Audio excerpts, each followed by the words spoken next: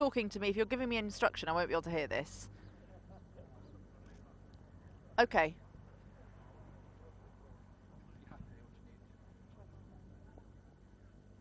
If I turn it up, I just get more static. Yeah, it's not the cleanest.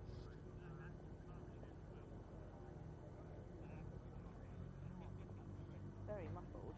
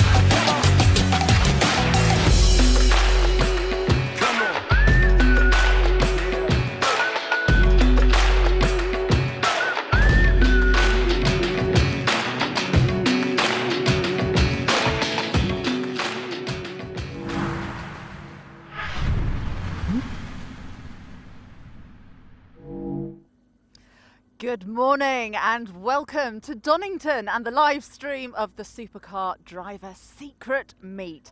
Now this is a very special event, as I'm sure all of you know. Now the Secret Meet has been running since 2011 and in fact used to be a secret location and a secret car list. But over the years it has grown into this.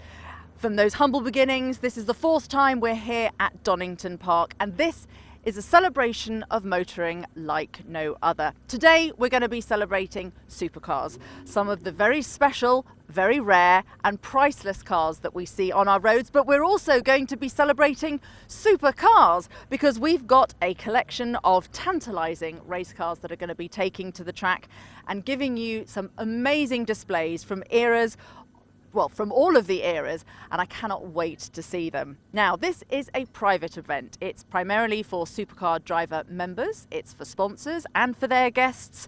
But for you who are joining us on the live stream, we're going to be giving you an Access All Areas tour of what is going on, and we would love to hear from you. So if you've got any comments, please do leave them in the chat box, and we'll try and answer as many of them as possible. Now, as I say, we're going to be showing you around all the sites today. But for context, down here in Paddock 2, this is where we've got the sponsors, we've got cars for sale, and generally most of the supercars. And up behind me, we have got all of the race cars. They are up in the pits up there. We want to say a really big thank you to our title sponsors as well, without whom an event like this simply couldn't take place. They are, of course, Pirelli, DTO Motorsport, Global Telemetrics, and the guys here at JBR Capital. Thank goodness I'm not going to be doing this day on my own though. No, helping me through the day, we have got a fantastic selection of hosts. There is David Addison, John T. Wydell, for whom many of you need no introduction, Chris Dawes, and there'll be a few more familiar faces popping up throughout the day. Now, to give you some ideas of what is actually going on the track, at 11:10 we've got the GP Ignition Parade. Then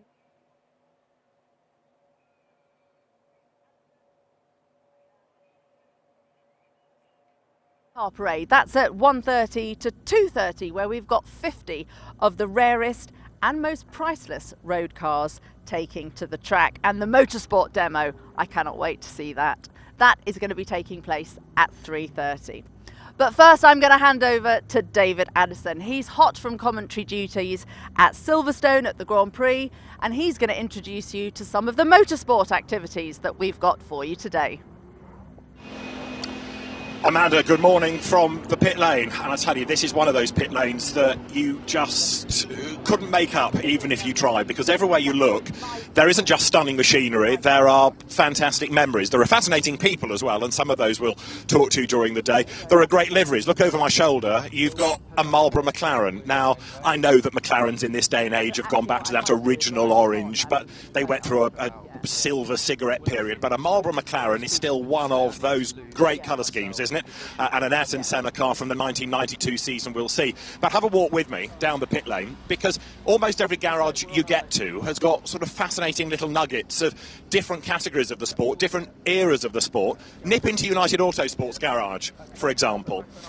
Let's start with a 1970s, mid-1970s Trans Am car, the Chevrolet Monza that came out of the Trans Am series. And look next to it, you've got this Williams. Now, again, over my shoulder, a 1980 Williams. Not just any 1980 Williams, but the very car with which Alan Jones won the World Championship that year. Williams had its first Grand Prix win the season before, but by 1980, it was really the constructor to beat, and it was Williams versus Brabham as the Cosworth DFE teams. Now, if you're thinking that Williams looked a bit underdressed, there's a reason for that.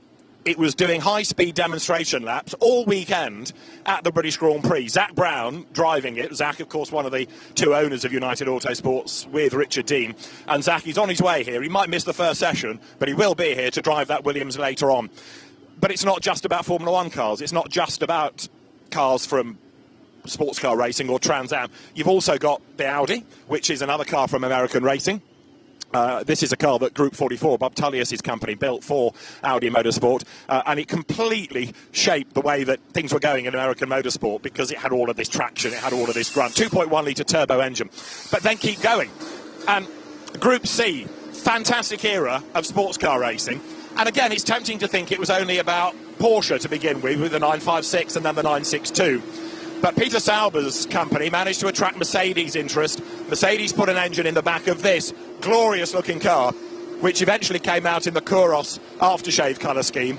And I got all nostalgic a few minutes ago, because Kouros was the first aftershave that as a teenager I ever bought. And it goes to show that motorsport sponsorship really worked. And I think also I'm right in saying, if you look in the garage behind it, you'll find a Clk Jaguar, 1987 built car. Clk was probably the first cigarette I tried as well. So motor racing sponsorship clearly worked then, just as it does today. And we'll have a look at those cars when they're out on the circuit during the course of the motorsport sessions later on. Some for the sports cars, some for the Formula One cars. But wherever you look down this pit lane, there is something of interest. You've got more Porsche 962s, you've got more, dare one say, standard Porsches going out now, the track day cars, the GT3 Cup, for example, and some good names in those. Tim Harvey's almost run me down in the pit lane this morning, British Touring Car champion, for example, and Tim is going to be at the wheel of one of those cars. So there's an awful lot to enjoy, whether it is in terms of the cars, whether it's the sound, whether it's the sight, whether it's the people driving them, or, of course, in many cases, there's the history. And we can't wait for that first motor racing session to get out on track. Now, let's also go and find out what else is around here at this SCD Secret Meet. John T. Wydell and Chris Dawes will be talking about other cars both on track. And right now, they are in the paddock, drooling away at what is a quite awesome gathering of motoring.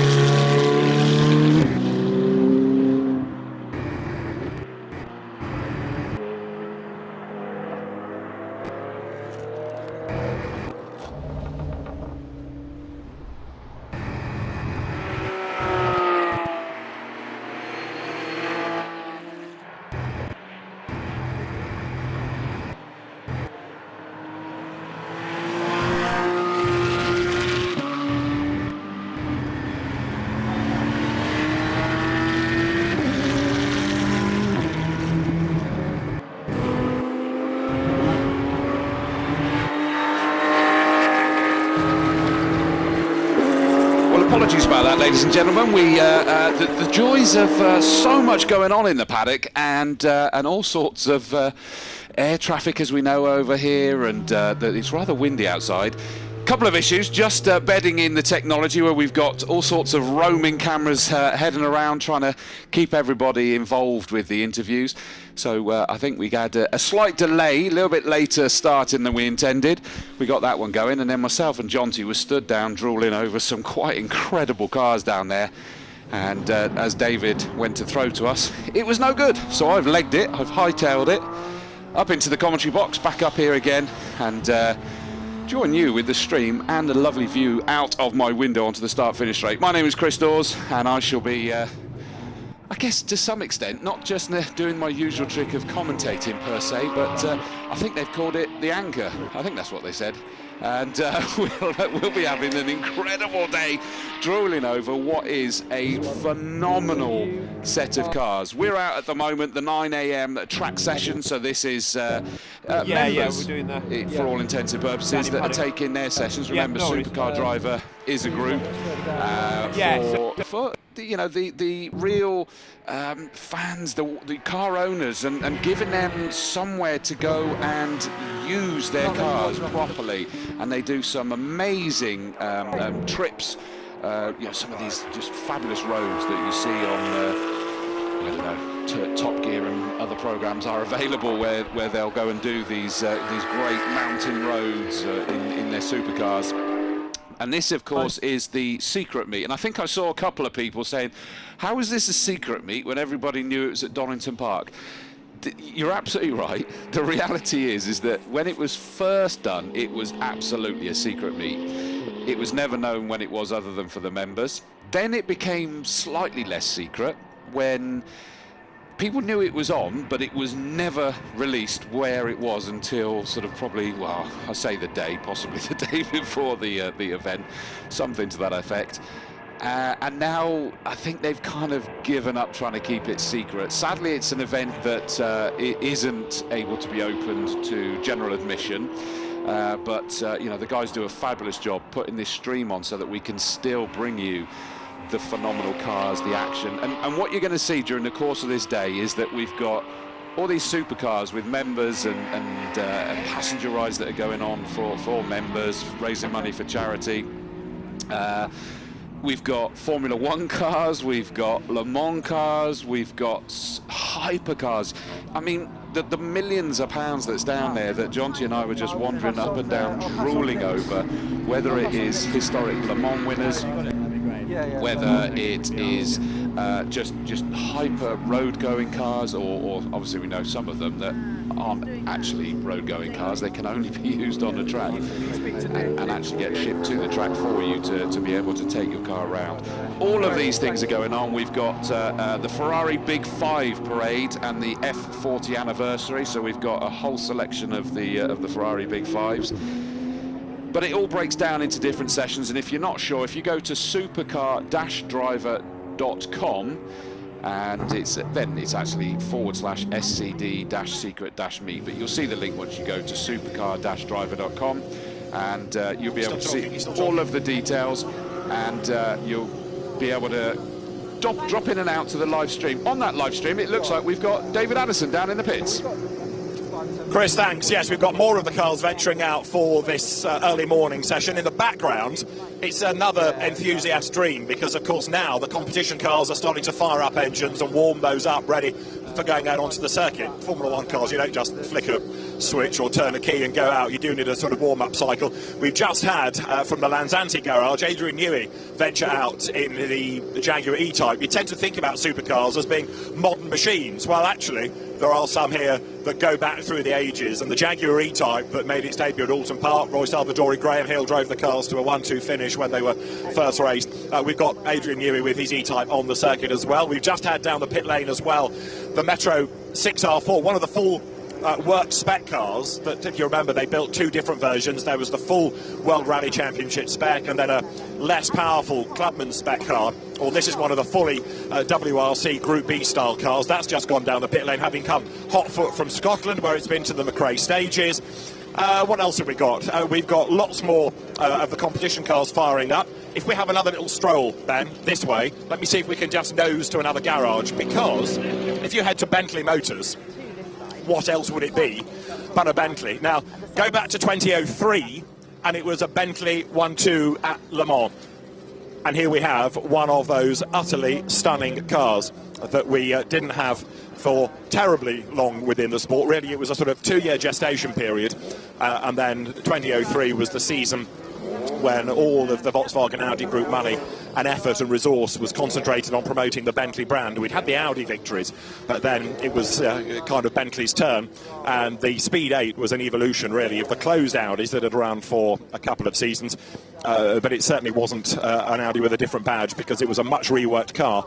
And that, you can see on the door, the winning car, because Ronaldo or Dindo Capello, Tom Christensen and Guy Smith were the drivers that year, and they headed home this remarkable result for Bentley. And then sadly that was the end of the programme.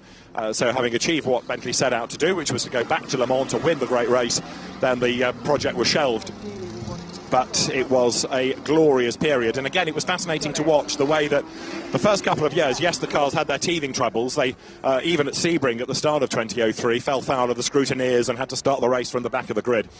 But the programme just got better and better, and of course once you got Tom Christensen signed up to drive, there was no doubt as to exactly what was going to happen as the result, because even then he was earning his moniker of being Mr. Le Mans.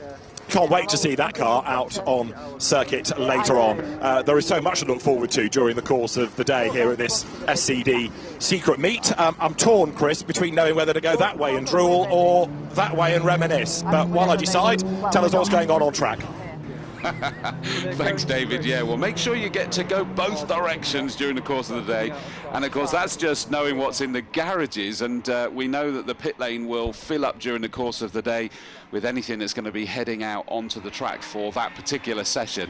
And you know, you look at this feed, it's such an eclectic mix. I mean, what we got there, Metro 6R4 just coming down the start-finish straight, has, what does that look like, a Jaguar historic Jaguar in the background, I think, or is it a Ginetta? I can't see close enough on the little monitor I've got here, but it, you know, it really is an eclectic mix. Quite a lot of Porsches out there, as we can see.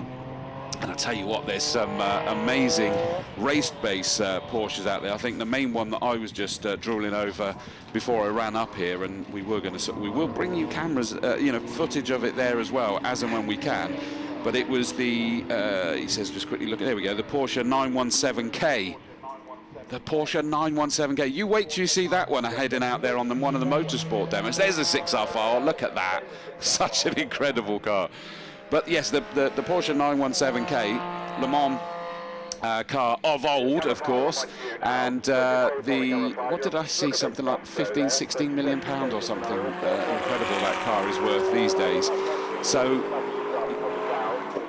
just grabbing the timetable again, as I say, the timetable is up there. This is a track session. Up next at 9:30 we've got the Ignition GP Demo 1, so that'll be the Formula 1 cars, and we have an amazing array of cars that are going to be going out on circuit for that. Then at 10 o'clock we've got the Member Parade 1 to 100 cars.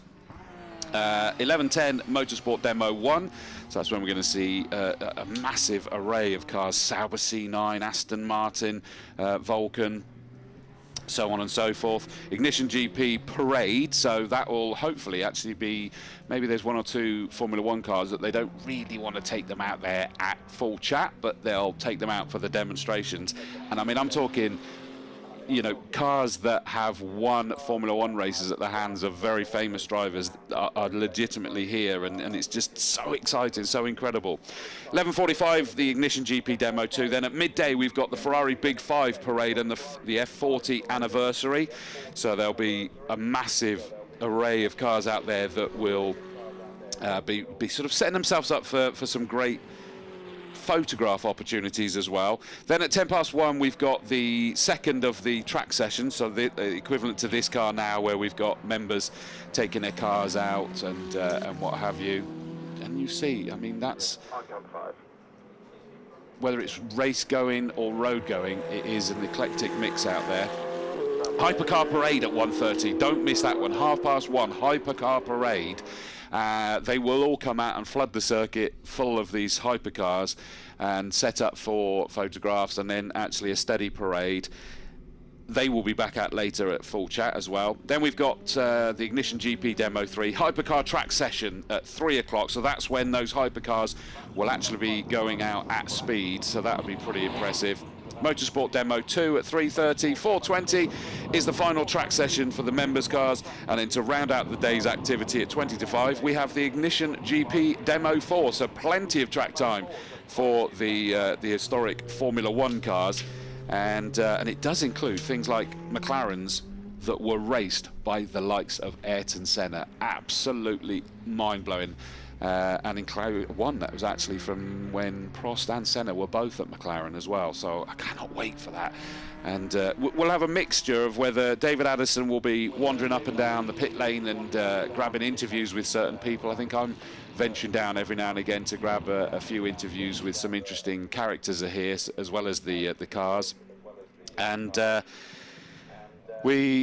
he'll also be joining me up here in the commentary box for bits and pieces. I've got a few other people. Jonty will be coming up when we get the Ferraris, because he does love a Ferrari, does our Jonty.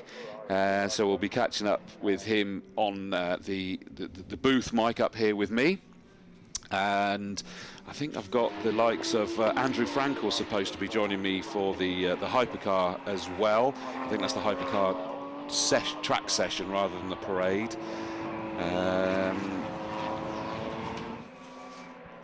Whole host of different people that are going to be got the likes of I think Jonathan Kennard and Jodie Kidd will be jumping on camera and mic at some point as well. And I don't know, we'll find out what other celebrities. Oh, the 6R4 just pushing it a little bit. Colin McRae, Nicky Grist written on the side there. I wonder whether it really was. Not sure at all that it could just have it on there, but good to see they're pushing it hard as they came round and onto the start-finish straight there. I think that's what happened anyway. I looked up just at the point that it appeared to me their recovery. There we go, Ferrari F40.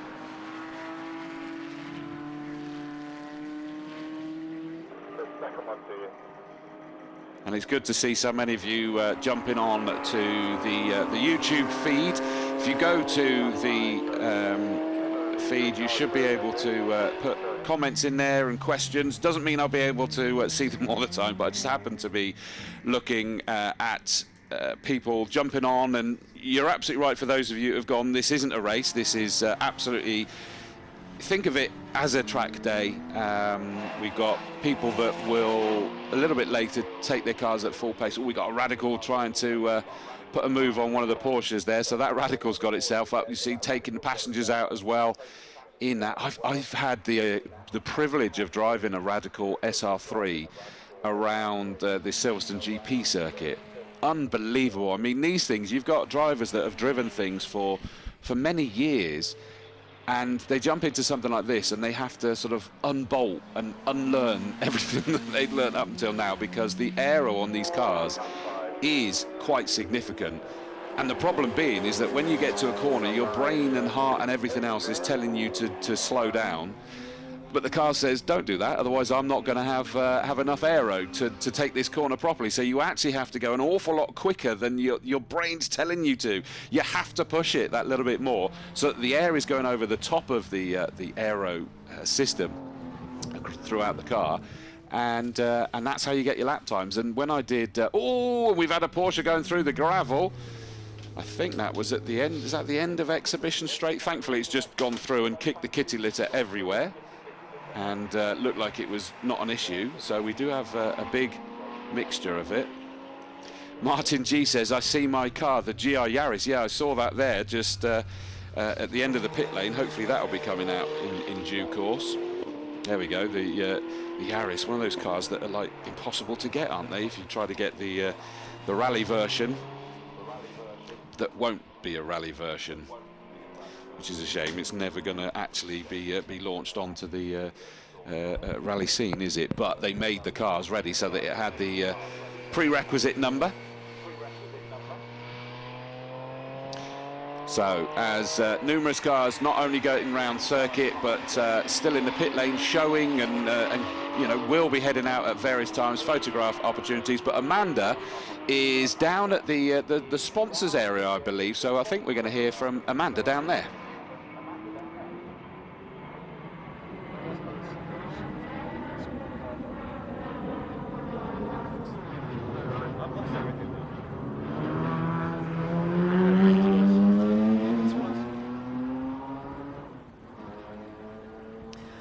So I'm now down in the sponsor paddock. Loads of cars to come and see down here, loads of people to catch up, and of course most of what we see down here is also for sale. Now this is something that I've always loved. I absolutely love these Delaras. And Franco from Joe Macari is here. How are you? Good, thank you, very good. Now, obviously, this is a big day for you guys, isn't it? Good chance to come out of London as well. Yeah, it's nice to get out of the big smoke. We've been coming every year here. The turnout this year has been incredible. It's, yeah, some special cars here. Feels bigger. Does it feel bigger from your point of view? Yeah, 100%. It feels like it's doubled from last year. The level of cars that are here and the race teams that are here. Yeah, very impressive. Now, I love these Delaras. There's a lot of car for the money, isn't there? Yeah, a hell of a lot. What you compare it with full carbon-bodied, sort of with a lot of race, heritage. It's value for money wise, you'd be paying sort of £500,000 to £1 million for a car with this kind of spec. Yeah, they're incredible. Fantastic car. And so tell us, is everything here for sale, or have you already managed to get some of them out the door? We are trying. Yeah, everything here is for sale. We've got 275 GTS right-hand drive, beautiful 599. Lusso T, Porsche Turbo S, and then one of 3 Reventon Roadsters in right-hand drive. What's your favourite? Probably the Reventon, yeah. Is it? Okay, why? Just such an iconic car, extremely rare, real design marvel. Yeah, fantastic cars. It's quite basic as well inside, aren't they? I mean, they're very stylised, quite angular. Yeah, it is quite a sort of simple design. Obviously, it's dating back a bit now, but yeah, they're just stunning car and super rare. This being one of 3 cars on a right-hand drive UK car as well. Nice colour. I'm allowed to say that without sounding really silly. Right, listen, thank you very much. I'm going to wander down and see what else I can find, because just a little bit further down the way here, we have another friend, and somebody else who probably needs no introduction. It is Tom Hartley Jr. now. He looks like he's already doing deals. Am I interrupting you? I'm not interrupting you. Sorry. See you, Amanda. And it's lovely to see you. Oh gosh, I've just caught your jumper. It's okay, I'll send you the invoice. Crikey, I'm really sorry about that. Listen, it's great to see you here. I'm delighted you've brought this, I mean, absolute incredible car, and you've also got it undercover. Well, we have. I know what a big fan you are of Porsches, so I thought we'd bring this one just for you. It's a phenomenal car. Do you know much about its history? Go on. Well, you told me before, but everybody else doesn't know, and it's yours for sale, so tell us. 3-time Canadian Championship winner. Raced at Daytona 24 hours, the most winningest Porsche GT1 of all of them. So a really great car. I'm tempted to take it out on track today, actually. And what's stopping you? Well, I just thought maybe I should be on the stand. Basically, this is we're here for business, not really for Tom's pleasure to go and drive around the track. So I thought maybe I should be here and see some clients. Okay, I'm going to say, put it in the comments box. Do you think Tom should go out on the track in this car, or do you think he should stay here and do deals? But how upset would one of our clients be if, when they turn up here, I'm not here and I'm out on track, and they go and buy a car from somewhere else? No, you'd be upset about that. Your clients would. No, they'd be disappointed as well when they get home and realise what they've bought and what they should have bought. Okay, so tell us, what else have you got here as well? Another Porsche, yay! Yeah, Porsche 918 Spider. So this is Porsche's most recent supercar. It's a really nice car, UK supplied, Martini livery from new. A lot of owners who took delivery of their 918, they then decided to put the Martini livery on after the fact, but this left the factory like that. But this is what I really like. I like the DB4 GT. Now, I've never actually driven one, but I was told that they don't actually drive that well. Well, you should go and ask Adrian Newey. He's here, and I think he's the most experted opinion you could possibly have. And I sold him his DB4 GT, and he raves about it. He was telling me at the British Grand Prix that's the car he was driving to track every day. Oh, okay, all right. So I take it all back, and I'll go and ask Adrian if I can have a go, or maybe I can have a go in yours. This is freshly restored, so you might have to have a go in Adrian's. Sorry about that. It's the only one in that colour, pale primrose. So very special car, all totally original, as in it's been restored, but all with its original components. Then we've got something modern, something very contemporary, the SF90. This isn't really something that our business specialises a lot in, very late performance or luxury cars, but I actually bought this from a gentleman that I raced in the Ginetta series against. So we came off track and we done a deal on him and his business partner. They had 2 of them, and I bought both of them from them, and we're offering it with £100,000 saving from its cost new price. Oh, That sounds like a bit of a deal for someone anyway. It won't fit in my garage. Delta Integrale. I've got a story about Integrales which I'll tell you afterwards, but anyway. Well, tell us the story on camera. No, it involves a friend of mine and his Integrale, which nobody will mind sharing it. it was, you know, those moments when it you was just one of those stories. you just want the world to, the ground to just eat you. Yeah, it was one of those moments. I'll tell you afterwards. But anyway, yes, I love these cars. These are, and I mean, they are icons, and they're just growing in popularity, They're aren't they? aging so well, aren't they? They are. As every year goes by, people think they're cooler and cooler, and I suppose the kids of the 90s. Yeah. Now this is the car that they really want. It's one of their bucket list cars, and as they become more successful and have more disposable income, then they never want to sell it because it's the car that meant so much to them. So I can see these cars growing further.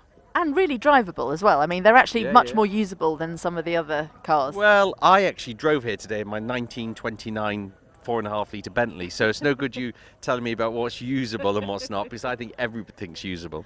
It is usable, but you can only use that when the sun shines, Tom. Thank you. It's got a roof. Okay, all right, but it doesn't go very fast and you can't get much in. But anyway, listen, thank you so much. I will now tell you. The P1, there's no love for the P1. There is love for the P1, but we have to go. Okay. Oh, we can talk about the P1 later. The P1 is beautiful. Right, come back, we'll chat All right, later. all right. Thank you, Tom.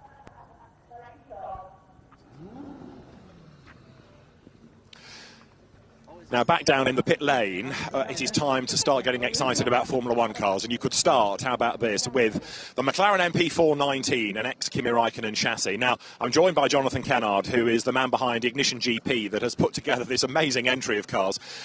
We could start by picking any car and be here for half an hour talking about the history, Jonathan. First of all, well done. I mean, what an entry, and what a highlight, because as I understand it, that McLaren hasn't run since its last racing period. Yeah, that's absolutely right. Yeah, no, thank you. We're delighted by the grid that we've got here.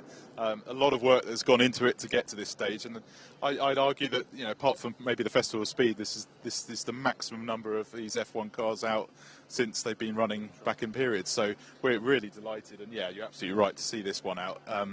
It's an ex-Kimi Raikkonen MP419, V10 Mercedes. I mean, what's not to like? And our special guest Adrian is in the car this morning. So. Well, yeah, Adrian Newey, who owns it, has just been out in his E Type, as you do, and now he's going to jump into the McLaren.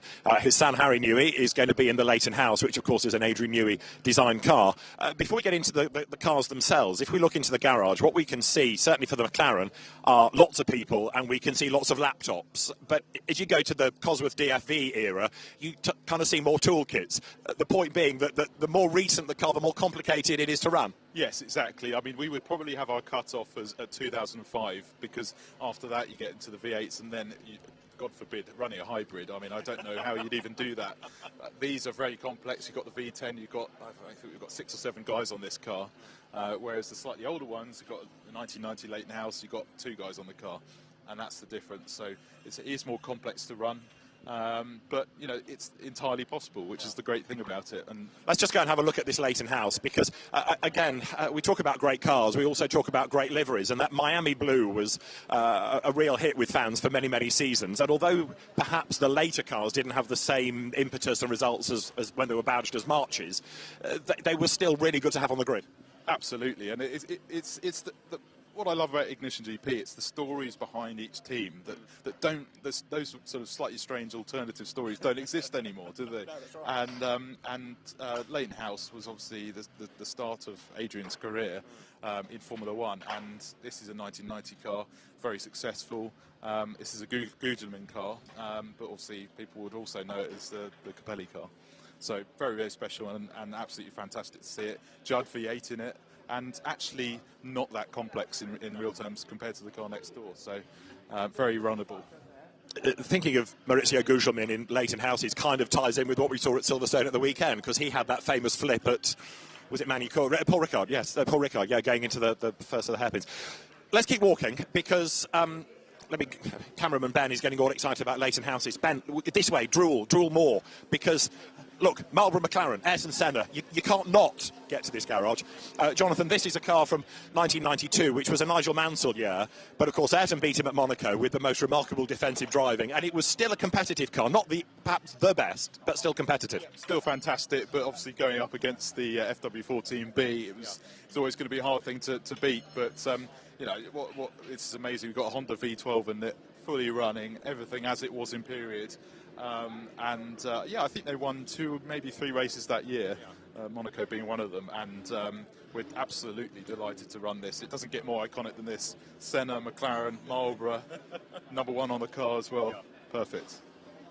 Mike Wrigley owns it. Matt Wrigley, his son, is going to drive this car, and they are regular historic racers, and therefore you know that that's going to be used in the correct manner. Absolutely, yeah. He doesn't hold back, and that's what we want. We don't want them to run sort of half cocked. We want the full experience, full noise. I think I'm right in saying it was 5 wins for that type of chassis, 3 for Ayrton and 2 for Gerhard Berger that year. Now let's keep going, because otherwise we're going to miss out on some other constructors. So if you go back to the 1970s, you got all excited about Tyrrells at the start of the decade. By the end of the 90s, they were struggling. They were taking paid drivers like Ukyo Katayama, who then brought that cabin cigarette money, Yamaha engines, but this was a difficult chassis and engine combination. Yes, it was. So Yamaha linked with Judd as well, V10. I think they even tried active suspension on this car briefly. It didn't really work so well, but for what we're doing, this is an absolutely perfect car because it's not that complex again, and Judd can service the engine, everyone can run it. But yeah, I think Mike Coughlin designed this car, and a couple of the mechanics from this car are going to be here today, so it's really lovely. Yeah, we like making those sort of stories, get the original drivers, team bosses, mechanics back, see the cars, so I think we're about to lose the noise. And that is a noise like no other. The car's name gated a touch over the years, but the engine certainly hasn't. And of course, we have this warm-up period. Just about everybody with fingers in ears now. The Tyrrell doesn't go as far as expected.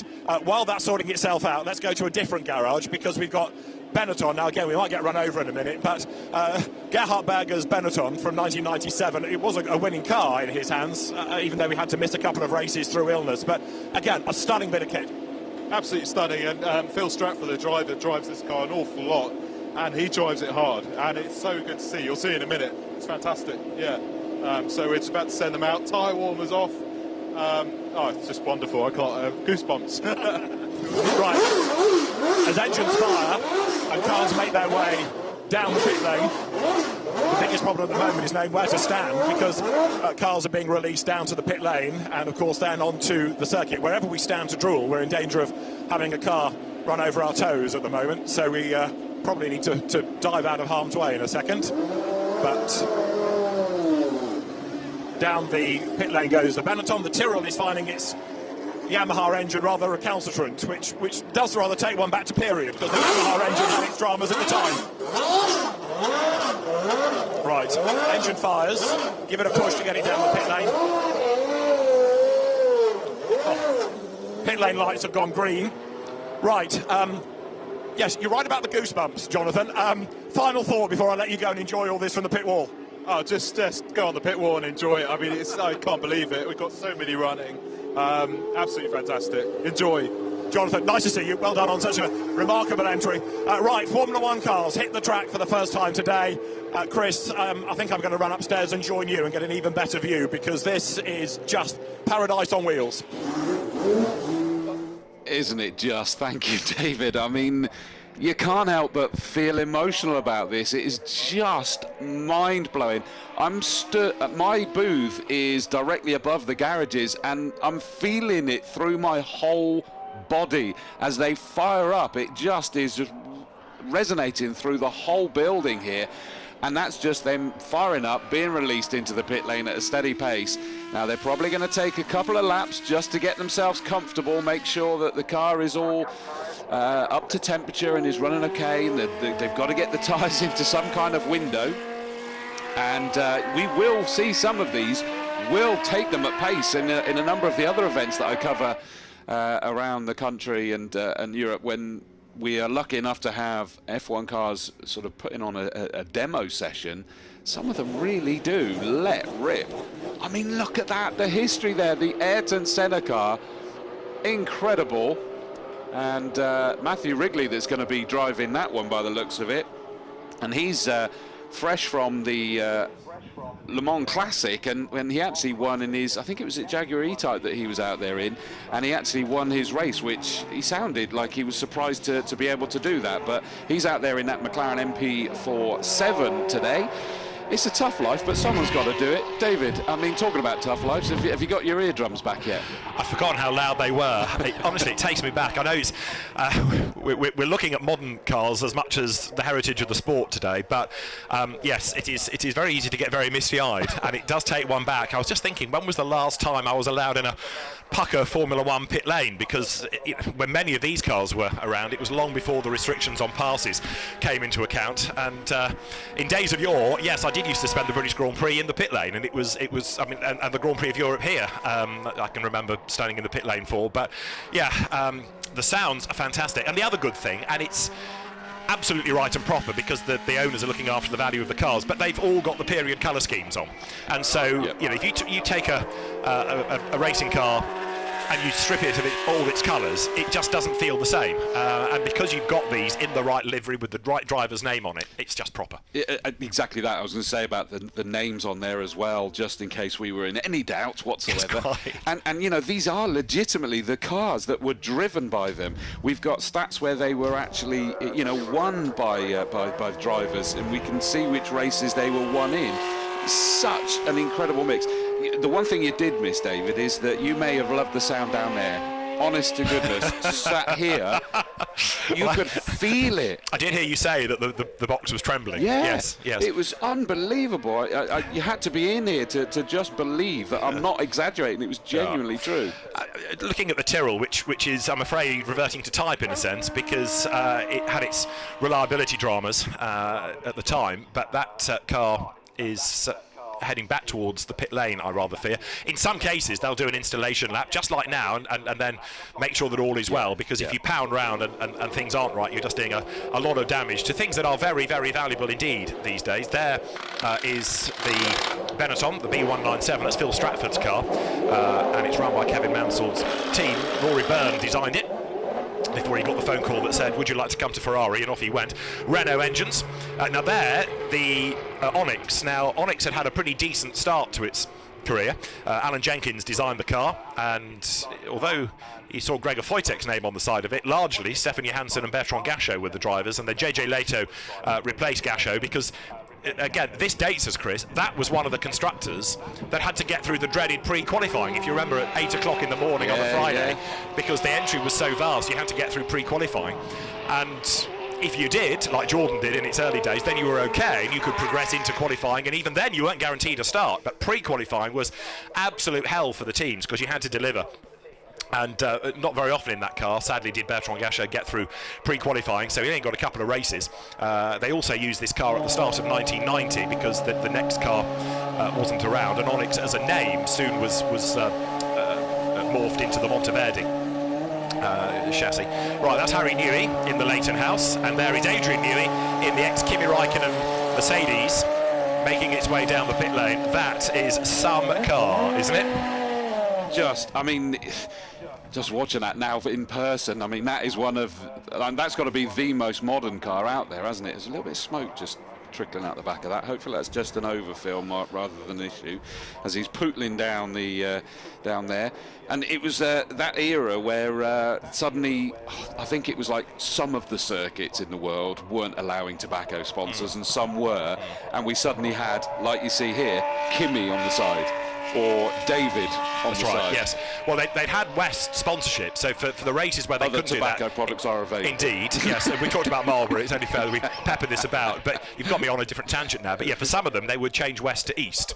And if you remember the Camel sponsorship that Lotus had, and we have a red flag because the car was ground to a halt, but if you think about the Camel sponsorship on the Lotus, for example, the way that the L was designed, when it came to Silverstone, instead of it being Camel, it was came first. So you would have Came, 1, and then the ST to make the leg of the L. So there were clever ways around it. Of course, Marlboro used to do the stripes, didn't they? Just the black, almost like a modern-day barcode. Well, and doesn't that show that you've done well, that they were able to just put something out there and it would and you'd know who it was. The other one that I loved was the yellow Jordans with the Benson and Hedges, and it would be like bites and hisses. Yeah, that's right. Yeah. Yes. I loved all of that. And we talk about Jordan, and there's a slightly older version. There, I think we got a couple of those out, haven't we? Yeah, there's a 194 and a 195. I think the 195 is on its way. That's the 194, I think I'm right in saying, that Steve Nichols designed. It had a Brian Hart V10 engine in it, and Rubens Barrichello gave Jordan its first pole position with that sort of car in Belgium. Eddie Irvine was a driver that year, but if you bear in mind that he was involved in an incident with Jos Verstappen in Brazil, he got a 3-race ban that season. Into the car came Andrea De Cesaris, who actually got 4th at Monaco. Of all the places that Andrea didn't find the barriers, it was Monaco, and he got 4th. But he had a checkered history, did Andrea De Cesaris, but he was sort of dependable. And Aguri Suzuki also drove the car for one race. But which one of them? Because it came 3rd in the Pacific GP, but I can't remember who it was that would have got that result. In 1994. Yeah. I suspect it would have been Rubens Barrichello, but I'll put my anorak on in a minute and double check. I would agree with you. I would imagine that, and of course it's a Gary Anderson designed piece of kit. You know, another. Oh yeah, I mean Gary was involved in the very early one. Steve Nichols had a hand in the 194 as well, having gone from Mclaren and Ferrari and things. So, and I suppose really by that stage, you start to bear in mind that there's more of an engineering and design team. You know, in the old days it was one bloke. You know, you think Williams of the early 80s, you think Patrick Head, but increasingly it was a team of people that were working on these cars.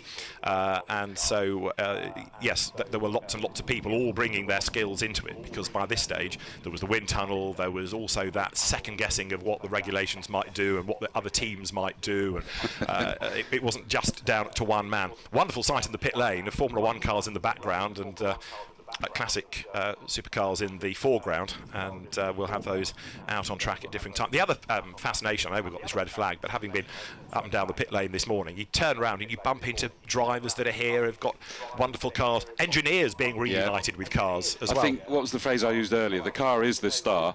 But there is also a big point with there's all sorts of incredible people here. One of those incredible people, we're going to throw to him now. I'm not sure where he is, but he's going to bring us some information. Where are you, Jonty?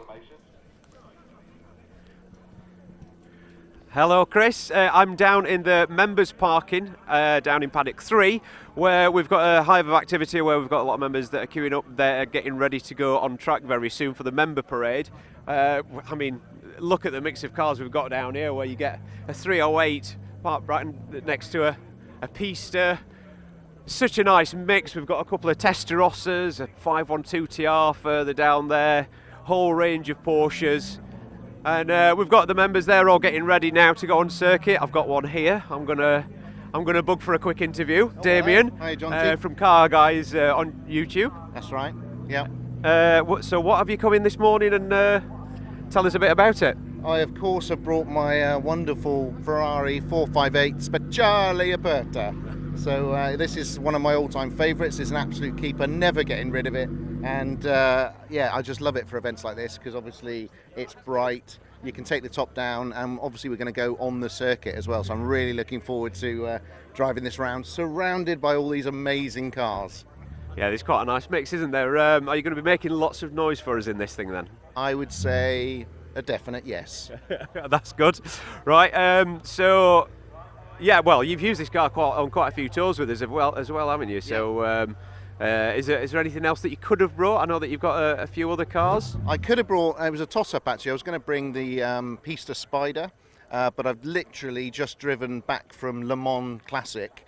So I've just come back from France, back to here, dropped that off to get all cleaned up and nice. So I thought I'd get something different to come up on here, because it's I didn't want to put too much mileage on the Pista Spider. I've already done about 1,200 in the last 3 days. So probably next event, that's the one I'll bring, I reckon. Oh, personally, I think you made the right choice with this one. Thanks, Damien. Yeah, so as we carry on moving down, we've got even more of a mix. We've got a beautiful Murcielago LP640 here. we had one of these on a tour with us quite recently, and what a fantastic noise that makes. So we've got something quite big here. I didn't realise that we're going on the parade. Cars will be hiding behind that. Got a little morning. You all right?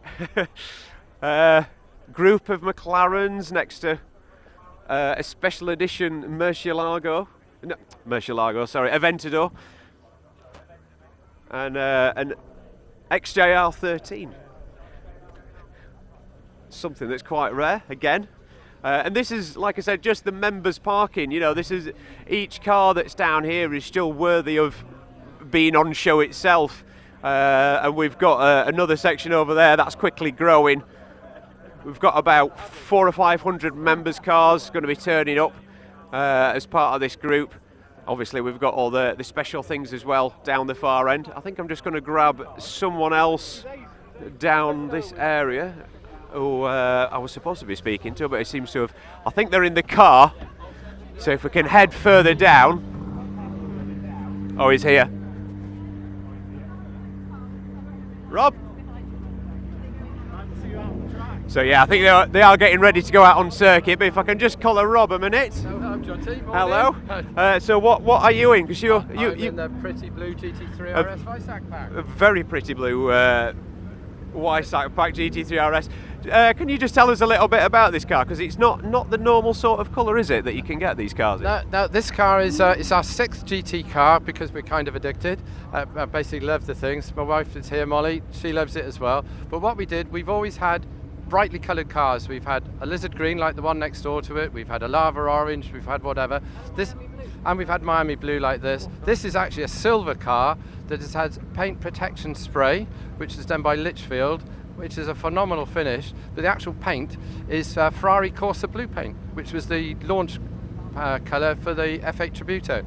And it's a fantastic job, and the car is completely protected. Yeah, it does look stunning, but I mean, who would have thought that a Ferrari colour would have worked on a Porsche? Well, yeah, I don't think we'd tell too many Ferrari owners, but I guess that's a bit late now, isn't it?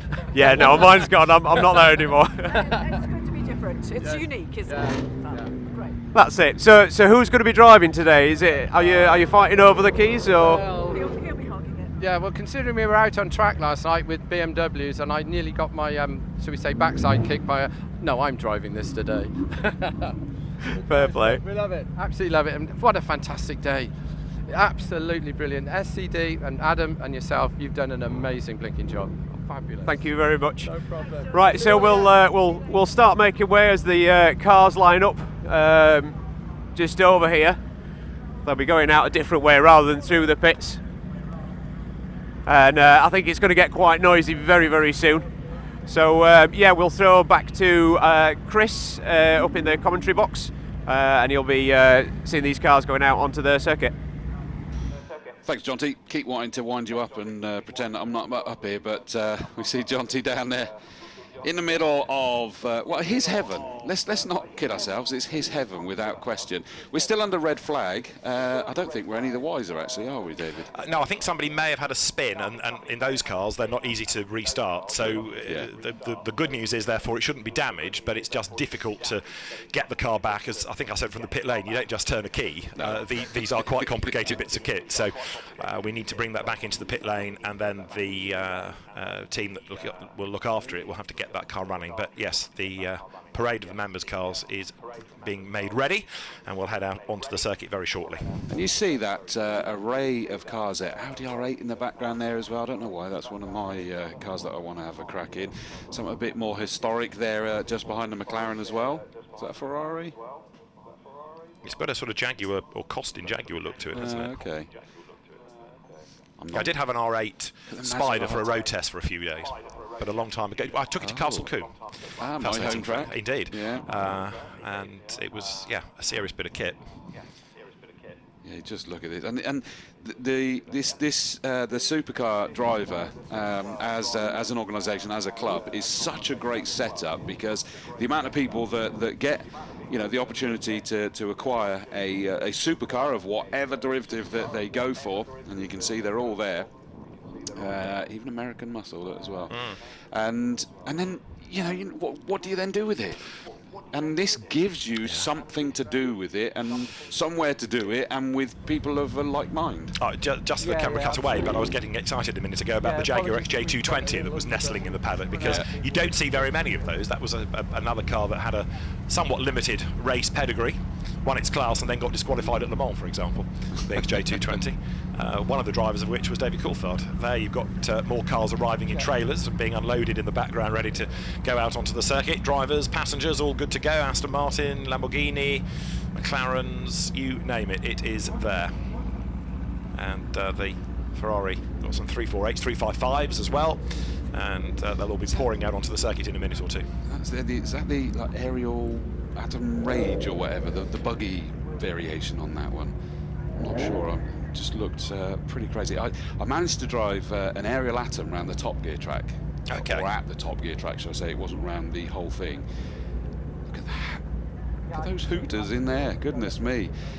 The and I reached my level way before the cars. Yeah. Honestly, you know, the instructor sat next to me, was like, go, go, go. I was like, no, I'm fine. Yeah. And it was still stupidly. There we go. So that was what I've been in, is one of these, and they're just insane because there's no weight to them. No, I mean, exactly. I added a fair bit once I jumped in, but you know, it's but for safety reasons. Yeah, exactly. Yes. Yes. I was the ballast, helping with the traction. Yeah. Porsches are plenty. I tell you about, talking about traction, just while we're looking at this, it will be out in the motorsport demo later. I was chatting to Rick Wood, and he's here in his latest Zac Speed Capri, an absolutely bonkers thing. What did he say? He's managed to get up to something like 600 brake horsepower now, and he took it at up the hill at Festival of Speed, and he decided to put some sticky slicks on it for this, which he wouldn't normally have done. And of course he's booted it, the front wheels up into the air, the rear axle, off it came. Just really? Completely destroyed the rear axle. Wow. So he is here, it's repaired, and he's not putting sticky slicks on it. That'll teach him to drive that, not his Holden. Just while we keep drooling, we have some wiping up to do. And down in the pit lane, also looking at an amazing assortment of cars, is Amanda Stratton. Thanks very much, David. Yes, I've managed to extract Henry Pearman from his car. Now, Henry, you've got some fabulous cars here this weekend, haven't you? But, oh, sorry, it's not. I'm so used to talking about cars being over a weekend. Of course, it's not a weekend. It is, in fact, a Tuesday. But you've just got out of this. But this is your first outing, isn't it? First time in a Formula One car, other than about 20 years ago in one of the turbo cars. But this is a proper heart DFR with lots of revs and lots of excitement. So, yeah, absolutely amazing. Now, it's just undergone a fairly significant rebuild, you were telling me this morning, but just tell us a little bit about it, about what you've actually had to do to the car, and what it's like bringing it here today. Yeah, sure. I mean, it's sort of lifetime's dream come true, because as you remember, it's 89, 90, 36 cars trying to pre-qualify, so the best session of the lot was 8 a.m. on a Friday morning, and these were the cars that were running. So this is a Hart DFR, an Onyx in 89, rebadged as a Monteverdi in 90. But was completely original. In fact, still has the original engine in it that was being rebuilt by the original engine builder. So it's as original as you can get for a car like this. So what are you going to plan to do with it as now that you've gone through the rebuild? See if I can get on with it. It's the biggest challenge because it's such a different thing to drive compared to the Group C cars that I'm used to driving. But initial impressions on just an installation app is wow. You know, I mean, it's just so responsive. It's amazing. Now, watching you get out, you know, you talk about the difference between the Group C cars. We'll move on to them in a second. It's quite tight. It's super tight, yeah. I can't get my hips any smaller, and they're really snug in there, but I can just about turn the wheel, but some of the cars are even worse than that. So, but I'm in, and I think once you're in and you're going, then you forget about everything really quickly. Right, let's move over here, because this is where my heart lies. I mean, and you have been a long-term advocate, passionate, you know, you've been a real supporter of Group C and sports car racing for many years, haven't you? Yeah, fell in love with Group C in 1982 at Brands Hatch, soaked to the skin when Jackie Hicks won the World Championship on the last lap going into the dark, so that got me set into it, and then going to Le Mans for the first time in 83, and they're just so spectacular to see and to drive. Amazing. Now, you've got these here. I mean, well, you tell us. I mean, let's start with the Porsche. I mean, obviously, iconic, an absolute I mean, well, it's an icon. Careful, don't fall over. It's an absolute iconic car. What's this like actually on track? These are amazing. They're so easy. So I've just come back from Classic Le Mans. I hadn't raced since 2008 was the last time I did a race. So I've straight into Spa, sharing with Mark in the cabin 962, and then out with the Clk Jaguar at Le Mans Classic last weekend, and they're just incredible. But you have to get them in the window. But the Porsches are so easy to drive. They're like a road car, synchro gearbox. Whereas the Jaguar, you've got to get it in a window, and it's only at 190 miles an hour, braking at 200 metres. The gearbox finally worked. You know, so whereas with these you can build up speed more regularly. But this is really special. This is the last Wirtz Rothmans car. So 2 new cars built in '87. This is the Bell Stuck car. 4 consecutive podiums, 4 consecutive poles, including Le Mans. Gosh, I mean, a car with amazing history, and another iconic car. Well, this is Pinky, as we call him. So that's the first car I bought back in 2000. So I've owned it 22 years.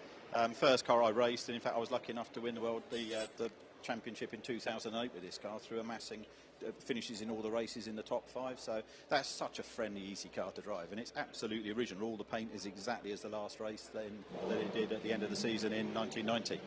Wow. Okay. I didn't. That amazing actually for a race car to be in such original trim still. Yeah, everyone says, "Oh, you've got to paint the nose," and it's still got the Mexico sticker on the screen. And in fact, JJ Leto drove the Onyx, and this was his first time at Le Mans. And we were lucky enough to be guests of Champion, and Dave Mirage kindly kitted us up in all the gear the whole week at Le Mans when JJ won in '05 in the Audi R8. So there's a real connection with the JJ, and witnessing our first Le Mans win from inside the garages and watching it from above, you know, in the 80s, and as a spectator. I do love these old liveries. They look so fantastic. And then, by contrast, we've got the Mercedes. Is this yours as well? Yes, yeah. I took it in part exchange against the Rothmans Porsche, would you believe? But which I didn't want to sell. But when they said, "Well, how about this as a part exchange?" my arm was twisted. And what's that like? Yet to find out. So it's his first time out as well. So again, something completely new to me. So not used to sequential gearbox and things like that. So, and they were crazy cars. I mean, total domination of everything, as you probably know. So 97, after the first couple of rounds, won every race. 98, won every race. 99, they were banned. Brilliant. Well, listen, thank you very much. I am now going to make my way. Thanks, and thank you for getting out the car as well, because we managed to extract him from that just before he's about to go out in his session. Right. I'm going to just keep wandering, and here is Dean Lanzanti. I hope you can still hear me. I'm going to go this side. Hi, Dean. You're going to try and chat with all this noise? Look, see that? As if by magic. Yes, they switched it off. Great to see you here. You've got quite a contrast in this garage. Yeah, we've gone for past and present. Mix it up a little bit. Okay, so whose is this? This is Adrian Newey's lightweight E Type. One of 12 in the world, so it's some will think it's maybe a little out of place here, but actually this is the sort of place where supercars all started, with cars like these. And I mean, Adrian's a regular campaigner in this car, isn't he? Yeah, I mean, he hasn't run this for a few years. I think it's 2011 we last ran it. Then he's kind of got preoccupied in building Valkyries and winning Formula 1 championships. But he's been a long-term campaigner in this car. Obviously, absolutely loves driving it. Yeah, no, he's used it a lot, actually, and I think we're trying to get it sort of back out and running now and run it at Goodwood Revival this year. And what was the car's history? It was actually a hill climb car back in the day, so it didn't do like the Goodwood events at that time, but probably got more history now. Well, I'm about to say, and also having someone like Adrian Newey as its owner, I mean, that's sort of quite exciting in itself, isn't it? And then, of course, the McLaren. I mean, these are... I was trying to think this morning, actually, as I was coming in, there's so many amazing cars. What are my favourites? But these, they've always been a little bit special, haven't they? It's hard to think that the P1 is now 10 years old, which, I mean, it's aged pretty well. This is a GTR variant, and we started road converting these back in 2016, which time's gone quick. And also we took one of these to Nürburgring, and at the time, so this was 2017, held the lap record for a production-based road car at Nürburgring with Kenny Brack driving it. So this has always been a road car? This was road converted from a GTR, and this is to a similar spec to the one we took to Nürburgring. So not the car, but a very similar spec to the one that we took there. I mean, because Kenny Brack, he's another absolute legend. And amazing how he's turned his hand from racing modern single-seaters into actually being quite a dominant force everywhere else he seems to go as well. I remember seeing some video of him at Goodwood, and I mean, it was just sublime. Yeah, he's got quite an incredible skill set, very talented driver, and now he's out of racing. He's certainly McLaren's gain in developing their cars for the future. So, yeah, it's certainly helped them out a lot. So what's going on with this car today? I'm not actually sure what sessions it's going out in. I know I'm not driving it. I'll probably put someone more capable in it. So I might try and twist Harrison Newey's arm and get him in it. Hold on a second, you're quite capable. I'm getting old now, so... Well, we all are. But I mean, look, this is a demonstration. It's about celebrating everything that's wonderful about cars. This car is better with a set of capable hands behind the wheel, so we'll get someone else in. All right, well, anyway, it does look lovely. And if Harrison can't do it, you got my number. Yeah, no problem. Great stuff. Okay. Right, well, let's see what else we can find down here. Oh, this is rather nice. Right, I'm going to ask... Is he around? He's not... He's stuck in traffic. Okay, well, sadly, we can't talk about that. Okay, well, let's go and have a chat to the guys at DTO.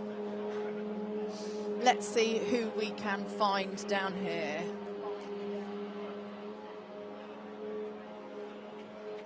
Who's going to talk to me? Yeah. Hello. I'm good. How are you? Really good, thank you. Really good. Obviously, we were with each other at the weekend. That sounds very suspicious for those people. That really good weekend, wasn't it? The race was great. Race was fantastic. So we were both at Silverstone for the Grand Prix. Right, listen, DTO Motorsports, you've got a massive presence here today, and of course a sponsor as well. Yeah, of course. Yeah, I think it's a great day out. You know, we're here to show people what we do. And what do you do? What don't we do, I think, is more of the question. As you know, we sort out all motorsport, things motorsport, really. We race, we do corporate experiences, high level and track days, and teach people how to drive cars properly and at proper pace. As well as, say, we race in the Gtr Supercar Paddock, and we've got the Formula Women in GT Cup as well. So, yeah, we do a lot. And so these cars, the BMWs, what are these? These are two BMW M2 CS racing cars. These are the only two in the UK. Built by BMW Motorsport for a one-make series in Germany. Really good piece of kit. A lot of people think they're road cars, so like converted road cars, we sort of have to try and make it quite obvious. It says, the sun visor, no, I'm not your M2. But no, they're a really, really good race car, and they're really good to learn. You speak to any of the driver coaches, and they'll tell you they're on slicks. They're a proper car.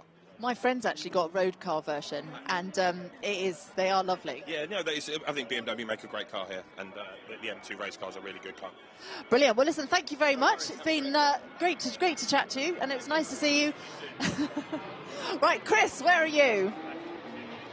I'm here, Amanda. Don't you panic. I did have the chance to just quickly nip out and take a comfort break, but I am back, and we've now got the members' cars out. This is just a parade at this stage, so an opportunity to just get some wonderful footage of these cars. Apologies that we lost the F1 session there. It was, I'm informed that it was a Tyrrell, had a harmless spin, but just couldn't get going again, and I think it just proved a little bit tricky to get that one back into the pit lane. That was all done, but we did lose that session. The good news is it's not a problem, because they've got another 3 sessions out. They're the most spoiled of the lot, those guys.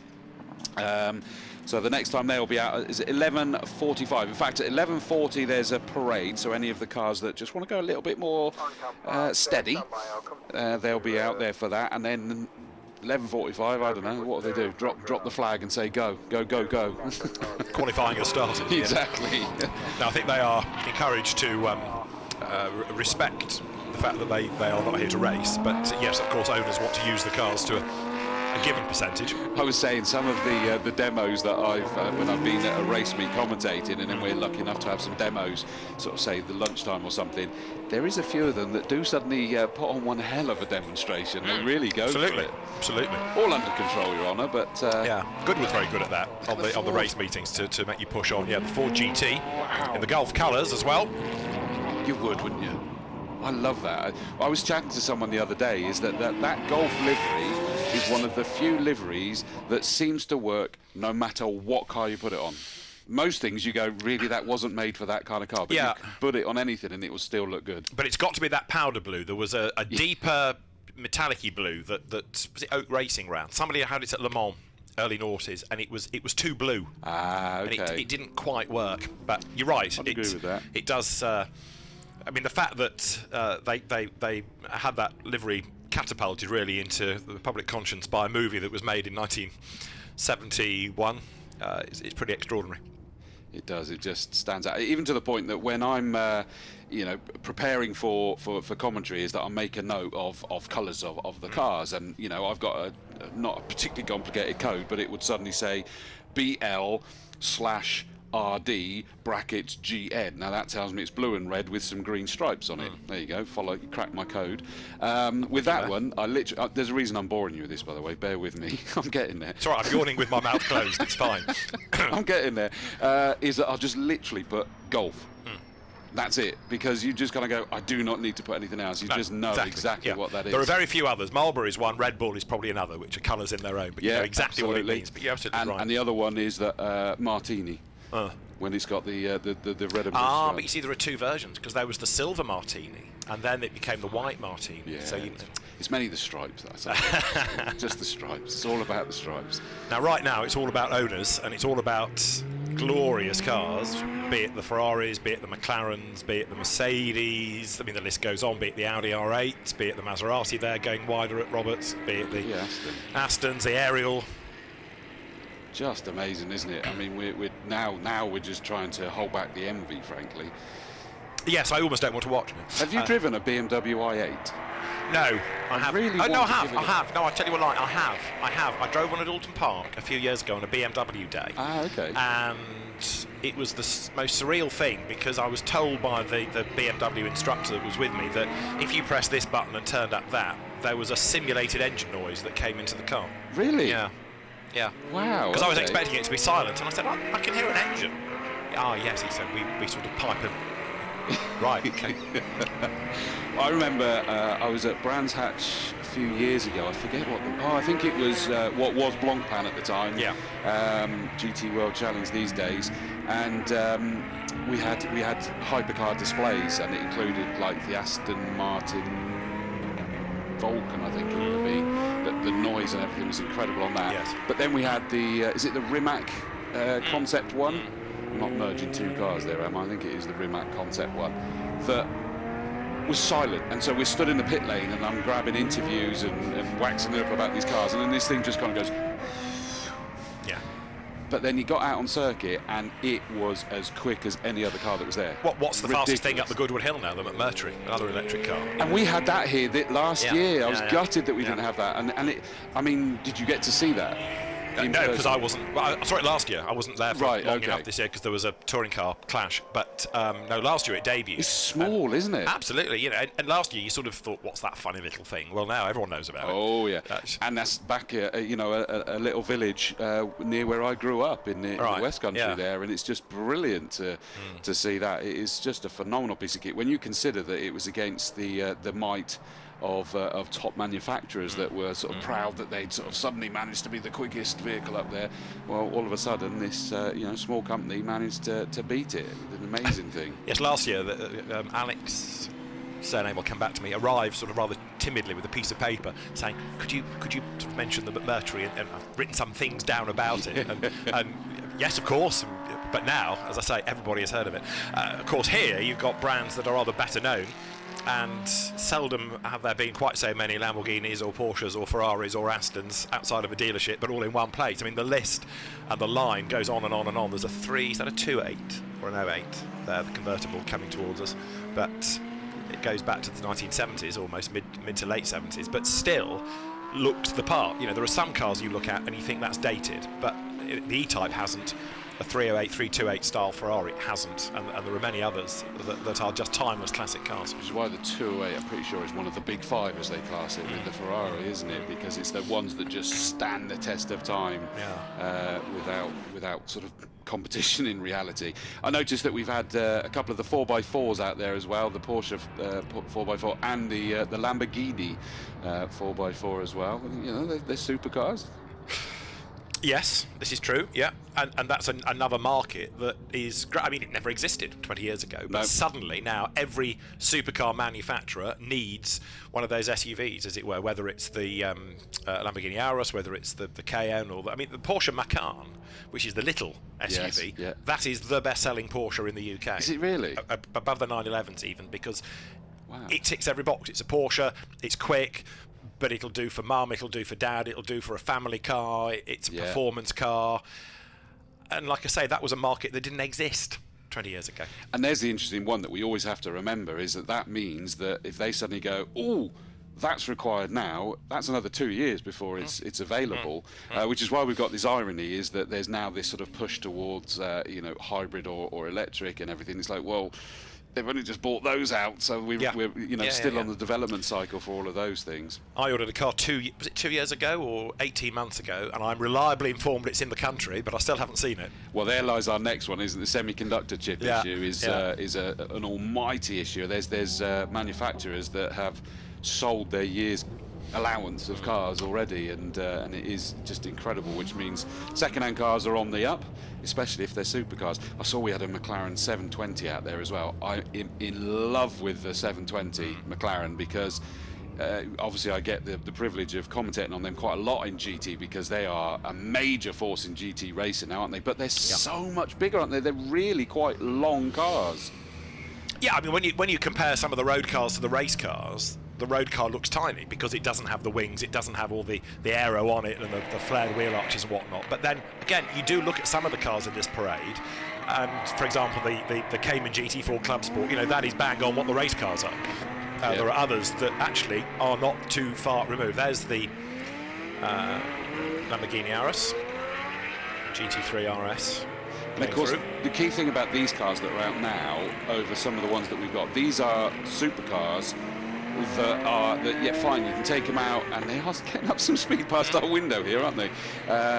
Take them on track and have some fun, but you get to drive them on the road as frequently as you so choose. But we've got some that they're the hypercars, but they get shipped to a circuit. That's the only place you can drive them on. You know, the Aston Martins, for example.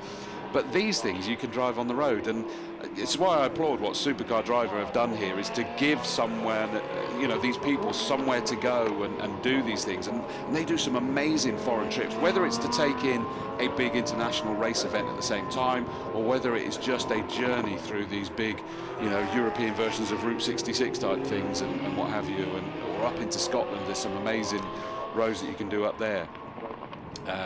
Normally well behaved as well. I have seen video footage of John T on a Welsh beach in an Aston Martin that, let's just say, wasn't well behaved at all. Welsh beach? Yes. Right. He would do that because why?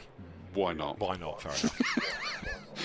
It did look out of place, it missed abusing an Aston Martin in that way, but it was, hang that rear end down. I mean, it just meant that he was able to just go wild with it, and my gosh, did he. It's interesting, isn't it, how the market's changed again over the last decade plus, maybe, that so many manufacturers now need to have a supercar within their range. Yep. You look at how that perhaps doesn't yet quite qualify.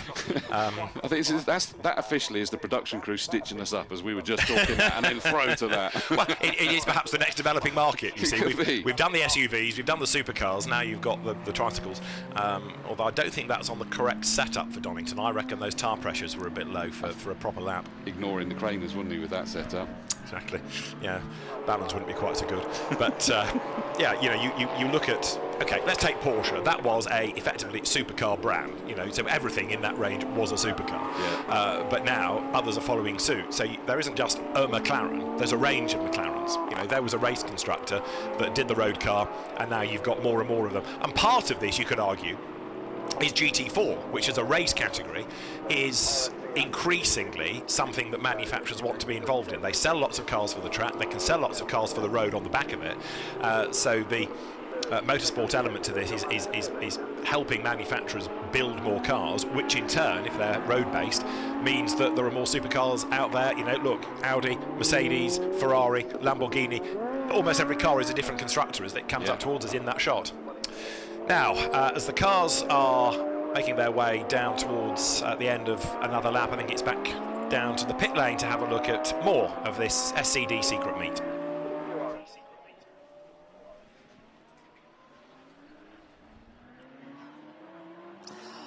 Right, well, I've wandered down the pit lane ever so slightly, and I've come down here to Mechatronics and found Pascal Stephen. Hi there. Hello. Nice to have you here. Oh, listen, I should be saying that to you. It's nice to have you here. Well, it was a long drive from Germany for a truck driver, I have to admit, and it's not so easy because the UK chose to leave the European Union, so car logistics not get easier because of that, but we're happy to be here. Let's not go down that road today. Right. I want to talk about some of the cars that you've got here. In particular, we're going to start with this, the GTR. This is a little bit of a unicorn car, isn't it? We're going to move over here a bit so that they can take a closer look. It definitely is. So this is a Clk Gtr, just 25 cars produced, only 20 cubes, and this is the only blue cube in the world. So it's the first time this car is shown in the public since Bucharest 2004. And it's just a holy grail for me from Mercedes. You know, from factory with the 7.3-liter engine, normally they have the 6.9-liter engine, and yeah, it's just a real unicorn. Now, I have to say as well, sorry, it's getting a little bit noisy out on track, I hope you can hear me. It's also aged well. Yeah, it does. Well, I have to admit the car was never driven very hard, so the car is currently like 200 kilometers on the clock since delivery. Yeah, so it's literally still brand new. And, you know, for me, I'm a bit taller, so it's not very comfortable to drive the car. We have a special seat in there that you can fit in the car when you're a bit taller. Oh, show me. Can you open it? And can I have a look? Special seats. Oh, yeah. Oh, gosh. That seat right now in there is not the factory seat. The passenger seat is the factory seat. But this seat now here, that is for taller people, right? And, you know, that car really shows what the homologation special era was about, because they had to produce these 25 cars to be allowed in the racing series GT1 class. And, yeah, that was the thing about it, why they produced the car. I have to say, it doesn't look very comfortable, though. It is not. Yeah, there are videos existing of me crawling in and out, but you really don't want to see that. So, yeah, it's better to park the car around the corner, not in front of your favorite restaurant in Saint-Tropez, no. Yeah, you try getting out of that in a skirt. The other thing that I noticed was this sort of like double windscreen, but you've got the air intake behind. Yeah, right. That's literally the air intake for the engine. Not the only one. There are some others as well. But, yeah, these are some very interesting details about the car, right? Well, it is absolutely gorgeous. I'm going to shut that just because we're going to now move next door to the CLK. This is brutal. It is, yes, and it was actually never shown in the public as well. Yeah, it's a one-of-one. They just produced one prototype and this car for the former owner of Samsung, Mr. Lee. And, yeah, never shown in public. It's a Clk 63 Black Series track sport. And it's just mental. Yeah, it is not road legal, I have to admit. It's not, no. Yeah, I'm kind of glad to hear that it's not road legal. Can we have a look inside this? Wow. Yeah, it's quite stripped back, isn't it? We're just going to move out of the way and then the camera can have a look inside. But yeah, what's this like to drive? Well, I think to reduce it on a hashtag, it would be because race car, right? It's just a pure race car. I've never driven it on the track, so it will be interesting today to drive it, but I expect it's, yeah, just mental. We put new tires on it because the car's literally brand new as well, was never driven and still had the original tires on it. So, yeah, I hope it's going to stay dry, and yeah, we have some fun on the track. Yeah, welcome to the British summer. It has actually got a little bit chilly down here as well, and the wind's picked up. But what sort of thing would this car normally be doing? Well, I think the car actually was built as a collector's car. You know, there was no racing series behind where the car actually should compete. So it's interesting that in these days AMG just produced such a car for a very special client, because I think in these days they're not doing that anymore. And yeah, that just really shows that the car industry changed a bit. So meanwhile, everything is a bit more standard, even it's a limited production or whatever, but that's a true unicorn as well. Well, it's brilliant that you've been able to bring it here to England. Thank you very much. Have you got any events like this taking place in Germany, or is this quite special? Well, I think in the UK, you guys are much more relaxed than in Germany. You know, we Germans, we love the rules and everything, so noise limits and things like that. And as we can hear, there are noise limits here.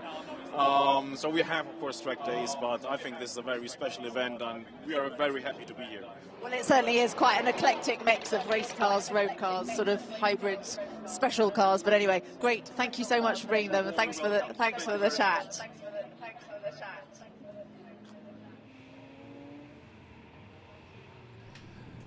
So back into the paddock come the members' cars, and again, when you look at that traffic jam, you just start to appreciate not only how many are here, but just how extraordinary the market for supercars is, and also whisper at the value of that shot. It's nice to see, I know we touched on the Ferrari, it's nice to see some of the older cars like the 964 Carreras. There's a couple I think I've spotted. There's one just going past our window. There's the blue earlier 911 GT3 there. But yeah, fantastic to see cars of differing ages as well. It's great to have some of those older cars, which are still supercars in their own right, out on track. And as you've been gathering from Amanda in the pit lane, there are lots of people all connected to the motorsport industry operating cars here today, whether it's driving with customers or doing tuition or part of a team. So we'll try and pick up some more of those people during the course of the day. At the very start of it, I think I mentioned earlier on, the RPM Technic Porsche came down the pit lane and aimed for us, and I thought, why is that? Oh yes, RPM Technic, that'll be Harvey then, and Tim Harvey arrived on the scene with a big grin on his face. Right. Fresh from racing at the Le Mans Classic, where quite a few of these teams have been over the weekend, running cars. Sean Lynn, just to make the point, who we were meant to be seeing with his Le Mans Bentley, had 4 cars racing at Le Mans, which meant something like, therefore, potentially, what do you get, 3 races to 12 races, and apparently he's a bit carred out, so we may not see Sean in the Bentley today, because he's probably absolutely cream crackered. But you take my point that it's a very, very busy part of the season for teams, and many of those competition cars operated by busy historic motorsport teams. But back into the paddock they go, where the owners then instantly start to look at their onboard footage and have a natter about what was going on on track, and then start to discuss what they're going to be doing next time they go out onto the circuit, because they will get another 2 sessions, Chris, won't they, over the course of the day? They will. I'm just trying to catch up. We've got Amanda is down there. I've lost track of exactly who she's with. We did have John Maynard, I believe, is down there with Amanda.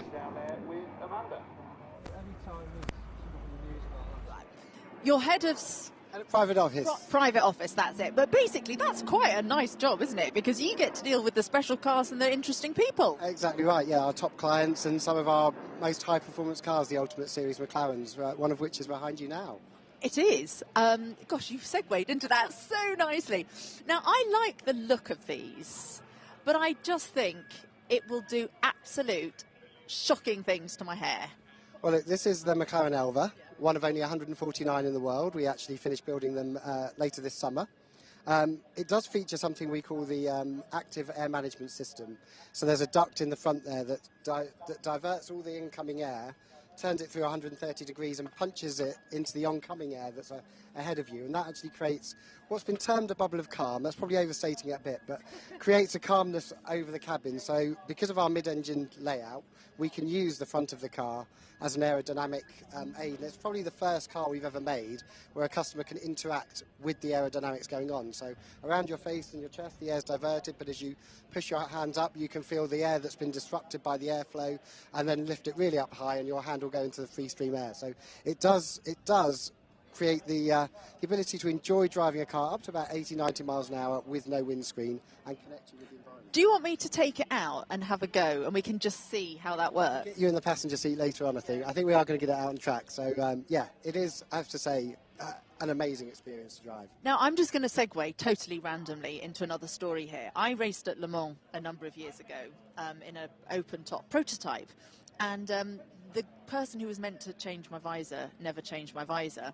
So I ended up going out at night with a black visor and had to drive down the Mulsanne straight with my visor open because that was the only way I could see.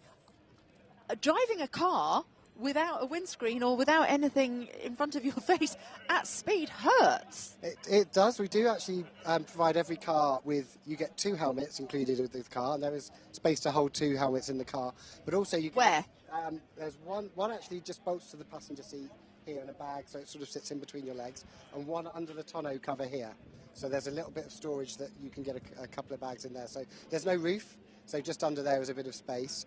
And then we also supply 2 sets of glasses that actually got developed with the US Marines. So they are sort of shrapnel resistant glasses that are, and at night time obviously they're clear, so they kind of do that polarizing thing. So night and day they're useful. So we thought of everything. There's even, if you see just by the door, that's your glasses cubby hole for the 2 sets of glasses that come. Have you got the glasses here? I don't know if we have. I want to see the glasses. I'm absolutely fascinated as to what these are going to look like. You have? Excellent. So these are shrapnel resistant marine. The US Marines jump out of aeroplanes with these on. So made in California. Oh, we should have prepared this earlier. There's a bit of Blue Peter training for me needed. Oh, it's bag inside a bag. Oh my God, there's lots of bags. There is double baggage. I'm so excited. This is a moment of TV gold. TV gold here at Donington today. Ooh. There you go. Do you want to try them on? Yes.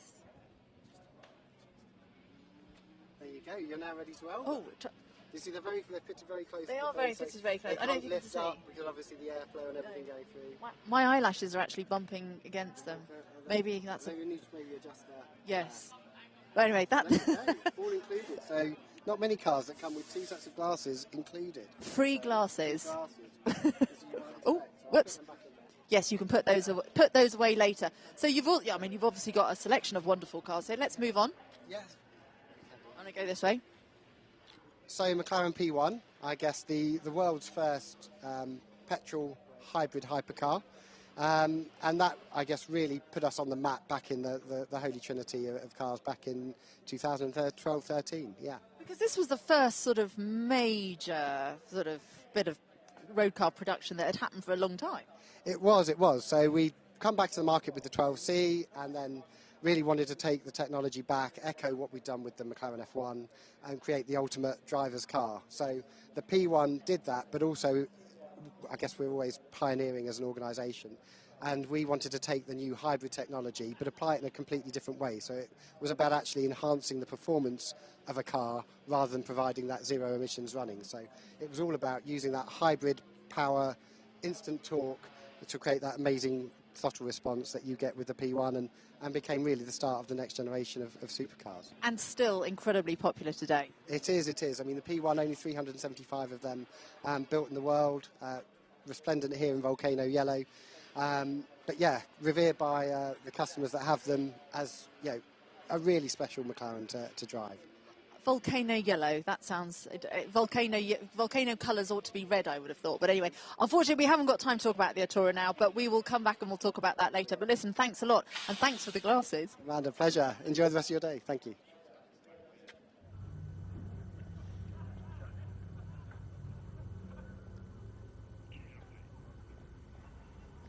Hello and welcome into the Ferrari Paddock, where there's some real drool-worthy cars down here.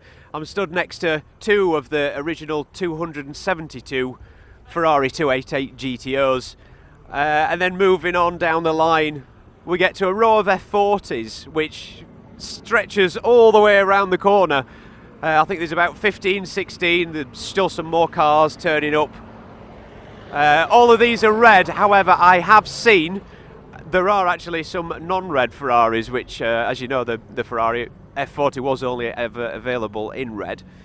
Moving down the line a little bit further, we've got a very special car here. This is an F40 LM, one of just 19 cars ever produced. And this one, for some reason, has been turned into road legal spec. And it's absolutely fantastic. I can't imagine what it's like to actually see this on the road. with its big wing. The turbos are all variable. I think they can pump out around 800 brake horsepower when the turbos are turned up. I think it's currently just running around 550 today. We've turned it down, probably because the owner quite stupidly has said that I can drive it on track later on, which I'm really excited about, and that's probably why it's such a special car to me today. I can't wait for that. And obviously because this has been live now, then that's a binding contract and he cannot possibly change his mind. We've just got another car pulling in. I think that one went to go and get some fuel. As we head across here to a row of 5 Ferrari F50s. Again, really rare car. Just 349 of these were built, and out of the 5 that we've got some really rare colours.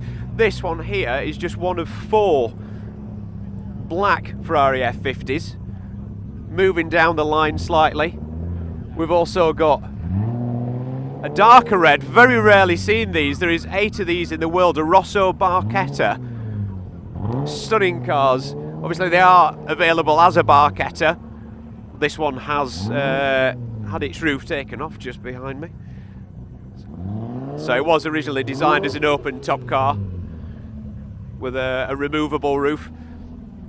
And then over here we've got some of the Ferrari Enzos, and if I can just call her Dan, is it? Yeah.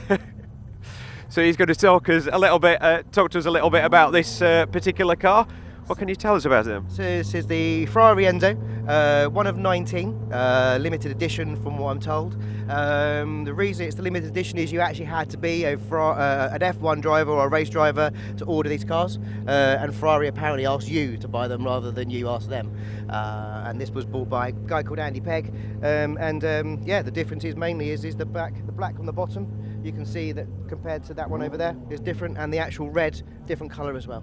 So that's, yeah, this is a Rosso Scuderia, is that right? Yeah? Yeah. Quite a rare colour, and we've actually got 2 of these here today as well. So, as we always do, it's great, isn't it? So about the red section on the bottom, is that just a spec thing, or is that just to identify something? Just to identify that it was the one of 19 ever made, so it was just the edition that they did at that time, I believe. So. Right, perfect. What a thing. And are you going to be driving this on the parade later then? Not this one, my friend will be driving this one. I'm hopefully going to get the LM on the parade this afternoon. So. Oh, very nice, very nice. I've been promised that for later, so you'll have to let me know how it goes. I think are you borrowing it, I think? I think I'm supposed to be driving it in the session. Indeed you are, on the Hypercar track event. Sounds good to me. I better be careful. Right. Thanks very much, cheers. And then as we move over, we've got another F50 coming in, just because 5 obviously was not enough. I do believe that there may be some more kicking around in the other paddocks, as there are with the F40s and the 288s. Such a beautiful noise from this 4.7 litre V12. Developed from the Ferrari 641 F1 car, and I'm guessing this has not got a standard exhaust. Usually on tickover they can be fairly quiet, but a lot of people need to open up that noise on these cars. Then going a little bit more modern, we've got a trio of LaFerraris, 2 of which are the extra rare Apertas. So there were 499 of the original LaFerraris, and then the Apertas, originally just 100 of these were built, with a couple extras, as Ferrari do tend to do with their cars. And that's bringing us up to the modern era, although we are due a new hypercar from Ferrari very soon. This is a beautiful car. This did a tour with us earlier on in the year in the French Alps and French Riviera. Perfect car for having the roof down and enjoying the sunshine, although it was March. And what a fantastic noise these things do make. And then over here we're going a little bit more open-topped. 2 cars which are very similar but also worlds apart. We've got a classic 212 Export Vignale very, very rare car, and one of the more modern Monza SP2s. Both with the scoops behind the head. Nice little rollover, crash protection there. And if I can call Sean, if he's around, if you want to talk to us a few minutes. Quickly. Yeah. So what can you tell us about the Monza then? I believe you're driving this on the parade? Yeah, I'm going to take it on the track with the helmet, obviously. Yeah. Keep the wind out your face. It has just started raining, Yeah, so I'm hoping that'll doesn't do. work. The wind deflector. So. Oh, is it really that bad? It's really that bad. Have you tried it without an helmet? Yeah, I have. Yeah. Oh. 15 mile an hour. And it's that bad from 15 mile an hour. Okay, bit of a design flaw there. So yeah, I believe so. This is an 812 engine, which 812 is engine. Yeah. 800 horsepower, I think, something like that. Yeah. so quick plenty car. for quite a small car. Yeah. 70 mile an hour, obviously. No more. Oh, that's it. Yeah, obviously, yeah, we can't go above those speeds. Apart from on track, which you will be on track today. So. Yeah, certainly will be. Yeah, we'll get the foot down and put on a bit of a show. Yeah, and I believe you've also come down with the red LaFerrari behind us, and there's something a little bit different about the look of that one as well. A little bit, yeah. FXXK wheels on this one. So was that a factory option, or? It was a factory option. I don't know how much they were. I would imagine they're quite expensive. It came on the normal silver wheels, and then we had these fitted at the dealer. We've also got the carbon roof, but we've not brought it today. It's just the fold-away canvas. Well, it's perfect for being able to take it off, I suppose. Where are you going to put the carbon roof without it gets scratched? It's in the garage. The canvas roof is in the back of the Monza. All right. Oh, perfect. At least that comes in handy.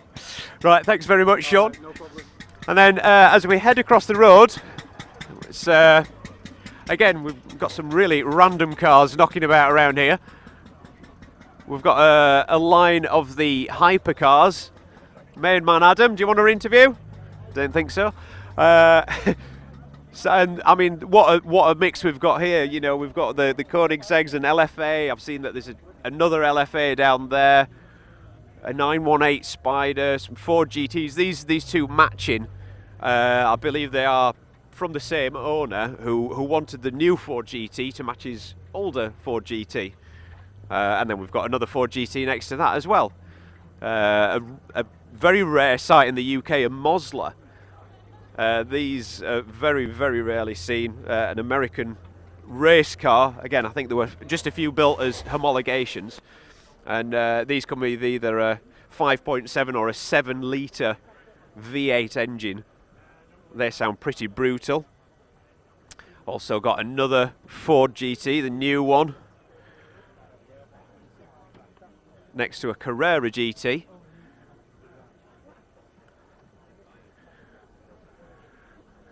And keeping with some GT letters, we're keeping that theme going with a GTO. I think that's a nice Tour de France spec. And then we've got the Aston Martin 177. Carry on down the list. It just gets more and more mental. We've got, I mean, look at how mental this thing is. A McLaren F1 Gtr. And I do believe that this car belongs to a certain Mr. Newey, who's very kindly brought it along to the event. And back onto the Ferrari theme, sort of. We've got a Maserati MC12. So another super rare car, very rare to see. But I believe we are now going to head over to Paddock 1, where David's hanging around the motorsport tent. So over to you, David. Down in the paddock, we found the motorsport tent, where, again, there are all sorts of wonderful little nuggets, including Porsche 917s in the Porsche Salzburg Le Mans winning colours, and the new 935 in that as well. Before he runs away, let me just grab Mark Sumpter, because Mark has probably raced just about every Porsche going, haven't you, over the years? Trying to, yeah. yeah, lots of them, yes. What have you got today? I'm matching Henry's lovely 962, the pink one, the Richard Lloyd racing car. That's the one in the cabin Japanese livery, is it? Or is that a different one? Yes, yeah, that car, yes. Yeah. And it's only when you start to look at the history of 956s and then the 962 that you realise not only how many there were, but also how teams like Richard Lloyd and others actually tried their own things that worked and that beat the factory. Yeah, I mean, I think they sort of had to try their thing because otherwise they weren't going to beat the factory, because the factory always had the sort of latest engine or whatever. And definitely, having driven quite a few 962s now, the Richard Lloyd cars are nicer to drive. I'm not 100% sure that how fast they were. Henry would tell you about. I don't know about the history and what, you know, they did well. They definitely did well. But the front end of them is really nice. They sorted out some of the geometry problems. So for a driver, it's nicer. The steering's lighter and it doesn't kick back like you know, the standard factory car. It was a golden age of sports car racing, Group C, because yes, you had Jaguar in it, you had the Japanese manufacturers, for example, you had Mercedes as well, but the Porsche was really the car that even now you think of as the car for Group C. Yeah, and you know, the Jaguars and the Nissans and I think the Mercedes, they were all works cars, so they weren't as customer friendly. The Porsche is a really friendly car to drive, and you know, definitely on a longer distance race, you know, it's very, very competitive. I've done a little bit in, you know, I've driven a Nissan. Haven't actually driven the Jaguar, but I listened to Henry and he says that, you know, you need to be sort of really on it, whereas you could actually drive the Porsche out the pit lane, and it's a nice thing to drive. You know, obviously everything gets exciting when you're on sort of 10 tenths, but they're lovely to drive. A synchromesh gearbox, you know, it's very comfortable a car to sit in and drive. Very jealous of you. Mark, nice to see you. Have a good day. See you later. Right, let's go for a walk. Come on, because more Porsches. Now, this one, look, the 911 GT2. Have a look on the ground, Ben. There's all this gravel. Now, I feel as though there is a story that needs addressing here. John White, who drives this car, is also a regular in the Porsche Visit Cayman Island Sprint Challenge GB. I'm sorry to interrupt you, John. Good morning. I can't help but notice there's some gravel underneath this. Is there a story attached to it? Oh, there's a big story. What have you done? I had a brake fail. We think there's an airlock in the system, so we're trying to find it in the ABS at the moment. So yeah, not impressed. Now, we've also just been saying we've welcomed you onto race circuits this year in the Cayman Championship. You enjoying it? And is it a big contrast going from track days? Yeah, massive. It's another life.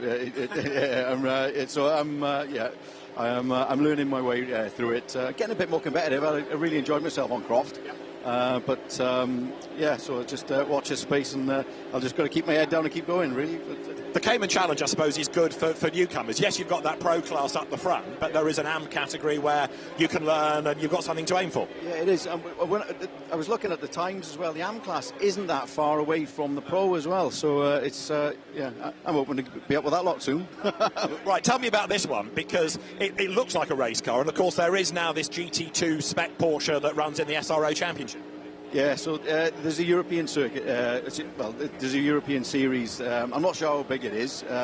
I think it's a bit gentleman racer type thing, but it's because it's 700 horsepower, it's an absolute monster on circuit, so it's brilliant when it breaks. When it breaks. When it breaks. So tell me, does that mean that it's now parked for the day, or are you working on this to get back out? Well, I'm going to try and run it without the ABS being on, and I'm just going to do it. I'm going to take my time in it, and if I feel a bit of confidence with it, and the braking system comes back alive, I'll get out and give it a bit of a ragging. Excellent, good man, that's what we like, a bit of a ragging. Yeah. Excellent attitude. John, nice to see you. Let's go to Aston Martin, where I can find Simon Ingleford, who is the head of VIP sales. Simon. Hi, good morning. Wow, what on earth? Tell me about this. This is what, the Valkyrie Pro, yes? This is the Valkyrie Pro, the ultimate no-rules hypercar. So, I mean, firstly, it's great for us to be at the Supercar Day today. I mean, great that we're invited. Thanks very much for that.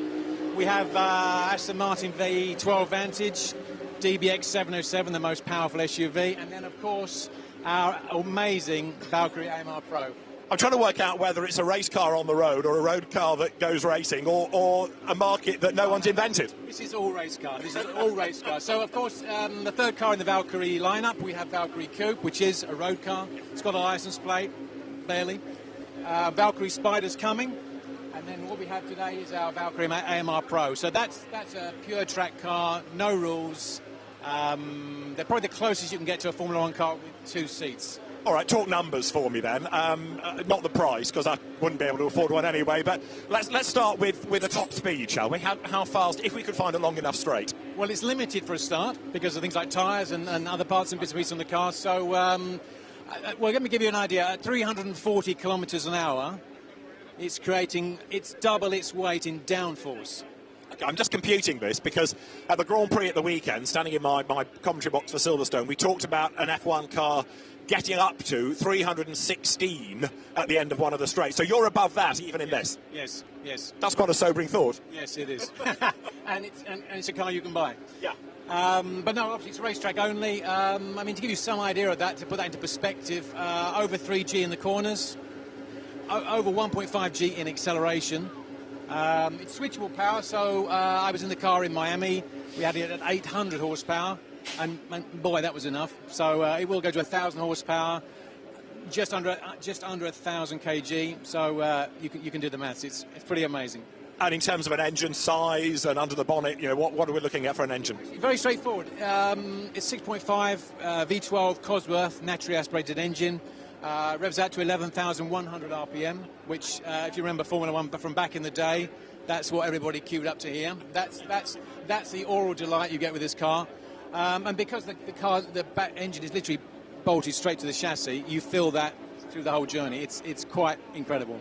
What about underneath? Because to keep it on the road, I'm assuming there's quite a bit of F1 technology and all of that. Actually, I mean, that's the whole car. We should turn it upside down, really, because the whole point of this car is downforce. Yeah. Obviously designed by Adrian Newey, so everything from Formula One is instilled in this car. I mean, that's what rules the shape. So, yes, it's quite snug inside, but if you can see under the car, you will see that it's all about aero, all about aerodynamics, keeping the car on the track and maximising the downforce that's possible. It is just quite incredible. I mean, to look at, never mind to hear. I don't think it's going onto the circuit, is it? It's purely a static display today. No, we're a bit late to the party with this one today. So you'll see the V12 Vantage on the track, which also is pretty amazing, putting a V12 in our smallest coupe. So that's the last hurrah for Vantage. But no, hopefully next time we can bring this one and have some fun on the track.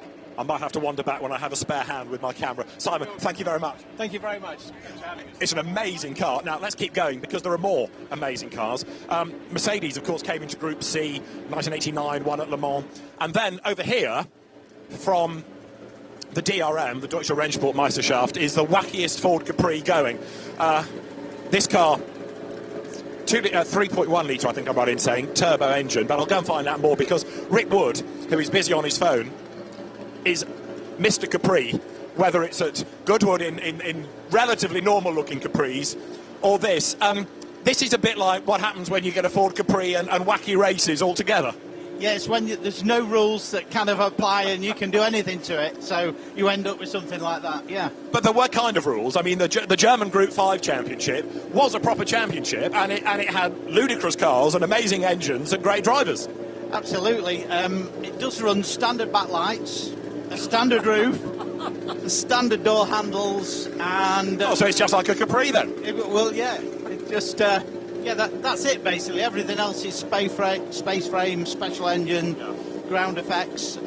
We've lifted it up 1.5 inches for Goodwood, which is still high at the moment. Right. So, it's quite a thing. Now, is this a period car, or is this a one that you've made from an older Capri? No, there's only kind of 7 original cars, and I couldn't afford one of them. So I decided to make one that I could race in the UK. Right. So the originals were actually an aluminium frame, so it meant you can't ever race it properly in the UK. So this is chrome moly, so we can have a full set of papers on it and race it in the UK. And it goes to, obviously, Goodwood, but, you could race this at Alton Park, could you, in the CNC Northwest Sports Saloons? Yeah, I'm going to do the special saloons with it at Gold Cup in a few weeks, so that'll probably be its virgin race. So just giving it a bit of a shakedown today, so all being well, it'll be good. Under the bonnet, I was trying to remember, 2 litre turbo, or was it bigger than that, 3.1 or something? No, they're at 1700. Oh, okay. 1700 turbo, all aluminium block head. This one is doing just over 600 horsepower, just over 1 bar. So plenty of horsepower and more if you want it. So it's not lacking in power.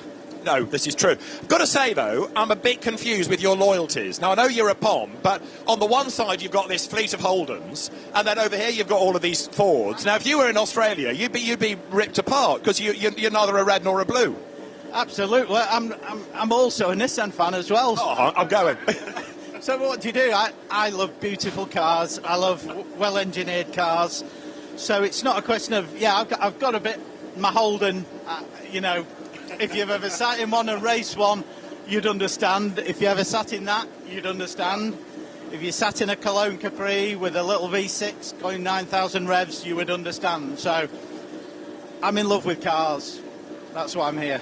Absolutely. Rick, nice to see you. Enjoy out on track.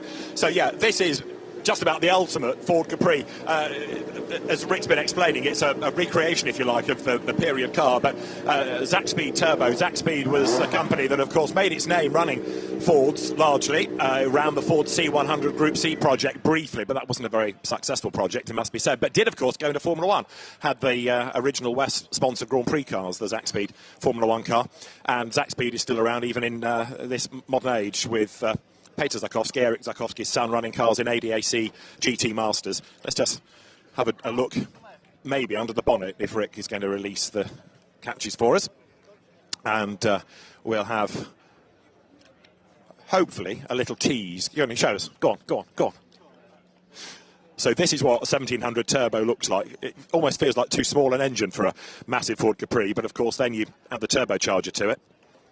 And it's all about timing, this, isn't it? Now the camera is rolling, we need to somehow unpin the bonnet and release it.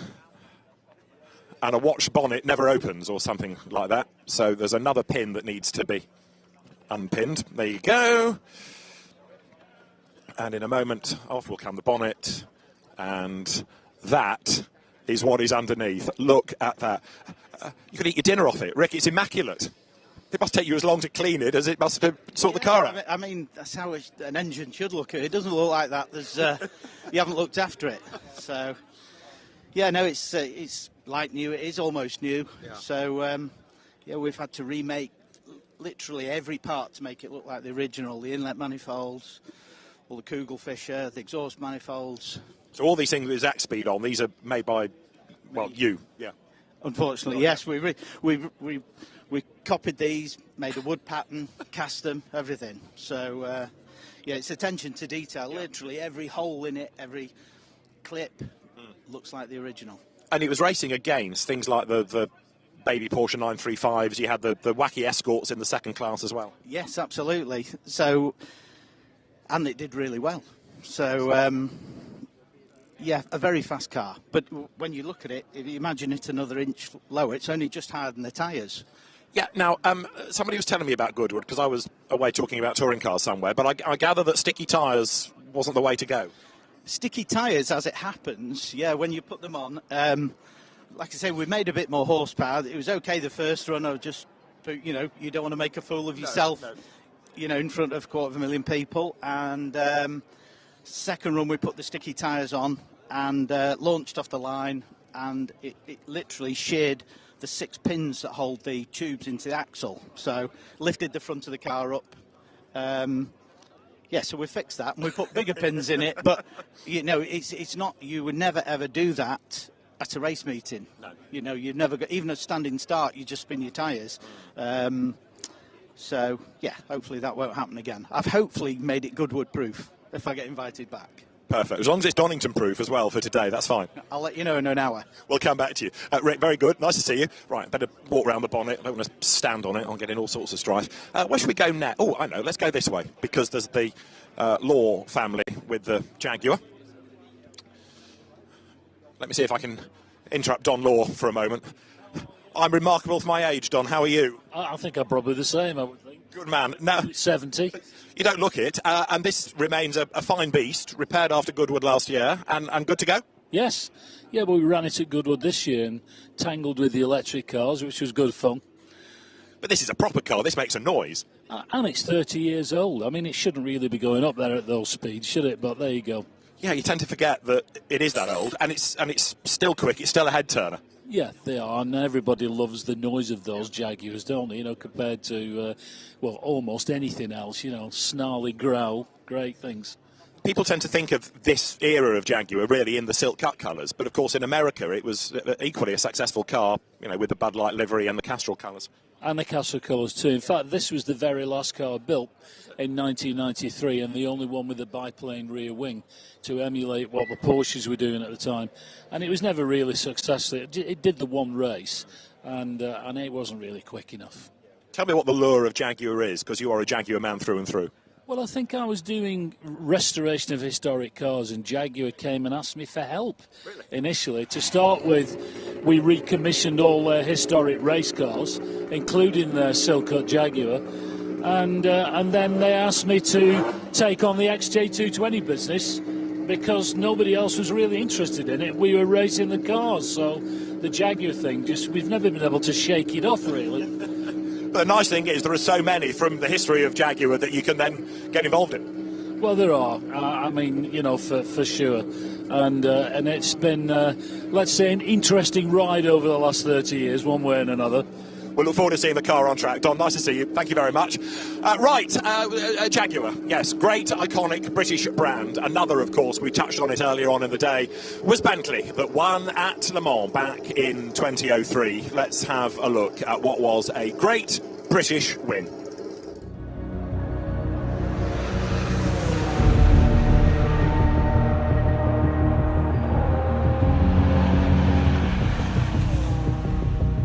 This car to drive at Le Mans, it's amazing.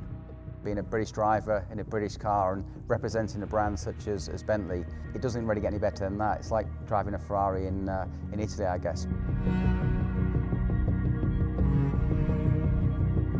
Le Mans as a circuit is breathtaking, it's special. And to be going down the Mulsanne Straight, you know, over 200 miles an hour, it's just an absolute joy.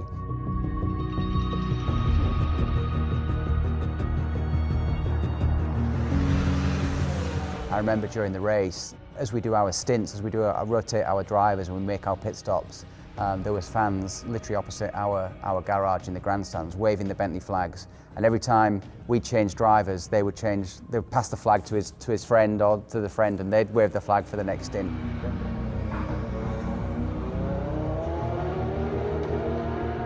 It's a 4-litre V8 engine, been developed in-house. Got over 600 horsepower. High downforce, very similar probably to a Formula 1 car. I think the thing that sets this car apart from previous Bentleys, the 2001, the 2002 car, was the car was always incredibly fast when it was first built and designed, but what makes a great Le Mans car is a car that is not only fast, but is something that is easy to drive, because driving for over 24 hours at high speed, you need a car that is from a driver's point of view, is something that is usable, and this car certainly has that.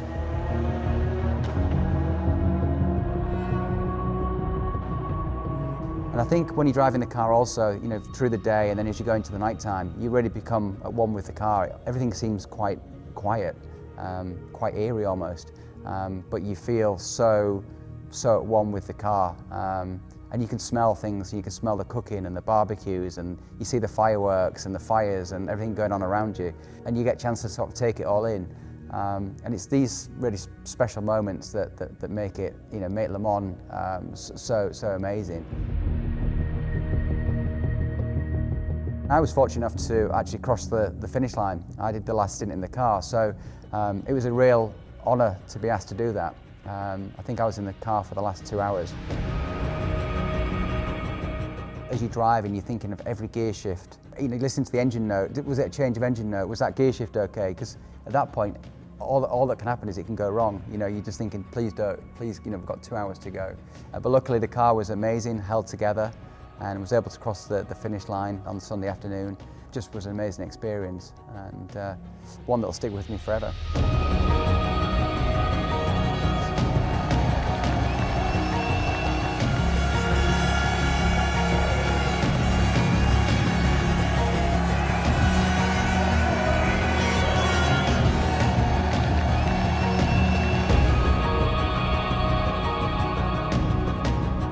It's going to be amazing to get back behind the wheel of the Speed 8. It's like putting on an old pair of shoes, really.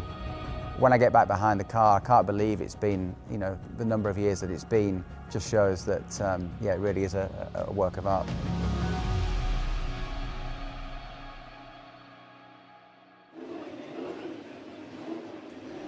Wow, what an incredible video there. I got the emotion there of the success and the experience and the support that we gave our British car, Team Bentley, and there it is. That is the car.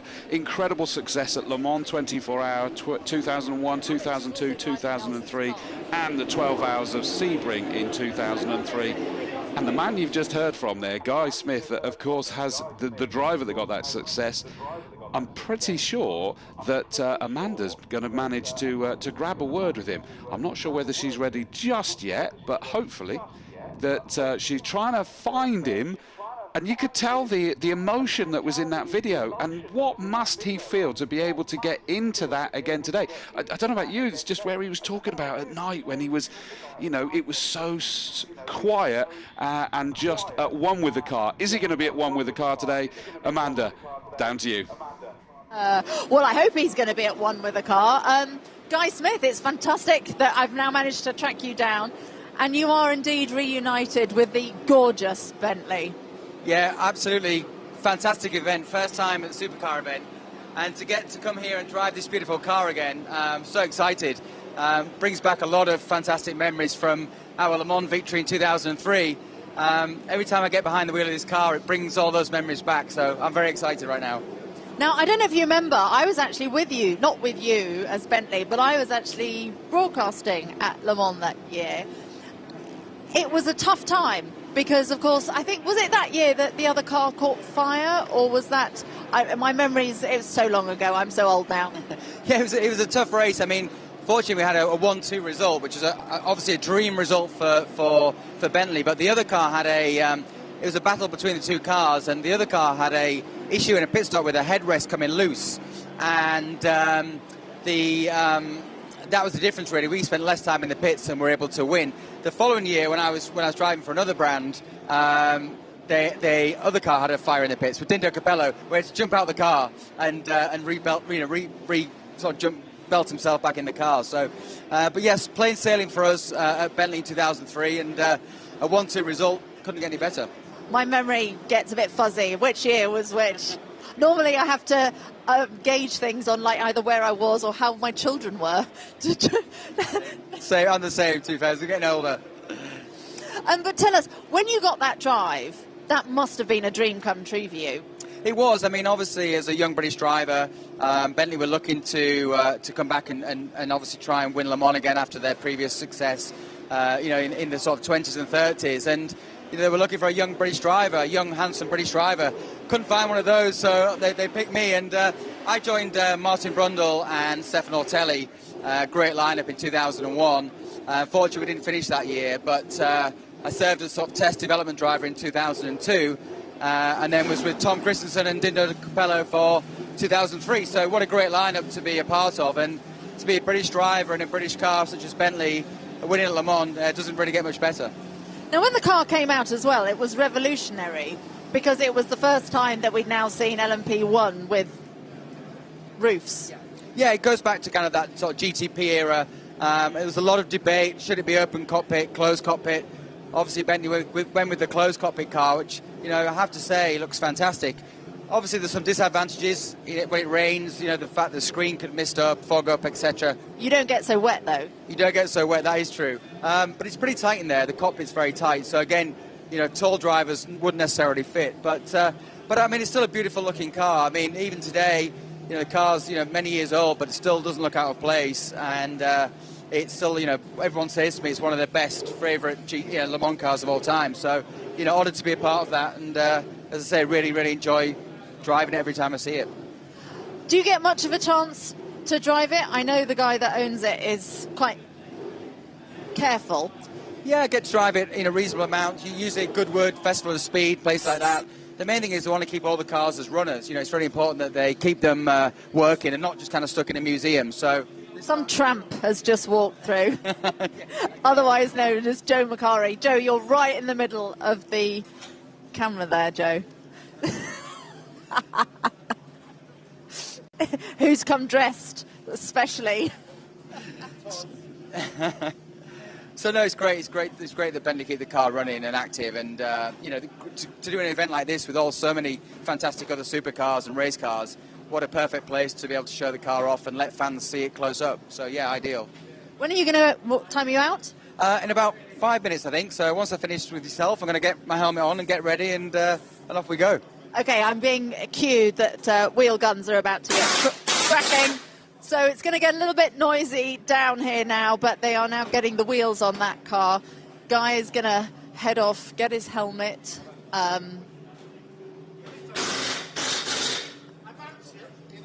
Joe's telling me you're matching the car.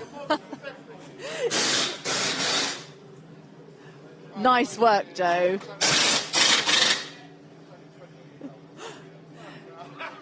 So yeah, down the back there we can see Guy getting himself ready, getting his headphones in.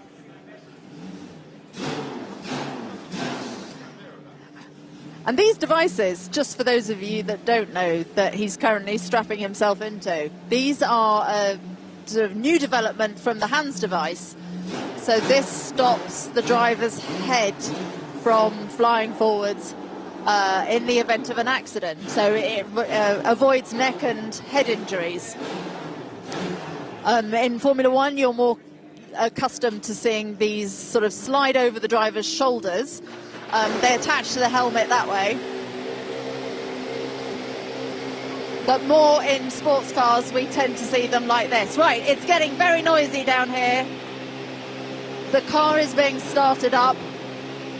So I'm not sure if you can even hear me, but I will now hand back to David Addison.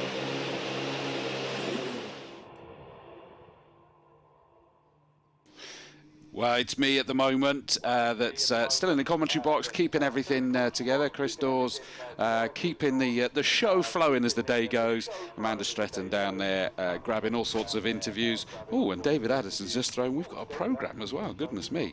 This really does get bigger and bigger every single year. This year it's a celebration of motoring like no other is the official line for this device.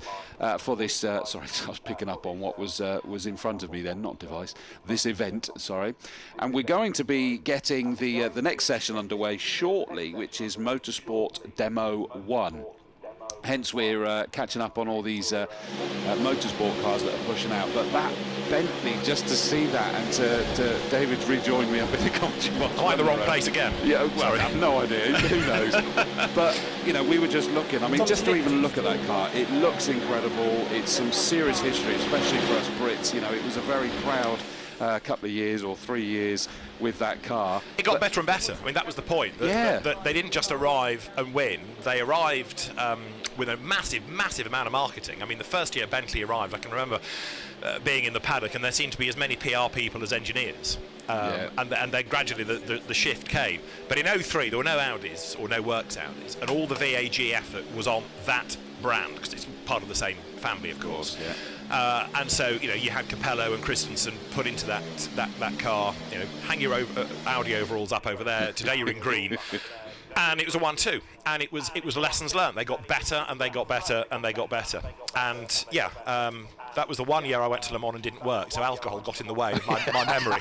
But it was a great one to be at for a Brit, because of course, you know, there was the Bentley, and they chipped away. You know, they hadn't done a bad job in previous seasons. They got decent results, and they'd been learning about the car. But it was 2003 when they finally got there. Well, I mean, fourth they were in 02, for example. But I mean, you look at the number 8 car as well. Mark Blundell and Johnny Herbert, the Brits, and David Brabham, the Australian, that we kind of adopted anyway. Well, exactly. But I think I said it down in the pit lane early on. Once they'd done that 1-2 finish at Le Mans, that was it. That was the end of the programme. There was nothing else to achieve. You know, some brands like Audi, for example, they came back year after year and they set themselves a different target. Okay, we've won. Now we're going to win with diesel. Now we're going to win with hybrid. But Bentley, we've won. We've done what we did in the 1920s, 1930s. We've won Le Mans. Right. And of course they then had a GT programme, which wasn't as successful, but it was perhaps tougher nut to crack GT3 than sports car racing. So yes, it is wonderful to see that car, and with Guy Smith reunited with it. Thank you very much. You That's could something. feel the emotion when he was speaking there. In all honesty, couldn't you? That he was getting to go back out into this car. I mean, the memories that must come flooding back. I would. Speaking as a non-Le Mans winner, but yes, it's not just the car, but it's that moment of being on the podium, and you combine all of those memories, and.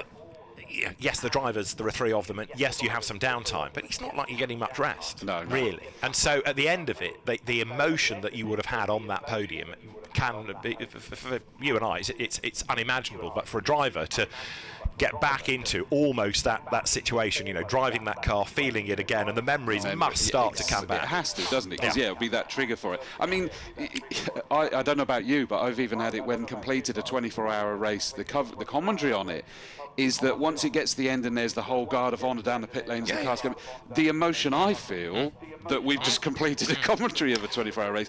Now, take that through the stratosphere is what it would be for the driver, especially if you win it, especially when there's that level of support. I mean, when he was saying the level of detail is that they'd have them waving the flag, and as they changed driver, they'd hand the flag over to their mate, and it would be their turn to be waving the flag the whole stint, and then they'd pass. Well, that means he's paid that much attention to everything that's going on. It was that partisan, and that just all grabbing for him. It's got to bring it back for him something. And I think you could see as he started to get everything ready to put it on, he just suddenly went doe-eyed. Yeah, I mean, it sounds rude saying this, it should have won in 03 because the works opposition was limited, and it was very much expected to be Bentley's year. The Bentley was the main car on the artwork of the poster and the cover. I'm not saying that if that's your car you're going to win, but certainly it was the main manufacturer draw that year. Other manufacturers' programs were starting to come to an end, and the likes of Mercedes from a few years earlier, after the dramas in 1999 had parked that program completely. BMW had come along and won, box ticked. They were then thinking about something else. But yeah, that year they did it properly, and a 1-2 at Le Mans is quite something. And Guy's career is a strange one because he was a real gun in single-seater racing. He got that opportunity in America in the Gulf Audi with Stefan Johansson's team, and then in turn was brought into to Bentley. And he was not the third man particularly, but he didn't have perhaps quite the same reputation as a Tom Christensen or a Ronaldo Capello. Yeah. But he won Le Mans, and you've got to be good to do it. And still, strangely, his career didn't really go wow. He remained in the sport, and he was a Bentley factory driver in the GT3 era as well. But I still think there are occasions where Guy doesn't get the recognition and the credit he deserves, because he's a thoroughly good bloke as well as being a fantastic racing driver. Sadly, one of many we seem to have over here. I think myself, and whether it's with you or other fellow commentators, when we're suddenly at GT events, we kind of go, oh, it's great to see this pro driver, and you kind of go, didn't manage to achieve what they deserve to achieve. But, he is reunited with it today, and we're now starting to bump. Welcome to the commentary box when they rev up this time, David. Oh, wait, and it's taking me back, as well, because although not 03, but 01 and 02, I was in the pit lane at Le Mans, working in the pits, and yes, it takes one back, except that they turn left, not right, out of the garage. You've got the early Sauber Mercedes behind. I mean, every car there is a story. Have a look at the Alan Moffat Chevrolet Monza, which is going out. That's Zach Brown, I think, at the wheel of it now, the American who, of course, is the boss of McLaren Racing. He's arrived. But that's another fascinating car that came from the 1970s Trans Am. So there you have then number 7. That was the winning car at Le Mans. Number 8, that sadly isn't here today, but is the sister car. Sean Lynn owns it. That was being driven at the Le Mans Classic. Henry Pearman going down. Sorry, no, not Henry Pearman. Who do we put into that car? Mark Sumter in the pink Porsche, the Richard Lloyd developed one. There's your Chevrolet Monza. They were successful in Australia as well, which is why you've got a Canadian's name on the car, Alan Moffat, who was born in Canada, raced in Australia very successfully in lots of things. But it was the American Australian Horst Kretsch that really designed the Chevrolet Monza for Trans Am. Decon Engineering was the company that built and prepared this car, Horst Kretsch and Lee Dykstra. Al Holbert was the man that raced them really in America.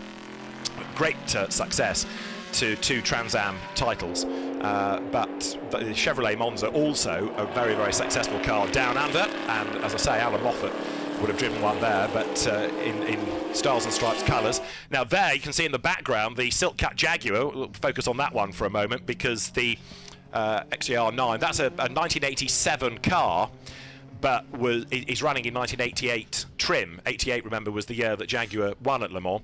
This car was 4th, and it was one of the 3 that came across the line en masse for the formation finish. And that car that, forget whether Callum Lockie said he was going to be driving that for Jeff Page or the Sauber. I'll try and peer at some crash helmets in a moment, but that in turn comes now down towards the Melbourne hairpin. Just iconic, that livery, isn't it? Yeah, exactly. And just like, as I was saying this morning, I think the when Kuros sponsored the Mercedes for 1986, 1987, that was your first aftershave. Lots of people, I think, started smoking Silk Cut based on what they'd done for Jaguar. And if you weren't moved to have a cigarette after Jaguar won at Le Mans, there was something wrong with you. There's the Chevrolet Monza coming out of Goddard, Zach Brown's car. Richard Dean and Zach own United Autosports together, and that's a hugely successful race team, but of course, as well as being an operation that looks after these period cars. Some real good brains in the pit lane looking after them. And they're being used at the moment. Again, we saw it with the F1 cars out and back in again. That looks like Paul Bailey in his McLaren MP4 12C Can-Am car, which is an intriguing car. That is that it's a track day car, if you will, or a track car, should I say, not a track day car, that can actually outpace the race-going version, which is intriguing. Isn't that the one that he ended up driving at Brands this year in GT Cup at the World Challenge meeting? Because whatever he'd had initially didn't work, and then on the Sunday, oh look, we appear to have a different car. Yes. I mean, fortunately, we'd seen him out in this last year as well, sort of interlacing it occasionally with his other car, and he gets on incredibly well with this. It's allegedly it's supposed to be a little bit more affordable, he says, doing air quotes in the commentary box. Can you just define affordable? Not by our standards, mate, definitely not. But it's just an incredible. I noticed in the background there as well, we had the Mercedes. What he says, just desperately looking to remind myself. CLK Gtr GT1. There we go. Look at that. I mean, that for me is just a stunning car, and you have commentated on that here. I'm pretty sure I have. I think it was that car that won Ben Schneider and Mark Webber in the last days of FIA GT. There were 2 of them, obviously, in FIA GT, the Mercedes team, and we had the cars here, would have been, what, 98, 99, but that is a car with a Donington history. Henry Pearman's at the wheel of it, and yeah, period colour scheme. That's the later car, I'm sure, but yes, it came to Donington and it won, and that was Mercedes' answer. Whoops, that's John White off again. Remember when I spoke to him in the paddock, he was talking about brakes, and he went out to explore. Well, he's explored gravel. Right, can we get all excited about the 917, please? Because they're Simon Harper. Some of you are going to shout at your monitors now and say, 917, it's a 917. Well, it depends who you talk to. If you could talk to people from Porsche, even English Porsche factory people, they call it a 917, and it's all because of the German translation, because Germans like long words. So they talk about 917s, and therefore they don't say 917, they do the German for 917. They run it en masse, and therefore the Porsche GB people get used to having to talk about 917s in the way they would talk about a 935 and things like this. So you can either have it as a 917, which I think most Brits call it, or a 917, which is Porsche speak, but I think either is acceptable, and it runs in the 1971 Porsche Salzburg, sorry, 1970 Porsche Salzburg colours that Hans Hermann and Richard Atwood carried to win Le Mans in the wet, and just the 2 of them. You think now about 3 drivers at Le Mans, but in the good old days it was the 2. And the Porsche Salzburg, the Austrian Porsche dealership, it was a kind of works car in all but name, and we have a red because I think John White's Porsche has been ensnared by that gravel. Rick Wood goes for the pits. You see on the background the new style 935, of which not many were made, to sort of GT2 spec, again in the Porsche Salzburg colours, and the recovery vehicle goes out. Klaus Ludwig comes into the pit lane masquerading as Rick Wood, and Adrian Newey, I see, is back out in his E Type. Gosh, where to go next? I mean, it's just an incredible. And there's the Ferrari F40 that was used as the safety car, the pace car for the. I think it was the F1 cars, wasn't it? It went out and acted as the pace car for it. And I think we'll see a bit more later. We had a couple of, I think it is 2 Aston Martin Vulcans out there, or is it only 1 now? Well, once enough. I mean, you know, let's not get greedy, Chris. I am greedy. So.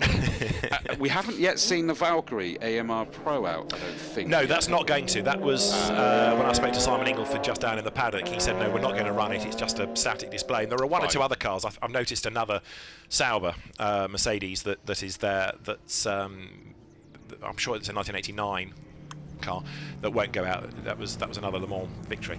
But yeah, some are just as static displays, which you know in themselves are pretty jaw-dropping, and others are being run. But the Vulcan, just for me, the first time I ever laid eyes and ears, both as important with that car, on that car was at Brands Hatch, where, and I've lost track of how long ago it had been now, for the I had to read then at the same time, and I can't do more than one thing at a time.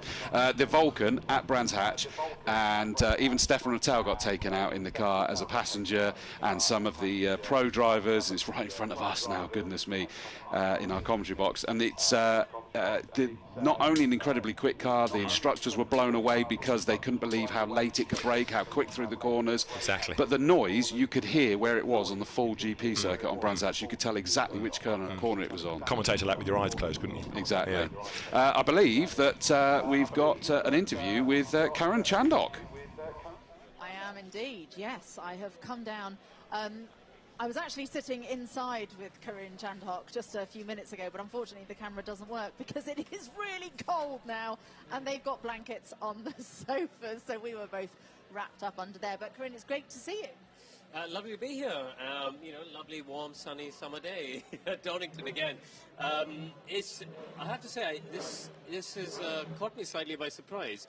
It truly was secret, I think, because I didn't really know what to expect, and I'm completely blown away with what I've seen today.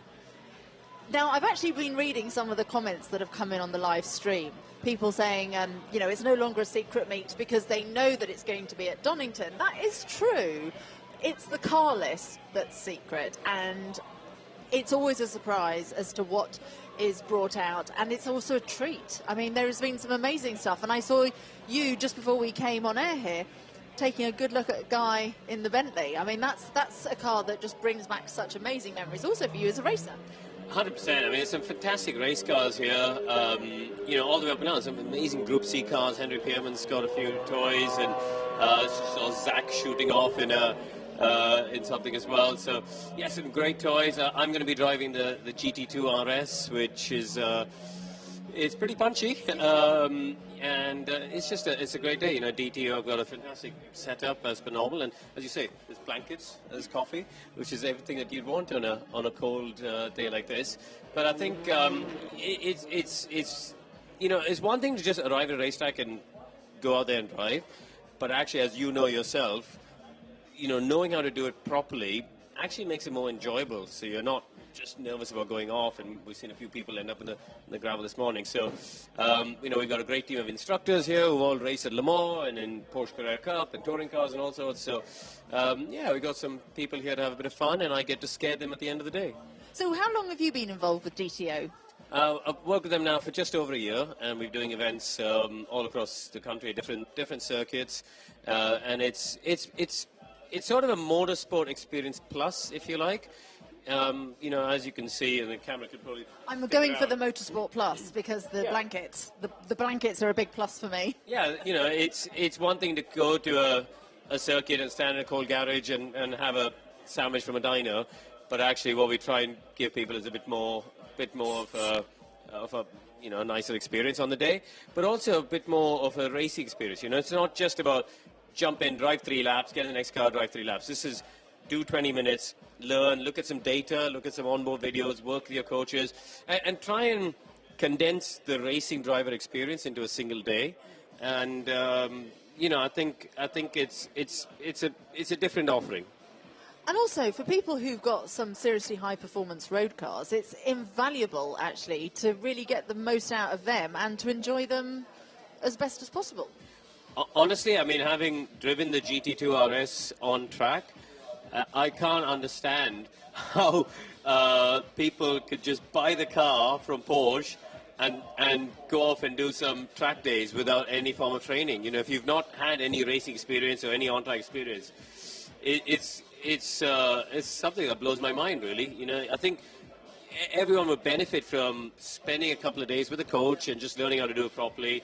And you know, that's what we try and help out a little bit with. Obviously, we're now very familiar seeing you on our screens talking about racing. You've well across Formula One. You pop up on Formula E from time to time as well. But what about you driving? I get to dabble a few bits and pieces. Not as much as I used to, obviously, and perhaps not as much as I'd like. But yeah, the Formula One season is getting longer and longer and fills a lot of the year. And as you say, you know, listen, I got to go to Goodwood and places like that and have a little bit of a play. I still do some stuff with Williams Heritage, so you know, scratch the itch with some fantastic bits of F1 history. So there's enough to keep me out of trouble. Now, it's starting to rain here. Do you think this is going to dampen people's enthusiasm? We just saw one of the Porsches go off down there into turn 1. Well, Donington is traditionally a very low grip surface. You know, we got the planes coming overhead, dropping the aviation fuel, so a bit of drizzle will certainly catch people's attention. Yeah, just be careful. Mclaren's is always the one that would catch me out. Oh, I think that I imagine the crater curves and the old hairpin are a bit hairy as well when you've got just and this is the trickiest bit, right? Because you got that light bit of drizzle. And the oil just comes to the top surface. So, yeah, anyone who's driving, be careful. Yeah, absolutely. So you're going to go out in the Porsche down there. Just over there. Can't see it from where we're sat now. Well, we can wander that. Okay, let's go have a little look. Let's get the camera to come around and we can go down this way. Right, we're squeezing through everybody. Oh, I am anyway. They've gone the long way round, which is very sensible. So, yeah, so this is the car that I could just rock up and buy. Apparently so. I mean, if you've got the money, which you're an incredibly wealthy person, so I know you can. No, I'm not. But let's just take a little look inside whilst we've got some time. Yeah, I mean, it's just a fantastic bit of kit. You know, Porsche build excellent track day cars. You know, I think, but this one is. I think the GT3 RS itself is a fantastic track day car. This is nuts, you know, the power of this thing. I drove it at Silverstone the other day, and I was doing 175 mile an hour down the Hanger Straight. And you just go, this is, you know, for a non-professional to be able to buy this from Porsche and go straight to a track, it's nuts. But it's very rewarding. It's a very confidence-inspiring car. That is pretty mad, isn't it? And actually, also because I was on the news yesterday talking about the EU bringing in legislation that will automatically limit speed on cars on the roads. Yeah, but I heard that, but I suspect the manufacturers will have there'll be some override, won't it, for when you go on track, I hope. God, otherwise, can you imagine if you were limited to 70 miles an hour on the racetrack on a track day? Yeah, that would be a little bit miserable. Gosh, the drizzle really is coming down, and I can see down there that marshals are busy extracting that car from the gravel. Let's just talk about Silverstone, because we were both there. Obviously, unfortunate first corner, but brilliant that everybody came away. And I mean, there was a moment where I think everybody was wondering whether or not they would. Yes, I mean, I've never seen the roll hoop of a race car just literally get grounded down. That's what happened as he was sliding upside down like that. So, very, very lucky boy. I mean, we had a crash at Formula 2 as well, where the Halo, you know, it did its job both occasions. So that was great. And the race itself, extraordinary, fantastic. And so happy to see Carlos win. He's a great character. I'm pleased he's got his first win. And, you know, Mercedes are back. Lewis was in the fight, it bodes very well for the second half of the year. Have you ever seen a Formula One race? Because I can't think of one in recent, sort of, the last couple of years, where we have just seen so much battling for position. Do you think that's down to the new aero package that's been introduced this year? I think it's to do with the fact we've got 3 teams, and this was the first weekend we had all 3 teams in a competitive position. I think the aero stuff has helped in a certain way. I don't think it was never going to be the complete answer for overtaking. I mean, Mr. Newey's there, so he could probably tell you much more about aerodynamics than me. But I think the but the racing's been great because Ferrari are competitive, Red Bull are competitive, Mercedes are getting there. So, and you know, we're going to go to, I think Austria this weekend will be a Red Bull circuit. It always has been. But it ought to be. Yeah, well, I mean, yeah, exactly. But I think both France and Budapest, again, we should have all three teams in it. Great stuff. Well, listen, hopefully, oh, it looks like the car's out. Yes, well done, Marshals. Great job. Well done, Marshals. Well, listen, when are you going out in this? 1:20, I believe. Okay, so you've got a little bit of time. I've got a bit of time. Limber up, do your downward dog stretches. Well, there's a whole lineup of F40s, which was a car I had on my bedroom wall as a kid growing up. So I'm going to go do a bit of drooling and come back. Great stuff, Karoon. Thanks an awful lot. Speak to you later. Right, over to you, David. Amanda, thank you. Down in the pit lane, engines are just starting to fire up, which is a good sign because it means that cars are about to go out. David Hornsey in the Aston Martin's about to go. Let me just see, because there is still a course car on the circuit, let me just see whether we can grab a word with Callum Lockie. To do this, I've got to prove how old I am and bend down with my old knees. Callum, look at this. A car from 4th at Le Mans in 1988. This is real kid in candy store territory, isn't it? Oh, yeah, it's absolutely amazing. What an experience.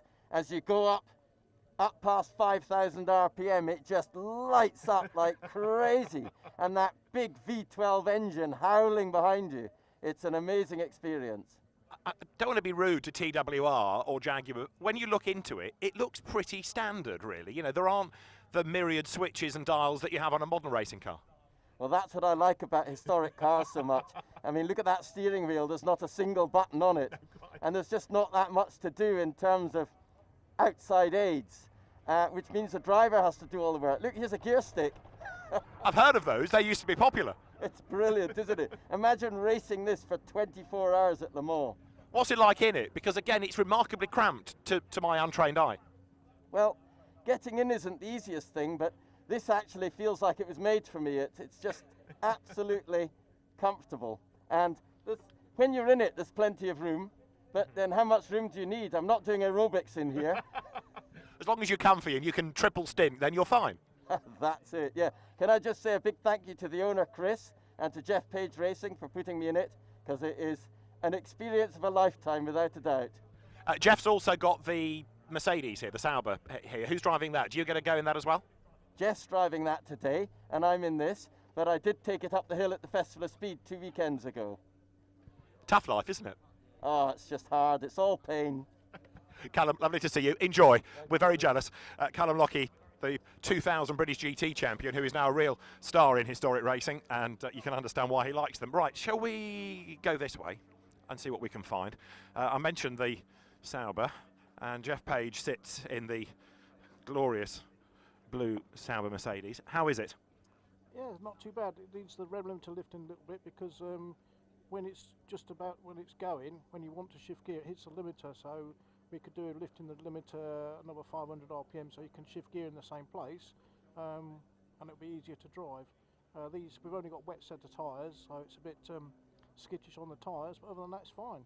The car works lovely, beautiful. Went well at Festival Speed a couple of weeks ago, so happy days. Dare one ask how hard you're pushing, or even allowed to push on those laps? I mean, is the aim to become a hero, or just enjoy the car? No, you can easily go 0 to 0. So the plan is to demonstrate the car for the owner who's here watching, and let everybody enjoy the car, including myself. What was the attraction of this chassis from the Group C era? Because lots of people think Porsche or Clk Jaguar. You've gone for something different with this. It's all down to the owner, really. He's got a collection of cars, and this was one of his iconic cars when he was a lot younger. So it was his decision. We just run it for him and do what we need to do. And no doubt it's a joy to drive. Jeff, nice to see you. Enjoy. It's the Jean-Louis Schlesser, Mauro Baldi, Jochen Mass chassis. Let's keep walking. Let's go to United Autosports, where a marvellous fleet of cars has come. Paul Haig overseeing all of this. Zach must have the best toy shop in the world. That's probably the biggest and the best, yeah. This is what, America, mid-1970s? Yes, yeah. It's a Chevrolet Decon Monza. Which was an Al Holbert idea, I think, wasn't it, to get them involved and make something really outlandish? Yeah, it is outlandish, yeah. Right, we better let you go, because the pit lane started to get noisy again. How about that for a noise as the Chevrolet Monza fires up? down the pit lane. This is about as eclectic a sports car grid, Chris Dawes, as it will get, because you've got Jaguar E Types, you've got IMSA Jaguars, you've got the European Group C late 80s Jaguars, you've got the Sauber Mercedes, you've got the Chevrolet Monza Trans Am going down the pit lane. What else have we got? The 935 new version heading down the pit road, and we've still got one or two that we've got to try and shake out of the pit lane as well. Guy Smith in the Bentley is going to be back out on track.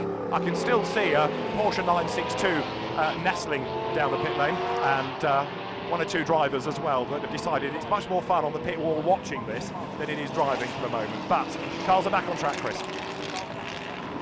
Yeah, thank you, David. Great opportunity to take us down there and catch up with the people that are lucky enough to be able to jump in the driver's seat there. Callum Lockie, covered him numerous times out in historics during the course of this year, and it was good to get his insight there that he just loves it because it is pure race car. It isn't PlayStation. It is. Got all the gadgets off of that one though. Looks very different with the cameras off there. But that means they're going to be getting some great footage there. Oh, you can see the spots of rain on that camera, interestingly, as the Porsche 935 just dives out of the way of the Bentley. As well you would with such a famous car there, but the sort of modern version. I love the fact they've got the same colour scheme on that one as the 917. If David Addison can say 917, then so can I.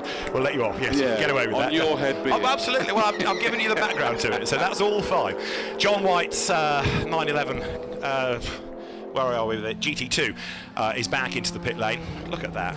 The 917, the Kurtz tail, the short tail, just remains a gorgeous bit of kit.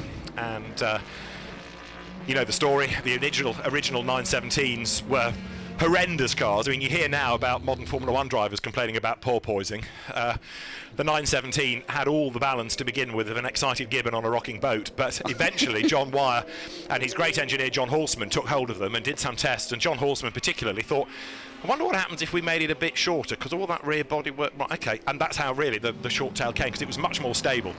And then it started to win races, and it remains, even to this day, I would offer you, one of the most recognisable racing cars of all time.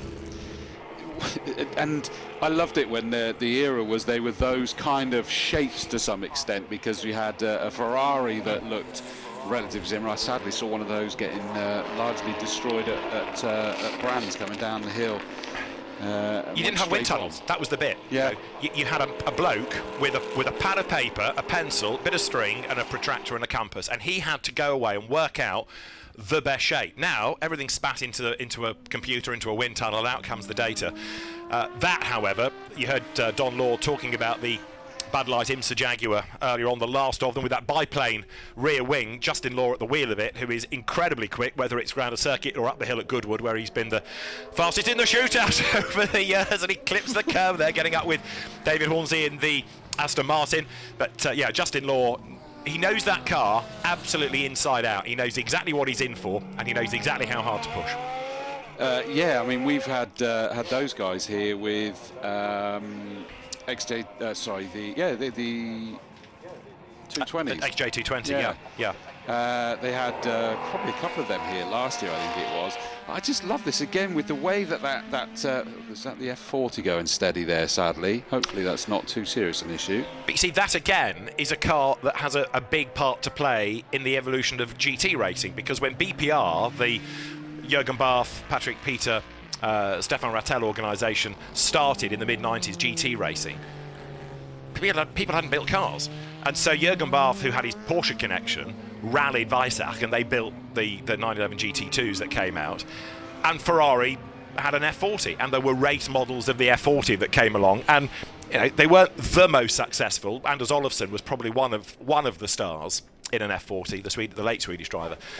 But yeah, without the Ferrari F40 on the BPR grid, you know, it would have been just Porsche. You had a few randoms like the Lotus Esprit and whatnot, and it was a winning car, and it pushed the category on. And then eventually the manufacturers took more of an interest in GT racing, didn't they? Mercedes, didn't they? Porsche with the CLK and the 911 GT1. There is Rick Wood's heroic Ford Capri copy.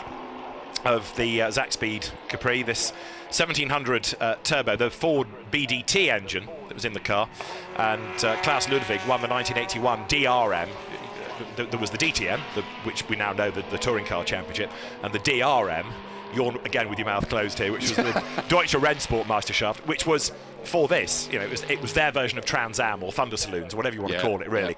But you took a shape and you fed it as many steroids as you could, and then you fed it a bit more, and then you got this, and this was the Capri, turbocharged engine. The DRM allowed Group 5 regulations in around about 1977, and as you can see, this is based on a Ford Capri, but with Formula 1 ground effect inspired Venturi diffuser and floor, and Ford Capris did not come much more outlandish than that. It's just incredible, isn't it? It really is. And of course, Zaxpeed made some rather rapid motors as a habit, frankly. I think was the big one for them. I mean, I don't know whether it's here static, but we were hopefully due to have an Audi 200 Trans Am here as well. It's in the garage. It is, it's another of Zach Brown's cars, and Zach, although he's achieved a lot of things in life, he's not yet achieved driving two things at once. And I think the word's the yet. Yet, yes. So he'll drive the Monza in one session and then the Audi 200 in another. Because that's another, you know, in this realm of this Capri that we're seeing here, it's just an insane Audi. That the Americans just gradually tweaked the rules to be able to force it out, because it was just destroying them. And it was, if you like, America's version of that. And you know, the DRM Capri, comparable to there in the background, the Trans Am Chevrolet Monza. And that, remember, is the same category, Trans Am, that the Audi 200 came into, what are we looking at, a decade plus later. So there you have a recognisable car. It was the Chevrolet Monza. We have the Opel Monza. And you crowbar this enormous engine into it, and away you go. And I think I said earlier on, it was Al Holbert that came up with the idea that, actually, do you know what, that could be the car for the job here. Went to Decon Engineering, which was Horst Kvetsch and Lee Dykstra, and they made this remarkable car, and it won 2 titles. Job done. And then the Chevrolet Monza started to go well in Australia, and it was a Chevrolet Corvette engine car. We're looking about 76 really as a era that it was created, and no driver aids other than your right foot, rear wheel drive, too much power.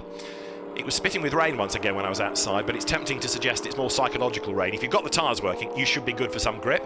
The McLaren goes through there, which you were saying was Paul Bailey, didn't you, earlier on? Yes, in the SB Race Engineering run car. I mean, you just saw as that Chevrolet Monza went round that corner, his arms were waving furiously. It was just, I mean, terrifying, but exactly what you want. We've got Ben Schneider back into the pit lane to give way to Mark Webber, in the sense that Henry Pearman has brought in his Mercedes. I was a year out, it was 98 it won at Donington, but it was the winning car. Okay. Yeah, and is that the same one that, the terrifying one, where Mark Webber was going down the straight and then suddenly the front took off and pirouetted up in the air into the trees? Effectively, because Mercedes built the cars for FIA GT1 racing, the FIA GT Championship, and then so that was 97-98. For 99, they did a Clk Gtr LM, which was the Le Mans spec. Because the ACO's regulations were slightly different anyway from FIA GT. Plus, at the same time, although the Mercedes was a closed car, you had the open prototypes. BMW's car that won the race in the end, for example, was an open prototype. So they had to rework them a bit to be competitive, and this was before balance of performance, but the rules had to try to equate the closed cars that had grown from a GT to a purpose-built sports racer.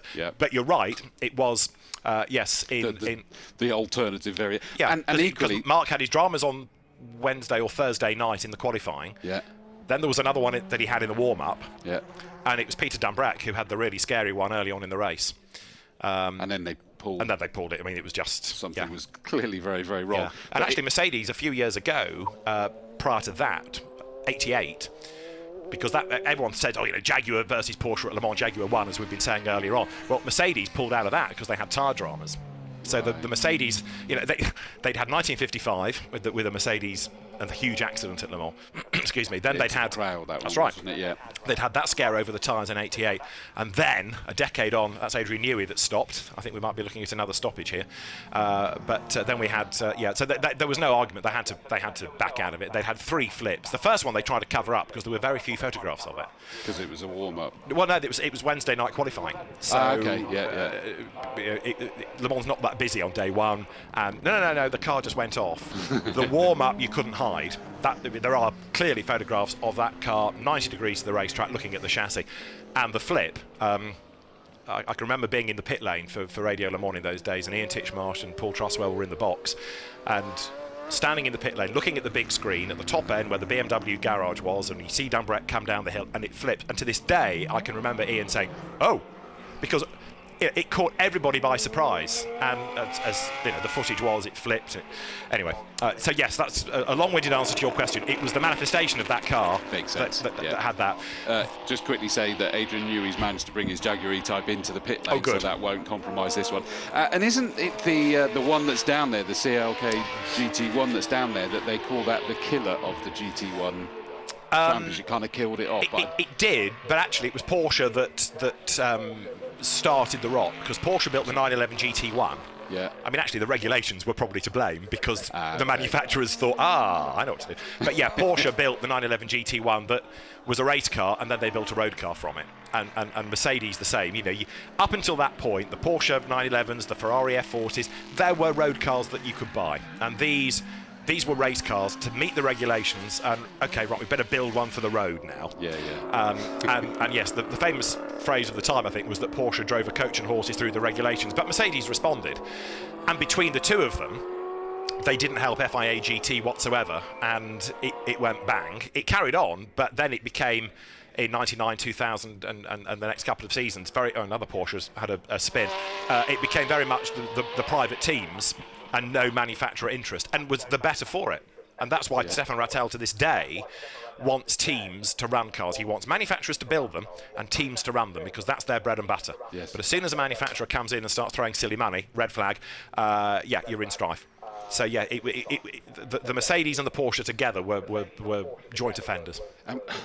I might be getting this completely wrong now, but wasn't it kind of like the real infancy of any kind of involvement from Stefan Rattel, and so his magic one that seems to have worked elsewhere around the world was not warmed up by then? Well, it was warming, but it was a different era. So Stefan, we've got a red flag, I can tell this story. Stefan's very first race that he ever went to was the first one he organised, okay? Justin Law slows right down, I think, to make sure the Porsche is okay in the gravel, because it's up at Mclaren's where we've seen the Porsche. Yeah, Stefan had run a kind of cannonball run for all his mates, and then they said, well, why don't we have a race? Just quickly, sorry, David, he's lost that early by the looks of these lines, hasn't he? Yeah, he's ridden the curve. He's gone left. Yeah, and slithered off into the gravel there. Sorry, David, carry on. No. So, yes, Stefan put together this grid of Venturis at Le Mans, and that was the first race he'd organised. And then the ACO said, hang on a minute, you've brought more cars for your support race. This was 92. 92 Le Mans was a really thin entry. You brought more cars for the support race than we've got for the 24 hours. So can we encourage you to bring some for the main race next year? And so that developed. And by that stage, Stefan thought, well, actually, how about more races for these cars? And how about more races for GT cars in general? So what you now know as SRO began as BPR, which was Jürgen Barth for the B, Patrick Peter for the P, and the R bit was Stefan Rattel. And the BPR organisation organised, it was then called the BPR Global GT Series, which started in 94. We had a round of it here in 95. And by this stage, you were getting the 911 GT2 Porsches, the F40s, then the Mclaren came along, and the entries absolutely boomed. And it was really good, and it was really popular. And then Stefan got a phone call from Bernie Ecclestone to say, I want to get involved in this. And so a meeting was organised in which Bernie would do X, Y, and Z, and BPR would do A, B, and C.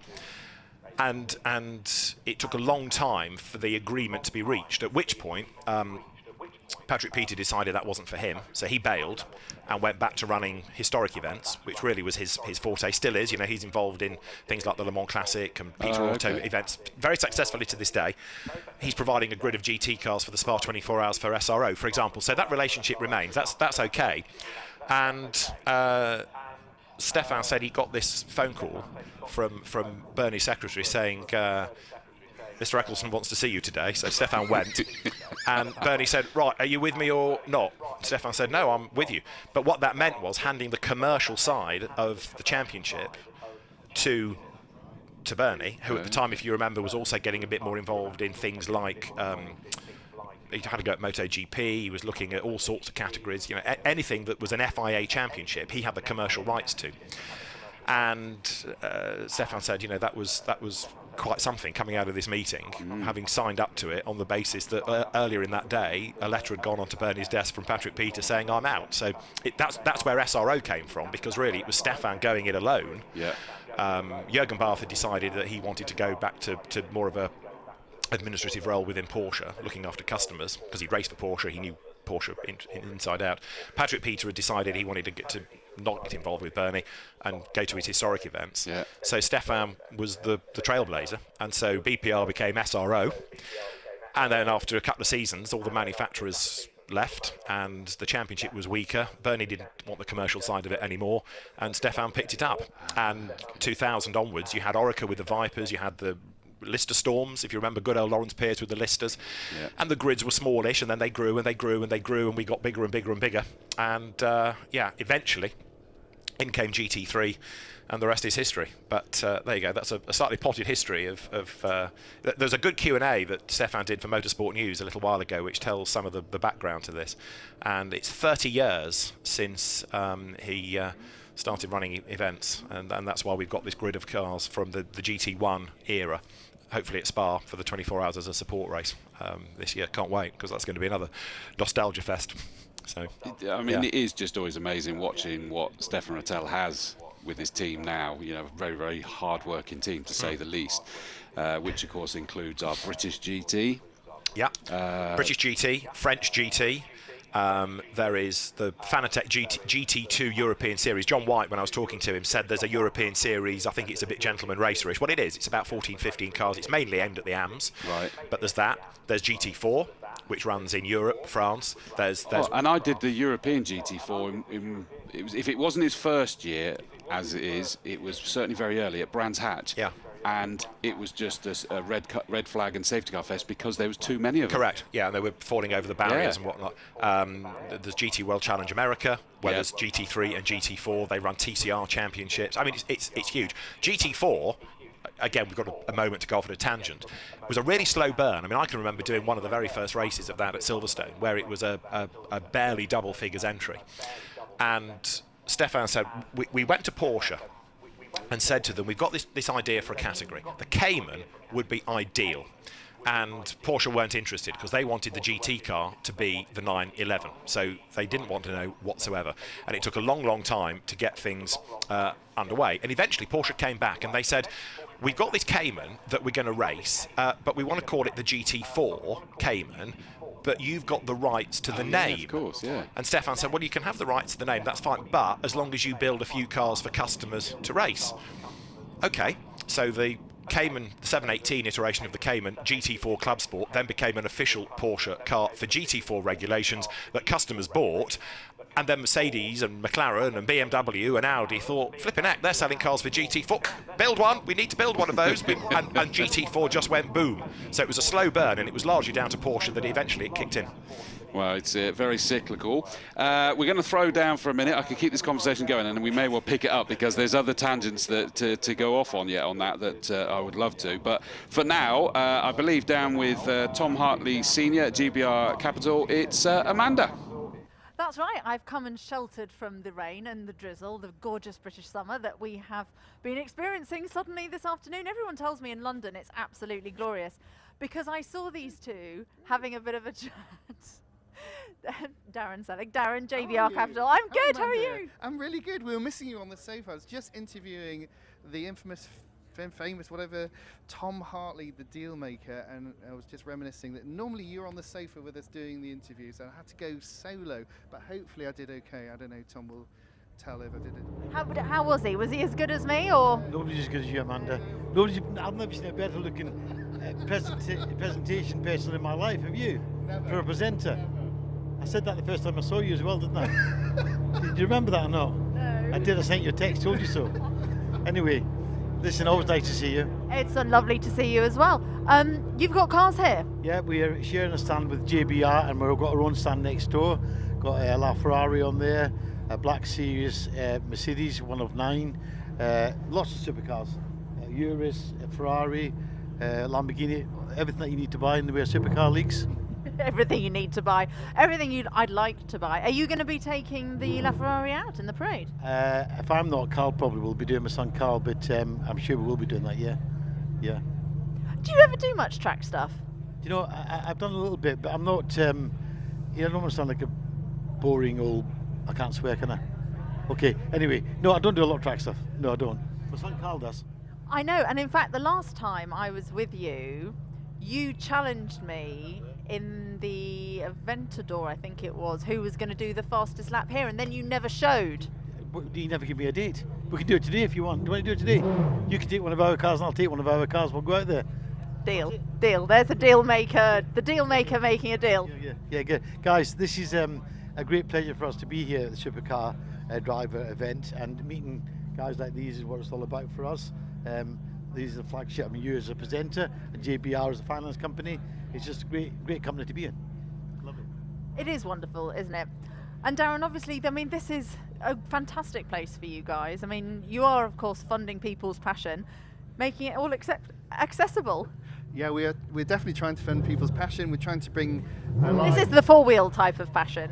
It definitely is the four-wheel type of passion, and bring our customers' dreams to life. But this is one of the premier events of the year for us. It's a great time to meet up with dealers, with customers, and everyone that we know in the industry, and have a great enthusiastic day.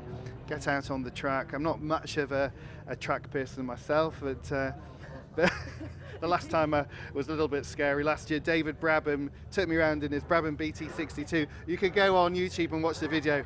I did look a little bit scared. It is true, but okay. What was your fastest time around here? I can't remember. I mean, I know the car it was in, but it was in a prototype.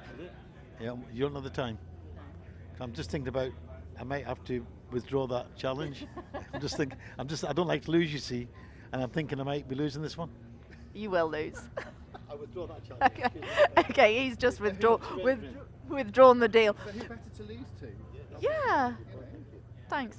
But you're going to go out in a, what'd you say, an F40 or an F50? No, neither. Going out now in a couple of minutes in a La Ferrari for for the Ferrari parade, which apparently is at midday. So we'll have to go off in a minute. But I think it's delayed a little bit. You said. Yeah. So the Brabham experience has put you off doing fast laps. You're now just going to do a parade. Is that how it works? It was a very interesting experience for me because once we got going and up to like 230 miles an hour. I was literally desperate for the whole thing to end, and when it was over, I actually just wanted to go again. So it was a bit weird. But today, I think hopefully it'll be a bit more serene. Actually, Selena Bailey's taking me around in the La Ferrari, which should be fun. She did actually offer to say, "Did I want to drive?" But I'm not going to take the risk. I know for me it'll just go horribly wrong. So I think I'll just take the passenger seat and smile out the window. Smile and wave, boys. Smile and waves. Well, listen, I can hear the cars now back out on the track. Hopefully that means the track is clear. David and Chris, you can probably advise. These cars represent the best that Ferrari has to offer.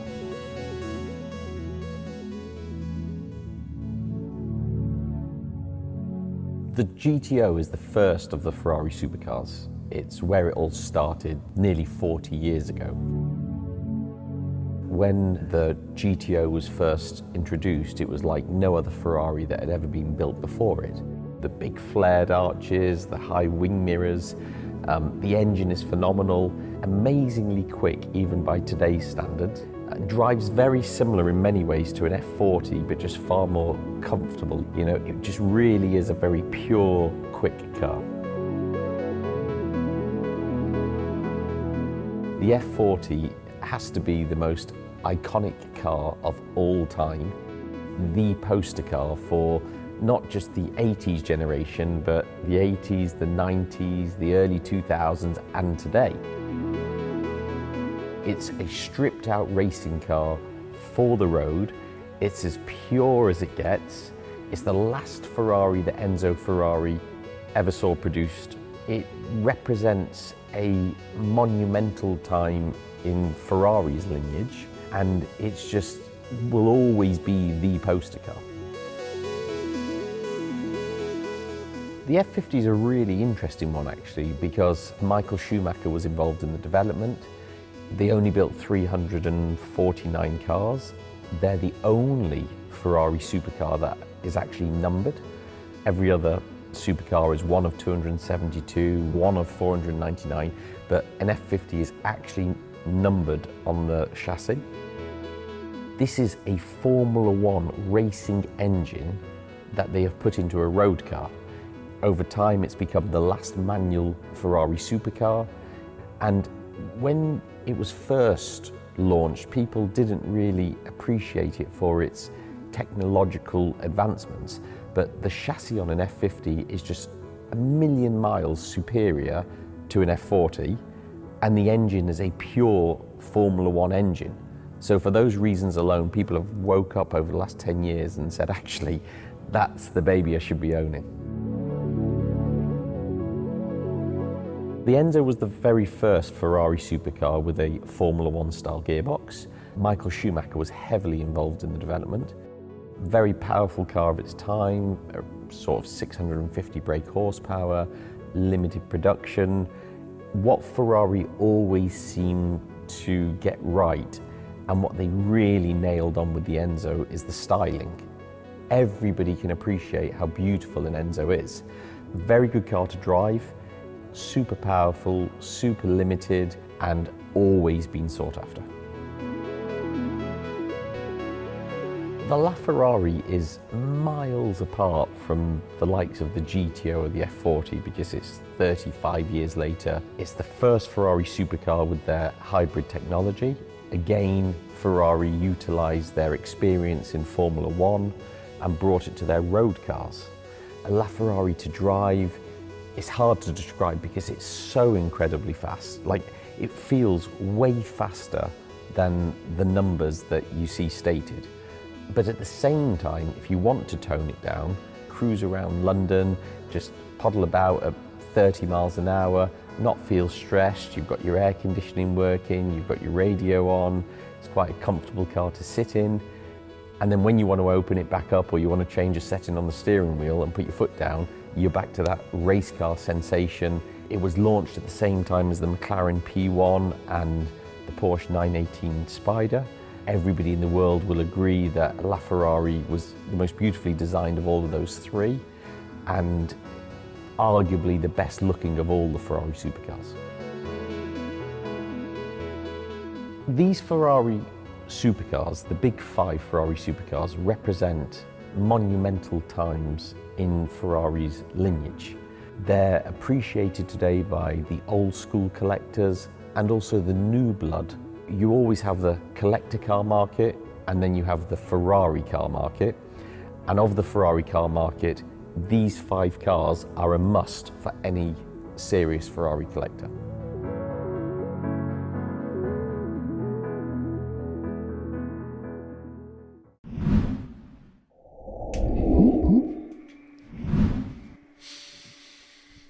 Well, a very tantalising build-up to the big five that we've got coming up very shortly. We're running, I think it's about 10-15 minutes behind schedule, but that means that whilst we've got the teaser for the big five, and we could say, well, we've got to wait to see them, how about we throw some F1 cars in to pacify us? Look, I ran nearly an hour late with F1 cars on Sunday, so this is 5 minutes is fine.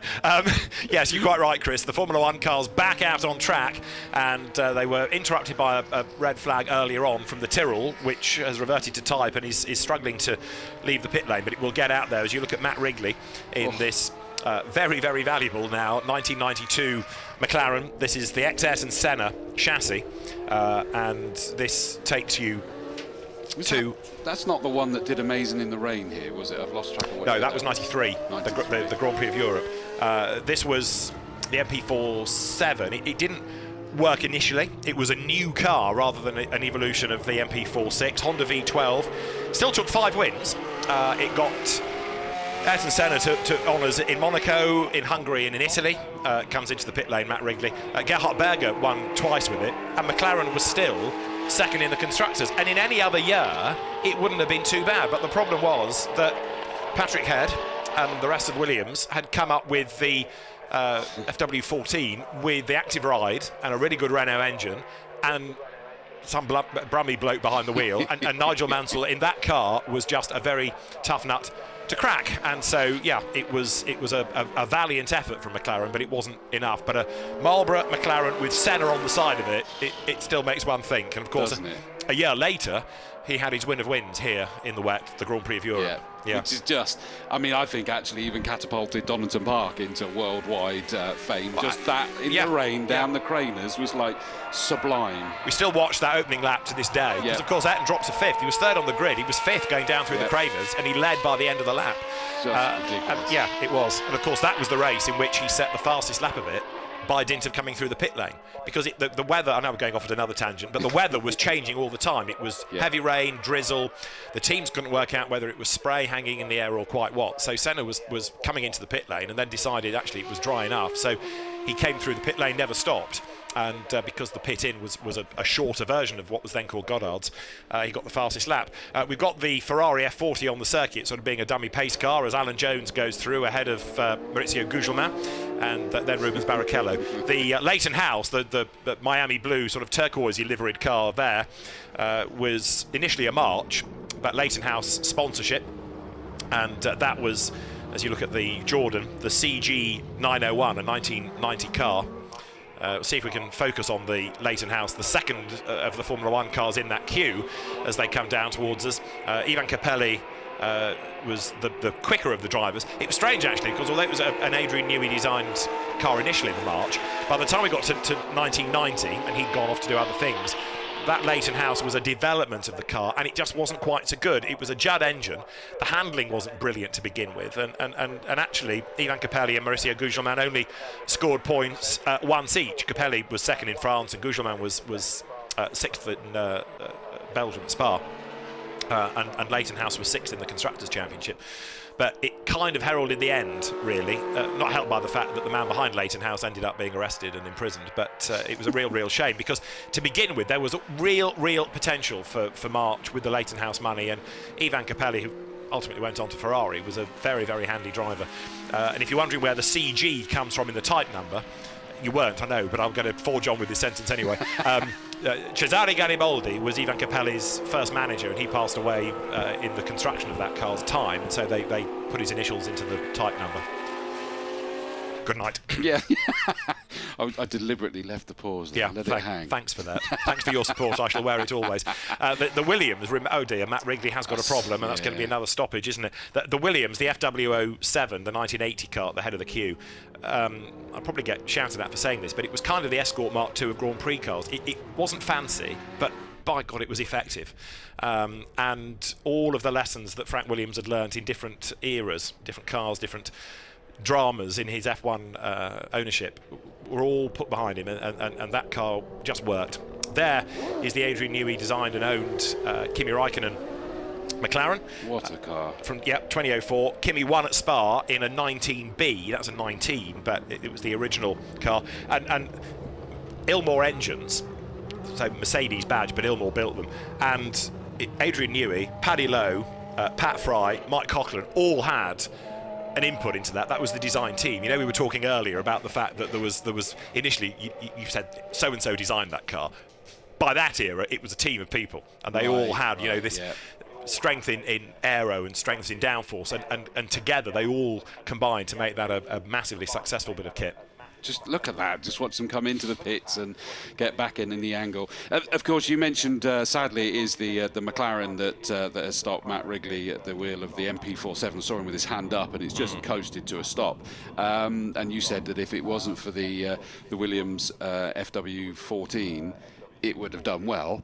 You, of course, got to see that FW14 on Sunday being driven by Seb Vettel, didn't Indeed so, who now owns the ex-Nigel Mansell car. He owns it? He owns it. I missed that part. I wondered why, because I was busy and I didn't catch up. He's a big Mansell fan. He was in tears afterwards, I hear. And that's why he's chosen number 5 for his permanent number in Formula 1, because he's a Mansell fan. And he grew up watching or reading about Red 5. And so, he carries number 5 and he owns the car. Nigel sold off some of his collection. He's now based in Florida, I think I'm right in saying, and he's recently sold one of his Ferraris and so forth. Nigel was there, but interestingly, with his Ferrari cap on, he was in the Ferrari garage. Spot that. And of course, he drove for Ferrari for a couple of seasons. But you do still, or I certainly do, associate him perhaps more with Williams. First Grand Prix win, all those British Grand Prix wins, World Championship. But no, he was there as a guest of Ferrari. But no, Williams isn't the Williams that it was when he was there anymore, I guess. No. Maybe another part. That was the excuse I gave him anyway. Well, you're right. And he did feel a bit strange, actually, at the weekend, with no Williams family involvement in that team.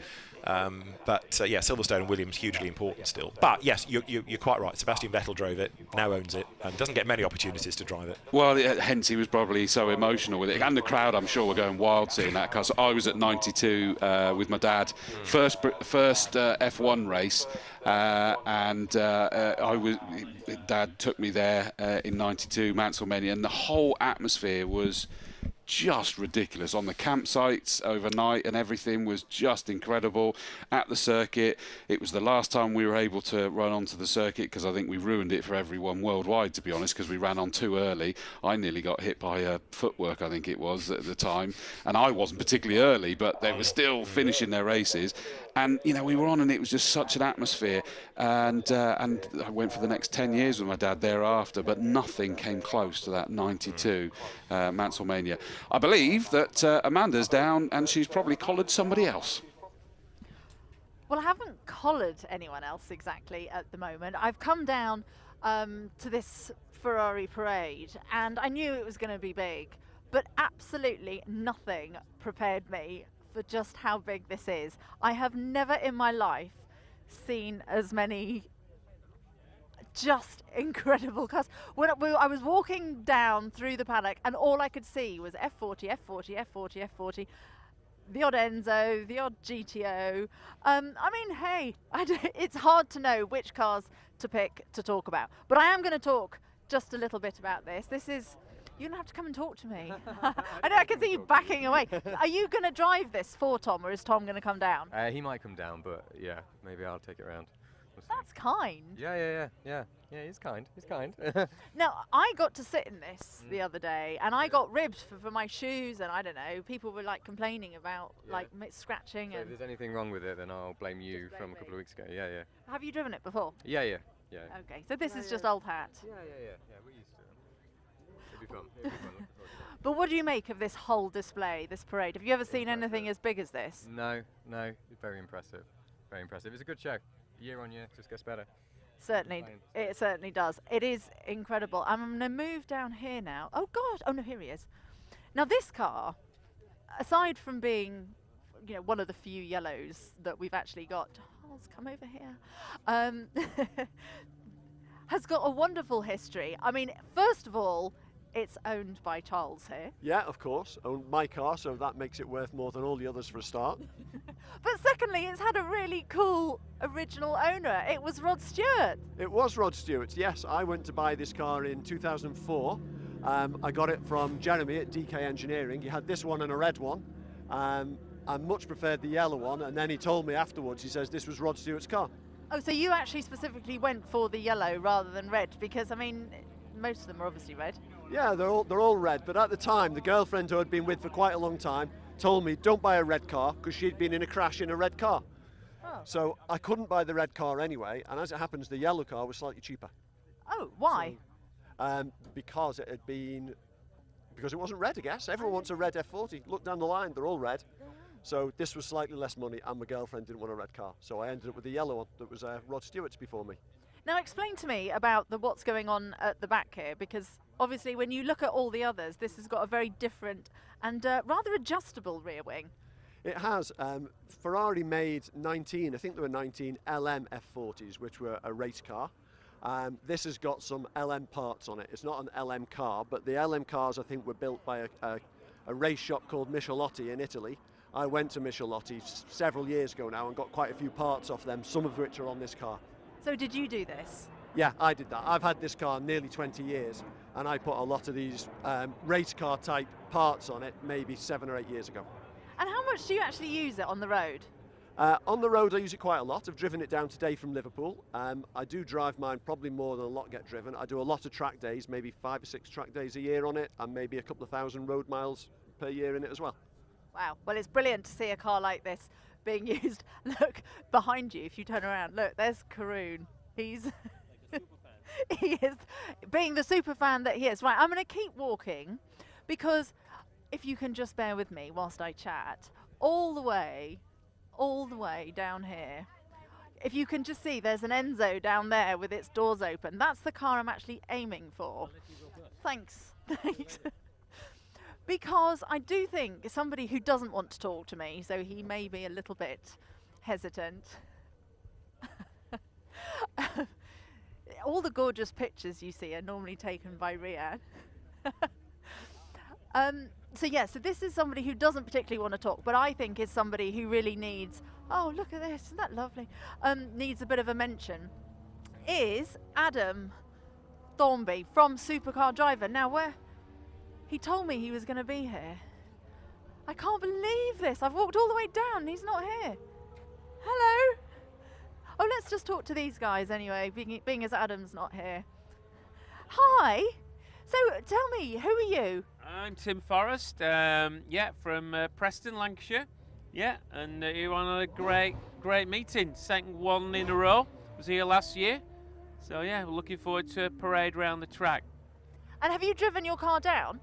No, I drove one down, and this has been transported. Tonight we're driving it over to Anglesey race circuit. There's a charity event for the Wales Kids Hospice tomorrow, so we're giving passenger rides for kids tomorrow in this and an F40 as well. You got an F40, is that the one that you drove down? No, I had another one as well, we're taking the F40, we're driving the F40 and the Enzo over to Anglesey tonight.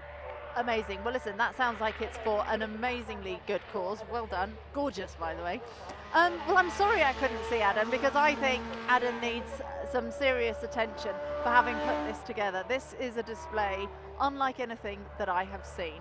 But yeah, the cars are just about to go on track, so I better get out of the way.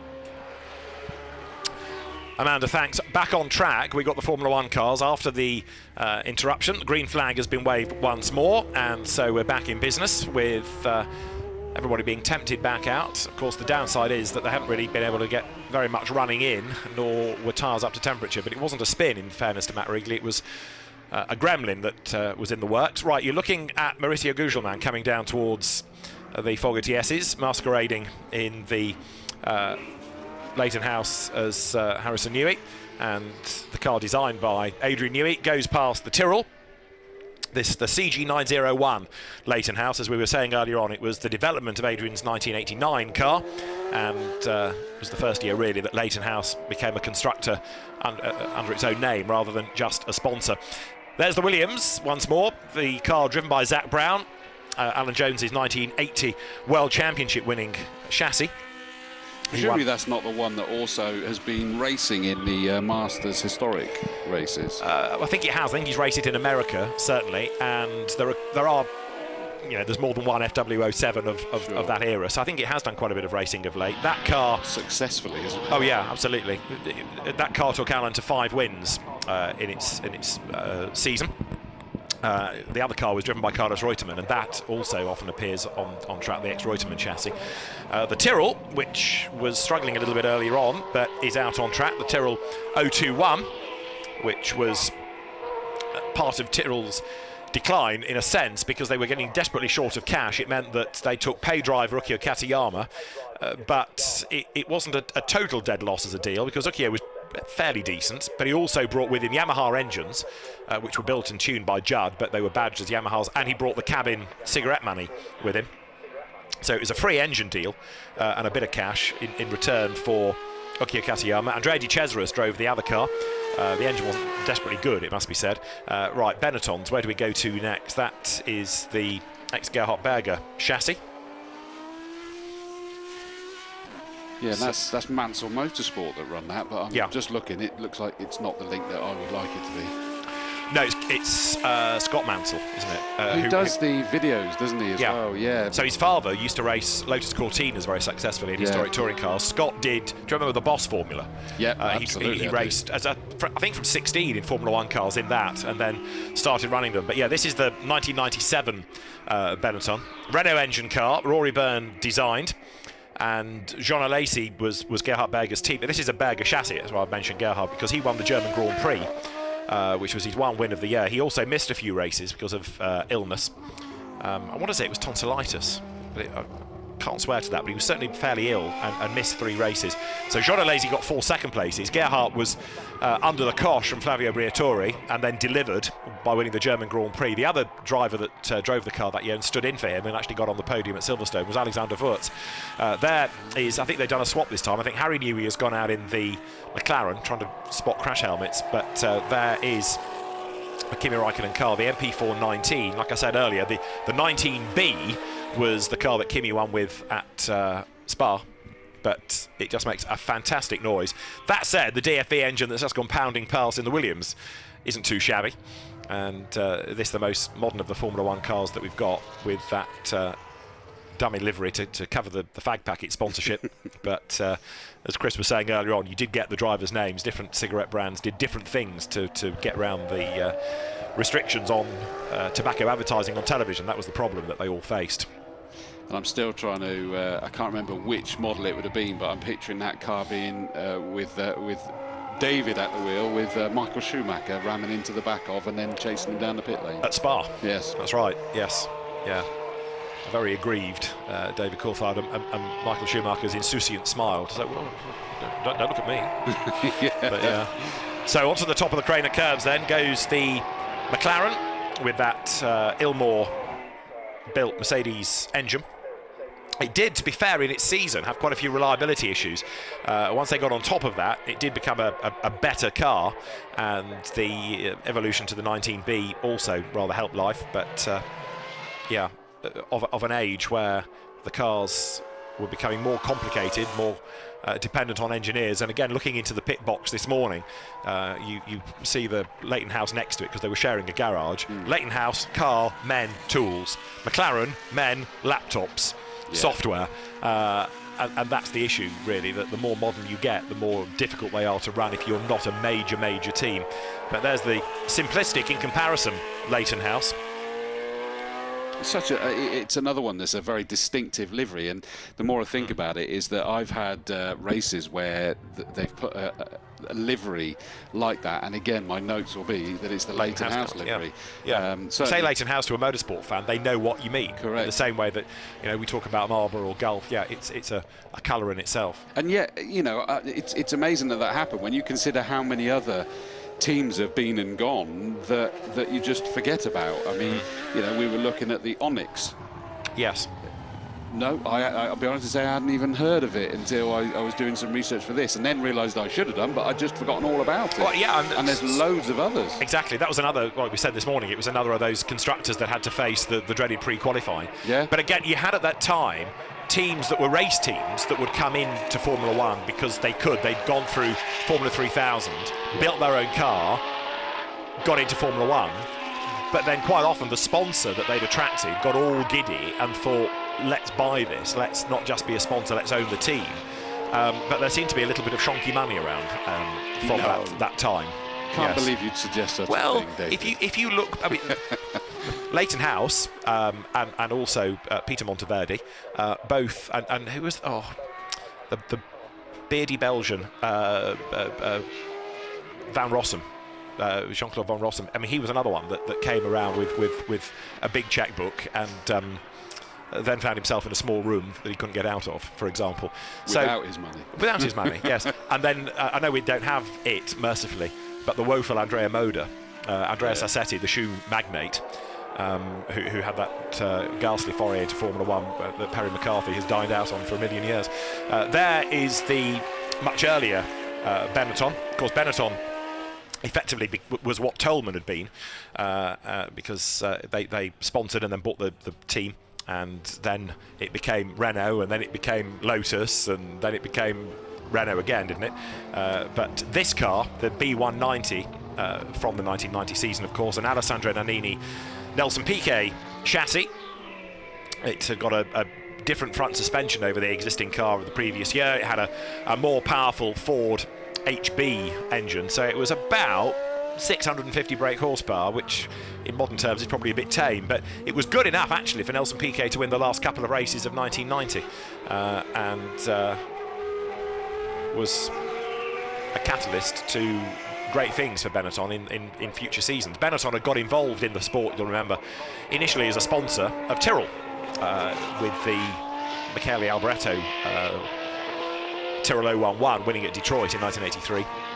And the knitwear manufacturer came in as a sponsor, and then, again, to prove the point, thought, hey, this is a good way of being involved in Formula One, why don't we have a team? And then bought Tolman, which had struggled. 1984, Tolman had Ayrton Senna driving. You remember his great second place at Monaco.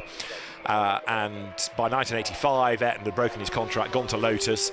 Tolman couldn't get a tyre supplier, so they sat out some of the early season races trying to do a deal with Pirelli to get rubber, and were all at sea. And actually Benetton was the great rescuer, and so eventually took over the team.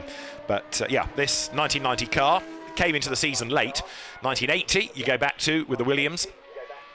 1979 was when Team Willie had its first victory. By 1980 was very much one of the top teams. It was Williams versus Brabham, really, amongst the Cosworth DFV teams. Lotus struggling by that stage.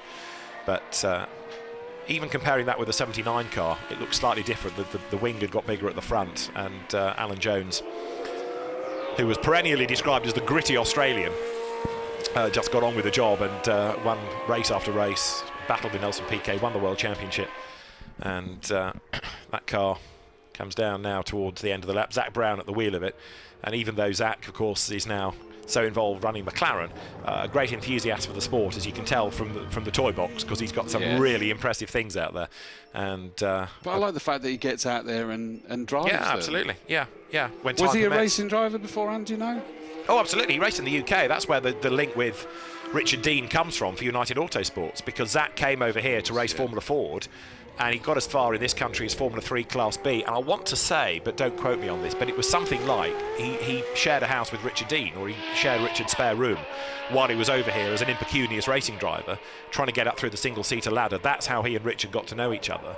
And then eventually the career stalled, and he went back to America, built up his business, which was Just Marketing International, JMI, became the go-to sponsorship agency for NASCAR teams predominantly, then got more involved in European racing again, and struck up a friendship with Bernie Ecclestone, who persuaded him to come and have a look at the European scene once more. And Zak rekindled his interest for driving again and for team ownership, so he went to Richard Dean. They started UAE together, GT cars, they had a British touring car season. They're now incredibly successful in WEC and ELMS and in historic racing. There are cars in America, there are cars up in Garforth near Leeds. Yeah, so he was very much a racer, yes. Okay, but he spent more time running it than driving. Does that work out? Yes, I mean, his early career, I'm trying to think how many seasons it would have been, 4 or 5 maybe. I forget how much racing he'd done in America. But you know, United Autosports has been a team that's been around for a decade. Absolutely. And so in that time, you know, he's done a bit of British GT, he's done a bit of Spa 24. But in recent years, less racing because of the pressures on running the McLaren Formula 1 team, and also being involved to a degree in Motorsport Network as well. So, yeah, something like this is probably a very pleasant day out for Zak, because he can just drive around in his cars without the necessity of all the pressure of race day. Checkered flag, he's out. But yeah, no, he's very much a racer at heart, Chris, absolutely. Yeah. No, it's good. And I think that's always nice, like, you know, say Frank Williams as a racer at heart running the Williams team, is to is to see Zach Brown as a racer at heart running the McLaren team. Whatever happened to Ron Dennis? Where's he gone these days? Don't see anything of him anymore, do you? Yeah, we've made it to the checkered flag with these guys, which is great to see. It's a little bit later, but we sort of realised that there's a full hour for the Ferrari Big 5 Parade and F40 anniversary, but they're doing 4 laps in that particular session and a lot of photographs and what have you. So it was great that we gave these guys the opportunity to get back out there. Yeah, and many of these cars, certainly those that are after the 1983 pretty much cut-off period for Masters F1, you don't see anywhere else, other than occasionally being invited to do a demonstration. They're never in this number, but you know, there isn't a race series for these cars of the later generation, so to have them on track like this is an absolute treat. And I haven't seen a lot. Oh, there's another one to stop. One of the Jordans. Hopefully that Jordan will get going again. But there's a lot of these that I have never seen out on the demos and racing. And I'm sort of watching this and thinking, yeah, we take for example Zach Brown. Is that we're talking about these sessions where the members are taking their Porsches, their Ferraris, their whatever out. This is these guys basically having a track day. Absolutely. For their Formula One cars. Yeah. And what a nice thing to have, isn't it, in the garage. I mean, yes, okay, they're different in as much as they're having to be by necessity, run by pucker teams. But you're absolutely right. It is an opportunity to enjoy a car. You can do it very seldom, and there aren't many circuits in the UK because of noise restrictions that allow this to happen. Donington, Silverstone, maybe about the only two. I never realised that the Alan Berg sponsorship on the side of the Benetton. I've just clocked. Alan Berg, the Canadian driver who would have been a rival up to a point of Ayrton Senna and Martin Brundle in Formula 3 in 1983, and then racing the DTM. He was here, I seem to remember, in the early days of DTM at Donington in the Tic Tac sponsored BMW M3, but the Alan Berg driving school on the side of the Benetton. There you go, another rabbit hole to go down. Yeah, and all I was doing is picturing the advert. You shake your Tic Tacs.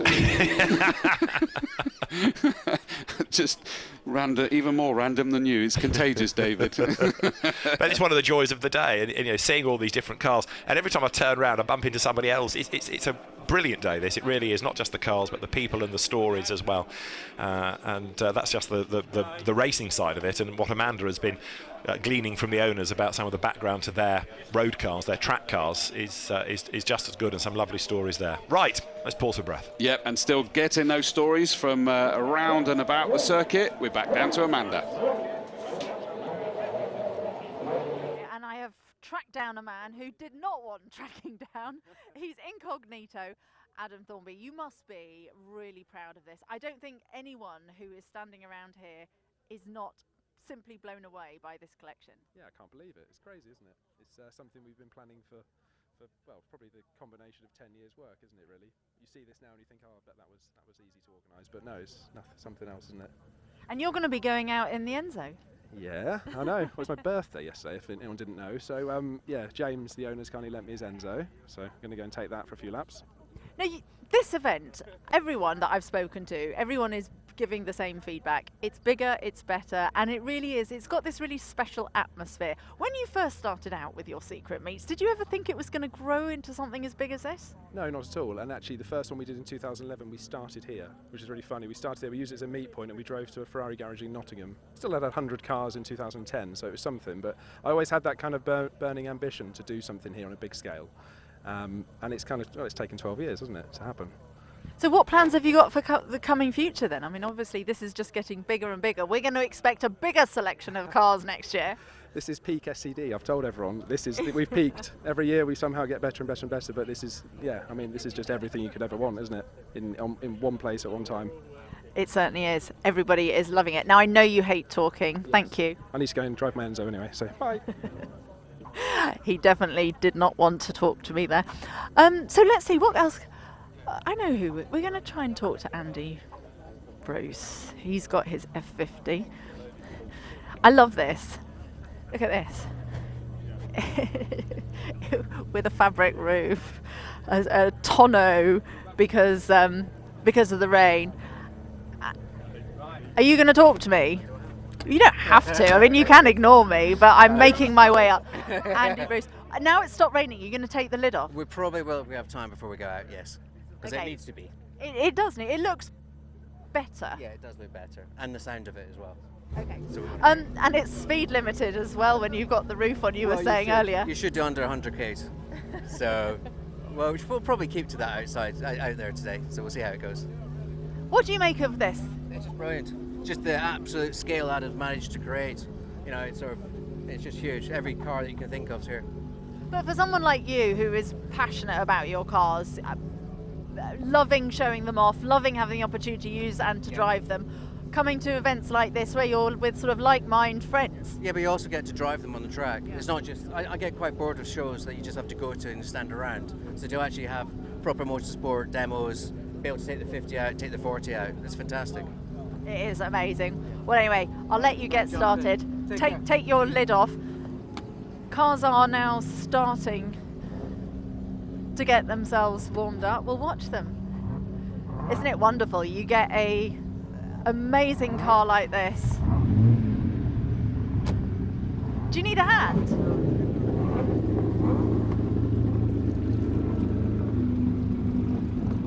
I'm not sure where the other clips are.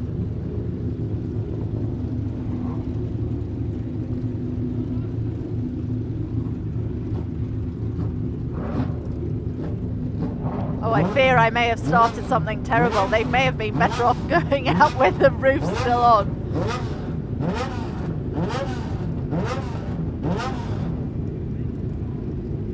He's a man who's done it before. It's awful. We're standing here watching him running around. There we go. Right, roof is off. They will be getting in and they will be enjoying it. And just look, as the cars begin to start their engines, this is a noise that just sends shivers. Oh, I'd like them all to give it a little bit of welly before they go out, actually. I hope they do.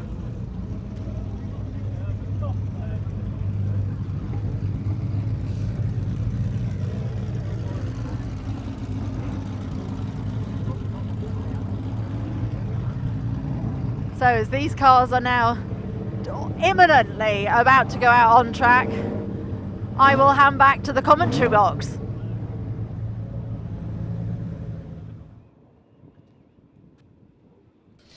Thank you very much, Amanda. It's building up now to the Ferrari Big 5. I was just catching up with a few tweaks to the timetable. That means we get to enjoy absolutely everything. And this, let me just see, is that the amended version? It's not actually. So there's just a couple of tweaks, and I can't tell you now because my piece of paper's gone for a walk. But it doesn't matter. You get all the sessions. That's the key thing. But the next one that we're going to have is the Ferrari Big 5 Parade and the F40 anniversary. And as you can see, and we've been seeing this ridiculous numbers of you know, such an amazing array of Ferraris. I mean, I know I saw some people's comments going, that many Enzos in one place. This is ridiculous. Thankfully, we're not sort of waiting for the font of no knowledge, i.e. me, to talk about this. It is, I'm joined by someone who, through obsession, is bordering on anorak with it. He does love his Ferraris. I'm joined again by Jonty. You're looking forward to this one, mate, aren't you? I am, Chris, yes. Thank you very much for the introduction. It's nice to be back in a commentary box with you again as well. Feels like at least a year. It does, it's something like that. It's actually a little bit less, wasn't it, because we did it in August last year. Yeah, that's true, yeah. We were promised better weather. I'm slightly disappointed by that. I thought it might have been a bit better, but I can see some blue coming over in the distance, so hopefully that'll carry on making its way over. I tell you what, though, just to sort of temper that disappointment, is that from my experience, if the day is sweltering hot, that's worse than rain, in the fact that once everybody's in their cars and they get hot, you actually lose some of your capacity to think, because of dehydration and overheating. And honestly, we've had accidents in straight lines when it's that hot. So you know, it's possibly not a bad thing. It could have done without that rain earlier, but I think David Addison called it earlier, is that it was psychological rain, so it wasn't too bad. It didn't exactly wet anything, did it? Certainly not people's spirits. Yeah. What I mean, I know you've been sort of taking a wander through, as is Amanda. I mean, just look at this. I mean, it's just mind-blowing. Yeah, this is going to be crazy. I mean, like when I was down in the paddock, we got a selection of the cars, but they were just mainly members' cars. But also, some of the sponsors have brought some cars along as well. So that wasn't the full extent of what we have here from the Ferrari F cars. And well, yeah, as you can see as the camera's going through the middle of this selection, it's very rare that you see that many F40s together. It's such a magnificent sight. It feels like, you know, you see on the movies when you get the mafia family or families from the whole of America meeting at one country house, is that we've got all these Ferraris in the same house. It's like, really? They're not supposed to all be together? Well, yeah, no, it's very rare that you'll see these together in these sort of numbers. I think there's probably some that's come from other countries even. Or maybe there really is this many in the UK. We just aren't used to seeing. Yeah, it is so good as they're firing up there. In terms of the 5, now I know you're going to tell me anyway, I'm sure, but the Ferrari Big 5. Tell us them. First of all, list them. Can you? So, right, yeah, of course I can list them. Can I? Honestly. Well, I was building you up there, man. Well, we'll start off with where I suppose the Big 5 started with the 288 GTO.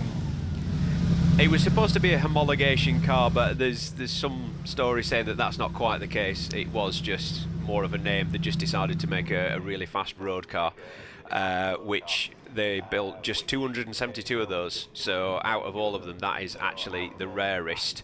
And for that reason, it's probably one of the most valuable.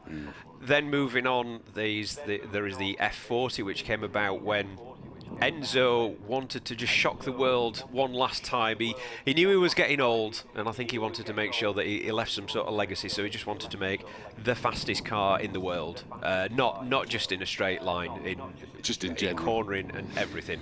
So that's where the F40 came about, and they only planned to make about 400 of those based on the 272 288s that they'd sold, and then demand was that high that I think numbers were 1,311 of the F40s that were made in the end. Is this correct as well? I've always heard the story that Enzo's whole modus operandi, excuse my Latin, was it's nearly Italian. It's close, yeah. Is that hey, don't get me going Del Boy on you, mate. Is that he would always make one less than was wanted. Yeah, that's true. Yeah, although maybe not in the case of the F40, but certainly with the cars that followed after, it was generally his little ethos of how many to produce so that it'd drive up demand. Yeah. So moving on after that, you got the F50, which this was supposed to be an F1 car for the road, and because of that, the engine came from a Ferrari 641. Which was a 3.5 V12, but they had to up it to make it more usable for the road, so it's actually 4.7 V12. And for that, they did actually make 349 because they thought they could sell 350. So, and that's actually the second rarest of the 5. And we celebrated the F50 last year or the year before? I think yes, year before. Yeah. Yeah, it was the year before. We had quite a few of those out here. Look at them going on track. What a sight. Focus, keep going. Yeah, I'm trying. So yeah, and then following on from that, we've got the Enzo Ferrari, just to celebrate the man himself. Obviously this is quite a long time after his death. And they aim to make 399 of those, but then they made a 400th that they gave to the Vatican, and I think that was then raffled off for charity, right. Or auctioned off, should I say. And then for some reason it turns out there's actually about 493 Enzos. So officially there is 400. They've been mating, is that what's been happening? It's there, possible. it? Yeah. I think Ferrari realised that they could sell a few extra, so they got a little bit carried away. And I think back in the days before social media was a thing, it was quite easy to get away with. Yeah. I have heard stories of certain rarer models that used to have the plaque of number, I don't know, 59 of 499. But those plaques appeared more than once around the world, right. So as long as they didn't sell it in the same part of the world, but obviously things like social media now, that means these things don't happen anymore. Yeah. And then finally out of the group, you've got the La Ferrari, or the Ferrari. I mean, that's some self-confidence. It is some self-confidence. Yeah, that's right. It's what a name. But they called it that because it was classed as the definitive Ferrari. You know, the one to have, and that's a hybrid. It's just short of 800 brake horsepower coming from the 6-litre V12. And then another 200 horsepower from the electric motors. And obviously there was a big thing when this was released because it was at the same time as the P1 and 918 Spider. So this was known as the Holy Trinity. If you could have all three, which I do believe there is a member here, Paul Bailey, he actually got all three at the same time. Yeah, so that was the definitive Ferrari, and they made 499 of those, but then they decided to make another 100 convertibles. Oh, okay. And then they made another 7. Or 8. Yeah. So I think there was about 110 of those by the time they'd actually finished. But yeah, we've got a nice selection of all these here today, and yeah, the black F50 on screen just there. That's one of just 4 black F50s in the world. Here the Monza. Again, this is an 812. How many of those are there, mate? Because I just don't see very many of those. I probably trapped you up there. Sorry, mate. Don't worry. I was talking about the Big 5. I forgot that. I know, but only because just seeing it there is. I mean, the focus is the Big 5 here. In all fairness, and the whole idea of that is that they are the Big 5 because it was a significant car with a significant celebrational purpose. Basically, that was the thing, is that they went out of the mold to go, right, this one is gung-ho, this one's banzai, we're going nuts with this one, and it was always something special. Forgive me then, what's the sit with the FXX? Or have I missed an X there? Yeah, no, there is the FXX and the FXXK. That's right. So these were effectively race cars based on, well, the FXX was the Enzo and FXXK was the LaFerrari. But race versions, not to compete in a series as such, but just track day toys. Right. And if you did buy one, you didn't even get to take it home with you. Ferrari would keep it. That's right. I heard that. Same as, isn't it the Aston Martin Vulcan's the same, I think, from memory as well, is that you get shipped to the circuit and then you get to drive it on there if you're lucky and well behaved. If your team at Ferrari decide that's okay. Look at that, the sea of F40s. Just wonderful, isn't it? That is such a sight.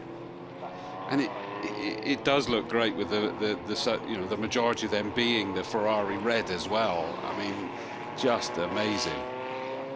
Yeah, that's right. Oh no, it's all right. It's a little bit of dust. I thought one of the F50s were kicking something up. I think I'm assuming that's where the Jordan stopped early, the F1 car, and it just sort of whittled everything out of its system, but not too much by the looks of it. One of the cars just come into the pits, they'll be making sure something. I mean, that's a unique red on that car there at the bottom of the screen there. Yeah, I think it's Rosso Fuoco. It's easy for you but to say. I could be wrong. It's after pronouncing that way, I don't want you to be. Well, no. I could be wrong on that, but yeah, that's again a rare colour on the Enzo, but there are more Enzos in colours other than red. Just look at this, the 212 Export Vignali. I get it in before you did. Yeah. So you missed Barchetta off the end of that. Sorry, mate. My bad. Yeah, you know what? They're going that little bit slower than everyone else, but I bet they're having just as much, if not more, fun in that thing. That must be incredible to be on track, especially following, the V12 noise that LaFerrari is going to be making in front. It's just so good to see these out. I always think back to an ex-business colleague and friend of mine that he came from up in Middlesbrough way, and he had a Ferrari, and he kept it in his garage, a lovely house in the middle of the countryside, and he'd bring it out to play with every time he wanted. And there just happened to be a period where it was quite a long stretch between usage. And then he went out, and a mouse had got into the car and into the driver's seat and the door panel. Oh, no. And I nearly cried when he told me the story, let alone when he went out and saw that one. I'm guessing he had a lot of issues with it shortly after that. Yeah, absolutely. I mean, it was just, you just can't recreate what you already had. That's right. Beautiful. Yeah, so this is another rare car. Again, I think the 288 was available mainly in red, but the black car that you can see with the red stripe came from the Sultan of Brunei collection.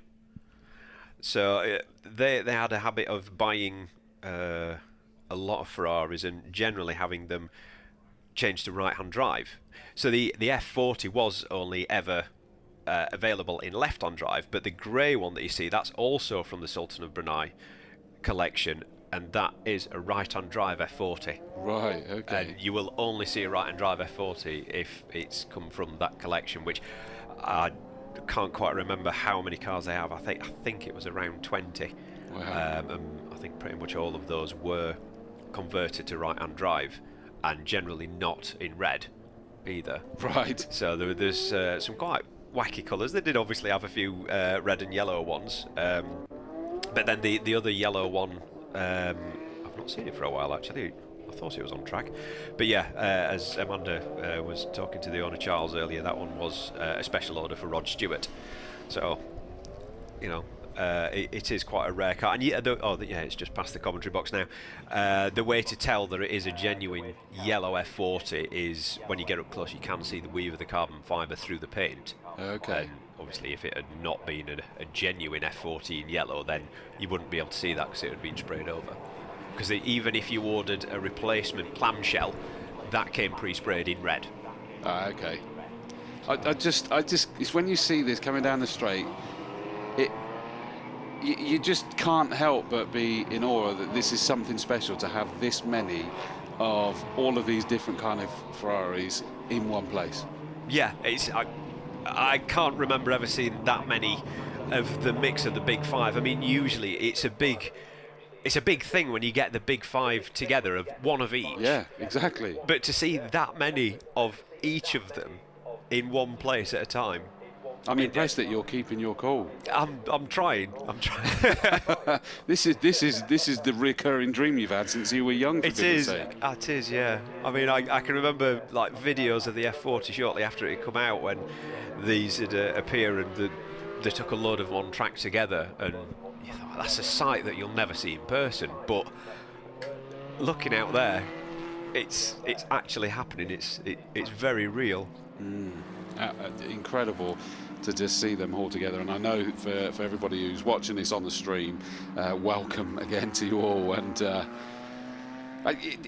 you keep trying to pick out what the highlight of the SCD celebration of motoring like no other really does sum it up, and which part is the best part. You know, oh yeah, but you get the Formula 1 cars, but you get the you know, the motorsport cars from Le Mans, from this, from that, from the other, and they no, but we get the hypercars, we get this selection of Ferraris all together. You just cannot overestimate. You know, you can't realise what a big deal this is for this many in one place. It's yeah, I am pretty speechless when I just that shot then, just of all those F40s together.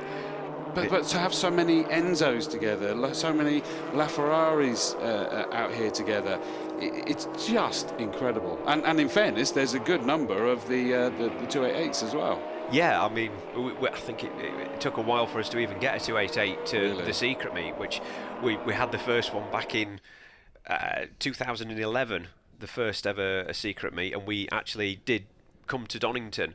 Then we did move it somewhere else to Greypool, Nottingham for a while, until coming back here in 2019. And it's such a good thing that we did, because it missed that moving element.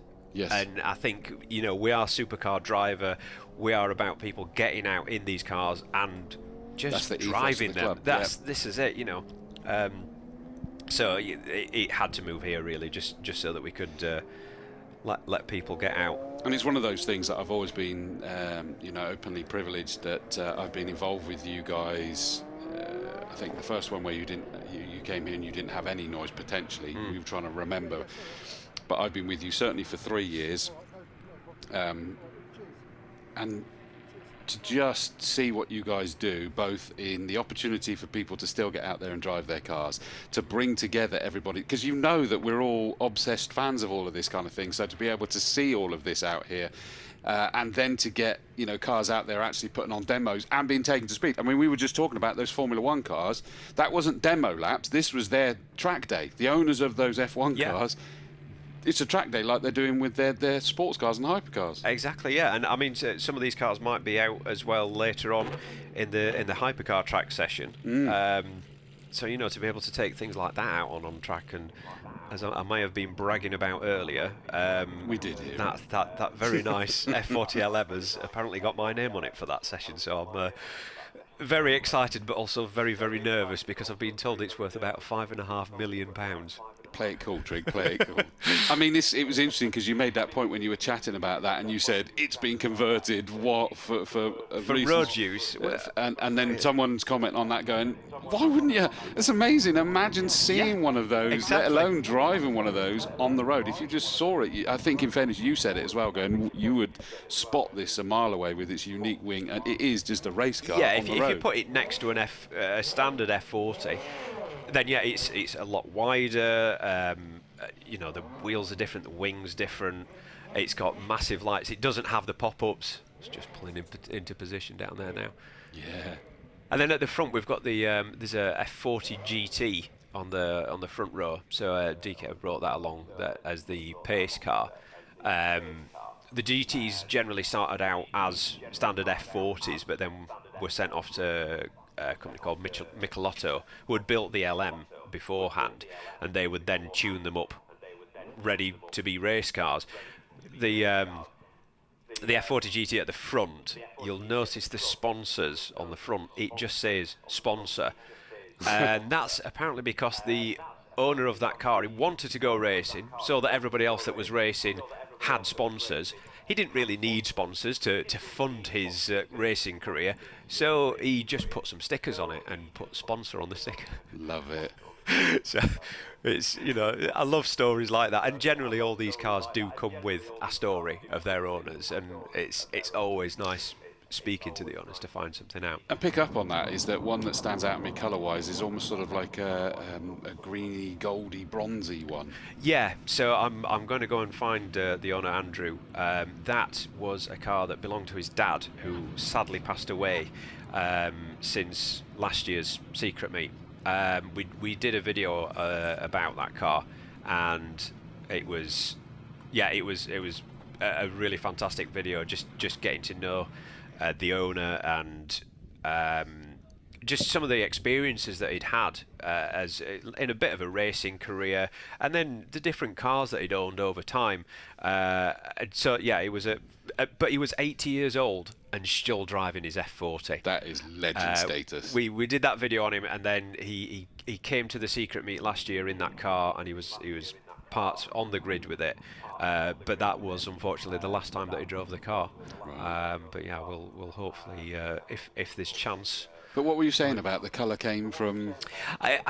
Speaking to Andrew earlier, I think he said that the colour came from the colour of one of his mum's cars and his dad's car, and then one of his cars as well, and then from a Ferrari, I think it was a TDF, and then they've sort of been blended together, and then it's been sprayed on, but it's the peelable paint.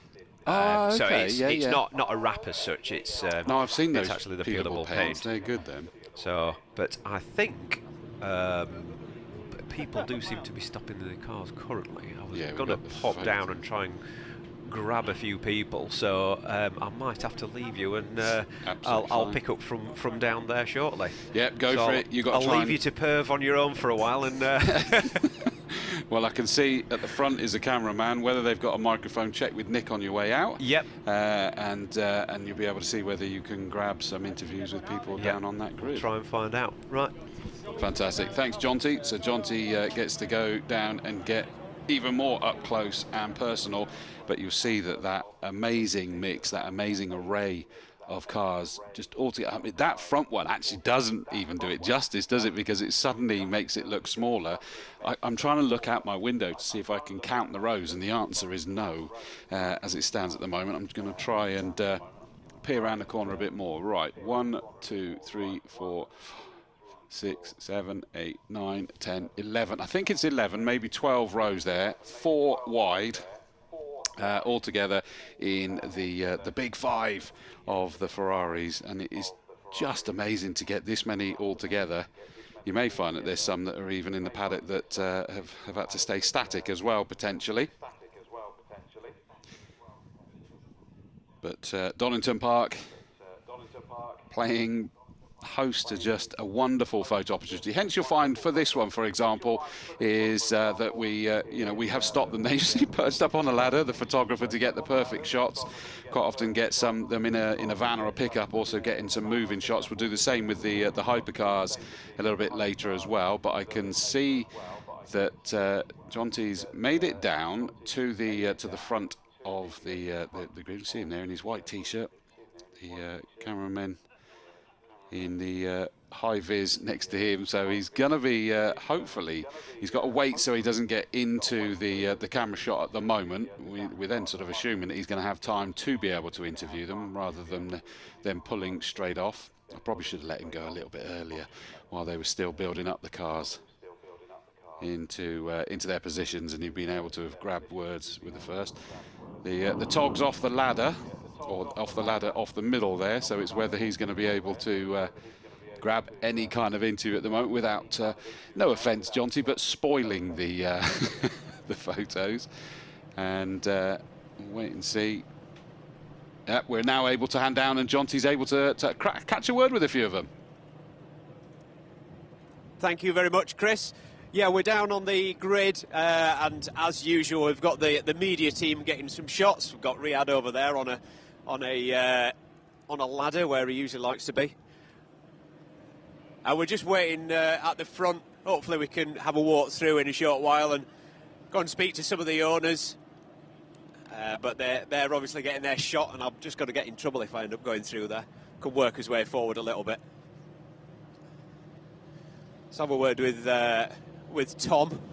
I do believe that this 288 is a special one. Hiya, Tom, you all right? Back again. Back again, another great day, another great event. What a showing this is. Look at this for a grid lineup. It looked fantastic on the TV monitors, I'll tell you. So is this a certain different 288 GTO to the standard one, or is this the oldest Ferrari supercar in existence? So this is car number 2 of all the GTOs, and car number 1 was destroyed. This is one of the 6 factory prototypes, and it was gifted to the one and only owner by Enzo Ferrari himself. And that gentleman was the head of Ferrari Motorsport, and he was awarded it for his 1983 season in Formula 1, and I bought it direct from him about 6 years ago. Wow. So you're enjoying your time with this. I remember doing a drive with you not so long since, and this was behind me in my rear view mirrors, and it was just stunning, especially with the lights on. No, I ranked this I put the kids number 1, and then this car and the wife are competing for number 2. And then behind that is everything else. Perfect. Thank you. So yeah, so here's the F40 GT, and also the other 288, which is from the Sultan of Brunei collection. I'll just see if we can get a quick word. Hi James, you all right? So yeah, so can you tell us a little about this? I believe it's a GT, is that right? Yeah, so this is an F40 GT, which was basically a road car that the first owner took racing when it was only a few months old, and it did 3 years of the Italian GT Championship in the early 90s. And actually, he kept it until only about 10 years ago, and by that time he'd done 120,000 kilometres in the car. So after he raced it for 3 years, he drove it on the road. So it's one of the highest mileage F40s out there, but we have totally restored it, and we've got it back in its original period race livery. So it's, yeah, hell of a thing. Wow, so yeah, it looks absolutely mint considering it's a high miler, but does the mileage on something as rare as this affect the value at all, would you say? Or yeah, definitely on the standard road cars, you know. In theory, although as you can see from around us, they're not, but in theory they're all red with red, so mileage is a big driver on value. But when it comes to a car like this that has such significant race history and a real story to tell, there are only about 10 or 12 of these cars that truly have history like that. It doesn't affect the value of this car, you know, it's multi times the value of a standard road car. But yeah, on the normal stuff, the mileage does count. But, you know, we love to see a high mileage F40 because they should be used and enjoyed. That's it, they're properly run in then. Thank you very much. Cheers. So we'll have a quick walk through. I'll see if I can find Andrew. He can tell us about the colour of the other F40 that we were talking about up in the commentary box. How are we doing? Well, the car's back, unfortunately. Yeah, you had it, but Yeah, can you tell us a bit about the colour, because I remember you mentioning it and I didn't quite get it. It's in memory. We're losing my mum and dad last year quite close together. My mum loved green and had an SV Aventador in green. So then my dad then spec'd an SV Aventador Roadster in the gunmetal grey graphite. And with him not being here and a tribute, I thought, how can I mix these, make it special today with all the red F40s? And a combination of the two colours. Looking back more Ferrari, you know the TDF was well known in this colour. So yeah, peelable paint in this colour. Some will love it, some will hate it. It'll be a memory. And it's what it's all about. I think it looks absolutely stunning personally, so yeah. No, it's... Maybe others will think, yeah, peelable paint, let's give it a go and try some more unusual colours and see something a bit different in the future. Why not? It looks stunning. Thank you very much for bringing it, Still. Thank you. Oh, thank you. Cheers. So, all right, I think we're actually going to go. So if we head across to the side of the circuit, I think we're getting ready for a nice sea of noise as they all set off.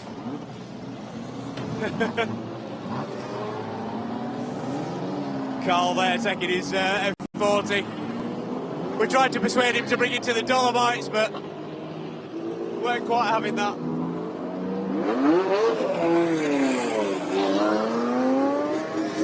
There's not really much point in me talking. I think the cars are making enough noise.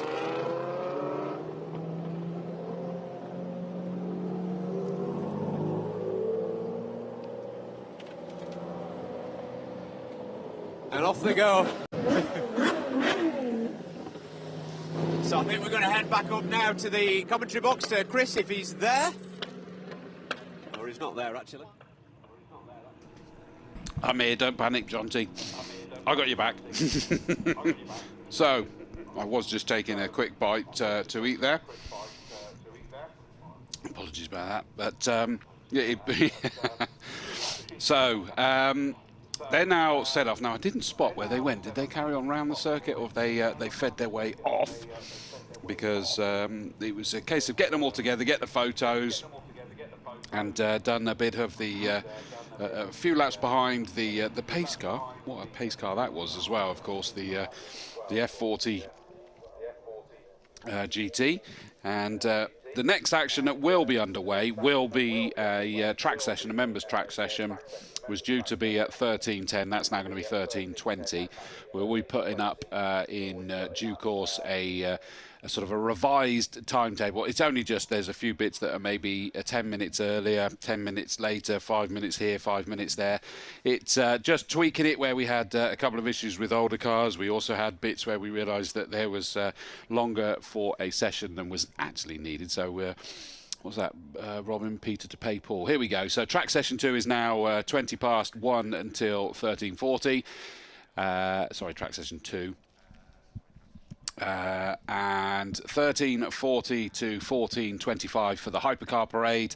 14:30 to 14:50 for the third and penultimate time that we'll see the Formula 1 cars out there. 5 to 3, the Hypercar track session. So they'll have done the parade. This is where they actually get to take it up to speed. That's till 25 past 3. The 3:30 to 10 past 4, the same for the motorsport. The second time we'll see those cars out there. And then the only other one that changes is the third and final track session, 4:15 instead of 20 past 4 till 4:35. And then rounding out the day's activity is the Formula 1 cars, 20 to 5 till 5 o'clock. And that will be all of the on-track action wrapped up there. I know that there's quite a lot of people that are sort of on the roads around the circuit taking photos when various of these cars make their way out as well. So that answers my question. The Ferraris are feeding straight off the circuit at the moment. They've done their parade laps.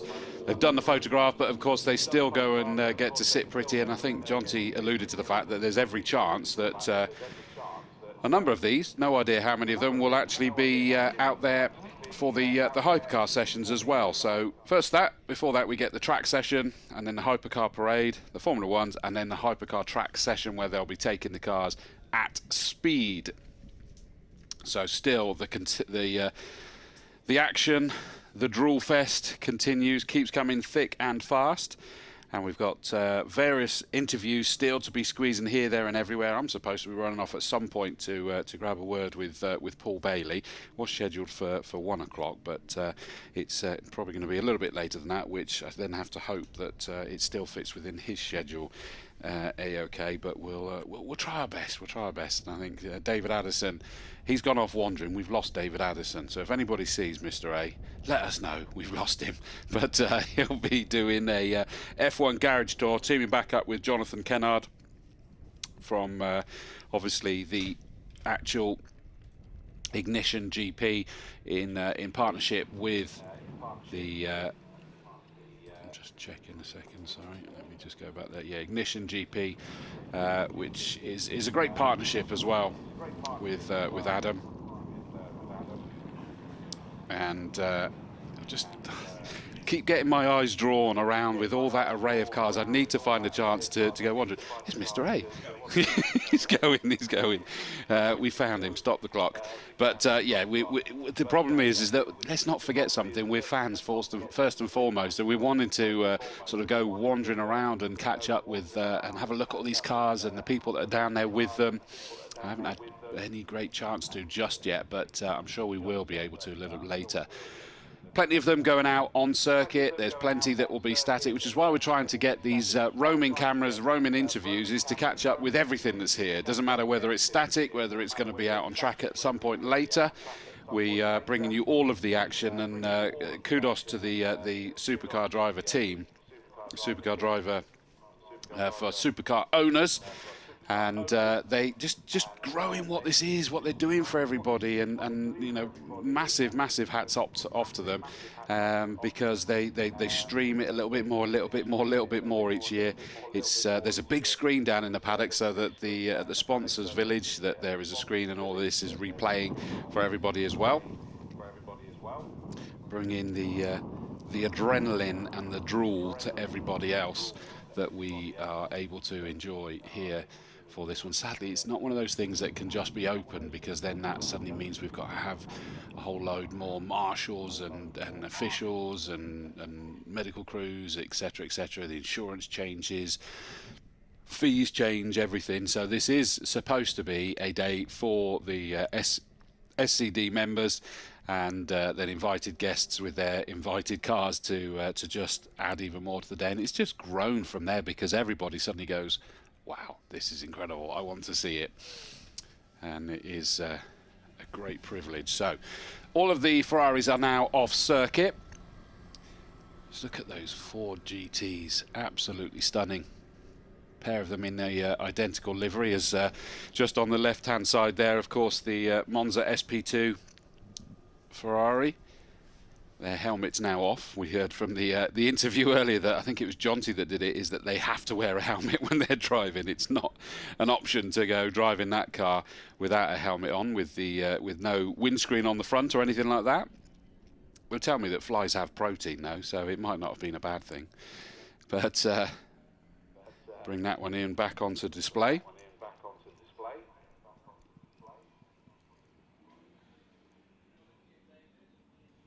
And I think the last few cars are getting themselves, the Ferraris, off of that circuit and tucked back in, and we'll get the very eclectic mix. Is that an accurate sentence? Can you see, is it either eclectic or not? But eclectic mix that will be heading out for the track session. But before we go down to that, we've got the Formula 1 cars still all in the garages down there. And David's gone wandering to catch up on a few of those cars. David, down to you. Yes, the Formula 1 pit lane has, for the moment, sort of gone quiet, but it's never quiet for very long. There are teams, of course, working on cars in readiness for their next session. There's also a car with a Formula 1 connection, a bit tenuous, I know, but there's a Metro 6R4, which is about to go out, I think. Where does the connection come? Well, of course, the Williams team had an input into the 6R4, and you'll see that car is about to make its way down the pit lane as well to venture out onto the circuit. What we might try and do whilst that does go to pit out is then have a little walk up and down the pit lane and see what we can catch up on from that Formula 1 session, because the cars for the moment are back in. Let me see if I can just grab John Reeks for a moment and ask about the Benetton that's been out on track. I know you're trying to look at the 6R4, but tell me about your morning with the Benetton. All good? Well, the first session was a bit of a disaster, wasn't it? So never mind that. Too much red flag and all that. But second session was great. Yeah, we managed to get started to get dialed in and getting a bit braver and getting out in it. Don't do enough of it, you see. So it takes you a while to get in the zone, as they say. But a car of that age doesn't really have a race series, so it's only demos and days like this you can do, I guess. That's right. Yeah. But it's great being out with everybody. Phil went past me coming up to the Melbourne Loop, and he screamed past. The sound of it was just gorgeous because, okay, he's passing me, but he's going so much faster than I am. But he screamed past. It's not even running at full rev, so he's not on full power, and he nipped past the person in front of me into the corner and whopped it around. It was unbelievable. I had to go and talk to him. It was wonderful. And you can hear that with your earplugs, crash helmet, and your own engine. Yeah, the way that howl, that scream past was wonderful. But just to be amongst it all and seeing it all, it's just great. It's lovely. And to get the car out and be running around and finding out which gears I should be in is the Morecambe and Wise joke, isn't it? There's plenty of in there, but do I get them in the right order? Tell me about the car. 1990 Benetton. So it was a race-winning car with Nelson Piquet towards the end of the year. Yeah, for Suzuka and then Adelaide. We've been out to Suzuka. They invited us out in 2015 for their Sound of Engines. We had 4 days thrashing around Suzuka with shipped everything out. It was brilliant. I can still dream every corner. Fantastic. Do you miss not being able to race it? I don't race. I wouldn't race that. I've done a few races, but not a lot. And I can't race that because it's you tangle that up and it'd be silly to wreck something like that. But how difficult is it to run? I mean, behind this question is the fact that the Cosworth DFV cars are relatively simplistic. Is this a bit more difficult? Is this heading to laptop? No. HB, it just takes. Well, I can do it, but I can't start it and do the throttle, and I can't do myself up. Otherwise, it's that easy. So Andy will do all of the engine stuff, and I'll be sitting there and telling him to spin it up and get some oil pressure and then fire it up, and away we go. Fantastic. And the period overalls as well, everything done properly. We try to put the right show on to replicate the era that the car is known for. So you Nelson Piquet, you are Brazilian flag. I don't have his name on there. But one doesn't do that, does one? It's great to see the car, John. Thank you very much. Enjoy the rest of your day. We'll have the Formula One cars back out later on. Right, let's go for a stroll. The Jordan had a drama, didn't it, in that earlier session, but they look a bit busy. We might come back to them. Let's see where else we can get to, because Matt Wrigley's McLaren was another one that had problems. Other side of the pit lane, lots of the track cars are going out for their session. I've lost Matt Wrigley for the moment, but let me see whether we can go and interrupt. Sorry to invade, but what happened in that earlier session? We're not quite sure at the moment. He was struggling to get the gears, and we believe maybe the reason that it cut out was if you're not going fast enough, if the oil temperature gets too hot, the car's got a safety cut out to stop it dead, and we believe that might be the issue. So we've just bled all the gearbox system, and we're just manually checking that we can actually select the gears nicely, checking that it's not an actual internal gearbox fault, and if it's not, then we'll run it up in the air and just see whether the gearbox is working nice and hopefully get it out this afternoon. Fingers crossed. Thank you very much. Right, so that is the ex-Ayrton Senna, now Matt Wrigley at McLaren. Where shall we go next? There is Joe Macari's delectable Ferrari. Let's see what's going on at United Autosports. Every time I come to this garage, I fail dismally to find a Zach Brown, but let's just go and have a nose, come on. Because here you've got 3 remarkably random cars to play with for the day. The Williams we've seen quite a bit.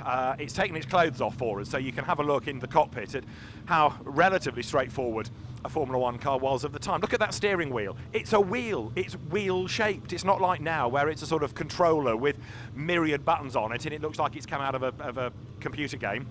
Narrow for the driver, big wide side pods admittedly, Cosworth DFV engine in the back of it, and that was the car, this very car, that won the 1980 Formula One World Championship. Then, this, I've got to say, it's one of my favourite cars of the day, actually. From 1976, this Chevrolet Monza. It is just an awesome bit of kit. This was the Trans Am car. What you might not have seen on the TV pictures, but we'll try and illustrate, is the fact that good old boys in American racing, no window, you see? No window, no net.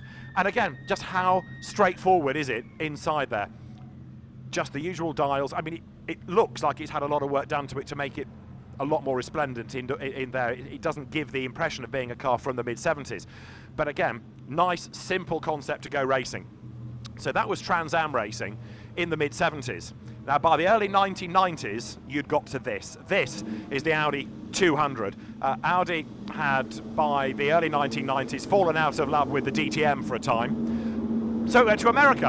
And Bob Tullius, the man that had run those Group 44 Jaguars for a spell, was given the contract to run the Audi 200. It's the Audi 200 Quattro. It's only a 2.1-litre turbocharged engine, but it had bags and bags of grunt.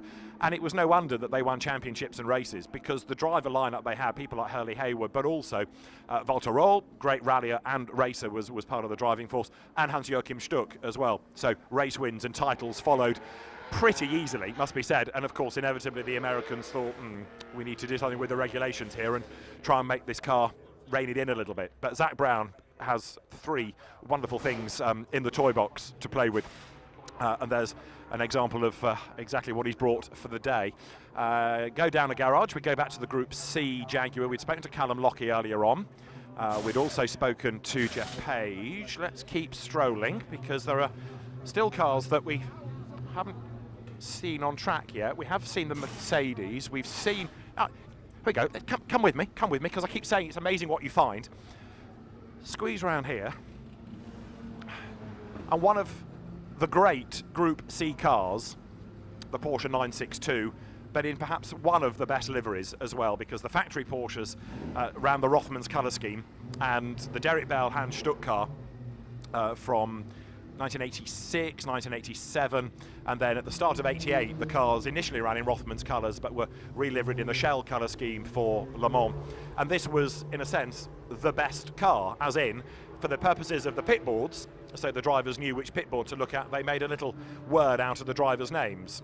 So for Bell and Stuck, you got the BE and the ST, and it was the best, and that's what you would see on the pit board. And it was also the way that the team were able to identify which car was which. So this was the best one, in a sense. Spin around, and you'll see the Richard Lloyd car that raced in Japan, Manuel Reuter and James Weaver's names on it, and the proud BRDC shield on the side as well. Richard Lloyd was a member, so was James Weaver, and that car went off to not only race internationally in the European races, but also in Japan, where there was a successful Group C championship for a time as well. So that is Henry Pearman's garage. Hopefully we'll see that Rothmans car out on track before the end of the day. Now, if I go much further down, I'm in danger of interviewing Amanda at this rate, because every time I turn around, I manage to turn the wrong way. I'm sorry, Amanda.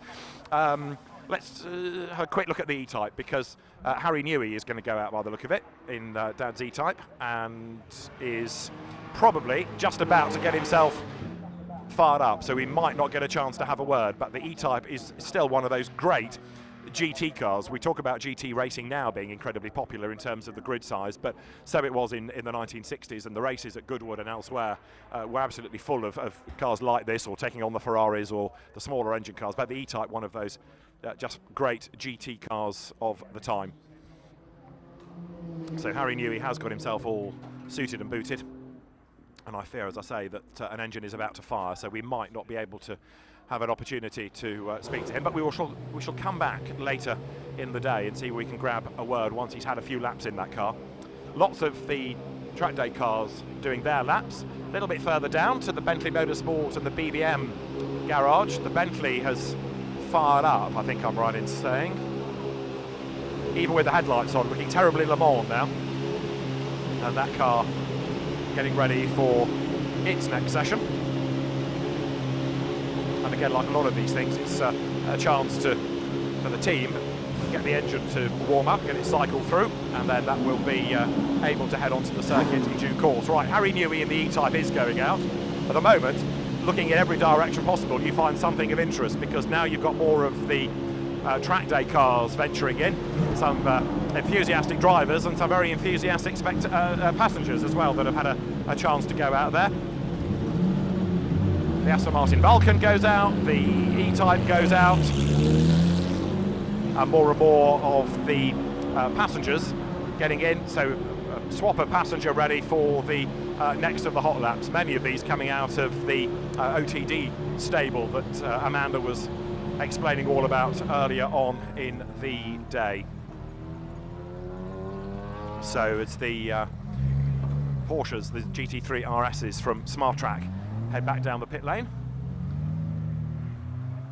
Let's keep on strolling. I know we're heading into more track day territory, but let's see whether we can find anybody else, because DTO had got lots of interesting people earlier on. Might now, of course, be doing passenger laps with people. But yes, they're all out on track, unfortunately, which is a tad frustrating. But what this also does as you head down the pit lane is offer you the chance to see yet more delightful cars. The Pagani, for example, nestling in Pirelli's garage. And then what we might do is nip through this garage with me, and let's go and see what else we've got back in that motorsport tent. We went over there earlier on, and we had a word with Rick Wood and one or two others about their race cars. Well, they've had a session on track now, so what we might be able to do is catch up with one or two people at the end of that and find out how it was on the circuit. Again, this just illustrates what the day's all about. Have a look over in that direction. Ginetta with race cars, they rather missed the boat to get them out on track, but again, they're cars from International Sports Prototype Racing, from the Ginetta GT Academy, which is a kind of entry-level GT category. Those cars represented, just sort of nestling in the paddock. You almost ignore them, in a sense, given how many other amazing cars there are. Right, let's keep walking. Where do we head next? We've talked about Aston Martin. The one thing I do want to go and have another look at is this Porsche 917, because you can't really not get excited about them, can you? John White's Porsche, the blue 911 there, the GT2 RS, has had its dramas in gravel traps. Now, somewhere Simon Harper, hopefully. Simon, there you are, going the wrong direction. Tell me about this 917, because it is just an outstanding racing car, isn't it? It's amazing, yeah. I've got a very big soft spot for this car in terms of what's in the collection. But so this is the 1970 Le Mans winner. The actual car? Actual car, chassis 23. Right. Came about in '69. Did some stuff, Spa 1000 and things like that, and then went on to be the winner of overall winner, Porsche's first overall winner of Le Mans in 1970. Which was the really wet year, wasn't it? Which was against the odds, yeah, because Richard, they qualified it in 15th. Richard didn't want to drive it. The 917s until then had been less than competent, shall we say, yes. In terms of their handling, but he went ahead and he says he won because everyone else lost, but this is the car that did it, so how it's not in the Porsche Museum, I don't know, but it's... Well, I was going to ask that, because I felt sure I'd seen it or one in the same colour scheme in the museum. There are some around. They've had one dressed up. They've had this one. They borrowed this one for a year or so. Okay. On its anniversary, which was 50th anniversary in 2020 of its win, obviously. So they have had it back. This was retained by Porsche for about a year, and then it went into private hands, a couple of collectors, and then we've had it now for a long time. 15 years or so. As long as that, yeah. Crikey, yeah. I don't think what it cost or what it's worth, but I mean, it's irrelevant because you'd never sell it, I guess. Yeah, I think it's completely irrelevant. I mean, I wouldn't even like to think of what the number on this would be. I think first in the queue might be Porsche, something like that. So, but no, I don't think it's not for sale. It's not going anywhere.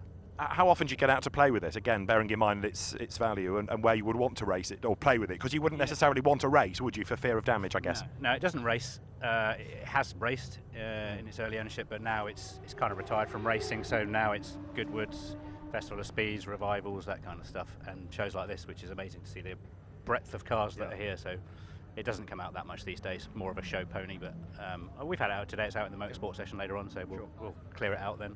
What about the other Porsche Salzburg liveried car next to it? Is that yours as well? Yeah, so that's the 935/77. Yeah. That's a 2019 car, and they obviously released that in honour of the Moby Dick and all those kind of things. It's a GT2 RS underneath, same as the one next to it, the Club Sport. Who's driving that then? I've been driving that. Right, and who's been in the 917 then? Adam here from Max Did Page, who are the guys that look after our Porsches.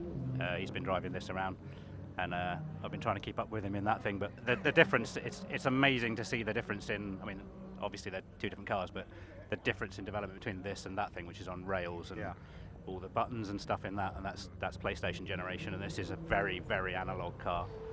Yeah, I mean, in the cockpit, there's a steering wheel and a seat and some pedals, and that's about your lot. Yeah, and you know, that's pretty much as it was back then. I mean, it's had a little scrape, a bit of paint now and then, but essentially inside is more, if you want to have a look inside, it's more original in there than a lot of cars. Can we have a quick look? Can you flick open the door for us? Because I know that there are other things going on the track, but come on, everybody, we can't not look at this. Richard Attwood's signature, who was one of the two drivers with Hans Hermann in the wet that year, and inside, Simon, I mean, that's pretty much, the seats look newer, but pretty much it's as it was. Yeah, the technology, you know, the ignition systems and electronics and all stuff in there are as it was.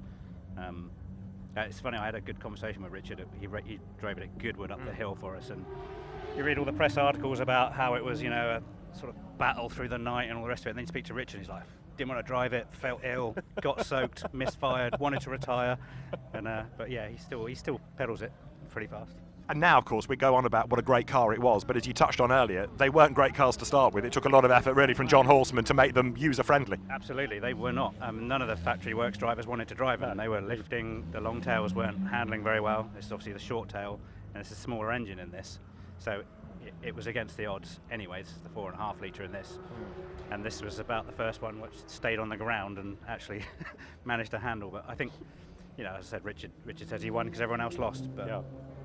I think it is what it is. He managed to get it round and cross the line first, and that's one of Porsche's most important cars now. So wonderful, Simon. Fantastic. Thank you very much. Lovely to see it. Enjoy your next session, either in that or in the 935 lookalike, or one of each. Oh yes. Well, enjoy. Touching on the 917 and about how it wasn't the most easy of cars, go and buy Brian Redmond's book. It's a fantastic read, and he's quite loquacious in his description of the dramas that 917's had. Right, that for the moment is it in the paddock, because I've just spotted something else I can go and have a look at. But Chris is busy in the meantime looking at what's on track. Yeah, thank you very much, David. And I sort of snuck down to attempt to grab a word with Paul Bailey, but we got the timing just wrong because he's out there with customers, taking them for flying laps around this circuit with his customers at the moment. Hopefully we'll get the chance to catch up with him a little bit later, but Global Telemetrics down there, his garage is not his Mclaren. He's out. There's a couple of Porsches that are out there running around, so we hopefully get the chance to catch up with him a little bit later. But of course the day keeps coming fast and strong, and it is this track session until for about another 12 minutes or so, and it's back to therefore this eclectic mix of members' cars. Incidentally, by the way, it's worth remembering that I know that this is quite amazing, the cars that we get out here and we get to enjoy, but since 2011 the Supercar driver has also been a big player in raising money for charity, and they've raised over 140,500 for the Bluebell Wood Children's Hospice through events and collaborations with partners, and they continue to do so, and they've actually increased that this year. So Bluebell Wood Children's Hospice believe that every family deserves to make magical memories with their child, whether they have years, months, weeks or days together. Bluebell Wood is a home from home for families facing the toughest of times, with a comfy lounge and beautiful gardens, always cooking up mouth-watering meals and tasty treats in the kitchen for families. There's also plenty of fun activities for children to try, including soft play, arts and crafts, music therapy and much more. And obviously it's you know, a heartbreaking situation, but instead of just counting down the days or however long it happens to be, is they try to make it as fun as possible for the children and for their family, and sometimes giving a break to the family as well, where appropriate. And added to the roster this year is Jessie May Children's Hospice at Home, local hospice charity in Bristol and surrounding areas that provides specialist nursing care excuse me, for terminally ill children in their own homes. We offer vital respite care and emotional support, allowing families to make the most of the precious time they have together and creating treasured family memories. When the time comes, Jessie May nurses will provide children or babies with the intensive end-of-life care in the home and go on supporting their families through their loss for years. Our services are free of charge, so of course that means they rely heavily on charitable donations. So they're the two charities that have been very heavily supported. Bluebellwood.org is the address for Bluebell Wood Children's Hospice, and Jessie, JESSIEMAY.org.uk, jessiemay.org.uk for the Jessie May Children's Hospice at Home in the Bristol and surrounding areas. The two charities that continue to raise money here on the not just the Secret Meet, but everything that the group and its members do throughout the year, and it's growing year on year, so hopefully so will that support. Look at the sun beaming down now on this amazingly eclectic mix. Look at that classic car there. Look rather vulnerable, those drivers, don't they, somewhat? Mercedes going steady there, coming back towards us. A Porsche at the forefront of the image, not going steady whatsoever as they make their way back towards us, and now onto the Melbourne hairpin. I'm loving that car, absolutely glorious. As they come down to the tight right-hander at the Melbourne hairpin, sort of behind where I'm sat now in the, well, I say in the commentary box, I'm not in my usual position. I'm normally up in the tower with the sort of surround view, and I'd be able to see them coming back towards us. But of course, with the focus being on the stream, I'm sort of tucked away in the TV studio version of the commentary boxes on the middle floor, overlooking. I've got a window overlooking the pit lane and the start-finish straight. In fact, I'm sort of behind that white Porsche to some extent there. As the Metro 6R4 comes in, it looks like that's enough for that car. And look, the generations of Porsche behind this car here. GT3 RS. Very sensible driving there, of course, making sure that they don't suddenly go barreling up the inside. It is still a track day as well as a great experience. Probably shouldn't have gone there, but hey, it just went for it anyway there. It's wide enough and people are used to it. Goodness me, if Ayrton Senna can do it, so can they. But yeah, the GT3 RS and a slightly more classic Porsche there. As they go past, of course, the very famous Starkey's Bridge. The last time I was watching here with my dad, Nigel Mansell hit that, which in a Mondeo British touring car in 1993. He'd won the Formula 1 in 92, 93, did the back-to-back, winning the IndyCar Championship, came back and ran in the Toka Shootout in the Ford Mondeo, and coming together with Tiff Needell, heading down to the old hairpin right-hander, and made contact with that bridge. I've just been informed, that's Tim Harvey. So there you go, we were looking at that GT3 RS, that's why he was able to go down through the craner curves like that. And Mr. A said that's why it's slow. I don't mean to grass you up, mate. Yeah, thanks. Well, I thought Mr. A might be code enough, no? Not many of us, sadly. No. Yes. But yeah, I think we lost you in the moment for a while there, didn't we? Wandering down and catching up with everybody. I was waiting for somebody to say throw to Chris, and they never did. So I'm sorry about that. No, we enjoyed that. That was good to catch up with everybody. No, and I'd gone down to. I did actually wave at you in the pit lane. I did see you wander past. Yes. Because I was trying to get a word with Paul Bailey, but of course he's taken out some of his customers in the pair of white Porsches that are down there. Yeah, I did wander to DT because when I was in the pit lane, sorry, DTO, because I'd discovered Johnny Kane, former Le Mans class winner, and also touring car racer Jade Edwards. But I think they're now in cars, driving customers. I think we lost that across the board, didn't we? That they all just suddenly disappeared out for this. Yeah. But I tell you what, I mean, I know you've been rather marooned up here all day, but when you do get the opportunity to have a couple of minutes in the pit lane and you bump into people, there is one abiding phrase, and it is, can't believe this. I can't believe this. And those people that have been here before, and I think you touched on it earlier, are saying how much bigger it has become. And yet people, hands up, Addison, here for the first time, it just blows your mind. The cars, the people, and actually, again, look at certain pit boxes, which are little hospitality areas. Yes. You know, there's just so much going on. It's extraordinary. It genuinely is interesting, and I thought it was some good comments that when I can't believe Amanda managed to grab a word with Adam. That's like virtually impossible to be able to do, but managed to grab him, and he's sort of saying, you know, this is the plateau, and because it's like, what are you going to do next? And I think he's sensibly saying, no, it's about recreating this year on year, staying big, and because it will still rotate round of what's going to be here, and we get to enjoy something different because there's cars that were here last year that aren't here this year, and that will keep its longevity, I think, and you just can't get bored of this, can you? I mean it is the ultimate track day, whether you're driving or watching it, because where else do you get a chance to see some of those race cars that we've touched on the fact that you don't see, because there aren't race series for them, some of the F1 cars. You've just heard from Simon Harper that there's no way they would race that 917 because of its value, but it's here. Which I know has taken you and I both by surprise, that it is the one. It is, and I've ferreted out a bit more afterwards. So years ago, Carlos Monteverde raced a 917, and the general feeling was that it was a copy made of original parts of that. So I've now got to the bottom of this. So that is Carlos Monteverde's car. That is the original one, and he did race another one, and it was a genuine 917. It was one that David Piper has raced.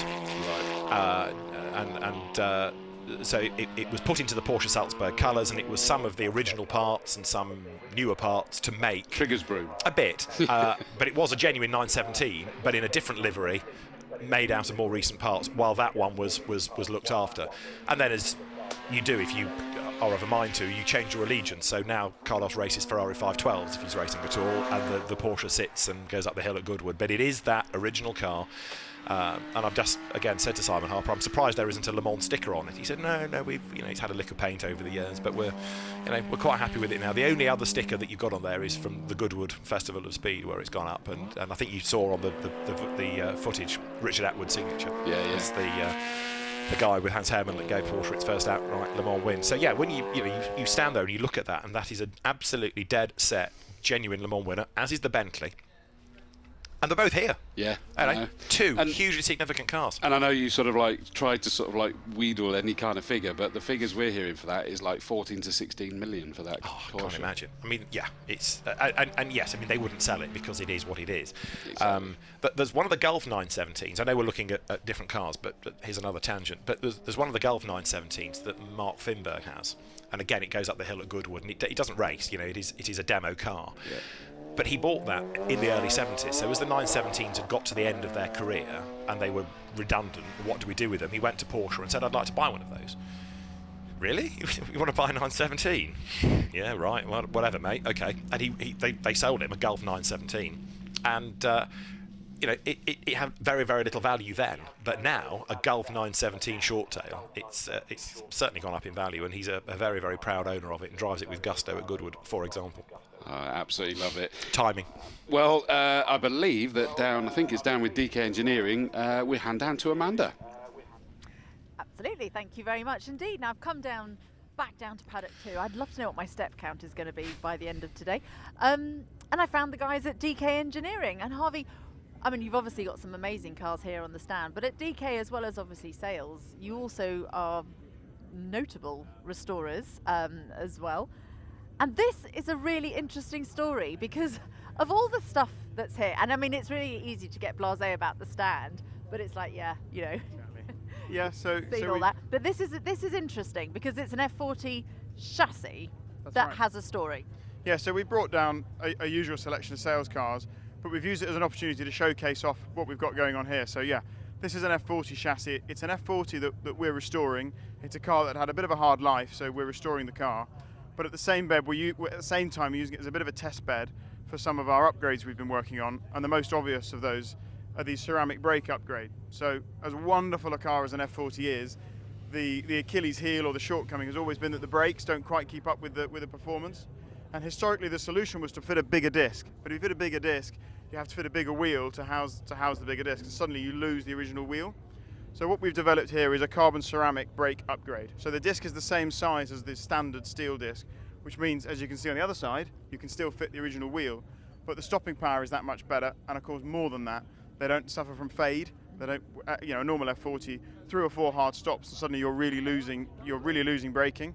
So with these upgrades, I think you've got best of both worlds, and we tested them back to back at Millbrook about a month ago, 6 weeks ago. And if you look in our book, you'll see the graphs. The performance is unbelievable, so much better.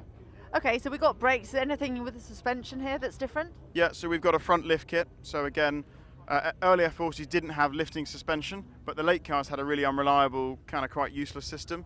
So we've now fitted it's a pneumatic lift kit. So if you're in an early F40 without that adjustable suspension, you come up to a speed bump or a tricky drive, you press the button, the front goes up. When you come over the speed bump, it comes back down again.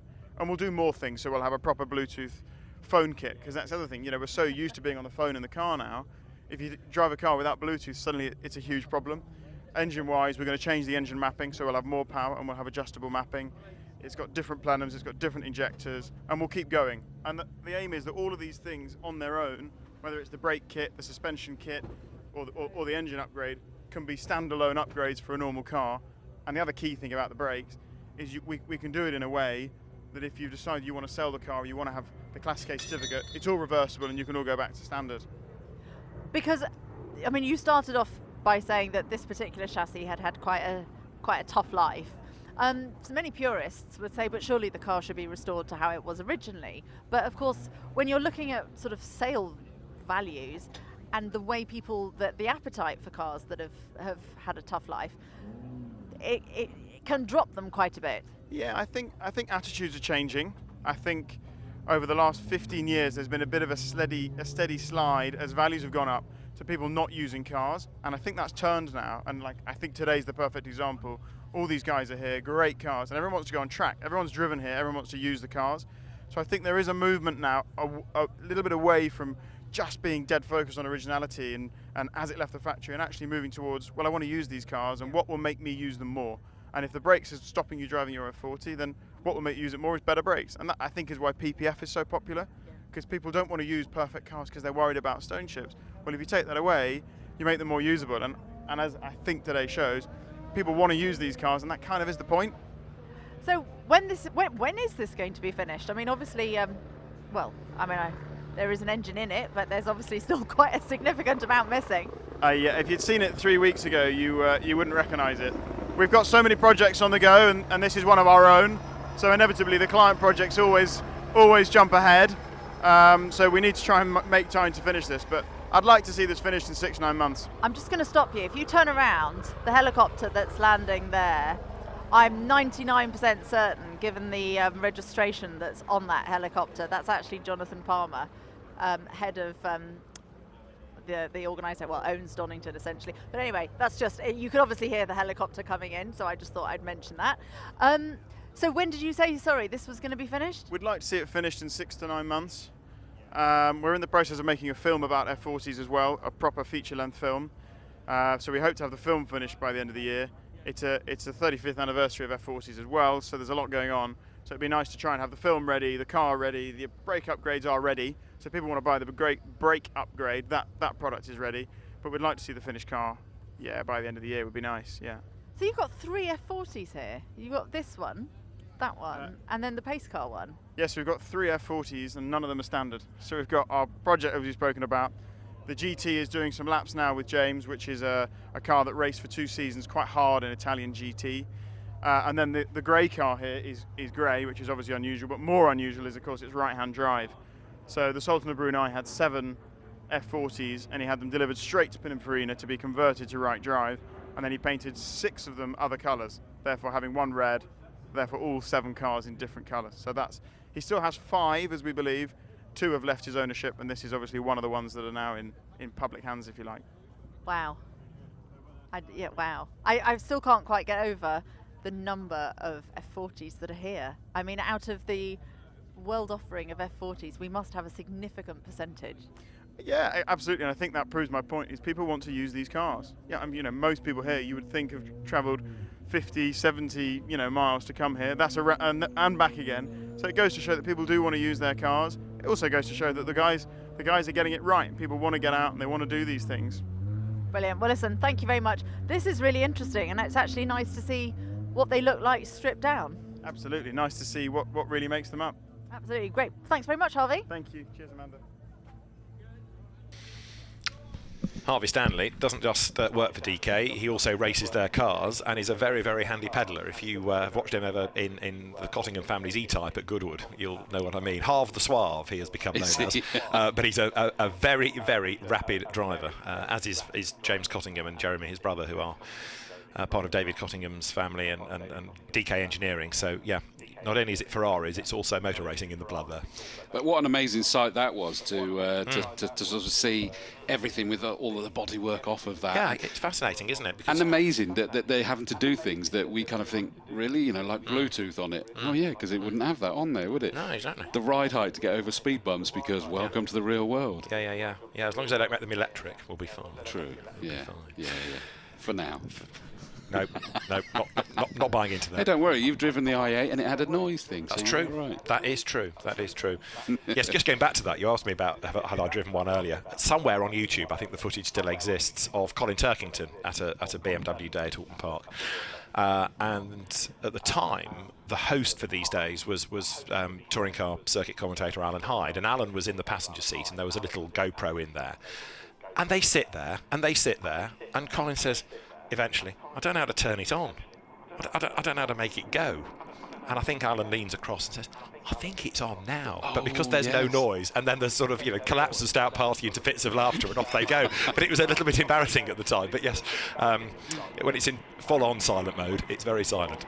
Now, just a quick look into the paddock. I know we've got the hypercars on the track, but how about that? Everywhere you look, there's something that makes your mouth water, whether it's the AMG Mercedes, whether it's the hypercars on the track. I mean, it is. I know we keep saying it, but it's worth making the point. There is no event quite like this anywhere. I mean, it is incredible, isn't it? And just, I've made the mistake, and this is possibly a little bit of advice for you as well, David, although you'll know it, but indulge me. I make the mistakes in the previous years of trying to pick out my favourite car. Don't bother, forget it. It's going to keep going backwards and forwards, and especially when these hypercars come out as well. And it's also the sound. I mean, what's your favourite soundtrack of the day? Amanda, I think, has found yet more to enjoy in the paddock. There's one of the 911 GT2s there from the Nürburgring 24 Hours. There's a 959. Now, there you go. Can I take that one, please? You do not see very many 959s. That was another wonderful car. Right. Where do we head next, Chris? I couldn't quite catch that. I thought we go with Amanda. Yeah, because Jonty's going out in the car. So, Amanda, down to you. Yeah.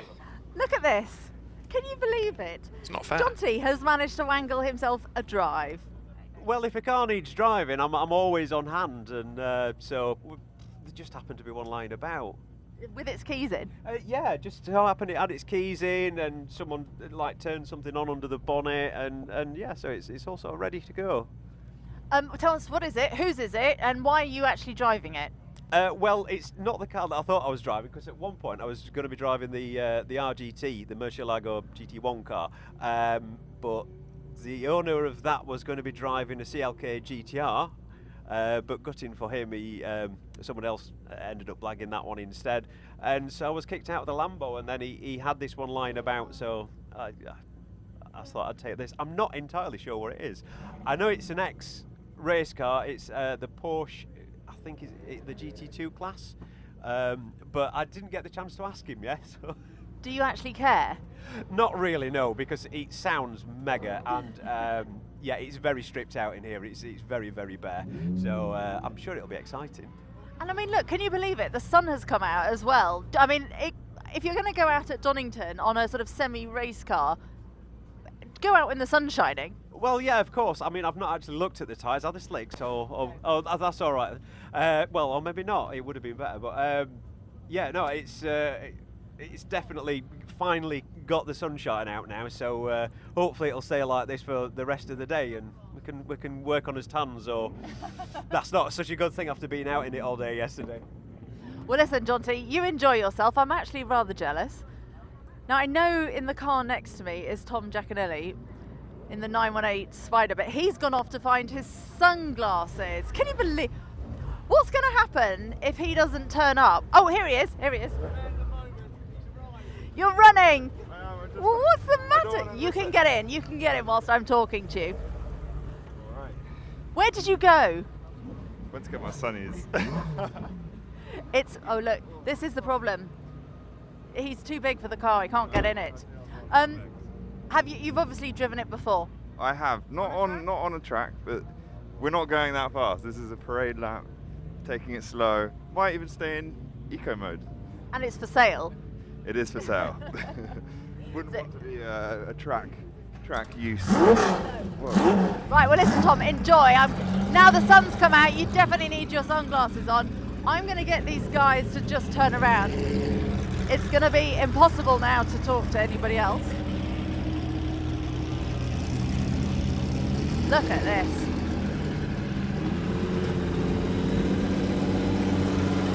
I love the fact that they're actually videoing. And some gorgeous actually Romans. Oh, they've got the whole back end of this grid. Right, I think Chris is going to be poised and ready. He's going to talk us through the cars as they go out onto the track. Yeah, thank you, Amanda. I don't know about you, David, but I could sense the jealousy, the envy from Amanda Stretton there chatting to SCD's very own Jonty Wydell, getting out in the car. Yes, something's gone wrong somewhere, hasn't it? Because I've been walking around the paddock a lot, and yet nobody's offered me a drive. And you've been stuck up here all day, and nobody's offered you a drive. And I feel this is deeply unfair. But maybe if you're nice to people from SCD, that guarantees you a place for next year. I think you're right. Yeah, it probably is, isn't it? And I mean, your Fiesta. Why would anybody not offer a drive in that? I mean, it's beyond me. Surely you should be in this parade. I don't know. You say that. That was actually one of my favourite cars back in the day, a Fiesta, and it got stolen from outside my house. Was it? Yeah. They didn't have a clue what they were doing, these thieves, did they? Really? But, I mean, we've mentioned. I've used the phrase eclectic mix, and just the same here. I mean, there's just a huge mix. Bugattis out there as well. Not as many Bugattis as we've seen in previous years, actually, but I'm hoping it's out there. I did see in one of the garages we had a Pagani. I went past too quick. I think it was at the Huera.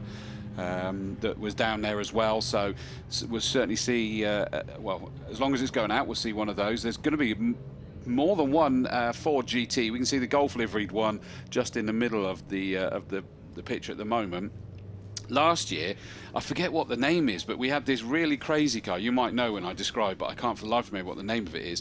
And they've designed the rear wing to actually move as it goes round the corners. Yes, I do. I don't know why I'm moving to show you what I mean. You knew anyway, but yeah, I've seen it somewhere, and yes, it's gone out of my head.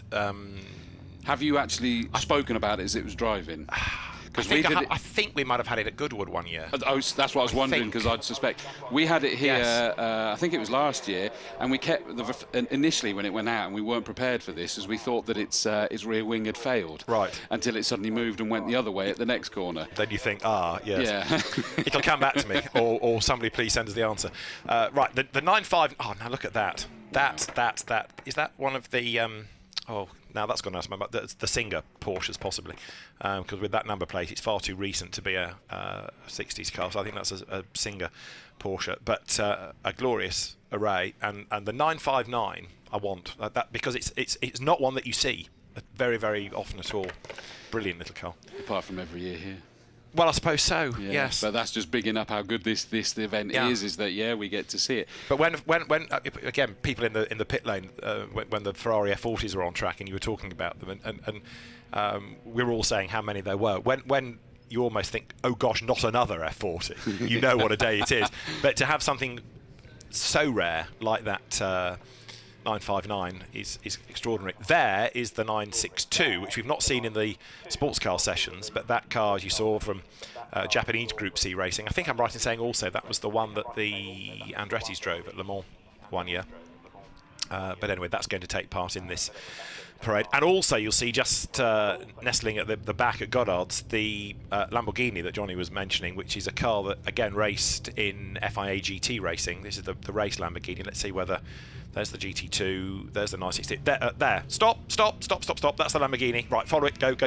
Yes, but that is a car that raced in FIA GT and also in the Asian Le Mans series, and is again a fairly unusual car because it wasn't one of the most successful GT cars ever, but it was quick when it lasted. the RGT. It was the sort of racing version of the Murcielago.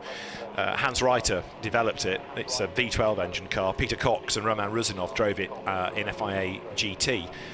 And from memory, went pretty well. But as I say, only when it survived, when it lasted. But it was a bit frail. But in those days, Lamborghini's motorsport program was almost non-existent. If a team wanted to run a car, well, good luck to you. But now there is a proper Lamborghini Squadra Corsa again, and overseeing a much more cohesive motorsport program. Right, there's the 959, hooray, like it, 4 GTs. Well, do you know what? I cannot believe this. I've counted at least 7 Ford GTs on the grid right now.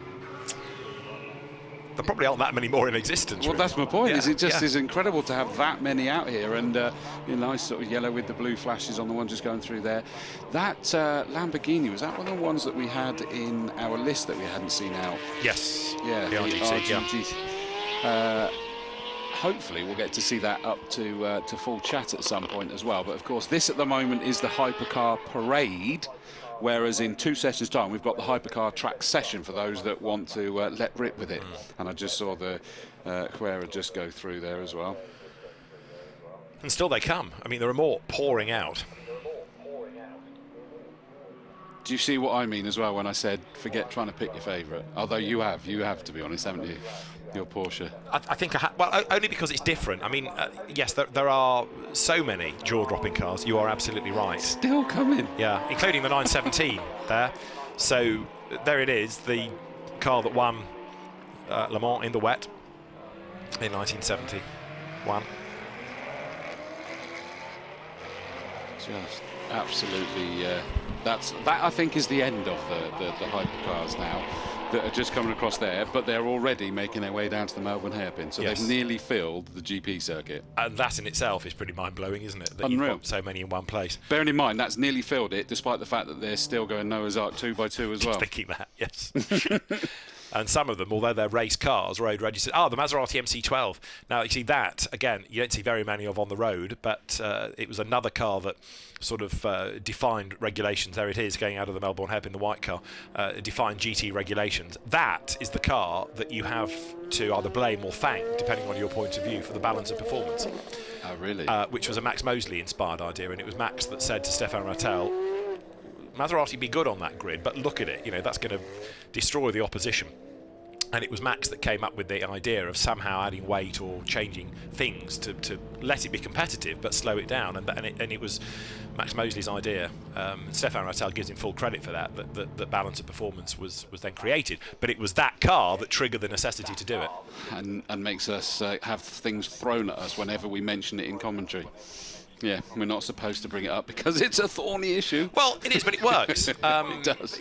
You know, I spent enough SRO weekends to see how the parity between brands worked, and it wouldn't have done. That car, because compared to the other GT cars of the time, you know, look at the downforce on it, look at the aero, it was in a different league in partly the aesthetics of it, but partly because it was virtually coming out of the Ferrari stable anyway, manufacturer money in it, manufacturer drivers. It needed reining in. They lowered the wing, or almost got rid of the stilt wing for the second year of the car, ride height, power, and yeah, balanced it against everything else, and it worked. And Michael Bartels and the, as it then was, Vitaphone racing team that operated the cars knew how to extract the best of them, make them reliable, and win races and win championships. So it worked. You know, the concept of BOP worked. Still does. Right, back to the plot. But I still can't believe it. Just going down there as well was the Mercedes Clk Gtr road-going version, and it looks identical to the GT1 race-going version, other than stickers. Absolutely. That's it. Yeah. And to think that you could actually race one of those is just incredible. I mean, at the beginning, at the front though, we've of course got the Porsche 911 GT1. Yeah. And again, you don't see many on the road there, but again, that was a race car that then a road-going nod was built for, really, as we discussed in the regulations earlier. But yeah, you know, they are wonderful cars and of a time that shaped the sport. Car that we just see there, and I mentioned about the fact there being at least 7 Ford GTs that I've counted in this. That's an interesting one because, of course, the GT40 of old was you know, a lot of people very passionate about that car, an incredible car involved in one of the greatest motorsport battles in history. And when they were talking about making this the Ford GT, you never know whether someone's going to do it justice, do you, when they're going to make a modern version of it. But I think that they've done a great job. I don't know about what it's like to actually drive. I'm assuming it's been rather successful, but it does a good enough nod to the history, but it's done a good job of moving forward as well. Yeah, it's like a modern classic, isn't it? Yeah, in a sense. absolutely. Right. A bit like, I know you could argue it's not a supercar, but a bit like the Alpine does now. You know, you can see the 1969, 70, 71 shape of the Alpine in it, but it's modern technology. And I think you're right, Ford have done a good job of keeping the heritage in a modern form. You'd know what it was based on instantly, wouldn't you? But it doesn't look an old car. No, exactly right. And actually, I know we keep going back to Porsche, but it's been the brand for so many years. Even now, every Porsche is more modern than the previous. It's a different shape up to a point. It might have a different back end. The wing might be different, but the front, instantly recognisable. 100%. You know, whether it's a modern Porsche, whether it's one of the 1960s, you know, looking at the front of it, that it's a Porsche. XJ220 just went through there as well. Wow. And again, there aren't many of those on the roads. No. Ginetta, the G, is that a 56 or a 57? Anyway, we've got one of the Ginettas on the circuit. I mean, did I spot that there's quite a few 918s out there as well? Is it the 918 Spiders? There's quite a few of the Porsche 918s out there. They're incredibly impressive cars as well. A few beefy Mercedes. Certainly the sort of yellow one looks really impressive. I did see at least one Bugatti out there as well. There's the XJ220, there we go. Yeah, exactly. Which was a bit whale-like in a sense, but it was a car that did a bit of racing. You don't see many on the road, and Don Law was saying to us earlier, wasn't he, on the stream, that Jaguar came to him for help to look after these cars and what few there were around, and that's what really kick-started his involvement in running race cars. But yeah, they did race at Le Mans. TWR round one that won its class and was then excluded for a regulation infringement, but that was another thorny issue. Just a bit. Yes, I think a lot of people still class that as a win, don't they, in their hearts? Yeah, it was more of an administrative drama than a technical irregularity. But there it is. An administrative victory for someone else. Indeed, for Alain Berthaud, who's the chief scrutineer in his team.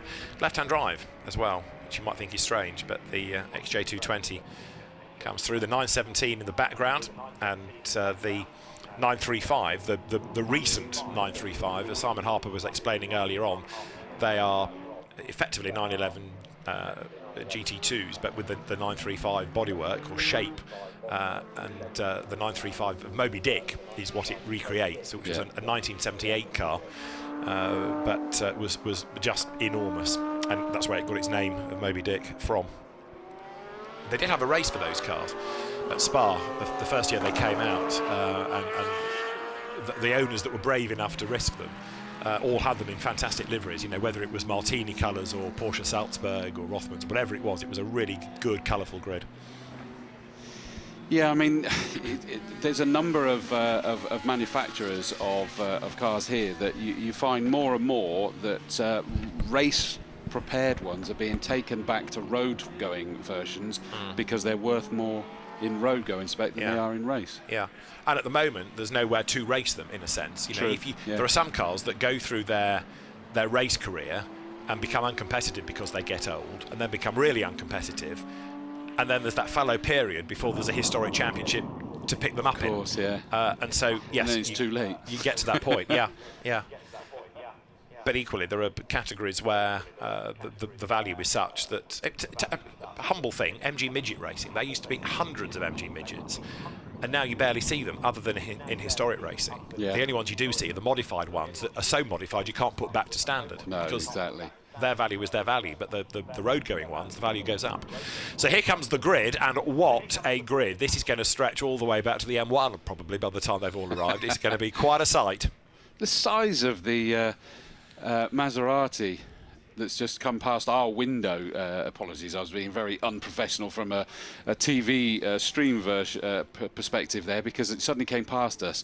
But you know, it's considerably longer than the three cars now alongside it. It's just huge, isn't it? It is. Yes. Very, very long tail car. I mean, it's a much more beautiful version, but I think of things like the Saleen, the Mosler, probably to a certain extent, is that which came first out of those? Because there's a degree of similarity that as if they were based on them. The Celine and the Mosler were earlier than the Maserati. Okay. Yeah, the Maserati came out at the end of 2004 in race terms. Yeah. And we'd had the Moslers for a couple of seasons, and the Celine was being run in 04 anyway.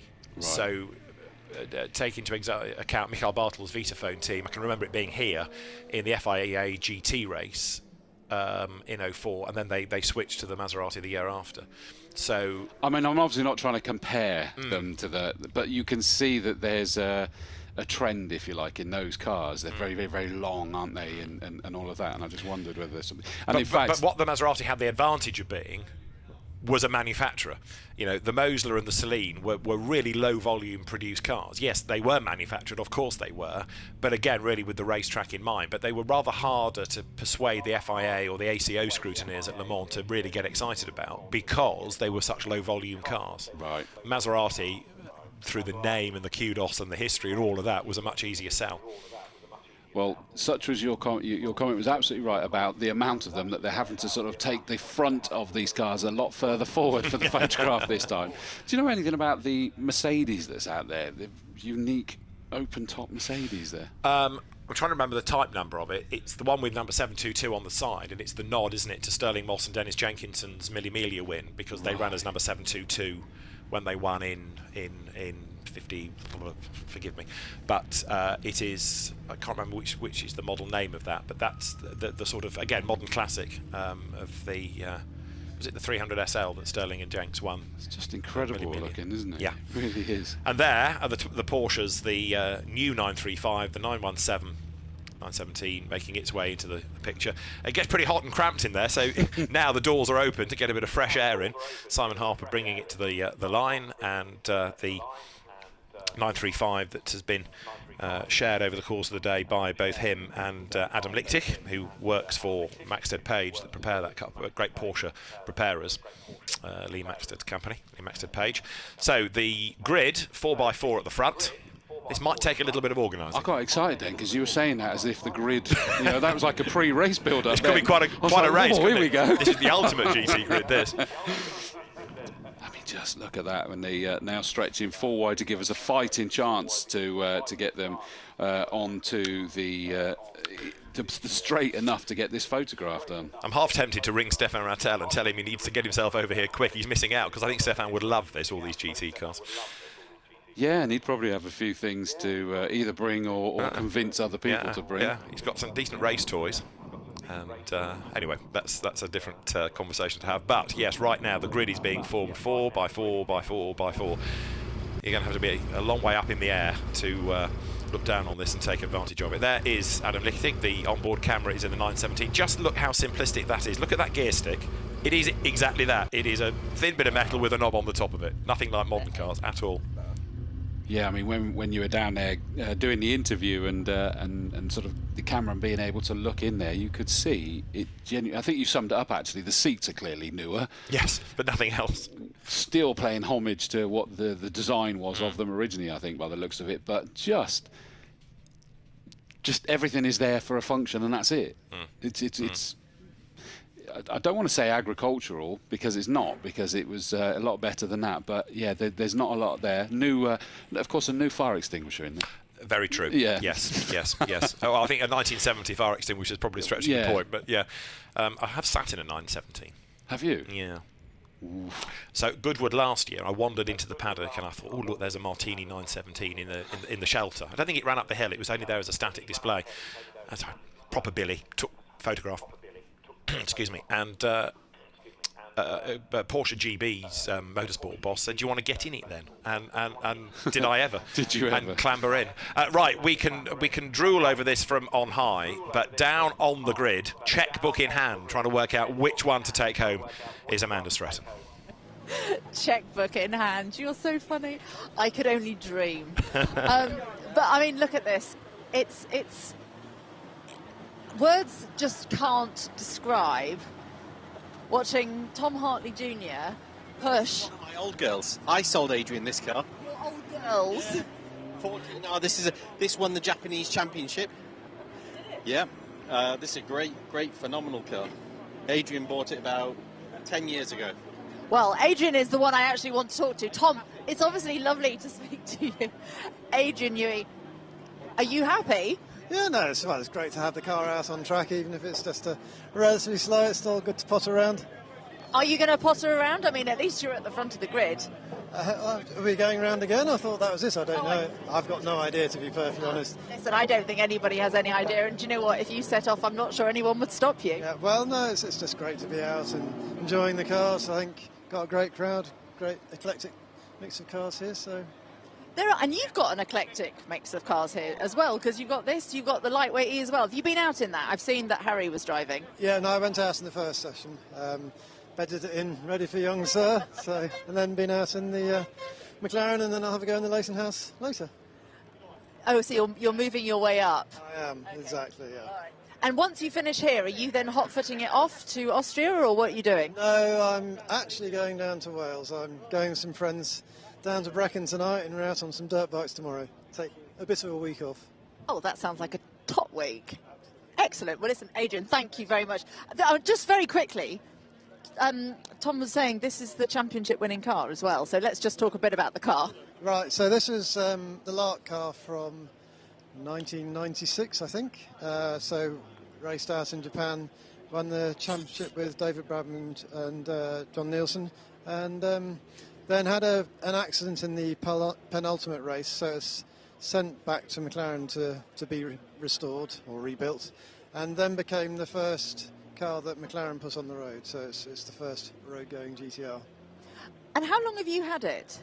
Because I seem to remember you had a really early car, or was this the one? This is the only one I've had, so I bought it off Tom in 2010, had it ever since. Not that old. No, not no, not from original, I'm afraid. Okay, not to wait. Right, let's move down and see who else. So, Harrison Newey here. You're sort of staking claim. I think you're... I don't like... Yeah, hello. Hi. Were you driving, or are you just here just to sort of soak in the splendour? Thought I'd come and see all these amazing cars. It's a good excuse, is it not? Is that allowed, Amanda? It's totally allowed, honestly. It's like, you know what it's like when you don't know where to go next? Yeah, well, I was jealous, because it's like James is jumping out the F40, Max is jumping out the MC12, my dad's jumping out. I was like, I want some of this, you know? Got to come and feel a part of it. Getting a little bit petulant. James, I came down to talk to you. I had to talk to Harvey instead. We were talking about the F40 that you've got on the stand, the stripped back one. Sure, yeah, no, it's quite an exciting project that we've put on hold for a few years because of COVID and things like that, but forever we've thought there are so many F40s that have been damaged during their life that we might as well do a bit of a rebuild and improve them. Yeah, the benefit of hindsight. So, yeah, we're cracking on with it now, and it's going to be quite a cool thing when it's done. It does look incredible, and are you in that one? Yeah, that's our F40 GT. So that's our F40 GT, which was raced when you in the Italian GT Championship for 3 years running, but was essentially a lightly modified road car. And when the original owner eventually sold it in about 2010, it had done 120,000 kilometres with him. Wow. So including his 3 race seasons, but loads of road mileage. So we've had it since 2015, and we've sold nearly 300 F40s. So we sort of know our F40s very well. And that's a mic drop moment. Yeah. And so you always think, oh, I wish I kept that one, I wish I kept that one. So this is the one that we've kept and we will always keep, because it's just a bit different and it's special. And we use it to develop all our extra bits and pieces. So today we're running carbon ceramic brakes on it, which fit inside the standard caliper and wheel, which is great. And yeah, it's a great thing to have. Stopping's always good. Yes. Which is the problem with an F40, especially towards the end of the braking zone. Okay, where do you reckon I should go next? Well, I mean, out of all these amazing cars, I noticed there's quite a lot of people that have got out of their cars now. Oh, no, I tell you where we're going to go. Come around this way. We're going to go and talk to Tim. Tim, back here. Look, I'm going to stand next to your car. Because, yeah, I'm good. I didn't see you earlier. We were meant to talk to you earlier, and, of course, that all went horribly wrong. But I was following this up the M1 yesterday. Oh, were you actually? Amazing. It did look very nice. This and the CLK. The yellow one. Yes. AM, that's it. That's the one.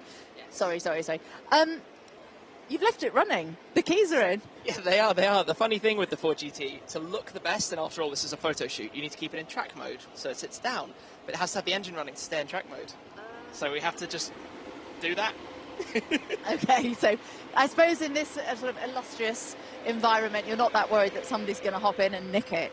I don't think they've got anywhere to go. You know, there's a Maserati MC12 race car in front, Carrera GT alongside, 918 behind.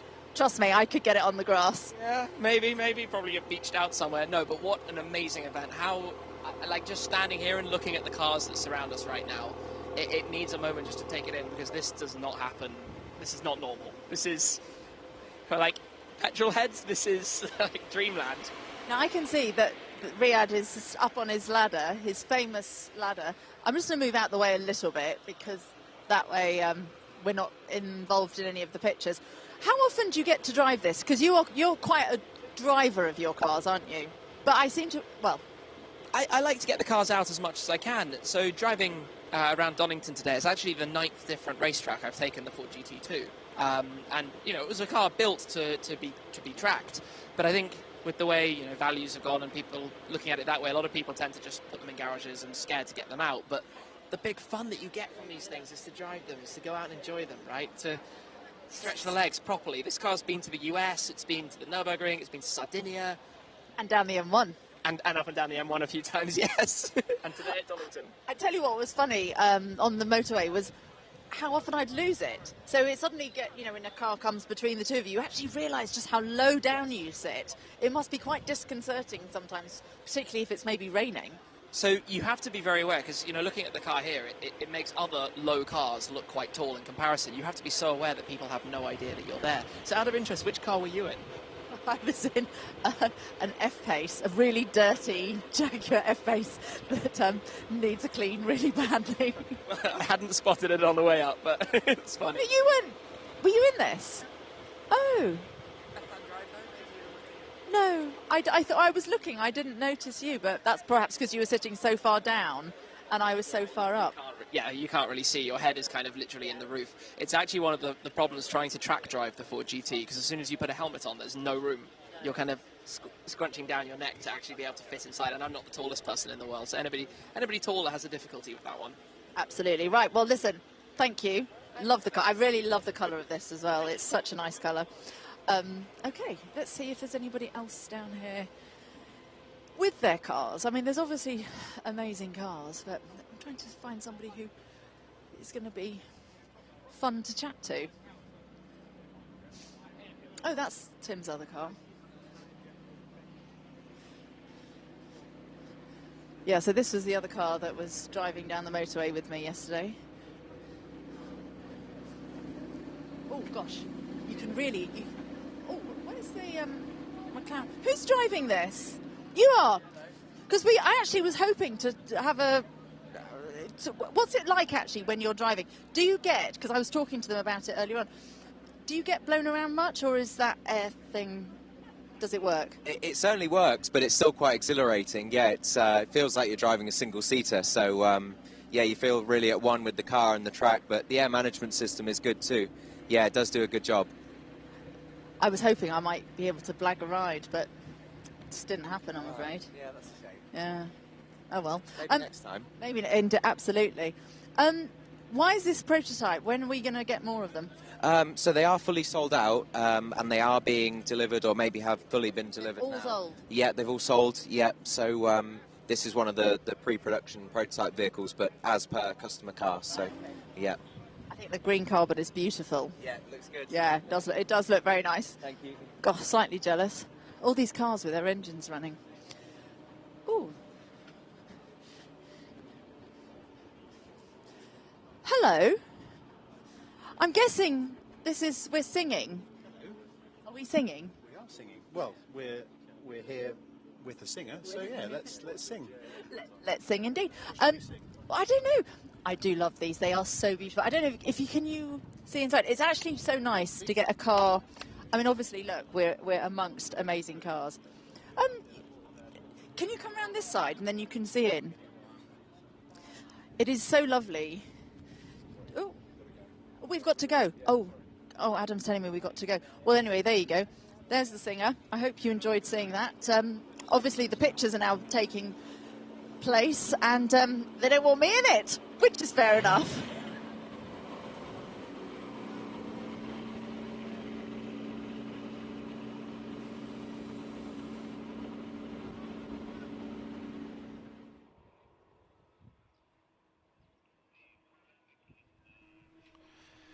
Well, that is the ultimate photograph, and people being cleared off the grid, but look at that. I'm surprised actually that we managed to get them all onto the grid, but the only downside is they're so close together now that one or two might almost get hidden, but it's still just an absolute jaw-dropper, isn't it? And some of the pedigrees of those cars, we were reflecting on this as Amanda was ferreting out all the information for us, but how many of those with a racing pedigree are now road cars? Even the 962 has a road plate on it. It just, I mean, a mixture of, talk about the ultimate head turner, talk about the delight of some of the roads that you could take that car down, but then the flip side to that is some of the other roads you can take that car down. You know, we were talking earlier about the DK engineering, where they're talking about with the F40 that they can put the rise, you know, suspension that raises up if you need to go over speed bumps. Well, that's the reality. I don't know about you, but I've had the occasional argument with potholes around this country that just seem to be growing in numbers and size. But, you know, these cars, I'd almost cry every time I hit one. You know, it's not what you want at all. But, oh crikey, they rally as well, apparently. As James Cottingham on the grass. James Cottingham is James Cottingham. But putting himself at the front of the queue. It might be that one or two now are getting a bit hot and bothered. So, anyway, he's wriggled out of the second row. Yeah, because Amanda was saying they'd left the engines running. Yeah, it's a few of them have, yeah. So I think it might need a bit of cool air now, but he's off. Yeah, no hanging around. And the camera has just moved to the side because, as you said, is that if you're taking it just from the front, some might be hidden, so as they take them from the sort of side at an angle, they'll be able to get more of those pictures.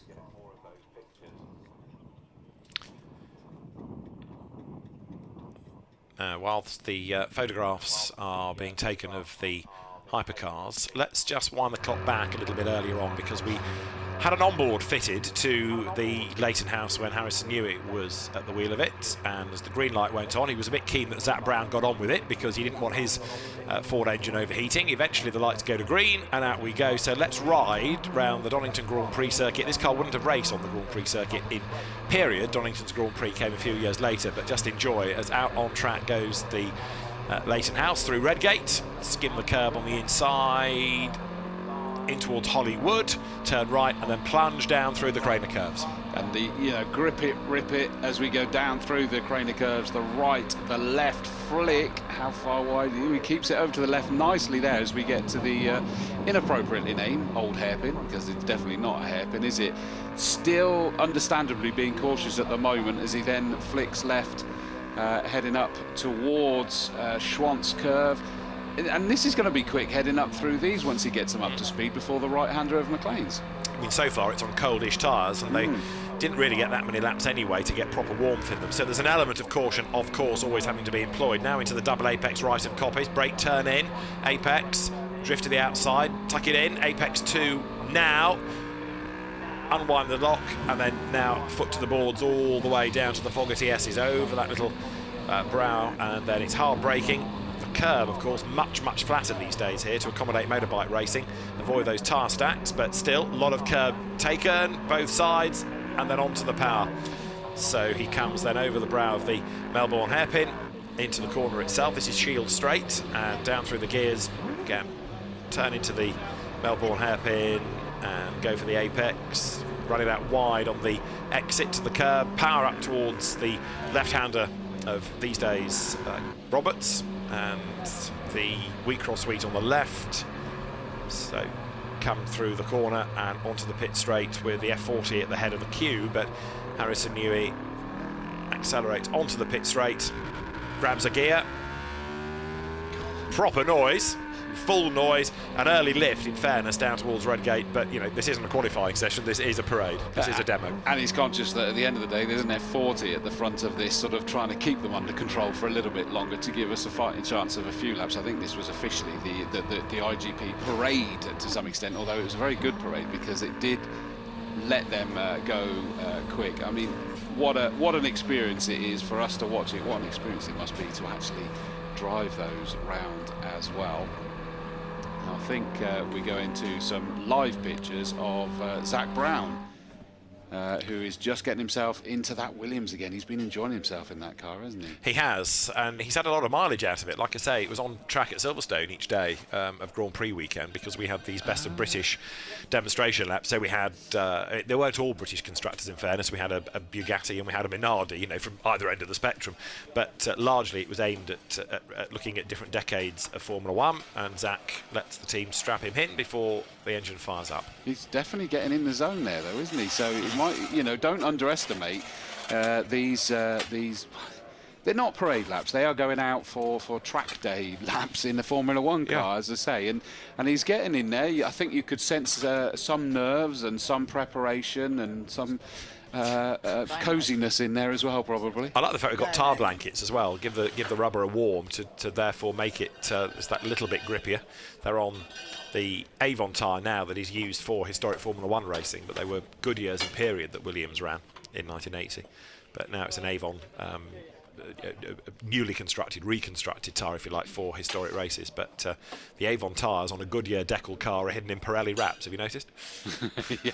So everybody's catered for. The only one that lost out there was Michelin. Well, let's see. There might be a sticker on the back there, but yeah, I just find that interesting to see. Is that it isn't, you know, despite how many years he's been doing it, despite the fact that it's his car, despite the fact he's even done quite a bit of late in that, is that there was still definitely a settle into that cockpit. I mean, I can't imagine it's necessarily the most comfortable of places to be sat either, though. You might well be right, but as we said earlier on, you know, Zach is a racer at heart, and he will appreciate the enormity of the car that he is sat in as much as, you know, this, as we say, is a World Championship winning car. It was the first World Championship win for the late Sir Frank Williams team. There are all these extra elements that make that more than just a racing car for somebody. Yeah, exactly. And I have to tell you is that I've been very privileged, part of the commentary team here at Donington Park for the Masters Historic, and at Brands Hatch for the equivalent race meeting as well. And you know, they don't call it the Formula One race anymore. They call it sports racing or something like that. It's not allowed to be called Formula One, but it is. Formula One cars of old. Masters Grand Prix Legends or something, isn't it? Something like that. Yeah, I think you're right. Do you guys want me to chip in just to this? Because I'm race standing here hard. watching They Zach. race genuinely very, very hard out there, and I know, like, going back a few years, because I've been lucky to cover that for quite a few years now, and I remember at Brands Hatch is that at the hairpin, they raced so hard that two of them came together, and one of them even got flipped up over. Yeah. It's proper hard racing, despite the values. Yeah. I think Amanda is down there watching all of this. I certainly am. And yes, it is, as we've been saying, Amanda, a hugely significant car, this, isn't it, the Williams? And Zach Brown, a great enthusiast. He is, and it's really important not to underestimate that level of, as you say, that enthusiasm for motorsport, well before he ever took up the realm at McLaren Racing. As you say, this is a very significant car, but if anyone has ever been up close and personal to a modern Formula One car, you will see just how markedly different they are. First of all, he's sitting so far forward. His feet are almost in line with the front suspension of the car, and that was, of course, outlined as a safety measure later on. Also, they're so much smaller. The modern cars are absolutely enormous, strikingly big, actually, when you see them in the flesh. These cars look so dainty. They're so frail and fragile. And as you say, these guys, I love the fact that he's got his tyre warmers on. You can take him out of the paddock, the F1 paddock, but he's still got all the tricks. And of course, in that generation of Grand Prix car, who would have ever have thought of something called the halo device? You know, all you had was that roll hoop. That's right. And if you look at that, I mean, so but underneath the front, so I'm not going to lean in, but basically just behind where his hands are, there is another piece of suspension, or it's not suspension, sorry, another piece of a roll hoop. Yeah. And the idea is that from the top of the roll hoop behind his head to the roll hoop that's just underneath the front of the car, the front of the bodywork there, that would actually be what protects the driver. But of course, we've seen so many terrible accidents over the years. where the drivers didn't fare so well, and of course that's why the Halo was then introduced to much poo-pooing by lots of people, but I think now it has proven its worth. Totally, certainly. I mean, not only with Romain Grosjean's accident, but Jaguar E Type at the weekend, and also the Formula 2 race that we had on Sunday morning, where there was an accident again that illustrated how important the Halo was. But again, in this generation, Amanda, they didn't know any better. I don't mean that in a patronising way, but they were of the opinion that the cars were so much safer than the 60s and the 50s anyway. These seemed safe as houses, didn't they? Absolutely, yeah. Yeah. And what's interesting as well is, as I say, talking about how small this car is, this car was originally driven by Alan Jones, who was one of the biggest drivers of his generation. Fitness wasn't his forte, was it? It's a tight squeeze. I mean, these cars were, you know, looking at how little movement he's got in his shoulders, in his elbows, it's actually really hard to drive a car when you are that restricted. There's a great photograph of Frank Williams and Alan Jones from when Alan drove with him, going out for a run, because of course the late Sir Frank Williams was until his accident, big clearly. Absolutely, would run the circuits, would competitively run, and there's him and Alan Jones, Alan in a tracksuit, you didn't see that very often, going out for a run, and Alan Jones's face is one of, you know, utter, total resentment for what he was being subjected to. I don't think, no, this was in a day when fitness and your health wasn't really taken all that seriously. And certainly Alan Jones, I don't think, ever took it seriously. No. But just thinking of the people then that Frank Williams had drive for him, go forward 5 seasons, and he got Clk Rosberg. Well, of course, Clk was a chain smoker. So he'd stub out the cigarette, get in the car and go and set the fastest ever lap round Silverstone, for example, at the British Grand Prix in 1985. I know. I mean, actually, if you look at the Williams legacy, I mean, obviously these days they've, you know, their form has definitely dipped. Yeah. But my goodness, it's, you know, as a legacy, the Williams team, the brand, the family have done so much for Formula One racing and the career of so many drivers.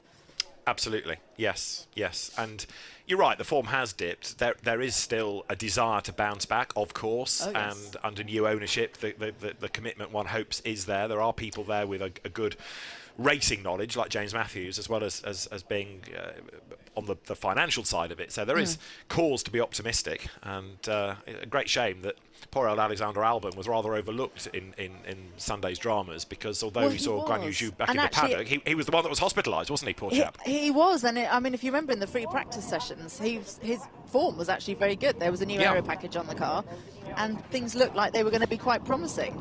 As it turned out, it was Nicholas Latifi that ended up getting into the Q3 and starting in the top 10. But yeah, Alex was quite strong.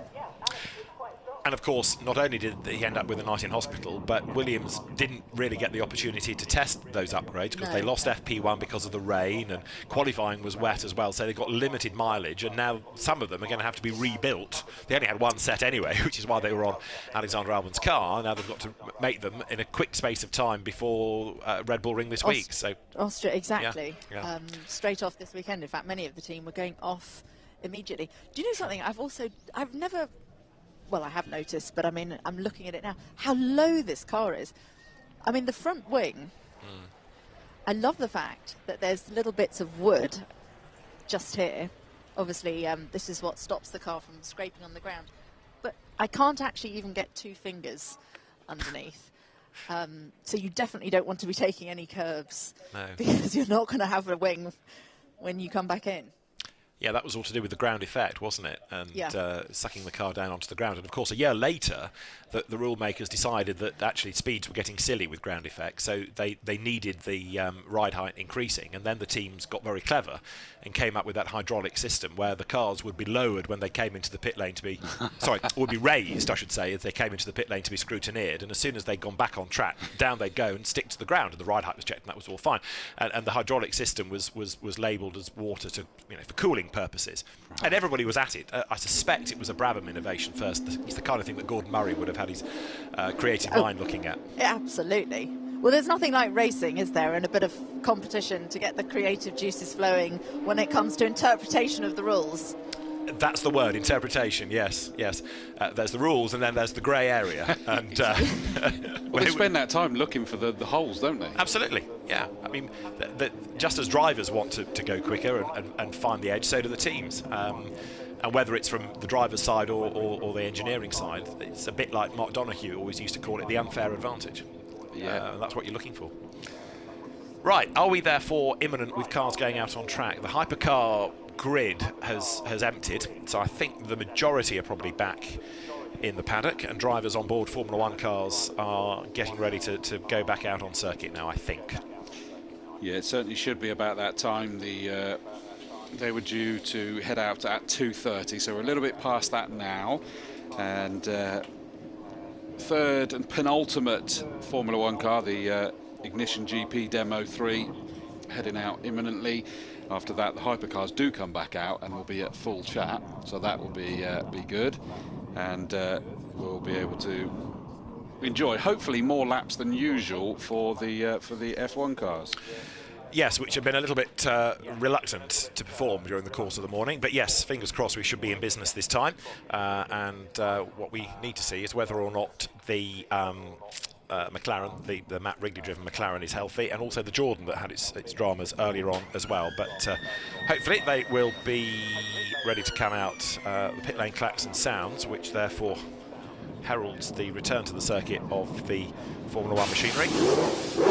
Engines fire up, yes, so our next Ignition GP session is about to get underway, and as soon as possible then the cars will go down the pit lane. They do so now, headed in fact by the ex-Gerhard Berger Benetton, the B197, that goes down the pit road first of all then. That's the car that Phil Stratford drives. Now, if you remember John Reeks talking about that earlier, he was saying that even in his car, with his own engine to combat, and his earplugs, and his crash helmet, he could still hear that B197 howl past him. That gives you an idea of, I know you're out there and you know it if you're trackside, but the sound of these cars was just mind-blowing. And indeed, Matt Wrigley in the Mclaren has just gone down the pit lane. We're looking at Zach Brown, but there's the Mclaren. Matt Wrigley masquerading as Ayrton Senna. In the background, you've got Nelson Piquet, who looks suspiciously like John Reeks. But anyway, that car goes down the pit lane. So glad they've got that Mclaren sorted. Yeah. Just looks so special. And in fact, I would say for me, the two that stood out the most are the two Mclarens, the Kimi Raikkonen one as well.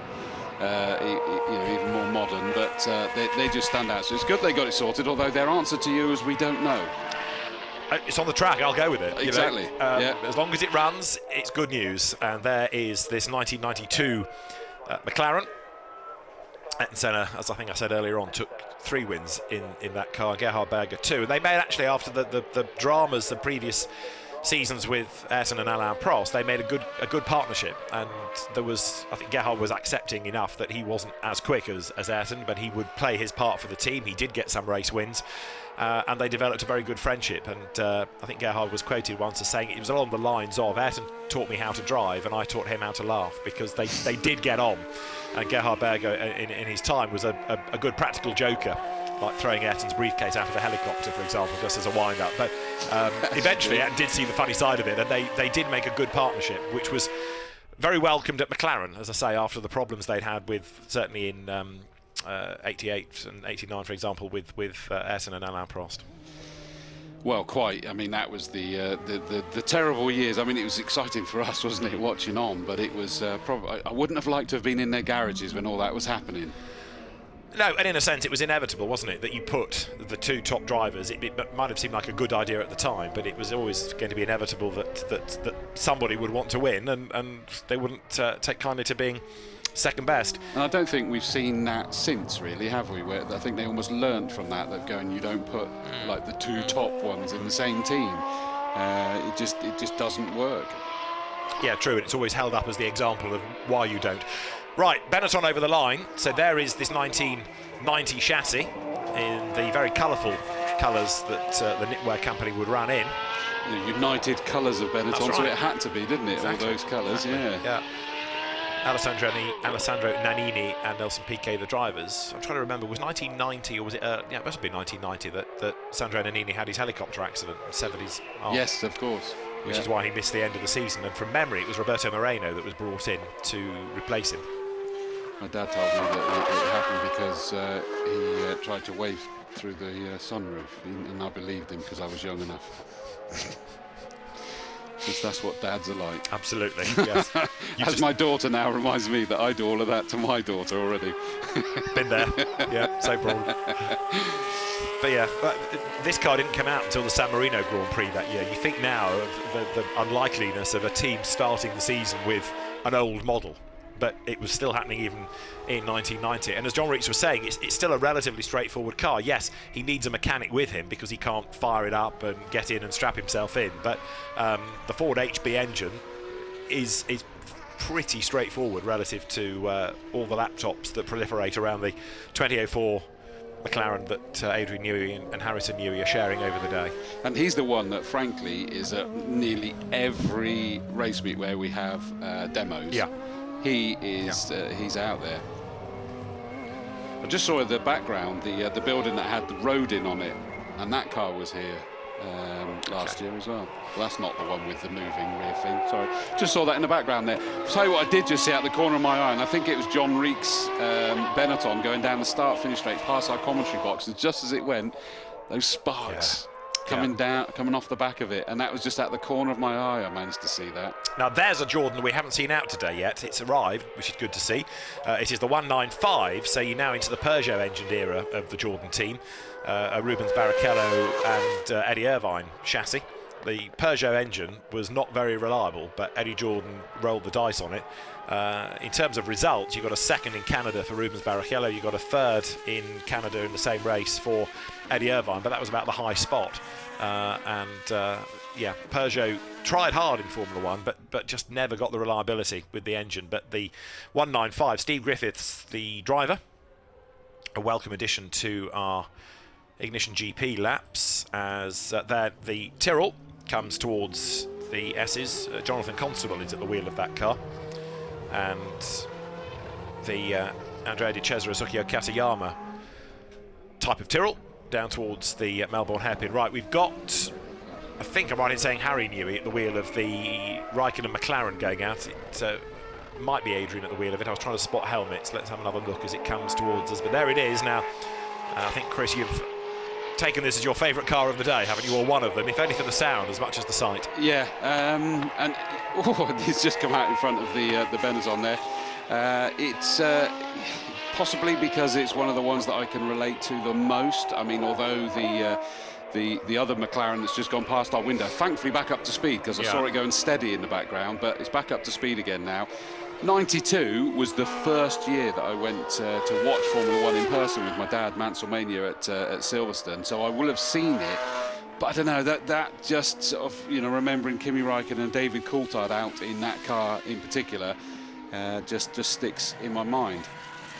What you did have by that age, and they got worse for it, but the signs are creeping in, was how you got these little extra aerodynamic appendages. Yeah. If you have a look at the side pod, sort of 2/3 of the way down, you'll see like a little tiny miniature wing on each side just to flick the air over.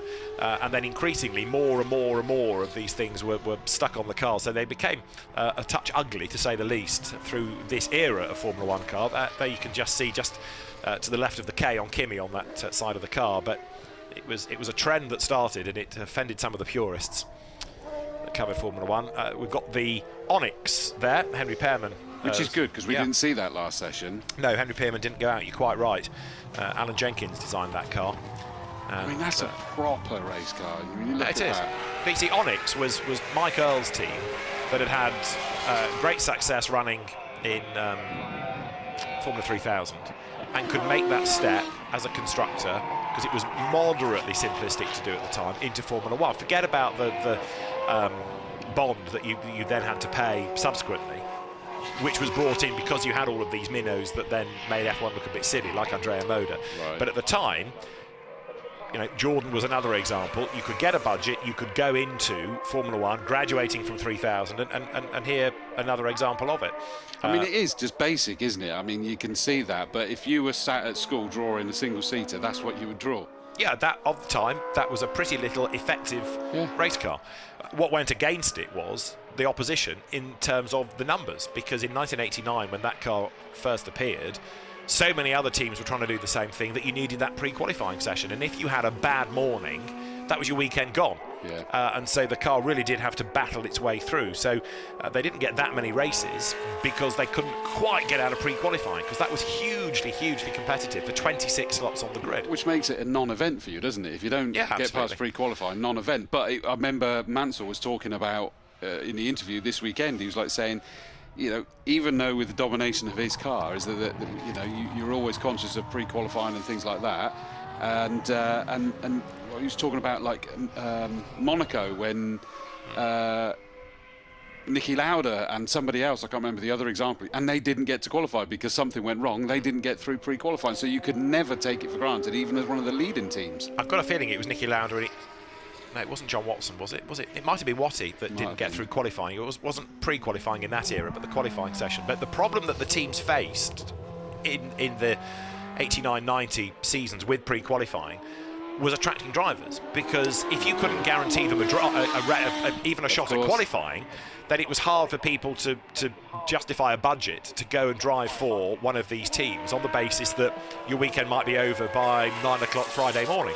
So therefore, because you couldn't attract people with the best budgets, you ended up scrapping around for those that had half a budget, and you didn't have the money to generate to advance the team, and you weren't doing the mileage. You know, they tended to review it after every 5 races or 6 Grand Prix, and then the teams that were given a bye straight into qualifying would change. So if you did really well in pre-qualifying over, say, 3-4 Grand Prix, then you were given a slot into qualifying, and teams that hadn't done so well were dropped. It was a bit like the sort of Premiership First Division kind of thing, if you follow me. And that was key to it, that once you got out of that pre-qualifying bubble into qualifying, still not guaranteed a slot on the grid, but you at least guaranteed qualifying, then you got more mileage, then you could do development, then you could attract better drivers. And attract more sponsors. And on it went. And that was what they were all fighting for. It wasn't just fighting to get into qualifying, it was fighting, if you like, to stay in the championship. And when you consider, you know, what can go wrong that's not of your own doing, that's an awful lot hanging in the balance there, isn't it? That does sound a bit excessively stressful. Yeah. I tell you what, the Kimi Räikkönen McLaren is flying now. When it just went past our windows there, that was full chat down the start-finish straight. They've got that one well and truly wound up. The Benetton that's going out now, I just had to check my my details, because that one there is after Schumacher left Benetton, isn't it? Yes, it will be. It's a 97. He was in the B194. Yeah, 92, wasn't it? Was it 91 he made his debut? I can't remember now. In the Jordan to start with. It was 91 at Spa, because that's when Bertrand Gachot was incarcerated, and by the next race he was a Benetton driver. Yeah. So yeah, the 97 was John Alesi and Gerhard Berger, with 3 races for Alex Wurz. So yeah, he was a Ferrari driver by then. That's right, yeah. Off the back, because he took, what, 5 years to get the Ferrari up to the front in exactly the timescale he said it would take. Yeah, as well. exactly. And he got the right people around him, and Jean Todt got the right people around him, like Rory Byrne, like Ross Brawn, and they made an absolutely formidable team of people. And yeah, that kind of put Benetton on the back foot to a degree, but they'd also then been run by Flavio Briatore, who left at the end of 97 temporarily because there was a bit of internal shuffling and he was a victim of that, or had got jaded with it. And I'm afraid to say the Tyrrell is still not a happy car. If that can limp to the pit lane, we'd be more happy, because it will carry on. That's good. We've seen it ground to a halt. And then, of course, the success for the Benetton really then came when Alonso. That was the next successful time. Renault. Was that Renault by then? It was Renault. I think it wasn't it? Yeah. Still blue. True. And of course, the Tyrrell that you're looking at is effectively the lineage of Mercedes. Is it really? Well, Tyrrell became BAR. Yeah.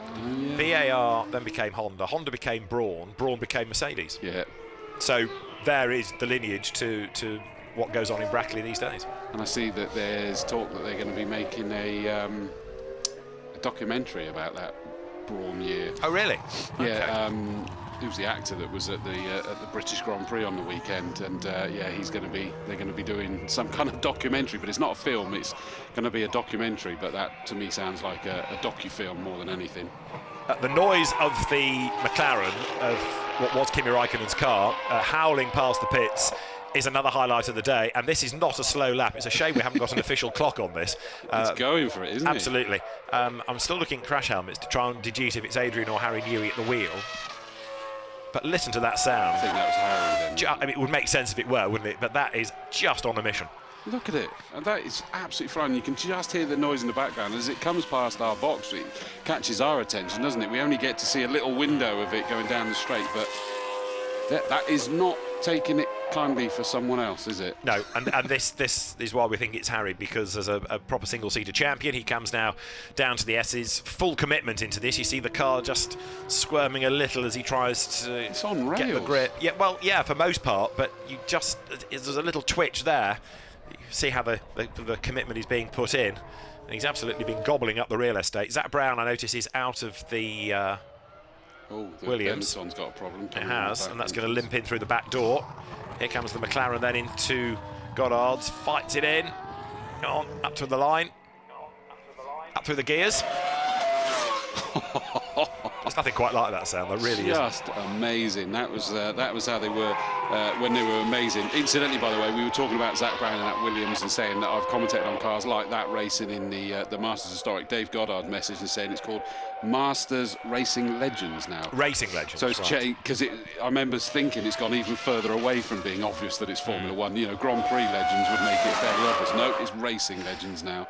Got to differentiate some reason. Exactly. It started off as the Thoroughbred Grand Prix Car Championship, so it's had different names over different promoters. Checkered flag is out, which is a bit of a shame, but it's always worth salivating over these cars. So there is the Benetton of John Reeks that has done. The cars, I say, that Nelson Piquet took his couple of race wins at the end of 1990, which was a great boost for the team, of course, because having, as we touched on, lost Alessandro Nannini after his helicopter accident, the team was clearly thrown onto the back foot. But Nelson and actually Roberto Moreno did a very, very good job, as you would expect, as super sub in those two races. The Brazilian, another that cut his teeth racing in the UK. The Benetton of Phil Stratford has made its way back in. There it is. Matt Wrigley parked the McLaren of Ayrton Senna early as well. Matt in the green and black overalls out of the car. So again, I think for the final session, quite a few of the teams are going to have a bit of work to do, but they will do their best and get the cars out on track if they can. Yeah, they've got just under a couple of hours till that session, so hopefully they'll be able to get it sorted. Certainly hope that the more modern McLaren is going to be out there. That was absolutely flying, the MP419, that one wasn't it, that was absolutely hurtling, yeah. Here it is, still going. Still hurtling. Yes, I need to go and pry a little as to whether it's a genuine 19 or a 19B, because the 19B was the one that started the winning. It wasn't the best of McLarens, but the 19B had enough evolution in it, if you like, to start winning, and Kimi Räikkönen did at Spa, as we said earlier on. Here we go. It's going to do the left, right, and then make its way down towards the Melbourne hairpin. So it's on the loop at the moment. Throw the anchors out the back as it gets down to the bottom of the hill, and then take it right around the hairpin, and then back up towards a bit of a squirt. It's not going to take long to get from that to the left-hander, is it? And it's always perhaps one of the highlights, watching this generation of car coming out of slow corners, because when the driver is allowed, so to speak, to pull the trigger, that's when you suddenly appreciate just how fast they would be. And I can remember standing at the inside of Woodcote on high, watching cars in practice or qualifying for Silverstone Grand Prix when the now heritage pits were being used, and the violence that the cars used to portray coming when the driver would accelerate onto a quick lap was quite extreme. Right, so the Harry Newey driven McLaren arrives in the pit lane, and John Reeks Brabham being pushed into the background. Whew, it is another wonderful session that we've been able to enjoy, and the fact that one or two of those cars did park early makes one slightly fearful, but it could also be that drivers, given that they've had a lot of mileage now over the day and have been in and out of cars, might be just catching their breath, given that they've got one more session. And some are going from car to car. You know, Zach Brown's in an F1 session and then the Sports and GT session. So there's still plenty more to come before 5 o'clock. We are at approaching 5 to 3, and that means that we will turn our attention shortly to Hypercars. We will, yep. So the Formula One cars tuck themselves into the garage for one more time. They will be out later. The final, what a way to round out the action with those guys. The Tyrrell still just coasting itself back towards the pit lane. It sort of seems to have an issue, clear its throat, and then get going again. And the think that's the only one out there. We've got nothing else to clear up. And it will be the Hypercar, and it's going to be the Hypercar track session this time round, which means that we're not sure who's going to be out there, but they're going to be taking it an awful lot quicker. And I'll be joined very shortly. Let me just check. He is here. I'm going to be joined by Andrew Frankel, who is going to know an awful lot more than me. That's not hard before you say it, David. A thought never crossed my mind. I was just looking at the Tyrrell and pondering that things don't change. David Hodges, who has written copious books, the late David Hodges, on Formula One cars, rather made the point in one of his books that said, taking one of the drivers, we knew that De Cesaris was at least competent and the chassis was tolerable, if not technically up to the minute, but with the cars 3.5 seconds off the pace in Germany, one had to blame the engines. So rather damningly, it was the Yamaha badged engine that got the rap, and I'm afraid to say it was true. This is, again, from Tyrrell's decline period, which went on and on and on and was sad to see. But, yeah, Ukio Katayama brought the money, brought the engines, but they were not the best of engines, that's for sure. That's the delayed 8:15 to Alicante. And back in the pit lane, we get ready for the Hypercar session. Well, I think we're going to do a swap up here anyway, so we're just going to quickly just make sure this is a...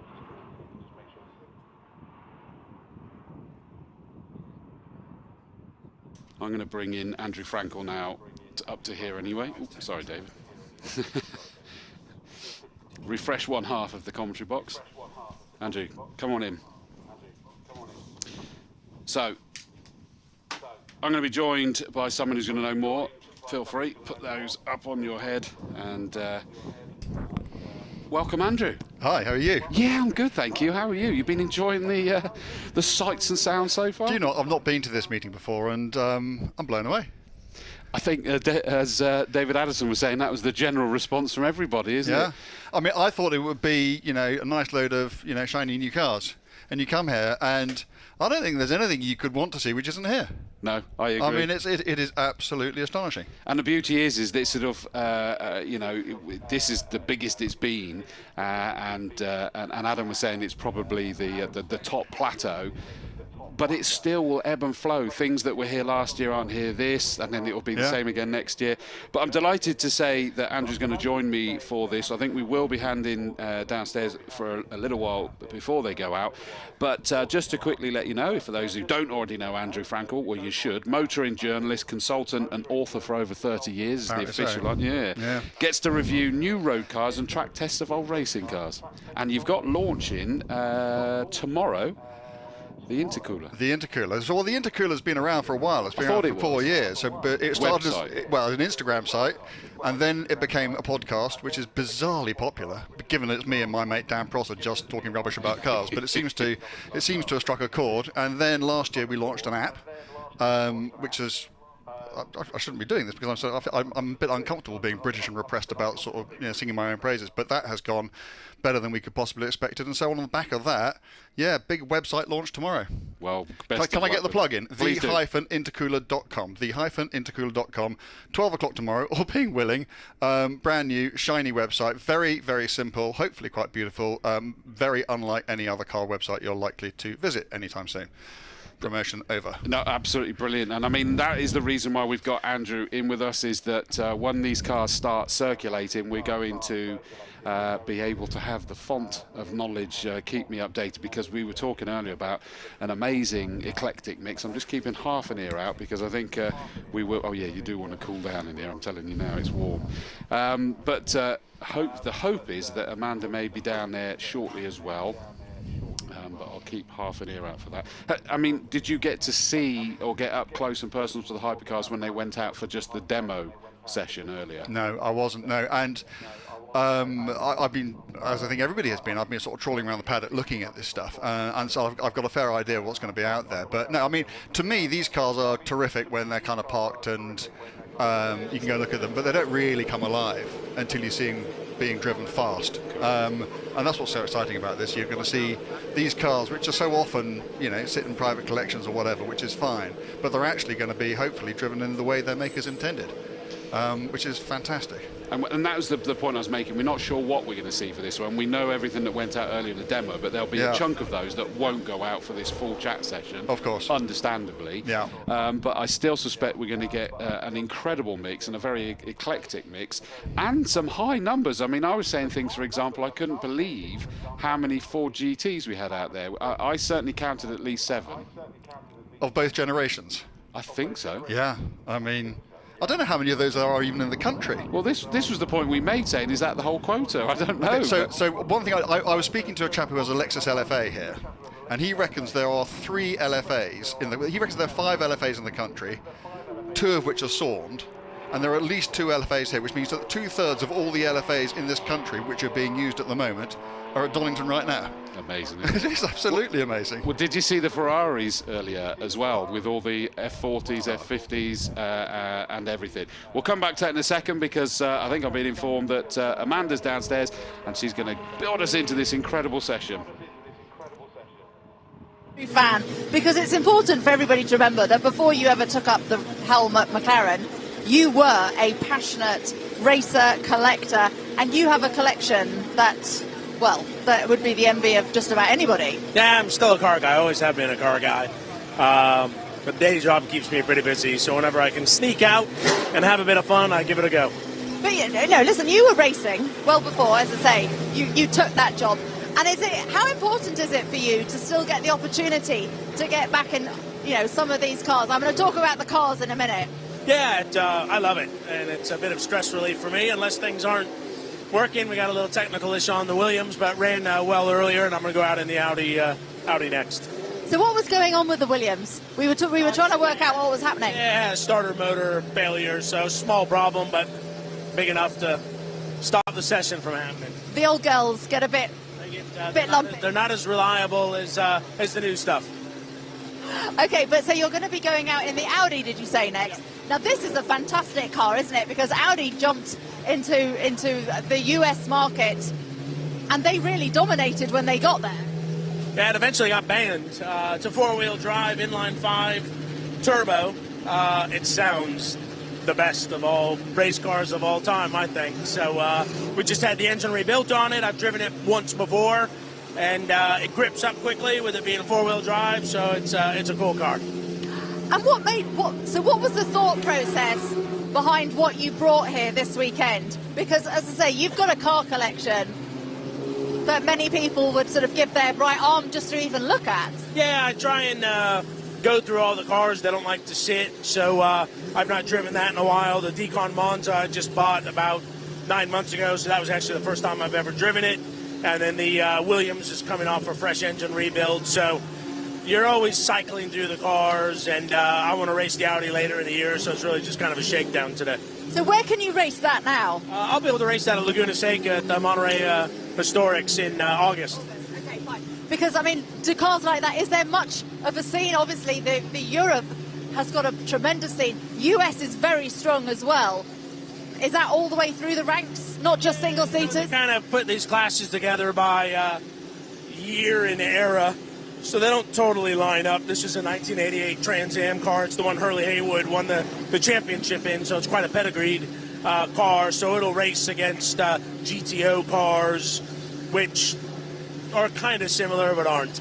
Yeah, kind of. They're cars. That's where the similarity. So where did your love start? Where did it actually begin? My dad used to take my brother and I to the races in LA. My first race was the 1981 Long Beach Grand Prix, which was won by Alan Jones, so it looks pretty similar to the car I have, other mine's 1980.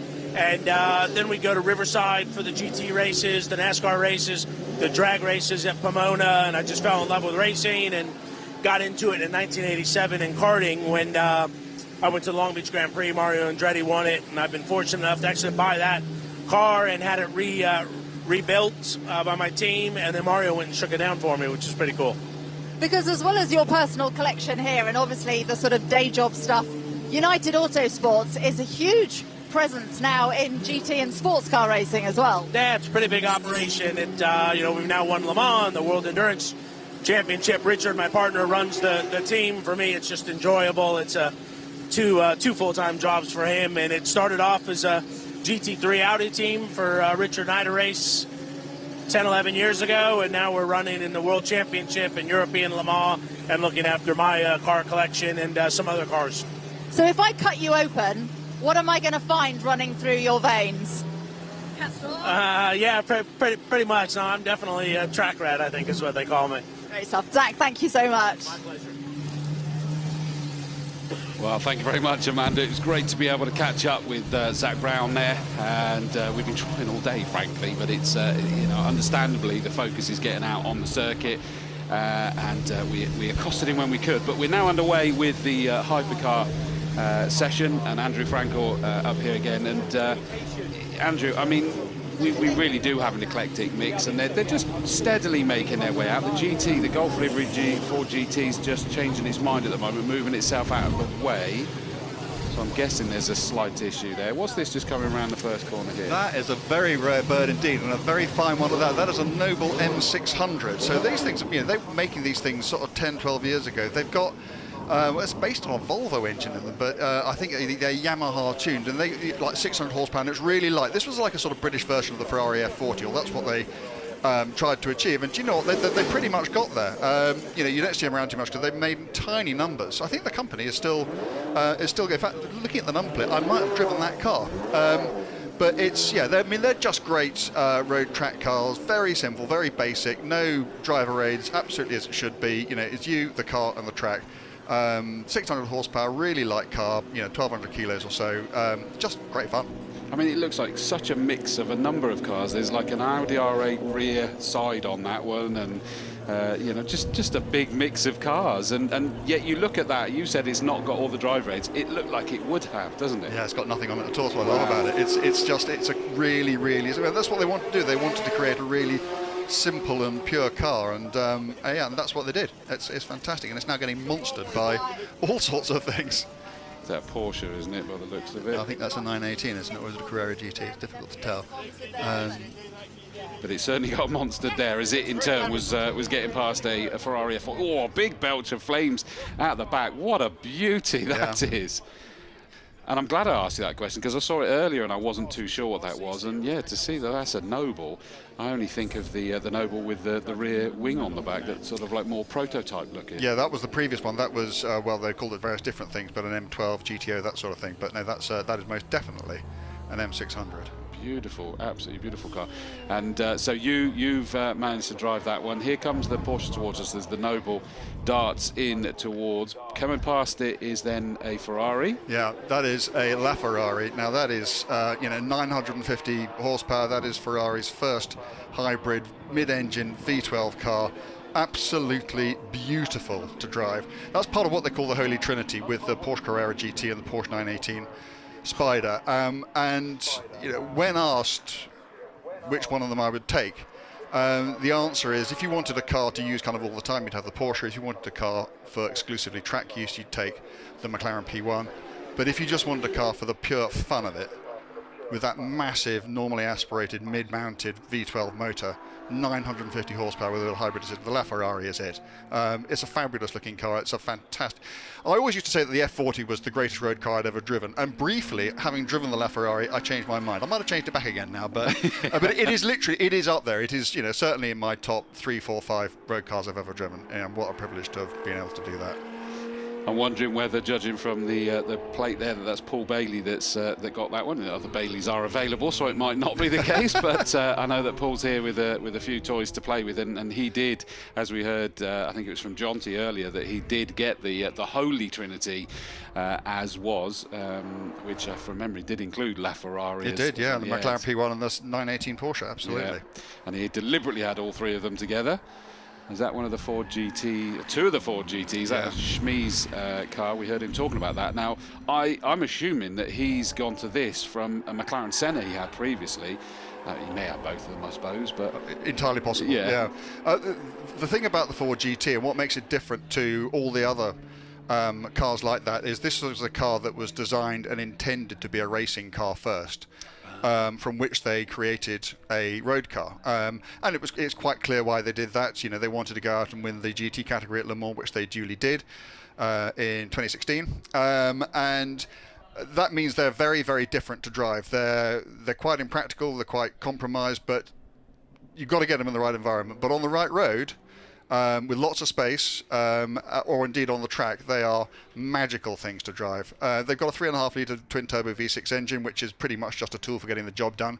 It's all about the chassis with this car, all carbon car, pure race suspension. Very much, as I say, a car that was, was designed to be raced first, and to use on the road second. And there's clearly a difference between the two that are out there. Schmee's one is the second one, and he's got the extra fin on the back, including using it as an air brake when he throws the anchors out the back. Well, you can operate them in road mode or track mode, and if you operate them in track mode, you've got to stop the car, press a few buttons, and the car just physically lowers itself, and it maybe you get some active aero coming in then. Because the other one had nothing on the back of it at all, so I'm assuming they're different versions of it. And what we're looking at here now is another one of my favourite cars. It was Ferrari's first mid-engine V12, Ferrari F50, succeeded, funnily enough, the F40. The engine, 4.7-litre V12, was said to be related to the 3.5-litre V12 that Ferrari used in their Formula One cars in the early 1990s. It was certainly rigidly mounted to the back of the car, which is, a very, very rare thing indeed. I mean, I think it was the first car to do it, and I think Gordon Murray's latest does it, and I think that might be the only other car to have done it. So it was just a really, really pure, thoroughbred car. Again, just beautiful to drive. Lovely analog car, which made the most fabulous noise. And I'm just slightly amazed by all these F40s going around. Well, and I think this one here is the F40 LM, is it not? Just judging from the wing on the back of that. Well, it's either an LM or a GT. They made two different versions of racing F40s. They're all made by an Italian company called Michelotto. They weren't made by Ferrari, and they made 19 LMs and 5 GTs, and basically the LMs were designed to race in IMSA racing in the US, and the GTs, which ended up being GTE cars, raced in what they called the BPR, which we'd now recognise as being the World Endurance Championship. So very different to a standard F40. Much lighter, full race suspension, race brakes, but also big turbos, big intercoolers. Instead of 478 horsepower, an F40 LM was rated at 720. So you can imagine, it probably didn't weigh a ton in race trim, 720 horsepower. I mean, the amazing thing about them was that they were still winning races sort of 8-9 years after the F40 first came out. They were so effective, even though, like the McLaren F1, it was never originally designed to be a racing car. And yet, picking up on what you said is your favourite to drive, you said the F40, but you didn't say the F50. Do you know, I agonised over that. But there is something about an F40, and anybody listening to this who's been lucky enough to have been in an F40 will know exactly what I'm talking about. There is a rawness, there is an excitement, there is a sort of back to basics thrill, because in an F40 it's just you and the car, and there's nothing else to get between you and the driving experience. And they steer so beautifully. I mean, by modern standards, they're not that quick. There are any number of pretty ordinary cars these days which would show a standard F40 a clean set of heels, but to me that doesn't matter at all. They are just so exciting to drive. I've been very lucky. I've driven loads and loads of stuff, but if I know I'm going to drive an F40 tomorrow, I wouldn't sleep tonight. Really? Yeah, I just love them. I absolutely love them, and anybody who's been in one will know exactly what I'm talking about. Which means that it really hit the mark, because as Jonty was saying earlier, is that the whole idea was that Enzo just wanted to blow people's minds one more time. He knew he was getting old, and he just wanted to blow people away one more time. Yeah. It sounds to me he did the job. Am I allowed to use a rude word on this commentary? No. Okay. When asked what it was like, he said, "This car is so fast you will blank yourself." That works for me. Yeah, okay. And that was Enzo, age 90, who said that. And that was his official commentary on the car. Tells you all, and you know what, I mean, the thing is, they're 35 years old now. These are old cars. Back in the day, quickest car ever created, and times change and we changed with them, but at the time they were just absolutely astonishing things. Porsche's just gone straight on it, forgot to brake as it got down towards the left-right to chicane at the end of the exhibition straight, and I was just looking at that, hurtling past a car that has stood out for me today. Just behind that Porsche is the Aston Martin Vulcan.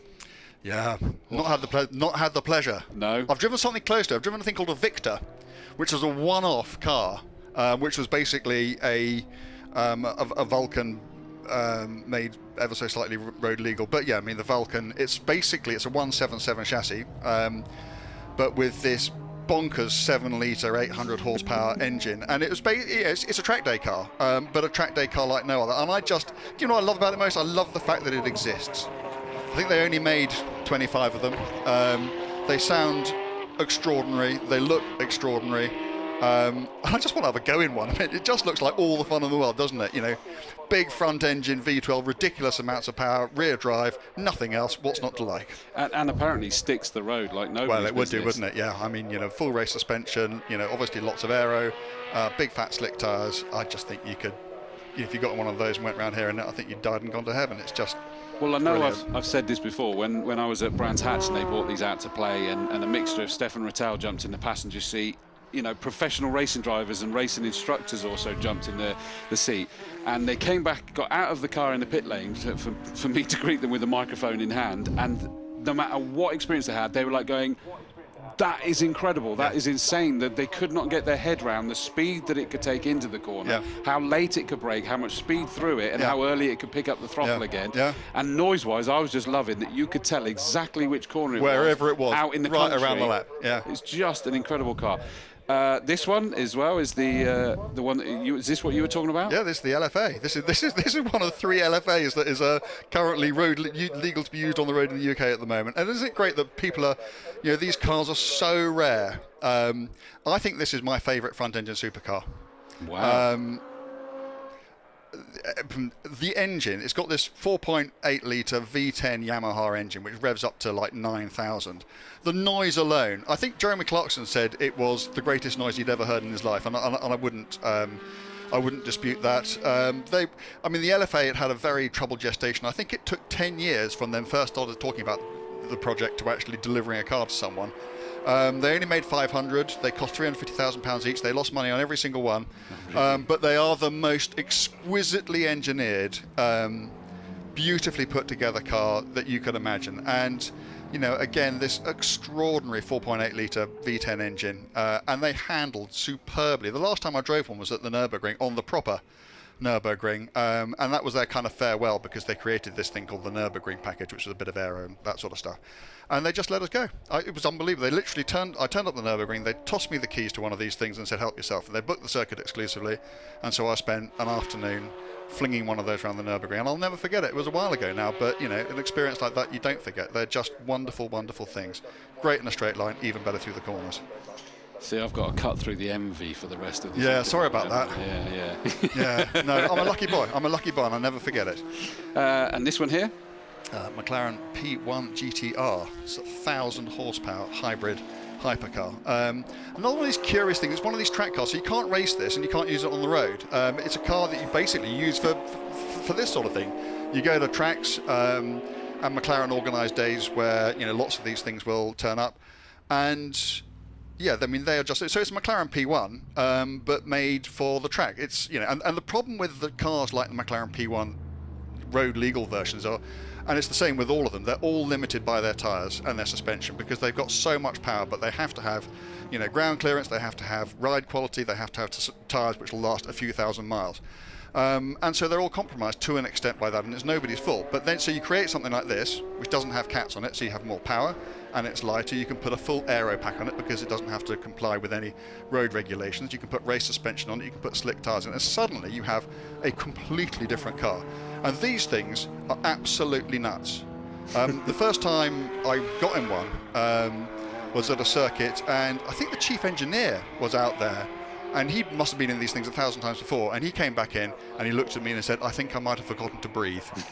It was, and you know, and to someone, even to someone like that who knew the car so well, it was so exciting. And they are, I mean, just 1,000 horsepower, very little weight, you know, you do the maths, it's an extraordinary experience. The Porsche we saw making some moves at the top of the craners there, that was the GT, I noticed from the back of it. And I'm trying to remember, that's not the Holy Trinity one. No, that was before that. That was kind of like the first of those cars. That was the, you know, so the Carrera GT was succeeded by the 918 Spider. The Carrera GT was actually started life as a Le Mans car. Porsche built this complete Le Mans car which worked and it ran, and it had this wonderful V10 engine in it. And then something happened. I think they changed the regs, which Porsche thought was foul play. And so they were left with this thing and thought, well, what do we do with it? And they thought, we might as well turn it into a road car. And they turned it into the Carrera GT. They made quite a few of them. I think they made about 1,300, which in terms of production of things like the 918 and certainly LaFerraris and P1s, it's quite a lot of cars. And I think that the Carrera GT, which is I only drove one for the first time quite recently, amazing engine, all carbon chassis, but it was kind of like the prototype. It was the car, I think, which made these other manufacturers think, well, that worked for them, so maybe we'll have a crack at that. So I think I regard that as the kind of like the father of the sort of modern breed of hypercars. I think that's the Monza SP2 Ferrari. It is the Monza SP2 Ferrari, yes. And that's going, isn't it? Yeah. Oh, he's on the brakes there. And in fact, there's no passenger in it to make sure he can go for it as well, or at least there isn't a passenger in it anymore. Do you know, it's so nice seeing something like that being driven because, you know, those are the sorts of cars you quite often see either static or being driven not very fast, and he's having a go in it, isn't he? Yeah. And it's great to see. It's, you know, it's what these cars were built to do, and it's fantastic that they can come here to an event like this and get out on a fantastic track like Donington, which is just the sort of track on which you'd want to exercise a car like that. Wide open spaces, but also every kind of corner. Oh, he's slowing down now. He's heard you. He probably has. But I don't think I've ever, other than I think going up the Goodwood Hill, I don't think I've ever seen one of those in action on the track. So yeah, quite an incredible looking car. It is unbelievable. I don't know what happens when it rains. Well, you don't think about it, but it just is. It shows what a great job the guys, the team here at Supercar Driver do for this event. Is that you've actually got the mix of all of the above, haven't you? You've got the, as you say, bringing them out and actually driving them how they're supposed to be driven.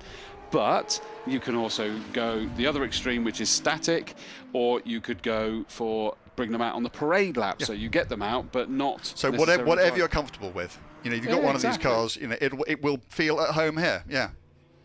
I've got, and I didn't catch who it is that's down there, but I believe they're going to be speaking to Jodie Kids. I'm going to head down to them. That's right. Yes, I've managed to track down a lady who's been incredibly busy all day. Jodie Kidd, it's great to see you here. What are you doing? I am here doing lots of episodes for Kid in the Sweet Shop. No, so Zach Brown, who is a very, like a friend of the channel, is here actually taking some of the cars that I've seen kind of in his garage, but actually to see them running and to see him racing them.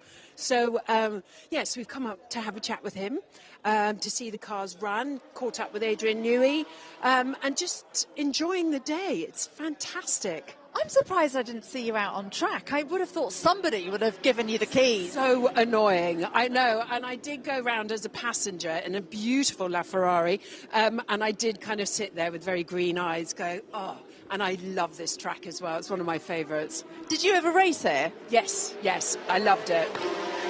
What was it about Donington then that you liked so much? It's just when you just get every corner right, it's like, it's better than, you know what I mean. Yeah, we'll talk about that bit slightly later. Good. It just is a really fast-flowing, really enjoyable circuit.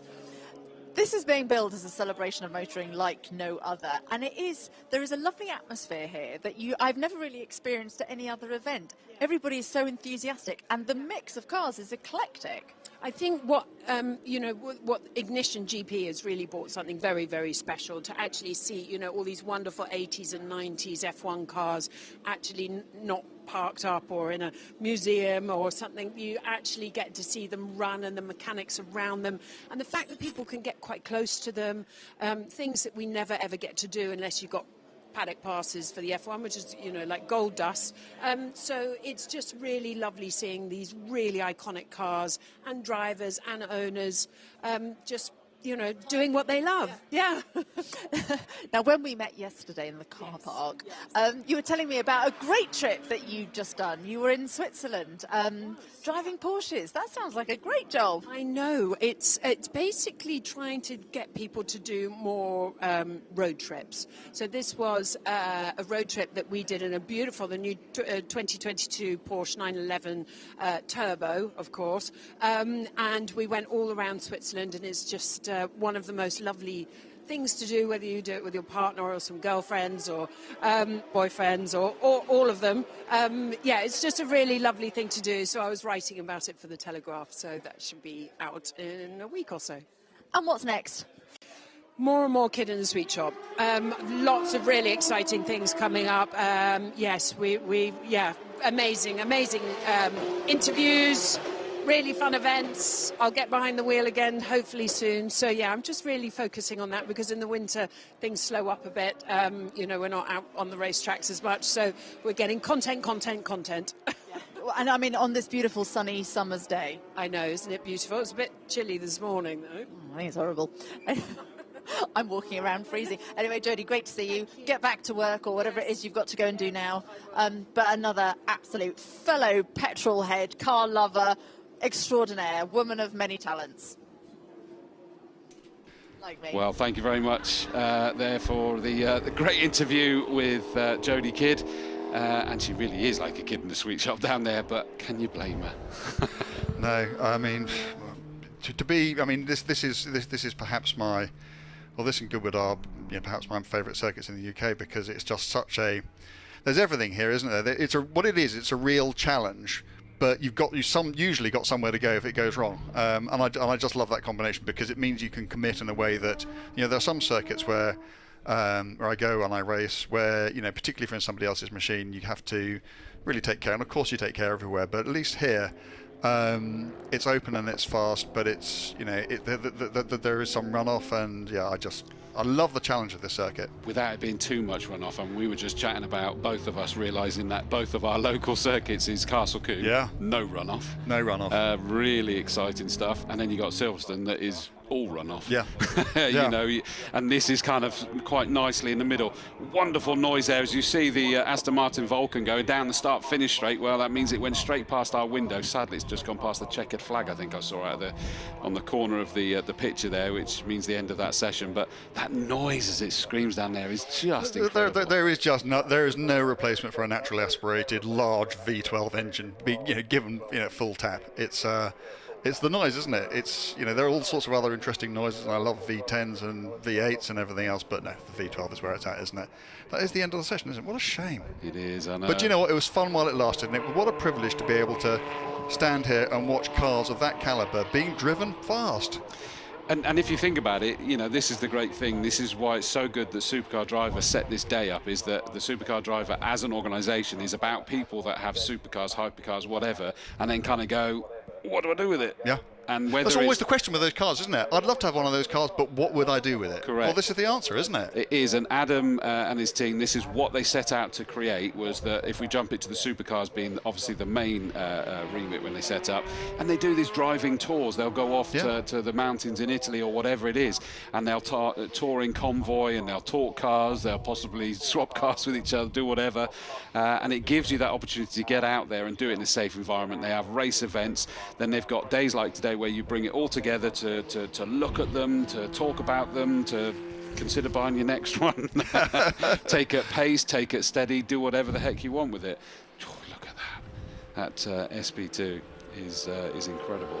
I've just been at the Le Mans Classic driving the SP3 Daytona, but which is this 840 horsepower mid-engine V12 Ferrari, but sadly, such is the way of my world, all these things are embargoed. I'm not allowed to talk to. I signed a piece of paper saying I'm not allowed to talk to anyone about what it's like to drive until August the 1st. So, but it's part of this Icona series. I hope I pronounced that right. That Ferrari have, and the SP1 and SP2 Monzas were the first of those, and they're Ferraris which are built not to do a lap time, but to be very, very sort of pure in their responses and the driving experiences they provide. And I've not driven an SP2, but looking at it, you kind of guess that's very much what it's all about. Well, Andrew Frankel, thank you so much for joining us. Your inside knowledge was so good that made that session seem to go way too quickly there, I'm afraid. No, Chris, do you know what? It's just a great pleasure to be here, genuinely, and to see these cars, because, you know, as I say, I'm a lucky boy. I get to do all sorts of things, but I'm not sure I've ever just sort of stood and watched cars, this many cars of that calibre and of that kind, being driven properly around the circuit before. Not like that. So, yeah, fantastic way to spend the time. And finally, the-intercooler.com. The-intercooler.com website goes live 12 o'clock tomorrow, I hope. No, it will. It Midday. Will. Midday. Free 1 month trial. So go and have a look at it. There's an app which goes with it as well. And yeah, what we're trying to do is just bring the finest motoring journalism possible. We have guys like Karen Chandok and Henry Catchpole and Andrew English and loads of people writing for us all the time. And we're trying to bring the finest possible motoring journalism to people every single day. We'll have a new story on there every single day. Goodness me, that's a big ask. It is a big ask, but you know what? It's gone down really well on the app, and so hopefully it'll go down equally well on our even better, bigger, better looking website.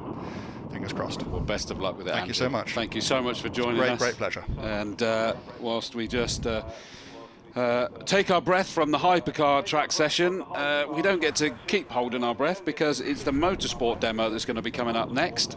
And as you can see on the screen, give you just an amuse-bouche, excuse my French, that we'll be able to see a fantastic variety. Zach Brown gets belted into, now I'm assuming from what he's saying earlier, he's going to be in the Audi 200 Trans Am, which is just a phenomenal piece of kit that was so good that the Americans started changing the rules just to start making it not possible for that car to race over there anymore. But a big old mix. That looks, I think that's the Golf Pescarolo, that we haven't seen that today, and I believe Mike Cantillon's going to be driving that one, the Front Row Racing run car, and great to see it. And again, it's back to, you know, as soon as those colours there, you know instantly what the colours are. It is the Golf livery, and Pescarolo. Just checking there because that was moving as someone leant on that, and I wanted to make sure that there wasn't an issue. But they're chatting to presumably Mike Cantillon. Yes, it is, that he's going to be taking that car out, and I think that fairly soon Amanda may be able to grab a couple, but I know we've been interjecting with them as we've been going, because of course a lot of them are then jumping into their cars. We saw earlier we had a whole mix of bits and pieces that were out there earlier. There's a few we haven't yet seen, but that could be, we didn't know whether they were static. There comes the Capri that's just edging out, the Zach Speed Capri. Rick Wood at the wheel of that, what did he say, 600 and some change horsepower out of that 1.7 litre turbocharged car. Ferrari F40 going out, and there goes the Golf Pescarolo.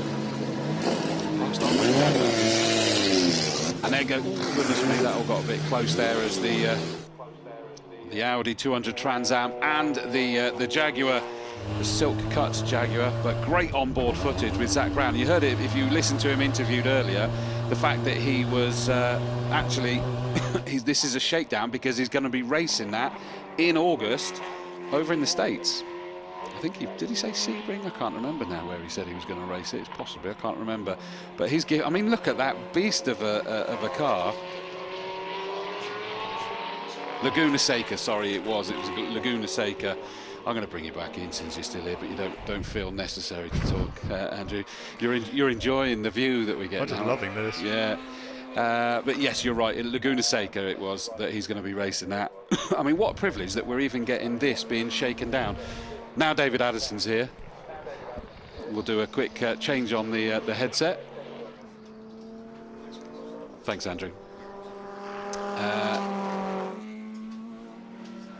What have we got? We've also got the Bentley's out there now as well. Good to see that the number 7 Le Mans winning Bentley. And Mr. Addison's back just in time to see the motorsport. That's fine. I bumped into another old friend, and I nearly bought a car as well. So it all got a bit. Yes. Turn off now, Mrs. A. I know. Anyway, here I am, and I heard you talking about the fact that we've got 1 or 2 cars out that we haven't seen hitherto, like the Golf Pescarolo. The Audi 200 Trans Am that you can see in the background there. There is actually a shakedown Zach's doing for racing it in August. Yeah, and a great on board with this piece of kit, and it was wonderful. I saw this list, David, and I was sort of like, well, what's this Audi 200 Trans Am? Went and had a look, and just saw this whole fact that it just the Audis, they wanted to take on the American Trans Am cars and created this, developed it. And then the Americans started changing the rules because they didn't like that it was doing well. Well, it was a manufacturer taking on private teams, and that was part and parcel of it. And some pretty high caliber drivers as well. Absolutely. I mean, it was a proper manufacturer effort, but with a big team. And so, against the spirit of the racing over there. It raised people's game. Did it really? Well, they had to try and combat it. Audi had decided that America was a market they needed to crack. Don't forget, this was before the American Le Mans series existed. So if you wanted to go and do something out there that wasn't IndyCar, wasn't NASCAR, there was only really Trans Am that you could race in. Why does it say 44 on the door? Well, it was Group 44, Bob Tullius's team, that ran the cars. They were, remember, the company that brought Jaguar back to Le Mans before TWR got involved. But yeah, the car won 8 races, 5-cylinder, turbocharged 2.1 litre engine. Hurley Haywood was the champion. Walter Roll had a couple of wins. Hans Stuck actually had 4, but it was Hurley Haywood who was the more consistent. Right, now this is the car that I think Mark Sumter said he was going to be driving. It is the James Weaver Manuel Reuter 962. And this was breathed on by Richard Lloyd Racing. So Richard himself, the late Richard Lloyd, very, very handy driver, but then was a very successful Group C team owner. He ran those Canon 962s as well, which was a great livery. And Peter Stevens and Nigel Stroud had a look at this and tweaked around with it. So it effectively became the 962C GTI, because GTI Engineering was Richard's team. And it had a revised aero package and also aluminium honeycomb rather than sheet tubes for it. It was a lighter car. It was a refinement at the front, better aero, better downforce. I've just seen the Sauber Mercedes head to its garage forwards, which is not a good sign, and it looked a bit low on the corner. I've got a horrible feeling that Jeff Page might have had a problem with that. But the 962s were the evolution of the 956. They sort of had to do this because IMSA, which was growing with the sports car championship scene, had by this stage really moved the goalposts a bit. So IMSA regulations for sports cars were different from the FIA's regulations internationally. And to get a car that complied for IMSA, what they then had to do was to move the front wheels ahead of the pedal box. And that's where the 956, 962 difference came. Made no difference in Europe, but if you wanted to race it in America, IMSA said, this is what you must do. So Porsche did, and that's where the 962 came from. And of course, it had evolved from the early 956 anyway. You can see this with the rear wing sitting sort of further back from the car as well. By this stage, the likes of Joest and Kramer and Richard Lloyd all trying different things. The beauty of both the 956 and the 962 was that Porsche was intelligent enough as a brand to not beat the customers. So the customer got exactly the same equipment, and you could take on the works cars and beat them. And the teams did. John Fitzpatrick, for example, at Brands in 1983 in a wet race, beat the works cars because they tried something trick with the front of the car and the cooling of it and a bit of downforce. And John and Derek Warwick in the wet beat the works cars. And Joest at Le Mans in 84 and 85 and other teams proved that you could do it. And Porsche had a good budget and it had good drivers for a factory program, but it didn't dominate because the private teams, if you were good, you know, you had good drivers, good machinery, and you ran it well, you could beat them. They didn't keep anything away from the customers. You could still go out and do it. And it was a very clever policy, because otherwise Group C would never really have worked, because it would have been 3 Porsches dominating every race out of the factory. Forget it, we can't take on the works exactly. Teams. So they were sensible enough to not price out the competitor. Right, there's the Bentley of Guy Smith that we've been eulogising about all day. It is, and it's still a stunning shape, actually. And like we touched on earlier, because it was a brief programme, really only 3 years of the EXP Speed 8, you don't see it very often, and therefore it's perhaps not in the mind as much as, say, a Rothmans Porsche might be. So it's good to have it, most definitely. I'd love to see this, but it's the Masters Historic, we had the Endurance Legends out racing, and the grid sizes are getting bigger for that as well. And we had a good variety. We had a Peugeot now out in it racing as well. Yes. I want them to come and race that in it, but I don't think they will race it, will they? Well, Sean Lynn's car, which isn't here because Sean's a bit tired, to say the least, after the Le Mans Classic, but he's got number 8, and he raced that at Le Mans last year because they had the... What was it called last year? Not Le Mans Legends, but it was something like that, the support race. They had a double header for prototypes and GT cars of this period. Yeah. So he raced. Did he win one of them? Anyway, he was certainly there.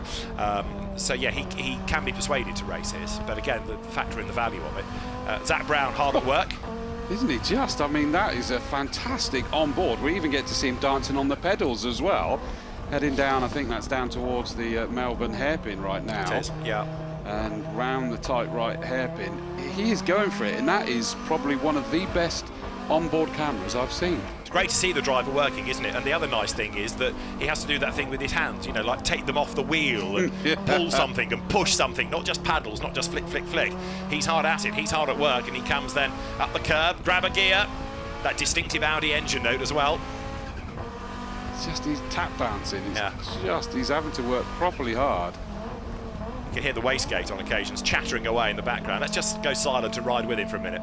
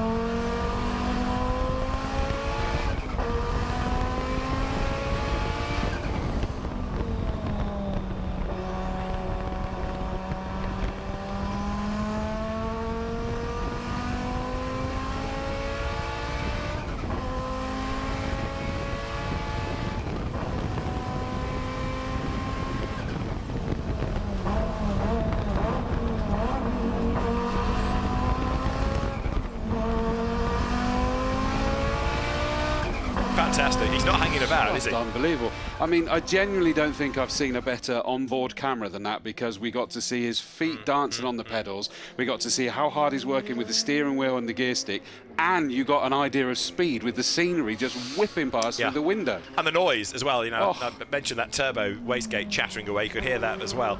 So, Zak Brown, it all looks quite refined from the outside, but a huge amount of effort and commitment being put into it.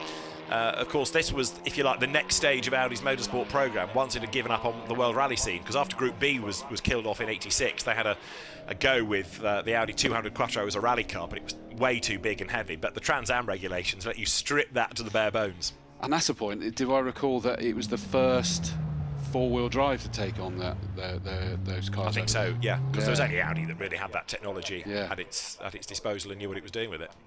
Here we go with the McLaren MP4 12C Can-Am car of Paul Bailey, and he does race this, and I've seen him racing it in a few the GT Cup. He's piloted it with good success out in that car as well. Sometimes just himself, sometimes with a pro co-driver as well, and it's a great car in its distinctive orange livery. He always keeps it in that livery as well. It's very different from how Can-Am was when it was created. Certainly not a two-seater open-top big banger, but it carries the tag, and it's a very, very effective car indeed. Rick Wood in the Capri has just gone over the line, and the McLaren 12C Can-Am up now through Coppice. Yeah, it could be the greatest track toy on sale, because it's circuit only is the official line. Not road legal, but Sean of Motorsport Regulations, just 30. There was only 30 of these made for 375 grand. The ultimate track car, and it's quite incredible. I did read somewhere when I was flipping through these details is that it's able to, the Can-Am is running the hard compound race tires from the Blancpain Endurance Series, and therefore it does take a good while to get the tires up to temperature in this. In fact, I was here for a race meet, and admittedly it was a bit bitter cold here, 3 laps to get up to temperature. Yeah, I'll believe it. It wasn't an easy car. They're the Callum Lockie-driven Jaguar. This is the one that was 4th at Le Mans in 1988, part of that great photo finish that the surviving Jaguars all lined up for. This car that was also driven by, in that race, Larry Perkins, Derek Daly and Kevin Cogan. A very cosmopolitan entry of the Australian, Canadian, Irish combination of drivers. Who's at the Porsche that's crept out ahead of them? That one I don't think that we've accounted for in this. But we've got another of the 911 GT3 Cups on the circuit. There's Rick Wood in the tribute to Klaus Ludwig Ford Capri, DRM championship winning car, and I seem to remember that there were models of not that colour scheme, but Bjorgo made one of the black and yellow and red Zack Speed colours. And in tandem to that, there was this equally outlandish RS 1800 Mark II Ford Escort that Hans Heyer drove in the other class, and Klaus Niedwitz drove one. So Zack Speed had a really, really successful time with Fords, made its name with Fords. There's the Porsche I was talking about, which I think we've seen out in one of the track day sessions, but I'm trying to work out who it is that's behind the wheel of that. Scottish. Thanks for your help. That's all right. You're welcome. I'm here all week, try to feel. Yep. Come phone your friend. Callum Lockie returns in the Jaguar. Got none left after that. Yeah, right. Anyway, the Porsche, which, as you can see, is a modern-day track day car rather than one out of a race championship, accelerates up towards Schwantz Curve. I see, sadly, we have lost the one that kept having the issues with the brakes. Oh, John White's haven't seen GT2 that come back out again.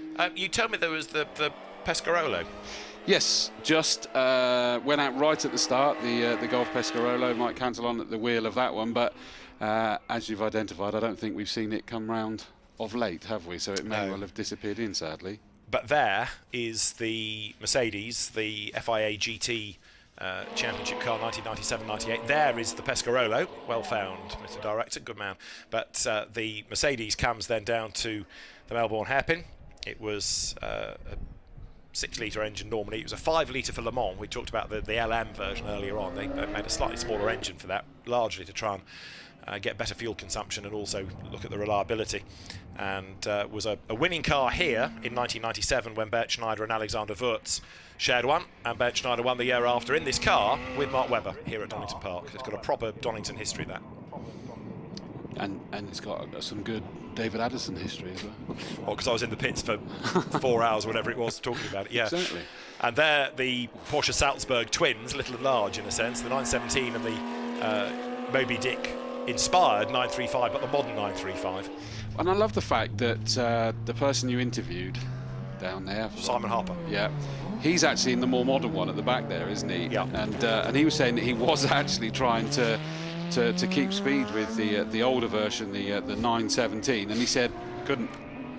And yet the age difference is massive. Oh, yeah. It just goes to show what an incredible car that was. Yeah, I mean, it is worth remembering and reminding people just how awful the 917 was when it came out. You know, Simon Harper said it in the interview, and it's perfectly true. Drivers were loath to get into them because they just did not give any confidence. They were unstable, they were evil handling things because they were long tail versions originally. This is a 917K, the K for Kurztail, the short tail version of the car.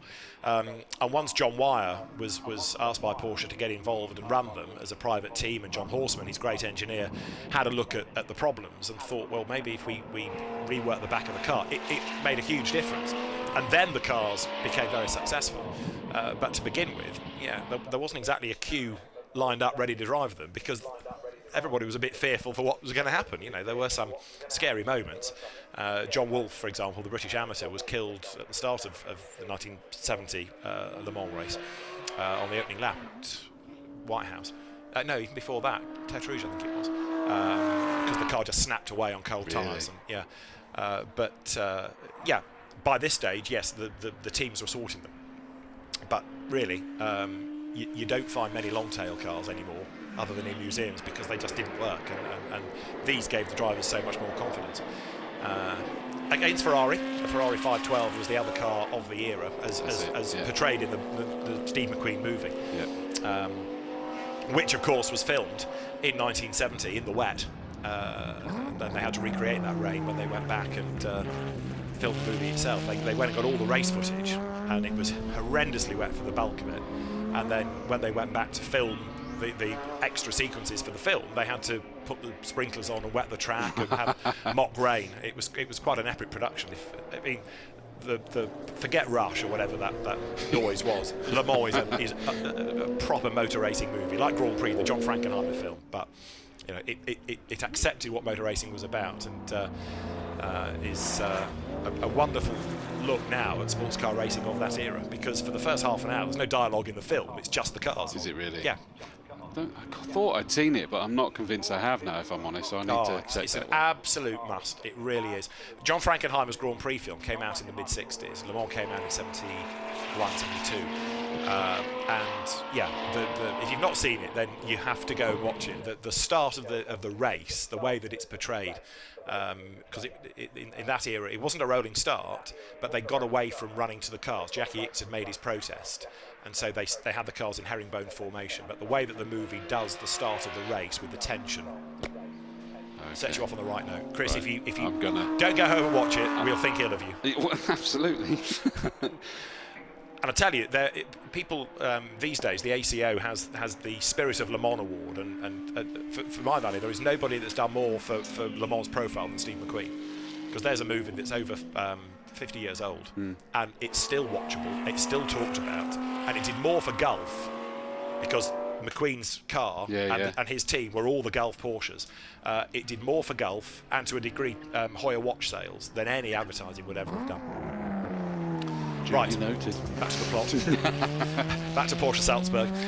Yes, this is the original Atwood Herman car, Richard Atwood. It's just amazing the rear on this, isn't it? The 935, I know, it's just insane. But it's a recreation in a way, a nod to the Moby Dick Whaletail 935, which was a 1978 car.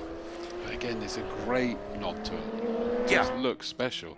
You were talking earlier about the Ford GT, you know, and we were saying it was a modern classic. You can tell it's a modern car, but tell the heritage, and it's the same here. That doesn't look like it's based on a shape from the late 1970s, does it? No, just beautiful. It's a wonderful car, that. Not many were made, but I think just about each one came out in a different livery. There was a race for them at Spa, was it in 19 or 18? Anyway, but yeah, the entry for that was of a modest size, because there just weren't that many cars around, and it was boosted by a few other Porsches. There is Paul Bailey, and behind him is Ben Schneider on another quick lap. Well, to give you an idea of this this McLaren here, V8, 3.8 twin turbo, 621 brake horsepower, 0 to 60 in less than 3 seconds. So when you say it's a good track car, I think that's fair. Top speed, in inverted commas, claimed, 174 miles an hour. It's finding the track for the car, isn't it? Yeah, absolutely. Because there are very few that can accommodate it or allow it to show its true potential. Donington, Silverstone are some, but you wouldn't necessarily take this to Mallory. No. No, won't get out of third gear, would you? Yeah, I don't think I'll see it at my local circuit, Coombe, neither will we, so he won't get out of Castle Coombe. And in fact, we're talking about this, it's obviously not Paul that's driving it, because I'm sure I've just heard in my ear that Amanda is down with Paul Bailey right now.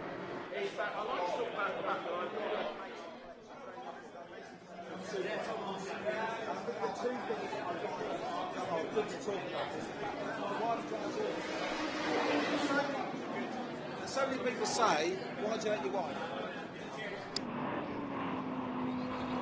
No, I could hear Paul. I could hear Paul Bailey in the background there. Right. But so who's he given the car to then? Well, that's what I was wondering. I just assumed it would be him out there, but he's allowed some. It's not Jonty's managed to dive in. Well, you never know. There you go, Amanda. There's your next task, is to try and find out who's got into the McLaren. I'm a bit disappointed to see Rick Wood's Capri has come in and parked. That doesn't look terribly optimistic. Right, let's go back and hear from Paul Bailey. We don't know whether we're on now or we're not on now, but it really doesn't matter. I've been joined now by Paul Bailey. I've come down into the pits. I feel like I must have walked about 40,000 steps today. How about you? Have you been walking a lot, or have you just here with all of your cars? Well, we've done a little bit of both. There's lots to see here. Some amazing cars you just simply will not see anywhere else. I did go to the Festival of Speed, and I have to say some of the cars here have overly impressed me, and they've come out to play today, and it's fantastic to see them. Now, you tell us what you brought here. You've got a LaFerrari, you've got these Porsches. So I bought two Ferraris. So I bought a LaFerrari and an Enzo, which is fantastic. Adam said he already had enough F40s and F50s, so we left those at home. And I've got two Porsches, so I've got a manual GT3 RS and a PDK GT3 RS. So we've been switching seats and seeing what they're like out on the track.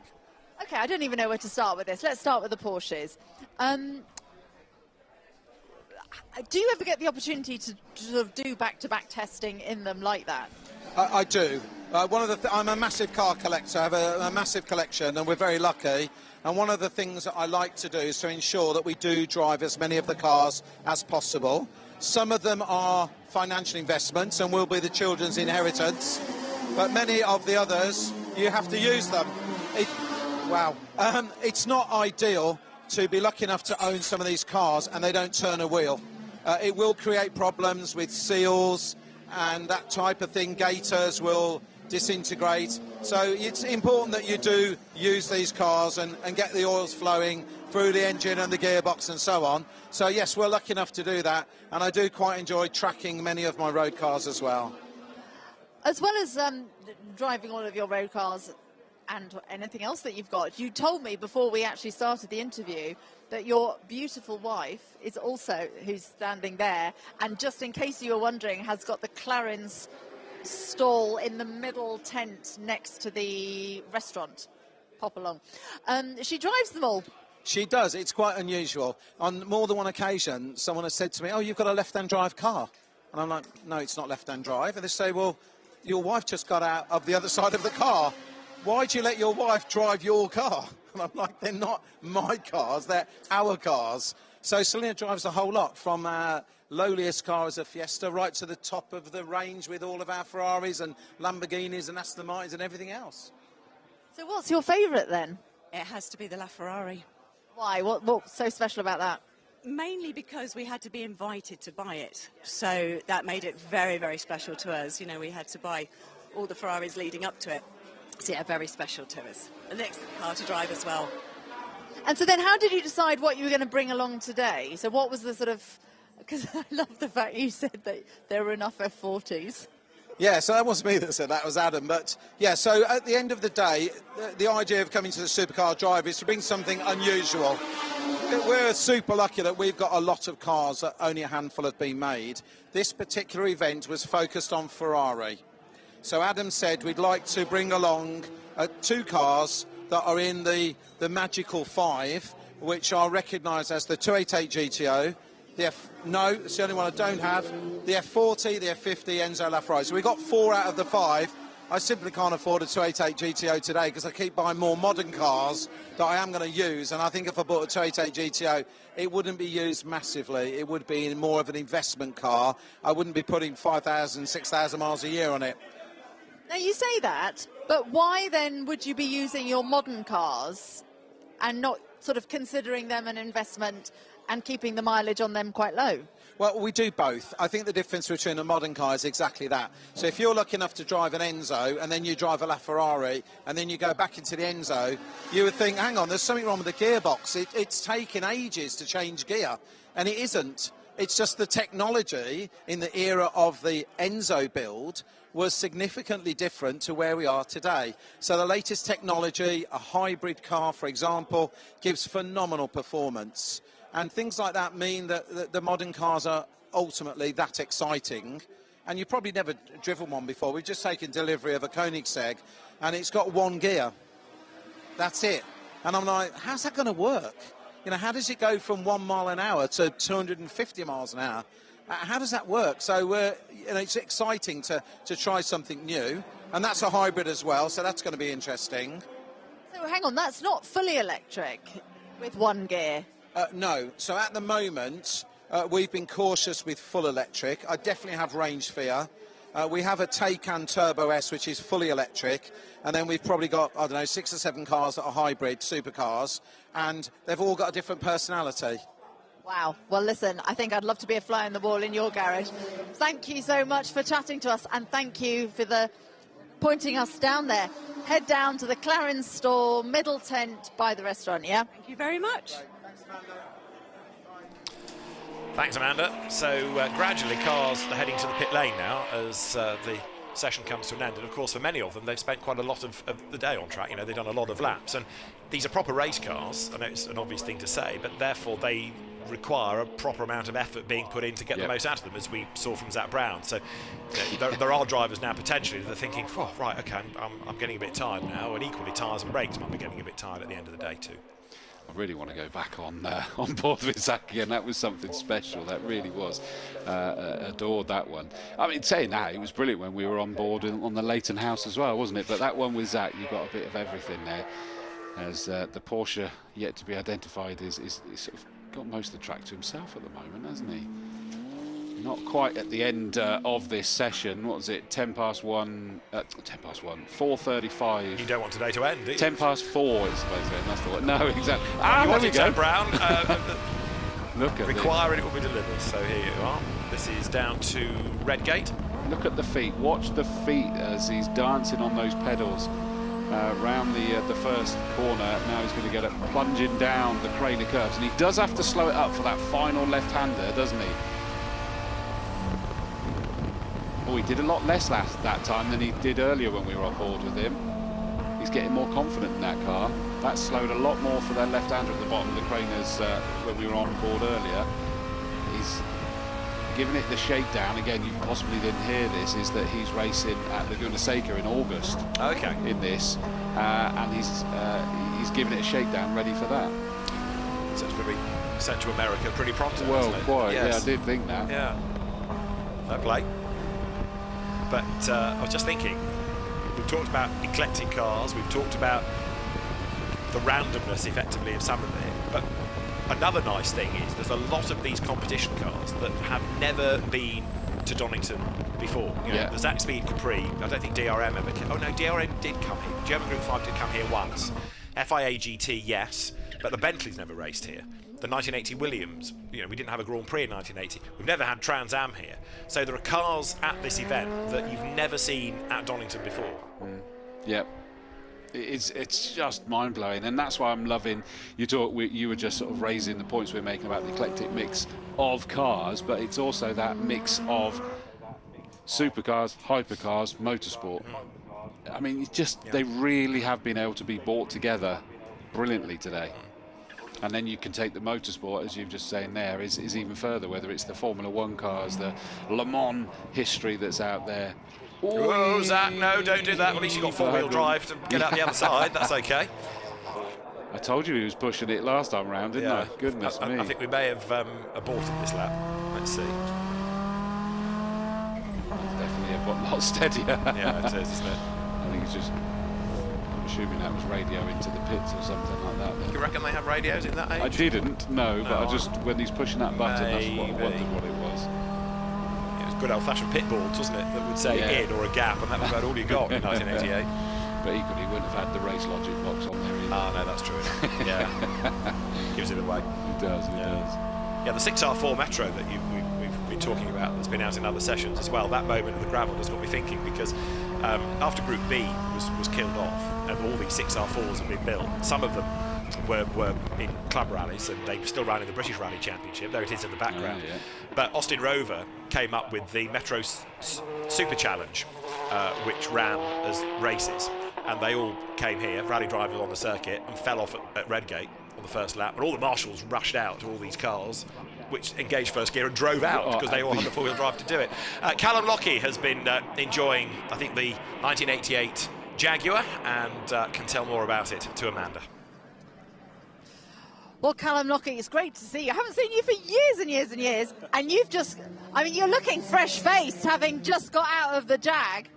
Yeah, well, we're not pushing that hard because, unfortunately, with the world shortage of tyres, we haven't got any slick tyres, so we're on wet. And you can only go so far before it starts getting pretty hairy and wet. But we had a bundle of fun. Who wouldn't, with that amazing V12 soundtrack? Wow, I can't even imagine that. What is the tyre situation then? When do you think you're going to get some? And, I mean, when was the car out? When is it supposed to be going out? Well, I don't know if there are any other plans to take it out this year, but with the whole Russian-Ukraine situation, apparently one of the required ingredients for tyre making is 80% from Russia, so they're really struggling to do it. And unusual sizes like these are just not being produced. Gosh, I can imagine. So then what is it like driving around Donington on wet tyres in the dry? It gets a bit wobbly after the first few laps. You have to really be careful with the curbs, otherwise you get a big snap. And yes, you can feel them beginning to overheat and they move around a lot more. And at that point you've just got to hold pace, because if you try and go any quicker you'll be in trouble. Wow, well listen, it's an amazing car. It's absolutely fantastic to see it here. Great, yeah, it's a great privilege to be allowed to drive it. We'd love to race it, but that's another story. Absolutely. Have you had, I mean, you are you love your cars, love your motoring. Have you had a chance to have a look round, see anything else? a small loot round. I haven't been right down the paddock, but it's quite the most amazing collection of wonderful cars. I don't think you see them anywhere else. Not this level of superb supercars and fast cars and race cars. And there's got to be something to suit absolutely everybody here, and probably many more than just one. Absolutely amazing. Callum, great stuff. Thanks a lot. Back to you guys. Thanks, Amanda. Yeah, Callum Lockie, who's got a long racing career, but he's as competitive as ever and as successful as ever, in fact, in historic racing, and the beauty of which he gets to drive some very nice cars and still has his track day company. So Callum Lockie with the Jaguar, that 1987 built car, but in 88 trim. 1987 was Clk Jaguar's first trip to Le Mans, and second trip to Le Mans. Lots of enthusiasm for the cars, but they weren't quite reliable enough. 88 it all came good, and that was one of those cars reworked into an 88 spec. As you look at the Bentley once more, that Guy Smith has taken out and goes to the top of the Craner curves. Isn't it beautiful? I mean, it's beautiful to look head on, and then side on it's a completely different looking beast and looks incredible there as well. I'd forgotten how nice this was, because it's not a, like we've said, it's not a car you see very often, and it's a glorious shape. Like I said at the start of the day, it kind of evolved out of the closed Audis that didn't work very well, and when it arrived on the scene there was much debate, much argument as to whether it was a closed Audi with a different badge on it or whether it was a completely separate car. And in fairness, it was a completely separate car. They'd taken many of the lessons learnt out of the Audi, but had certainly evolved, certainly advanced, and it was far enough removed from the Audi to be a car in its own right, that's for sure. But it was developed from the closed R8, son of R8, it kind of became named. Started off its 3-year Le Mans programme in 2001. It wasn't as fuel efficient as the Audis, and it wasn't as good on its Dunlops as the Audis were on their Michelins, so it didn't have a great time, although we did get the car into a third place. Andy Wallace, Butch Leitzinger and Eric van der Poel got third that year. The Bentley comes in, and it'll drive in a moment, past Henry Pearman, who's been out in Mercedes and Porsches, and he's right now with Amanda. He has indeed. Henry, you've just come back in the Mercedes. When I was talking to you earlier, you were telling me that you got this car as a part exchange with one of your Porsches, and this was the first time out. How was it? Or this today was? Yeah, no, it's the first time I've driven it, and it's absolutely mega. I mean, you can't believe it. I went seconds quicker in this than the Formula 1 car. I drove a bit earlier. It's just, you can see why they won everything for 2 seasons on the trot. It's just amazing. So, I mean, this is quite a marked departure from some of the previous stuff that you've owned. How do you sort of explain that sort of leaps in development? I mean, how can you just describe what it feels like? Yeah, sure. I mean, the 962s, which I've raced, as you know, they're fantastic. But, you know, this with a sequential gearbox, so you don't have to worry about gear changes and things. And just blipping down into the hairpins and stuff and going down 5 gears is just amazing. And the speed you can take, like Craner curves, you just keep changing up and you just don't think of lifting whatsoever. And it's just 1 gear change down and through the old hairpin and just keep accelerating up all the time. It's just incredible. Because it can be so easy as well to sort of habitually sort of approach a circuit and just think, okay, this is second, this is third, there's a lift, there's a dab on the brakes. But obviously you're going into this just with ultimate grip. Yeah, it gives you so much confidence. So the Formula 1 car, I went to change up into 5th and I was already in 6th. You know, so it's flying down, but it's quite physical. Whereas this, you just want to drive it and drive it and drive it. So it's like the endurance cars of the Porsche. It's just so easy to drive. And the V12 at 8,000 revs is just brilliant as the change gear lights come up. Are you going to race it? They're going to do the demo at Spa. I mean, having driven it now, I think there's definitely temptation to race it because it is just fabulous. If we could run it at Spa, we might think about that as well, but it's just brilliant fun to drive. I have to say, the bit I'm really loving at the moment is your very technologically advanced handbrake. Yeah, that's got a German part number on it. We've looked it up in the parts book. Thank you very much, Henry. I'm really glad you enjoyed it. Yeah, thanks. Tempted to race it. As a Formula 1 link, look, the aero by Fond Metal Technologies on the side. Fond Metal that sponsored Minardi and was a constructor by title in its own right. Tempted to race it. Well, there is, as I said early on, this 30th anniversary brace of races at Spa for the 24 hours. But Henry was talking about the demo at Spa, so maybe that's now changing from a race into a demo. It's on the timetable still as race 1 and race 2, but it might become a high-speed demo more than an actual flat-out race. Anyway, that's for later in the month. Right, that session Are we at an end? I think we are, aren't we? The track has gone quiet, so that takes us to the end of that motorsport session. Could well, in theory, it's probably got another couple of minutes left to go, but well, I'm not sure yet. You're right. It's certainly gone quite something. Yeah. There's one car out there. Right, look left out of Goddard's. No, let's go to the paddock where RPM Technic have been busy, and Tim Harvey's been doing demonstration laps and passenger rides all day, fresh from the Le Mans Classic. And this is where we are up to. So we're nudging towards track session 3 and then Formula 1 cars to round out the day. How have we got to nearly 4:10 so soon? I know, it's unbelievable. Is that once it really gets going and we're into these sessions, we've just got 2 more left to go. We've got members track session, so into the massively eclectic mix of cars that will be heading out 4:15 till 4:35, and then after that, rounding out the action will be as the checkered, although we're assuming that that's the checkered flag's when we wave to that car there. It was Mark Sumter in a 962. You try and stop him because Mark and Porsches are pretty synonymous. Porsche dealer as well as racer. Yeah, I'm always used to seeing him in the Paragon livery. Right, that's his company. That's his Porsche. But you think how famous that livery now is, ironically, as well. I mean, you've got all the scale electric cars of it and everything. That's right. Actually, yes, you're right. Yeah. I have one still tucked away.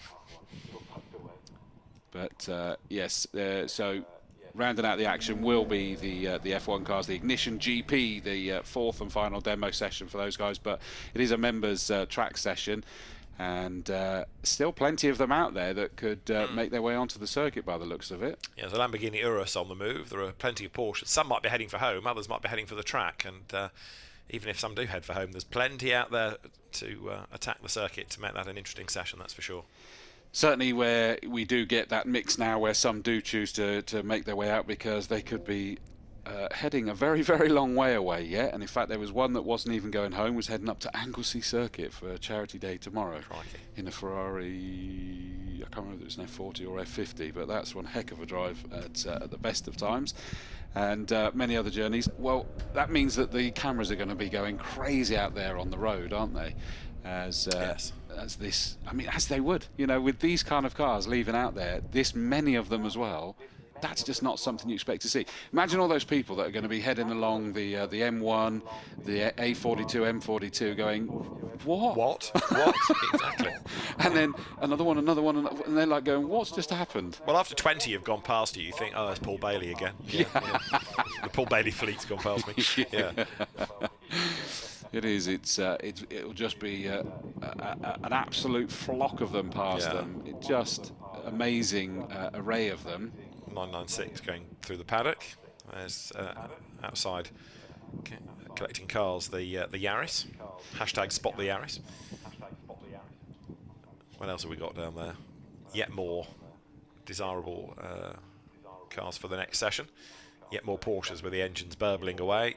Mercedes ready to go, Aston Martin ready to go, Ferrari in this, again, modern classic, a nod to the bread van almost. Yes, I mean, and that's the thing that I've always found amazing like this. There are cars there that normally would catch your eye and be super impressive, fade into almost not insignificance, but you get the idea, you know where I'm going with it. Exactly. But someone who definitely hasn't faded into insignificance, Amanda's down with Guy Smith from fresh out of the Bentley. Fresh out of the Bentley, indeed. Looking very cool, calm and collected. I'm expecting you to sort of look a little hotter, but you look great, Guy Smith. Well, it's very relaxed. It's a nice place to be, you know, sat in a Bentley, driving around on a sunny day. So much fun to get behind the car. I mean, we spoke earlier on, and I was very excited about driving the car, but having driven it, you know, in kind of anger, it's just so much fun. I mean, you know... Kind of anger? Were you? Well, you know, normally we get to drive at Goodwood up the hill, or it's always a kind of... You don't really get a chance to stretch the legs, whereas today, you know, we were able to push the car quite hard, and it just feels so good. I mean, we're just talking before, you know, it doesn't feel like a 20-year-old race car. It feels like a 3 or 4-year-old race car. So a lot of fun, car feels amazing, and I'm very happy it's only one piece. I love it. When I just came into the garage now and you were talking to Andrew Frankel, you know, I could see you doing all those sort of racing driver moves, you know, when you're talking about how the car feels. Yeah, well, I was doing a full debrief. I mean, you know, just kind of describing it because, again, the car's so intuitive, and I'm saying, okay, you know, maybe the brakes, maybe the pedal feels a little bit long, but of course it hasn't been running anger. But so I'm just trying to give them some feedback on the car, but it really feels, like I say, like it was only yesterday, which is a great thing to feel. And as you said, it's a lot of fun. I could have driven around all day. If you'd have let me, I'd have stayed out there until, yeah, exactly 24 hours. So a lot of fun. It's been a great day. Do you ever keep in touch with Dindo or Tom Christensen? I do. I see Tom relatively regularly at Le Mans and at Goodwood. Dindo less so. We keep in touch via kind of messaging and Instagram and stuff. Because Dindo is a little bit more of a recluse. He kind of keeps himself to himself. But, great teammates. Obviously, for me, when I was driving with them, couldn't ask for two better teammates, really. Sports car legends. And, we've always got that bond, I guess. We've always got our names on the car together. And, hopefully, it'd be nice for the three of us to get together at some point. Some old party and have a glass of champagne and get together, definitely. Because it must be slightly strange, because, oh gosh, look how faded the flags are next to the names. Oh, that is old. Faded memories. Because, when you're racing, when you're sort of preparing to go and of course, racing 24 hours, you are, like, locked in together. You're tight. Yep. You are, absolutely. I think, particularly with the three of us here and in sports car racing in general, I think my wife always complains I spend more time speaking to my teammates than I do my own wife, because you kind of have that bond, and it's really important to have that. And, you kind of really got to kind of support and help each other. And certainly with Tom and with Dindo, we had that, we hit it off very quickly. And I think we had formed a good team. Oh, that's just prompted another question. You know what that's going to be. What teammates haven't you hit it off with? Oh, I'm very diplomatic. I get on with all my teammates. I've been very lucky. I've had some great teammates, over the time. And I think, generally, yeah, I would say I've got on with them all. They might not say the same about me, but generally I think I'm fairly easygoing. You're a nice guy. You're easy to get along with. Exactly. I think so. Hope so. Great stuff, Guy. Lovely to see you, and I'm really glad you enjoyed it. Thank you very much. Back to you two. Thanks, Amanda. Yep, great to see the Bentley out there, and it got some good track time out there as well. We're now on to the final members track session. You notice the guy let himself down in one tiny area. Did he? Didn't have his period Bentley overalls on. He had a Blancpain GT Series badge. They were Bentley overalls for his Continental GT3, but it wasn't quite his 2003 set. So you are a stickler, aren't you? Talking about that, I know that I said earlier that I was going to carry on a conversation that we were picking on. We were talking about the success of GT cars and everything like that. And you just mentioned about the GT3. One of the things, 3-4 years ago, is GT4 had increased massively, even though it took a while to get going, as you say, and it was increased. And allegedly, GT3 was dying off, including British GT and everything, because so hard to overtake and it's going to die off. You look at them now; they're in massive numbers. The British press have been very keen to try and sound the death knell for British GT3 for years. I don't think it's a problem in World Challenge, but there were occasional seasons where, by the end of the year, the GT3 grid would have dwindled a bit because people had had an accident, run out of money, or somebody had decided they couldn't win and they'd go and race abroad, or whatever it might be. And so for a few seasons, ironically, the journalist that seemed to be the biggest noise about that has ended up working for SRO. But he would often sort of question this and whether or not GT4 would take over. But there is enough enthusiasm from drivers, and the teams that still have the cars want to run them. So GT3 I think will carry on because there's a need to. There are teams with cars, there are drivers that want to do it, that's fine. And there aren't enough GT4 cars. Yeah, GT4 is strong, but what have we got for the class? 15, 16, that's not a grid. So you need to make a hard call and say, right, that's the end of GT3, and force people to go into GT4. I don't think it's going to organically happen. Let it emerge, yeah. But then BMW have just made a new GT3 car. I say just, in the last year or so. It has, GT3. Yeah. And again, there's enough of a market for that. We'll come back to GT3 racing in a moment, because, back to the pit lane, I did talk to Mark Sumter earlier on in the day. Well, now he's had some mileage, Amanda. Let's hear his thoughts at the end of a busy day.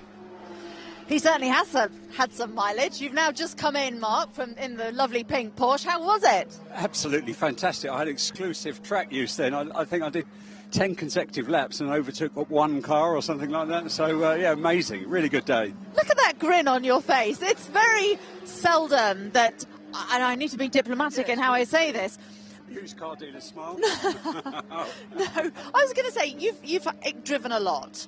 You've got a lot of experience, many different cars over many different seasons, but you're grinning like you are a little boy. Because you just don't get the kind of track time in a 962. It literally felt like I had exclusive day to myself, so it's fantastic. And, you know, you can really start to hook it up then, and quite often when you're on a test day, your laps are compromised, as you know. So it was just great to have, you know, about 10 consecutive laps. That sounds really good. Right, so just tell me a bit about what the car's like to drive. I mean, just talking to Henry a moment ago, who'd obviously just come out of the Mercedes as well, he said you could really feel the difference. But of course, these are much more analogue. They're sort of much more sort of driver-led than the more modern cars. I mean, do you really feel it moving around? Can you throw it around quite a lot? Only on the slow speed stuff, so second gear, a little bit in third, but once you're in fourth and fifth gear, you've got so much downforce that it just does exactly what you want it to do. So yeah, you have to be a bit respectful when you come out of the hairpin. You know, it's got 750 horsepower and no driver aid, so in second gear, without any downforce, it can be quite exciting. But once you're in, you know, once you're doing 100 miles an hour plus, it's really actually quite easy to drive. Oh gosh, that sounds amazing. I'd love to have a go. Funnily enough, one of the most fun cars I ever drove was a C2 Spice, just because you could really feel it moving around, and it had a lovely DFV, and it was just a really nice, easy car to actually drive, but it had virtually no downforce and lots of grip. Yeah, I mean, it looks like quite a big car, these 962s. It's probably similar to the Spice, but they don't weigh very much. You know, this car's just over 900 kilos, and it's got big fat tyres and massive, great big wings. And, yeah, it's helping me a lot to get round here. Oh, well, I'm really glad you enjoyed it. Thanks a lot for talking to us. Thanks very much. Yeah, there aren't many Porsches that Mark Sumter hasn't driven or raced over the years. Where were we going with our previous conversation? Oh, GT3, GT4. Yeah, no, so I think there's enough of an interest to keep GT3 going because of the team. But that's what I found ironic, is that this was apparently the way it was going, and then suddenly it's like, nope, the numbers have increased quite dramatically on the GT3s. In France, it is only GT4. That works really well.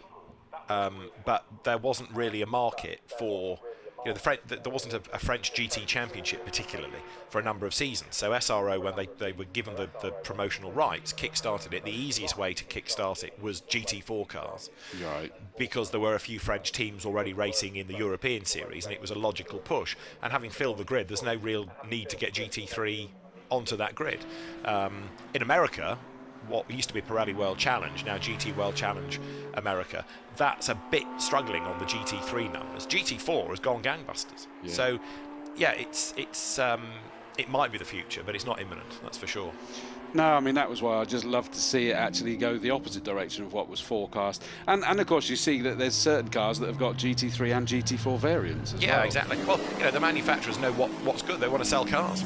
Yeah. So if you can come up with like Audi, the R8 in GT3 and GT4 trim, actually, we haven't got that many. In some championships, we've had a fallow time for Audis in GT4. They're coming back again.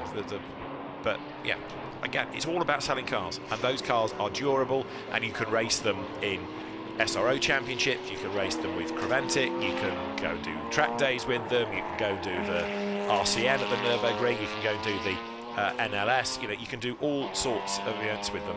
Right, the Newey family E-Type is out on track. The other half of the Newey family watches on from the pit lane, Amanda. They are indeed, they're standing here with me. Adrian, it must be so lovely because you are a true sort of enthusiast as well as obviously working in Formula One racing. It must be lovely to be able to share your passion with your son because, of course, we've just seen Harry go out in your E-Type. Yeah, no, it's been a lovely day, actually. I think a very happy memory for both of us, actually. We'll be following each other in the Leighton House and the McLaren and, yeah, kind of having him come past me and then tail him while he was in the Leighton House was really nice, really fun. In the McLaren, he looked like he was on it. Yeah, he was a lot quicker than me in the McLaren. The car's, it's a much more edgy car to drive, and he has the confidence to use it, so I'm not quite at that level. Just, I was talking to Paul Lanzanti about the McLaren, actually, when you first got it, when you left working for Ron. It's taken a long time to get that car up to the standard that we see it today.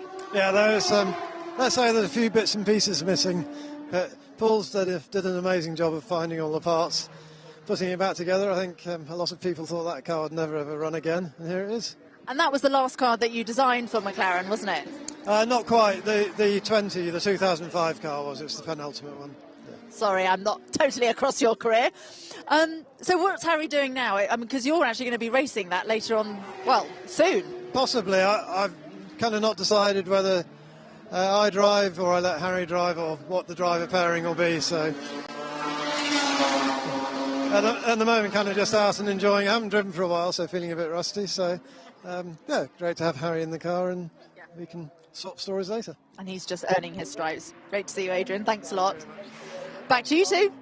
Amanda, thanks. Yes, so Harrison Newey at the wheel of the Jaguar E Type that's coming down through the Craner curves. I do like the fact that Adrian Newey, in spite of everything he's achieved in motorsport and in spite of all the cars that are available to him and all the clothing, he's got his Leighton House T-shirt on. That, I think, is proper. Always remember your roots. Yes, I just remember I bought one of those at the Grand Prix one year because it was such a distinctive colour, as we talked about liveries and whatnot earlier on.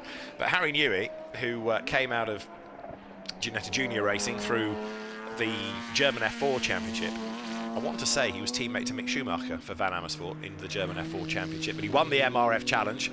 It was a three-way battle.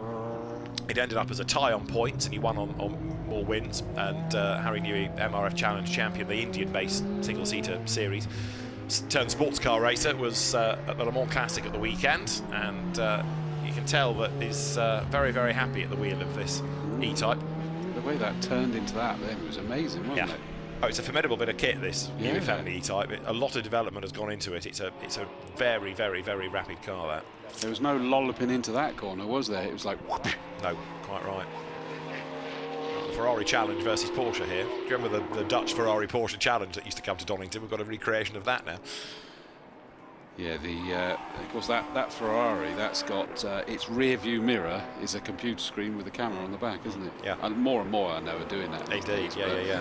It just always blows my mind. Well, it's one of those cliches you've now got to get out of the lexicon, which is he looks in his mirrors. He doesn't. He looks in his little rear screen, little TV or whatever. We tend to be forgiven that one, though, don't we? He's got side mirrors, so we can go with that. The 6R4 is back out again, which is good to see. The 6R4 we'll try and get to in a moment as you look at the Mercedes AMG which I GT4. think is me out in that car as well. Certainly is his, judging by the reg on it. The plate, yeah. Actually, you talk about the value of some of the cars, having had a walk around the paddock, the value of some of the number plates is quite extraordinary. Agreed. Yeah, there'll be plates out there that cost more than my car. And no, it's not a Fiesta, contrary to what you said earlier. Slip of the tongue. Slip of the tongue. It's a car. Yeah. Right, over the line they all port. Let's see if we can find the 6R4, which is about to emerge. So the Metro with its rear wing. That's the Radical, which I think Chris was talking about earlier on. But that is just about road legal, isn't it? I don't think that one is, but I think some are. You can. Yeah. There is a road legal version. There you go. There's the Metro. Now this brings back loads of memories. It's one of those cars that actually I don't think has dated quite as much as you might have expected. But this was Austin Rover's big effort for the World Rally Championship. Tony Pond debuted the car for the World Championship at the end of 1985 on the Lombard RAC Rally. Got third, and there was great British support for it all the way through the event. And Austin Rover, I think, was coming into the event itself pretty buoyed by the testing and all of that. And on that event, everybody got a real punch on the nose because Henry Toivonen won it in the Lancia Delta S4, which was the turbo and supercharged Lancia. That we've talked about people driving coach and horses through GT regulations. It was legal, but it just moved the goalposts on completely. Right. And the 6R4 and then the Ford RS200 were a day late and a dollar short against the Lancia. And although the cars were there or thereabouts, Tony Pond and Malcolm Wilson tried their hardest. They just weren't up to the Lancia standard.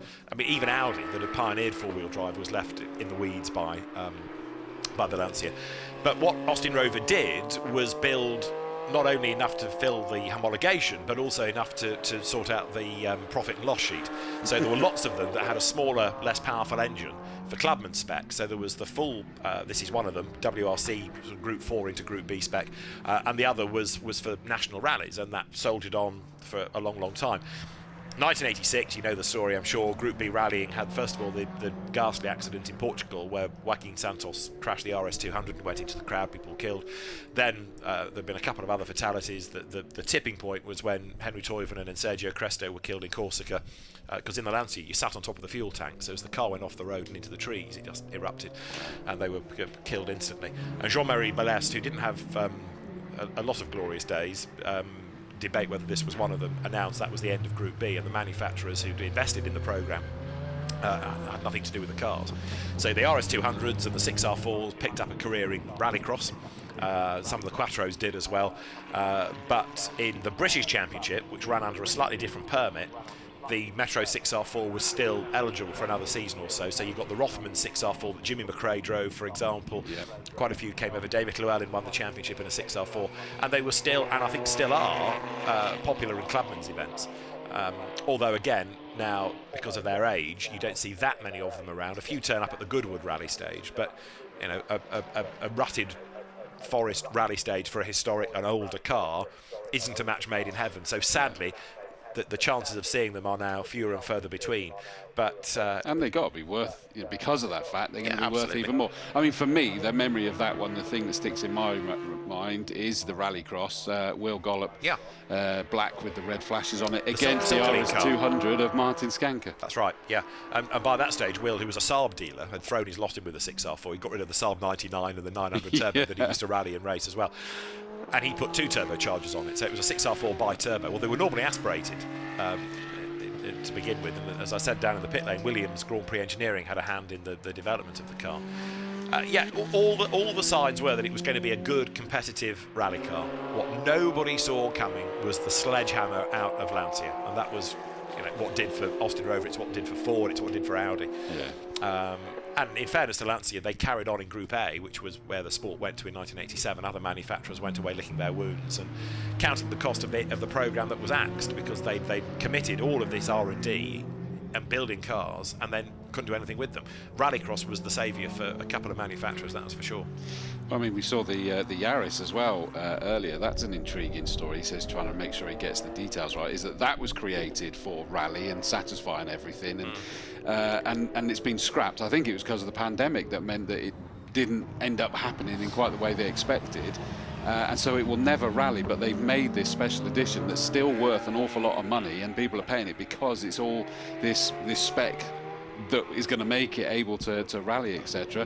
So it's going to be a very well, it is a sought after car. There's a waiting list to be able to get one, not just because of the semiconductors. You're waiting for one, are you? Got mine. Have you? Haven't seen it yet, but it's in the country. So that's what we waited for. And it's up for sale. And so if anybody wants one. Oh, good grief. So that's not even the semiconductor chip that necessarily caused that one, because it was a waiting list already, wasn't it? Yeah. And that's what I've been hearing, stories that people that haven't got theirs or got it, and then they're selling it back for more than they bought it to the dealer. Yeah, because but that's they true of can't all get sorts enough. of cars at the moment. It is, although the Aston Martin's going backwards. Yeah, mate of mine is a can I say, that's a Land Rover dealer, and on a new car, if he can get them, he's limited obviously on what the price is that he can sell them for, but he can make more on a second-hand one. Yeah, absolutely.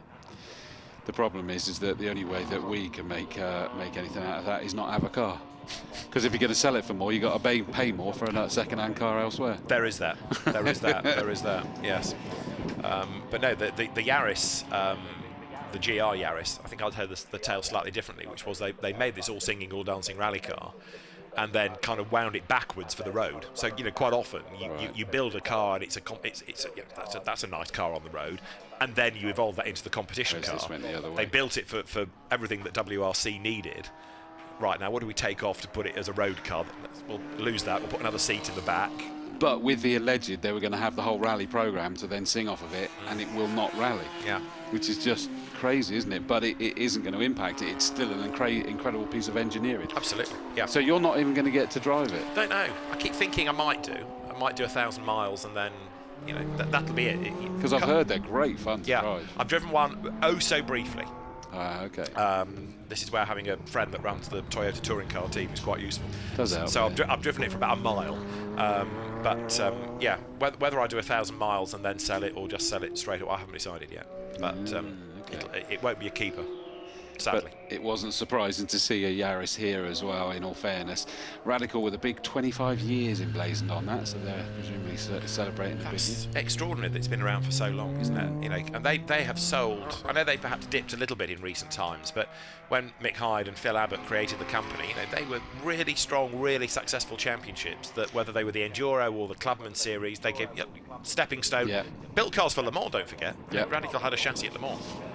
Well, I mean, you look at the SR1 as your first step into it, and you know, even down to things like all the racing is done even if it's a 2-day race meet, the SR1s are done and dusted in 1 day to help you keep the cost down, all those kind of things, and then up into the SR3s. And I think if you win the SR1 championship, you kind of get an entry or a test or something in an SR3 to step on up. You've got what's the one that's running in the GT Cup at the moment? There was the SR8 for a time, wasn't there, as well, which was I think the real they stopped prototype. already, yeah. didn't they? Yeah. But RX, no, that wouldn't make sense, would it? Let me have a look. It's been a long day, hasn't it? Oh, hello. The Radical is being given a bit of a squeeze by the F40 there, and it drifted towards the dirt. That wasn't in the game plan. So now it pounces on the inside line. But yeah, Radical goes back to the late 1990s. Mick Hyde and Phil Abbott, who raced together in 750 Motor Club categories, said what we'd like is a championship for a cheap but quick sports car that's easy to run, and they couldn't find one. So they got together and created it, and Phil Abbott was the race car brains. Mick Hyde was the promotional brains. He had a big advertising agency in Stockport called Hypernet, and between them they created the Radical concept and the series, and it went from there. Mick Hyde hasn't been around for a long time. Phil Abbott, I think, only in recent years has taken more of a back seat because his son raced, didn't he, James, for a while as well. Yeah. But I think Mick's wife raced. Anyway, another tangent. But yeah, they made a hugely successful business. RXC, that's the one I'm thinking of. So that's why I got there close, didn't I? RX8, and I was like, no, it's not that. Though. Yeah, Yes, exactly. yes. I was like, it's definitely not that. So RXC, which, you know, of course, that's a closed cockpit version of it, and very different, and yeah, that's going great guns in GT Cup with Steve Burgess and Ben Dimmock. Steve Burgess is Mr. Radical racer for me, though. He's always had great success in Radicals, yeah. And as I say, I was very lucky to have a chance to drive one with someone next to me in the passenger seat round the Silverstone GP circuit, and going through Maggots and Beckett's, it was ridiculous. I'll bet, with all that downforce. Yeah, and it's like, don't lift, please. Please. And I didn't, and obviously not until the last bit where it tightens up prior, the last right-hander, that's a lot tighter, and then you're back on it again, ready for the left-hander onto the hanger straight. And just that first bit of just going, bop, bop, left, right. It's like, wow, that's just incredible. Yeah, my one experience of the Grand Prix circuit in a car, actually driving it rather than being a passenger, was the Pomeroy Trophy this year, which was wet. Oh. And you don't get any practice. You're just taken out behind a safety car, and then your 40-minute time trial starts after 3 laps behind the safety car, and then off you go. Wow. And Silverstone holds its water, doesn't it? It did that day. It had absolutely deluged in the middle, but it dried out okay, and it was great fun. Brilliant. Except for the fact that the car I was in, I then had to drive home, so there was a certain amount of discretion required. Right. Yeah, I covered the stream of the British Endurance Championship there 3 weeks ago, I think it probably was, something like that. And it absolutely chucked it down for the race. And the standing water, they were aquaplaning coming through farm and things like that. And it was just awful. Formula One cars were struggling on the Saturday, weren't they, in qualifying? Yeah. There were certain bits that caught them out. Max Verstappen had his couple of spins. Yeah. Indeed. Strange, actually, because at the end of Saturday I said to somebody how remarkably calm it had all been. You know, we had Lance Stroll spinning off on Friday, and that was about it. By God, they made up for it on Sunday. Right, the session on the track at the moment, again, is the SCD members and assorted cars, and again, some more of these high-speed passenger laps being offered up. And that all takes us, I think, to the final session, which will be to conclude at 5 o'clock, which is the last chance for the Formula One cars, the Ignition GP cars, to go back out. As long as they're out in decent numbers, there's no better way to end the day, is there? Although saying that, let's be honest, is that as long as Mika Häkkinen's car's out there, we'll do all right. That way that was going at the end of the session was quite incredible, wasn't it? Yeah, indeed. And you said that was Harry out in that one, didn't you? I think it was, looking at the crash helmet, yes. Yeah, it was the Red Bull helmet. Yeah. Yeah. Well, we'll see who we get into what for the next session. I might have a wander, in fact, in a moment, and go and see what we can find down there. Yeah, because it might be different, because they might switch over, and yeah, he might exactly. go out in the Leighton House, and Adrian go out in the McLaren. But still, we've got the road cars making their way around. Very quickly, but when you compare a road car to a full-blown competition car, the speed differential looks marked, doesn't it? It does, it does. But that said, is that I bet they're out there and it does not feel steady at all. No. And that's the great thing, is it's that safe environment to be able to come out and pedal these round as they're intended and just open them up. You know, it's not safe to do that on the road, let alone legal. But you know, this time they get to do it. I don't know, I've never really asked any questions about how many tyres they chew through on a day like today. Probably not masses, to be fair, but I don't suppose they'll last too much longer after this. No, you're right. I remember being at Porsche Centre Chester years ago for the most mundane thing of a replacement key. That's beside the point. And as I was sitting having a cup of coffee, there's a guy next to me who was chatting to somebody from the dealership. What are you in for? How are you? Nice to see you, and all those sorts of questions.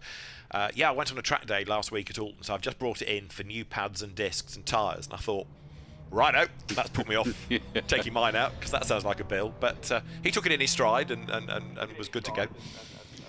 Yeah, I guess you just accept that that's what's going to happen. Now I don't know whether the checkered flag would wave last time, because everybody does seem to be diving in. Where's the F40 going in? I think it's being waved towards the paddock, isn't it? Yeah, so that does look like that's the end of that session. So these cars will just be sort of tucked away. Look at that lovely Aston Martin Vulcan in the background there, which actually will be right outside our window. The commentary box is just on the right. That bank of windows you see in the middle of that grey building is where we are. Just there, yeah. Just outside the window, slightly to the left. In the paddock, it's all happening still.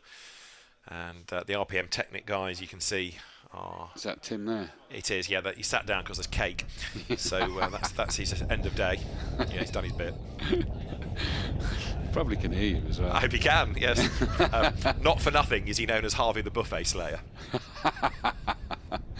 Good man. Good man. Still a great enthusiast, and happy to go racing as well as broadcast about the sport.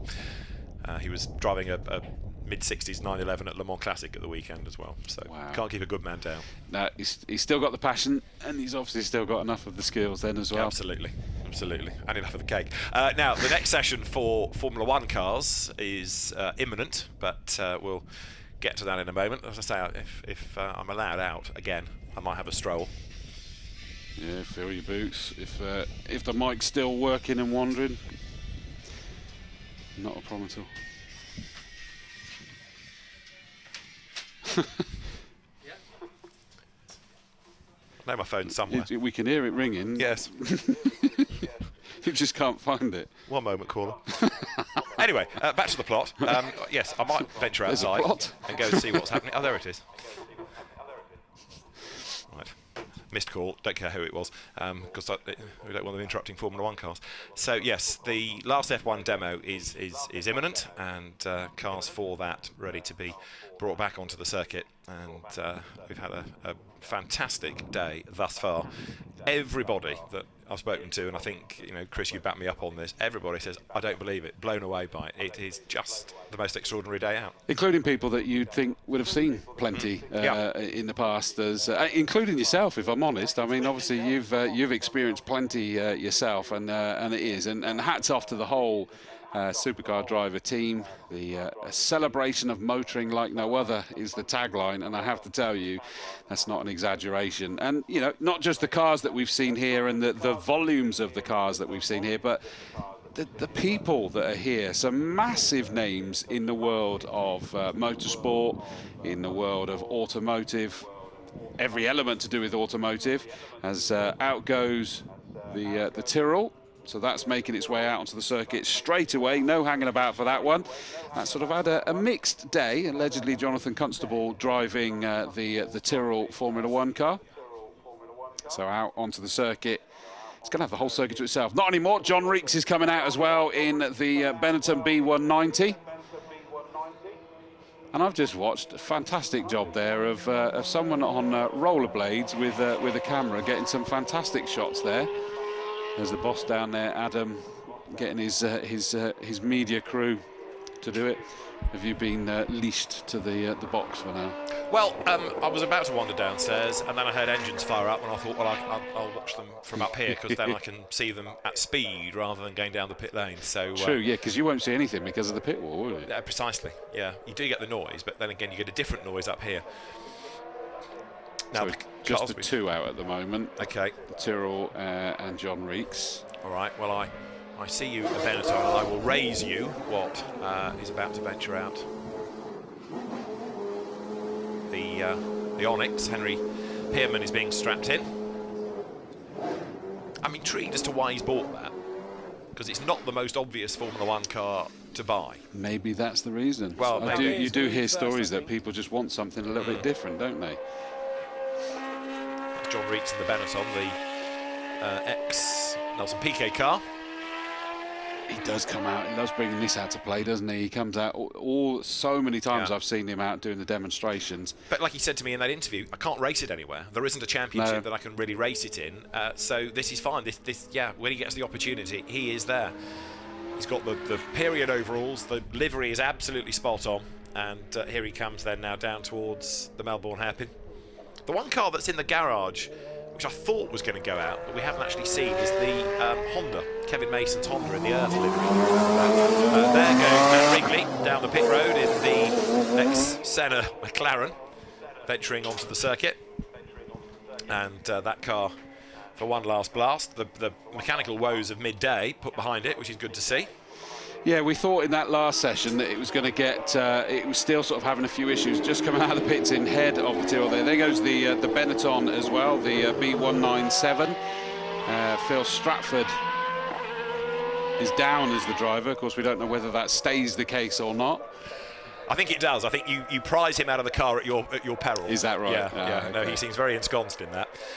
So, yeah, Matt Wrigley in one of the fleet of cars that Father Mike has, and I don't know whether he's here or not. He's probably back at base running businesses, but Mike Wrigley, it was a Formula Ford racer in the 1970s, gave up racing, went away, built up his business, had a family, carried on building up the business, tempted back into racing, bought one of those and one of those and one of those, and then one of those, and then a couple of them, and then the list has just gone on and on and on.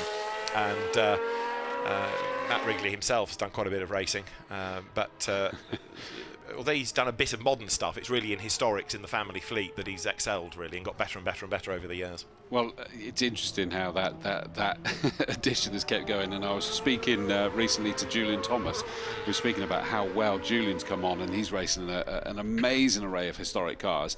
And I was that's because he's got an amazing array of historic cars. But the point being is, I was like going, "Oh, what are you getting next?" He said, "Nothing as it stands." He said, "Because if I've been told by the current boss that if I go and get another one, I've got to get rid of one of these." So he said, "I've reached the maximum I'm allowed, and it would be one in, one out." And he said, "There's none of these I want out." Fair enough. So he's sat in his status quo at the moment. If he does get rid of one, ironically, the first one that would go, I'm sure he said, was the Sierra Cosworth. Caliber Sierra. Yeah. Harrison Newey, by the look of, I think it's the right crash helmet to say it's Harry Newey's going down the pit lane, but I'll have another look in a moment as he comes out. Because Adrian's helmet is a Red Bull helmet as well, is it? So that's where I had a feeling that Harry's was a bit less Red Bull by word, and it is a Red Bull wording that I've seen. Anyway, but we'll check in a moment. The Jordan has just gone howling past. With sparks are flying, big style. So the Peugeot engine has lasted a lap. That's progress. No, that wasn't the one that chucked its guts everywhere, was it? That was the other. Well, they tended to. Oh, you mean today? Today. No, I think it was the other one that had its moment. Yeah. It was a Peugeot engine that let go on the grid at the British Grand Prix. I think it was Martin Brundle's Mclaren Peugeot. Do you remember one year? Back 95, 96-ish. The race started. There's this huge fireball out of the back as yet another Peugeot engine went up in flames and smoke, and that was that. Right, you can tell it's the last session of the day. They're all getting a bit toey now, aren't they?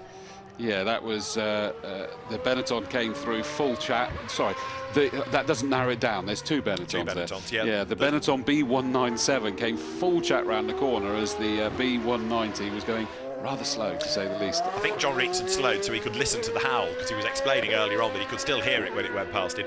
So Paul Stratford then comes out of the hairpin. That ex-Gerhard Berger chassis that won the 1997 German Grand Prix. Coming then now into the left-hander of Goddard's up towards the timing line.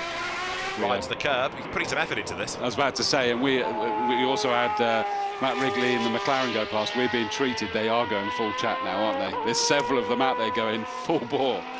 Time to put a stopwatch on it. Through goes then, the MP419 McLaren. There, the Jordan Peugeot goes through as well. The Barrichello Irvine chassis that Steve Griffiths drives. That was a bit late on parade, but he's making up for it now, isn't he? As he dives into Redgate, he's on full send here.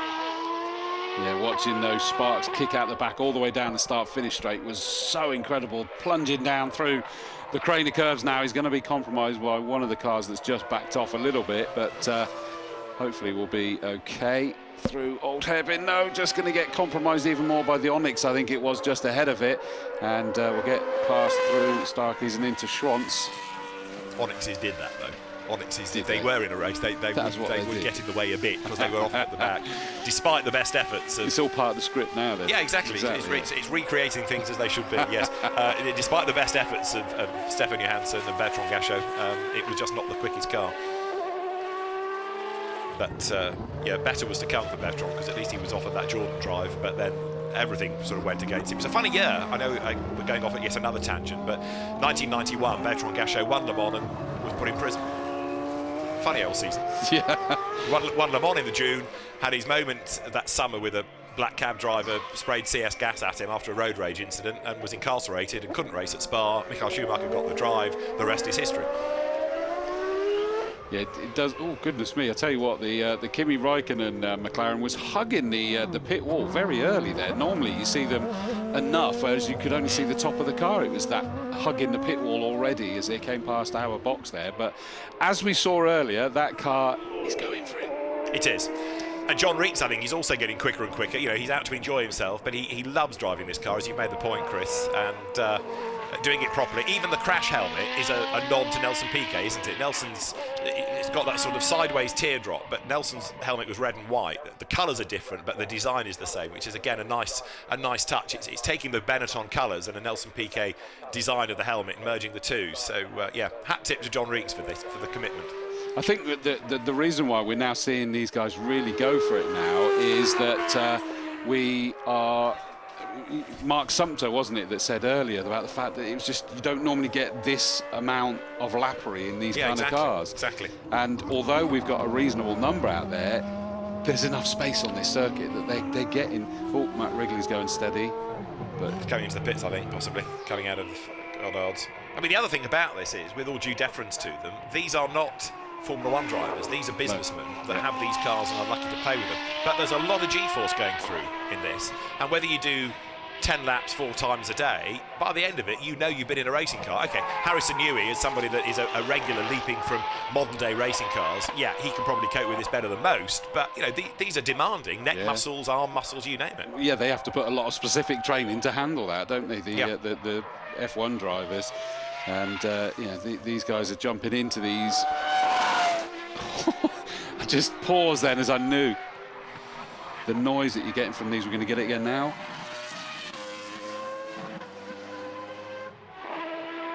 Can we follow a lap and really push up the audio? Let's see. Let's go for it. Here we go. Out of copies. Let's follow the McLaren.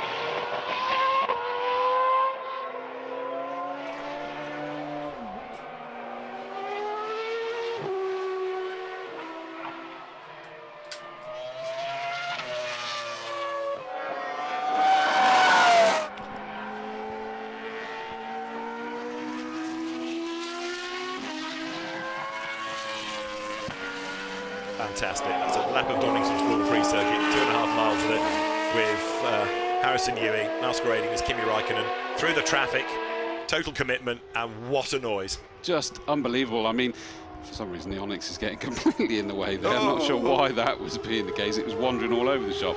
I mean, I remember going to the British Grand Prix is that you had to have those foam things, you know, you squeeze them down, put them in your ear and they expand, otherwise your ears felt like they were going to bleed. That was the noise that you were getting, and you could tell the difference between all of the engines. You could tell, oh, that was a Honda, that was a whatever, and just amazing days back to those. You consider as well is that the fastest lap around my circuit, the Castle Combe circuit. You've got your own circuit. Sorry. Gosh, you've gone up in the world. My local circuit. Oh, I see. I meant, yes. Is you know, it was Nigel Greensill in the Tyrrell Formula 1 car when the Boss Series went there, and he set the outright lap record prior to the chicanes, the S's and Bobbies coming in, because it was 1997 and we obviously changed the layout of the circuit in 99.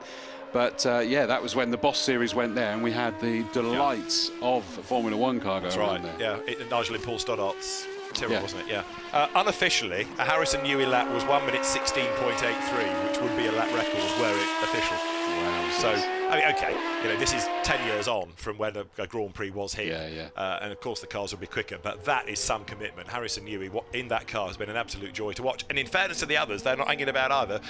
Paul Stratford here in the 1997, so again an earlier car, the earlier Benetton, but he has also pushed hard and deserves a lot of credit for that today as well. Yeah, I mean, that one I've seen, that's been a good number of laps that he's been pushing as well since pretty much the start of this session, maybe a lap or two compared to the first starters in, and has then been pushing it hard ever since. And he's still going to keep going again as he sweeps around onto the start-finish straight and then brings it over towards the left, ready for the right-hander of Redgate, corner 1. Bring that in very, very late to be able to get on the power nice and early. Feed it through Hollywood, then down the Craner curves. What a sight. The side changes, and absolutely brilliant. Old hairpin. As I say, it's not really a good name for that corner.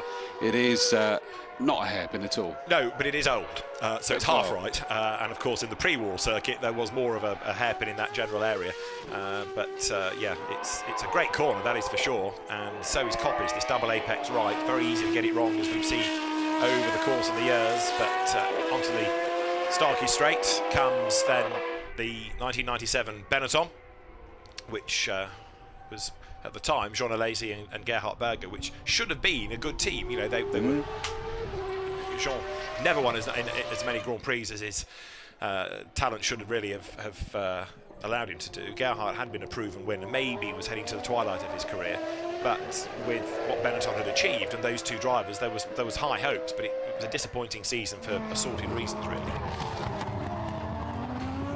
Now, this is the interesting one, is that Master Newey has closed in on this this Benetton that we had already said was definitely going quick, but Phil Stratford's being closed in on by this unofficial lap record breaker. If only it would count it. But I mean, look at this, the way it's just coming hurtly down this, the change of direction is just amazing. I've got to say, there's something quite surreal about watching a Grand Prix car driven like this in the sunshine on a Tuesday afternoon at Donington Park. I mean, it kind of doesn't compute. And Harrison Newey has clearly been told this is the last session of the day, so fill your boots. And he is doing absolutely that as he comes up then to negotiate the Benetton. So Kimi Raikkonen about to lap Gerhard Berger as he comes then out of Coppice.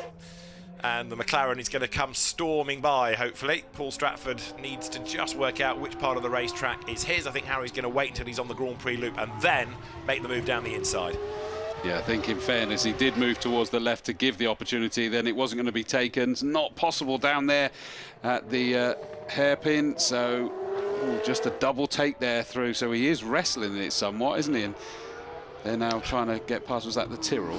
It was, yes. So Ukiya Katayama's gone a lap down. Masquerading for the purposes of today as Jonathan Constable, who's in that Tyrrell 021.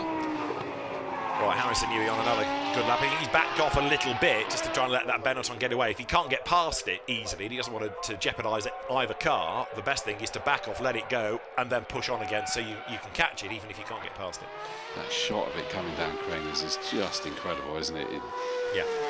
You really get an idea of the speed and the handling on that, the downforce on this car as it's just able to grip it and rip it all the way down. Closed in massively again, heading up the hill. That was where it really reeled in that Benetton last time. Had a sneaky snifter towards the inside.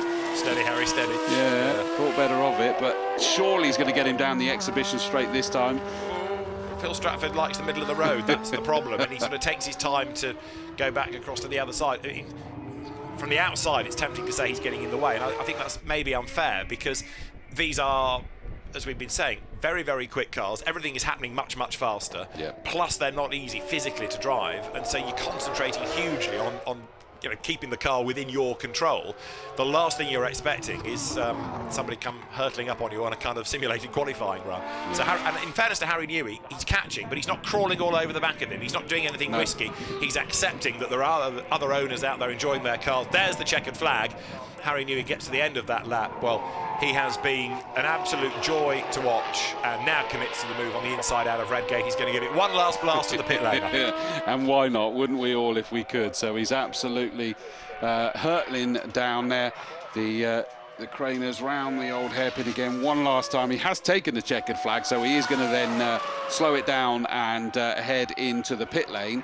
But he's enjoying this last time as well. He should do. It's a great opportunity. We heard Mark Sumter talk earlier about them in the motorsport one. Is that to get this many laps on not a particularly busy circuit? It's a great way to be able to really have some fun in these cars, and that's just brilliant. I always, whenever I'm hosting or commentating on like the historic meets, I always sort of want to thank them for bringing them back out to play instead of tucking them up in museums. We want to see these things taken at speed as Harry goes round the Melbourne hairpin one last time, and then brings it round to the right. It's ready to take the left-hander for the final time. Goddard's left-hander onto start-finish straight, and then slows it down, including his heart rate probably, and brings it in to the pit lane. So that does bring the activity on circuit to a close. We've just got one or two cars that will just make their way round on their slow down lap into the pits. What a great way for the round out today's action. And I tell you what, let's round out today's action with the story of today. Roll VT. Good morning and welcome to Donington and the live stream of the Supercar Driver Secret Meet.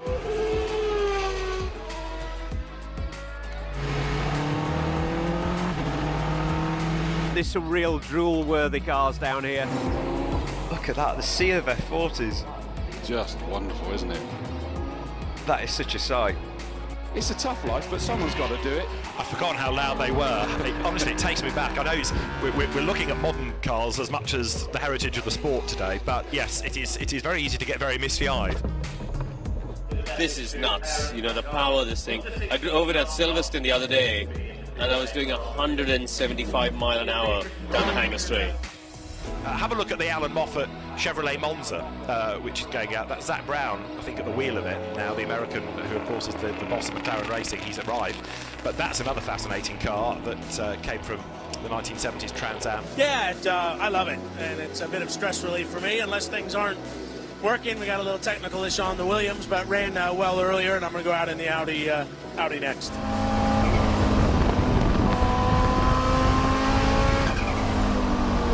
And there is Adrian Newey in the ex-Kimi Raikkonen Mercedes, making its way down the pit lane. That is some car, isn't it?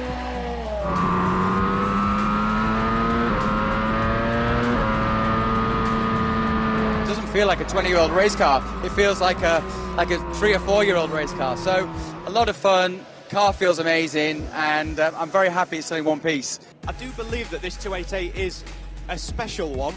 The oldest Ferrari supercar in existence. So this is car number 2 of all the GTOs, and car number 1 was destroyed. This is one of the 6 factory prototypes, and it was gifted to the one and only owner by Enzo Ferrari himself.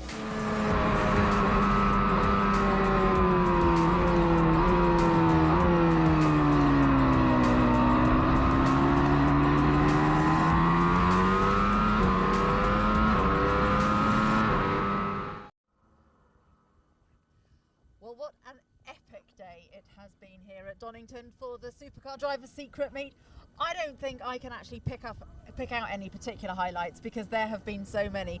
John T, I'm going to come to you first because you've had such an amazing day, haven't you? I have, yeah. I mean, it couldn't have been much better. It's been obviously a pleasure working with people like yourself, but yeah, I might have been able to blag a few cars to have a go on circuit. Yeah, we clearly didn't get the memo on that, and I never got the memo to bring my race kit.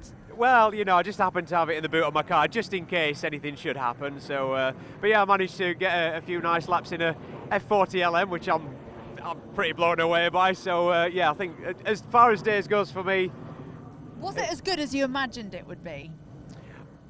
No, it was way better. Was it? Way better. I mean, to be fair, I think that's also can be said for the event as well. I mean, everything seems to have gone quite smooth. I might have had a few red flags earlier on in the day, but we've even got the weather now, and it's finished on a high with that little duel that we just saw there with the Benetton and Mclaren. How good was that? Oh my God, David, for you to actually be able to commentate on that. I mean, we were standing up here, loving it, absolutely loving it.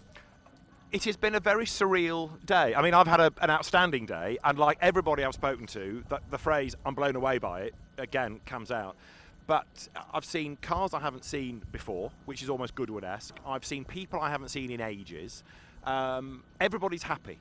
Everybody's smiling. It's not like being in a race paddock where you say, how was that? Oh, well, the BOP's this, or the turbo's that, or the regulations are against me. Everybody's happy. Everybody's having a good day. Everybody's united by this common love of motoring.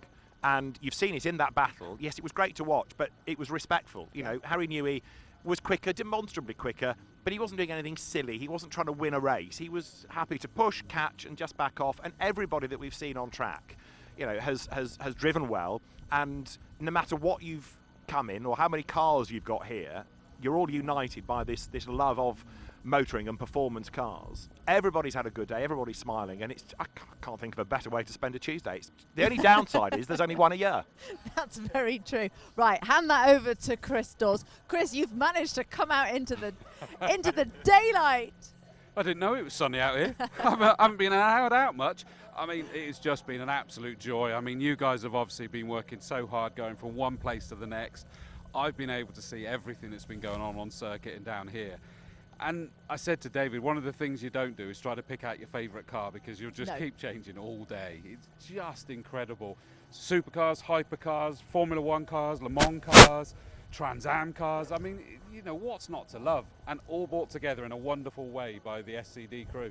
Absolutely. Well, I think it's fair to say that this certainly has been a celebration of motoring like no others. For me, it's been an absolute joy to work with these wonderful people, but with also these wonderful people without whom it simply wouldn't have been possible. I think we can all agree that we want to say a big thank you to all of them. Well, I hope you've enjoyed this live stream. We look forward to seeing you next year, and goodness knows what that's going to look like. Bigger, better, stronger, louder. Thanks a lot. Bye-bye.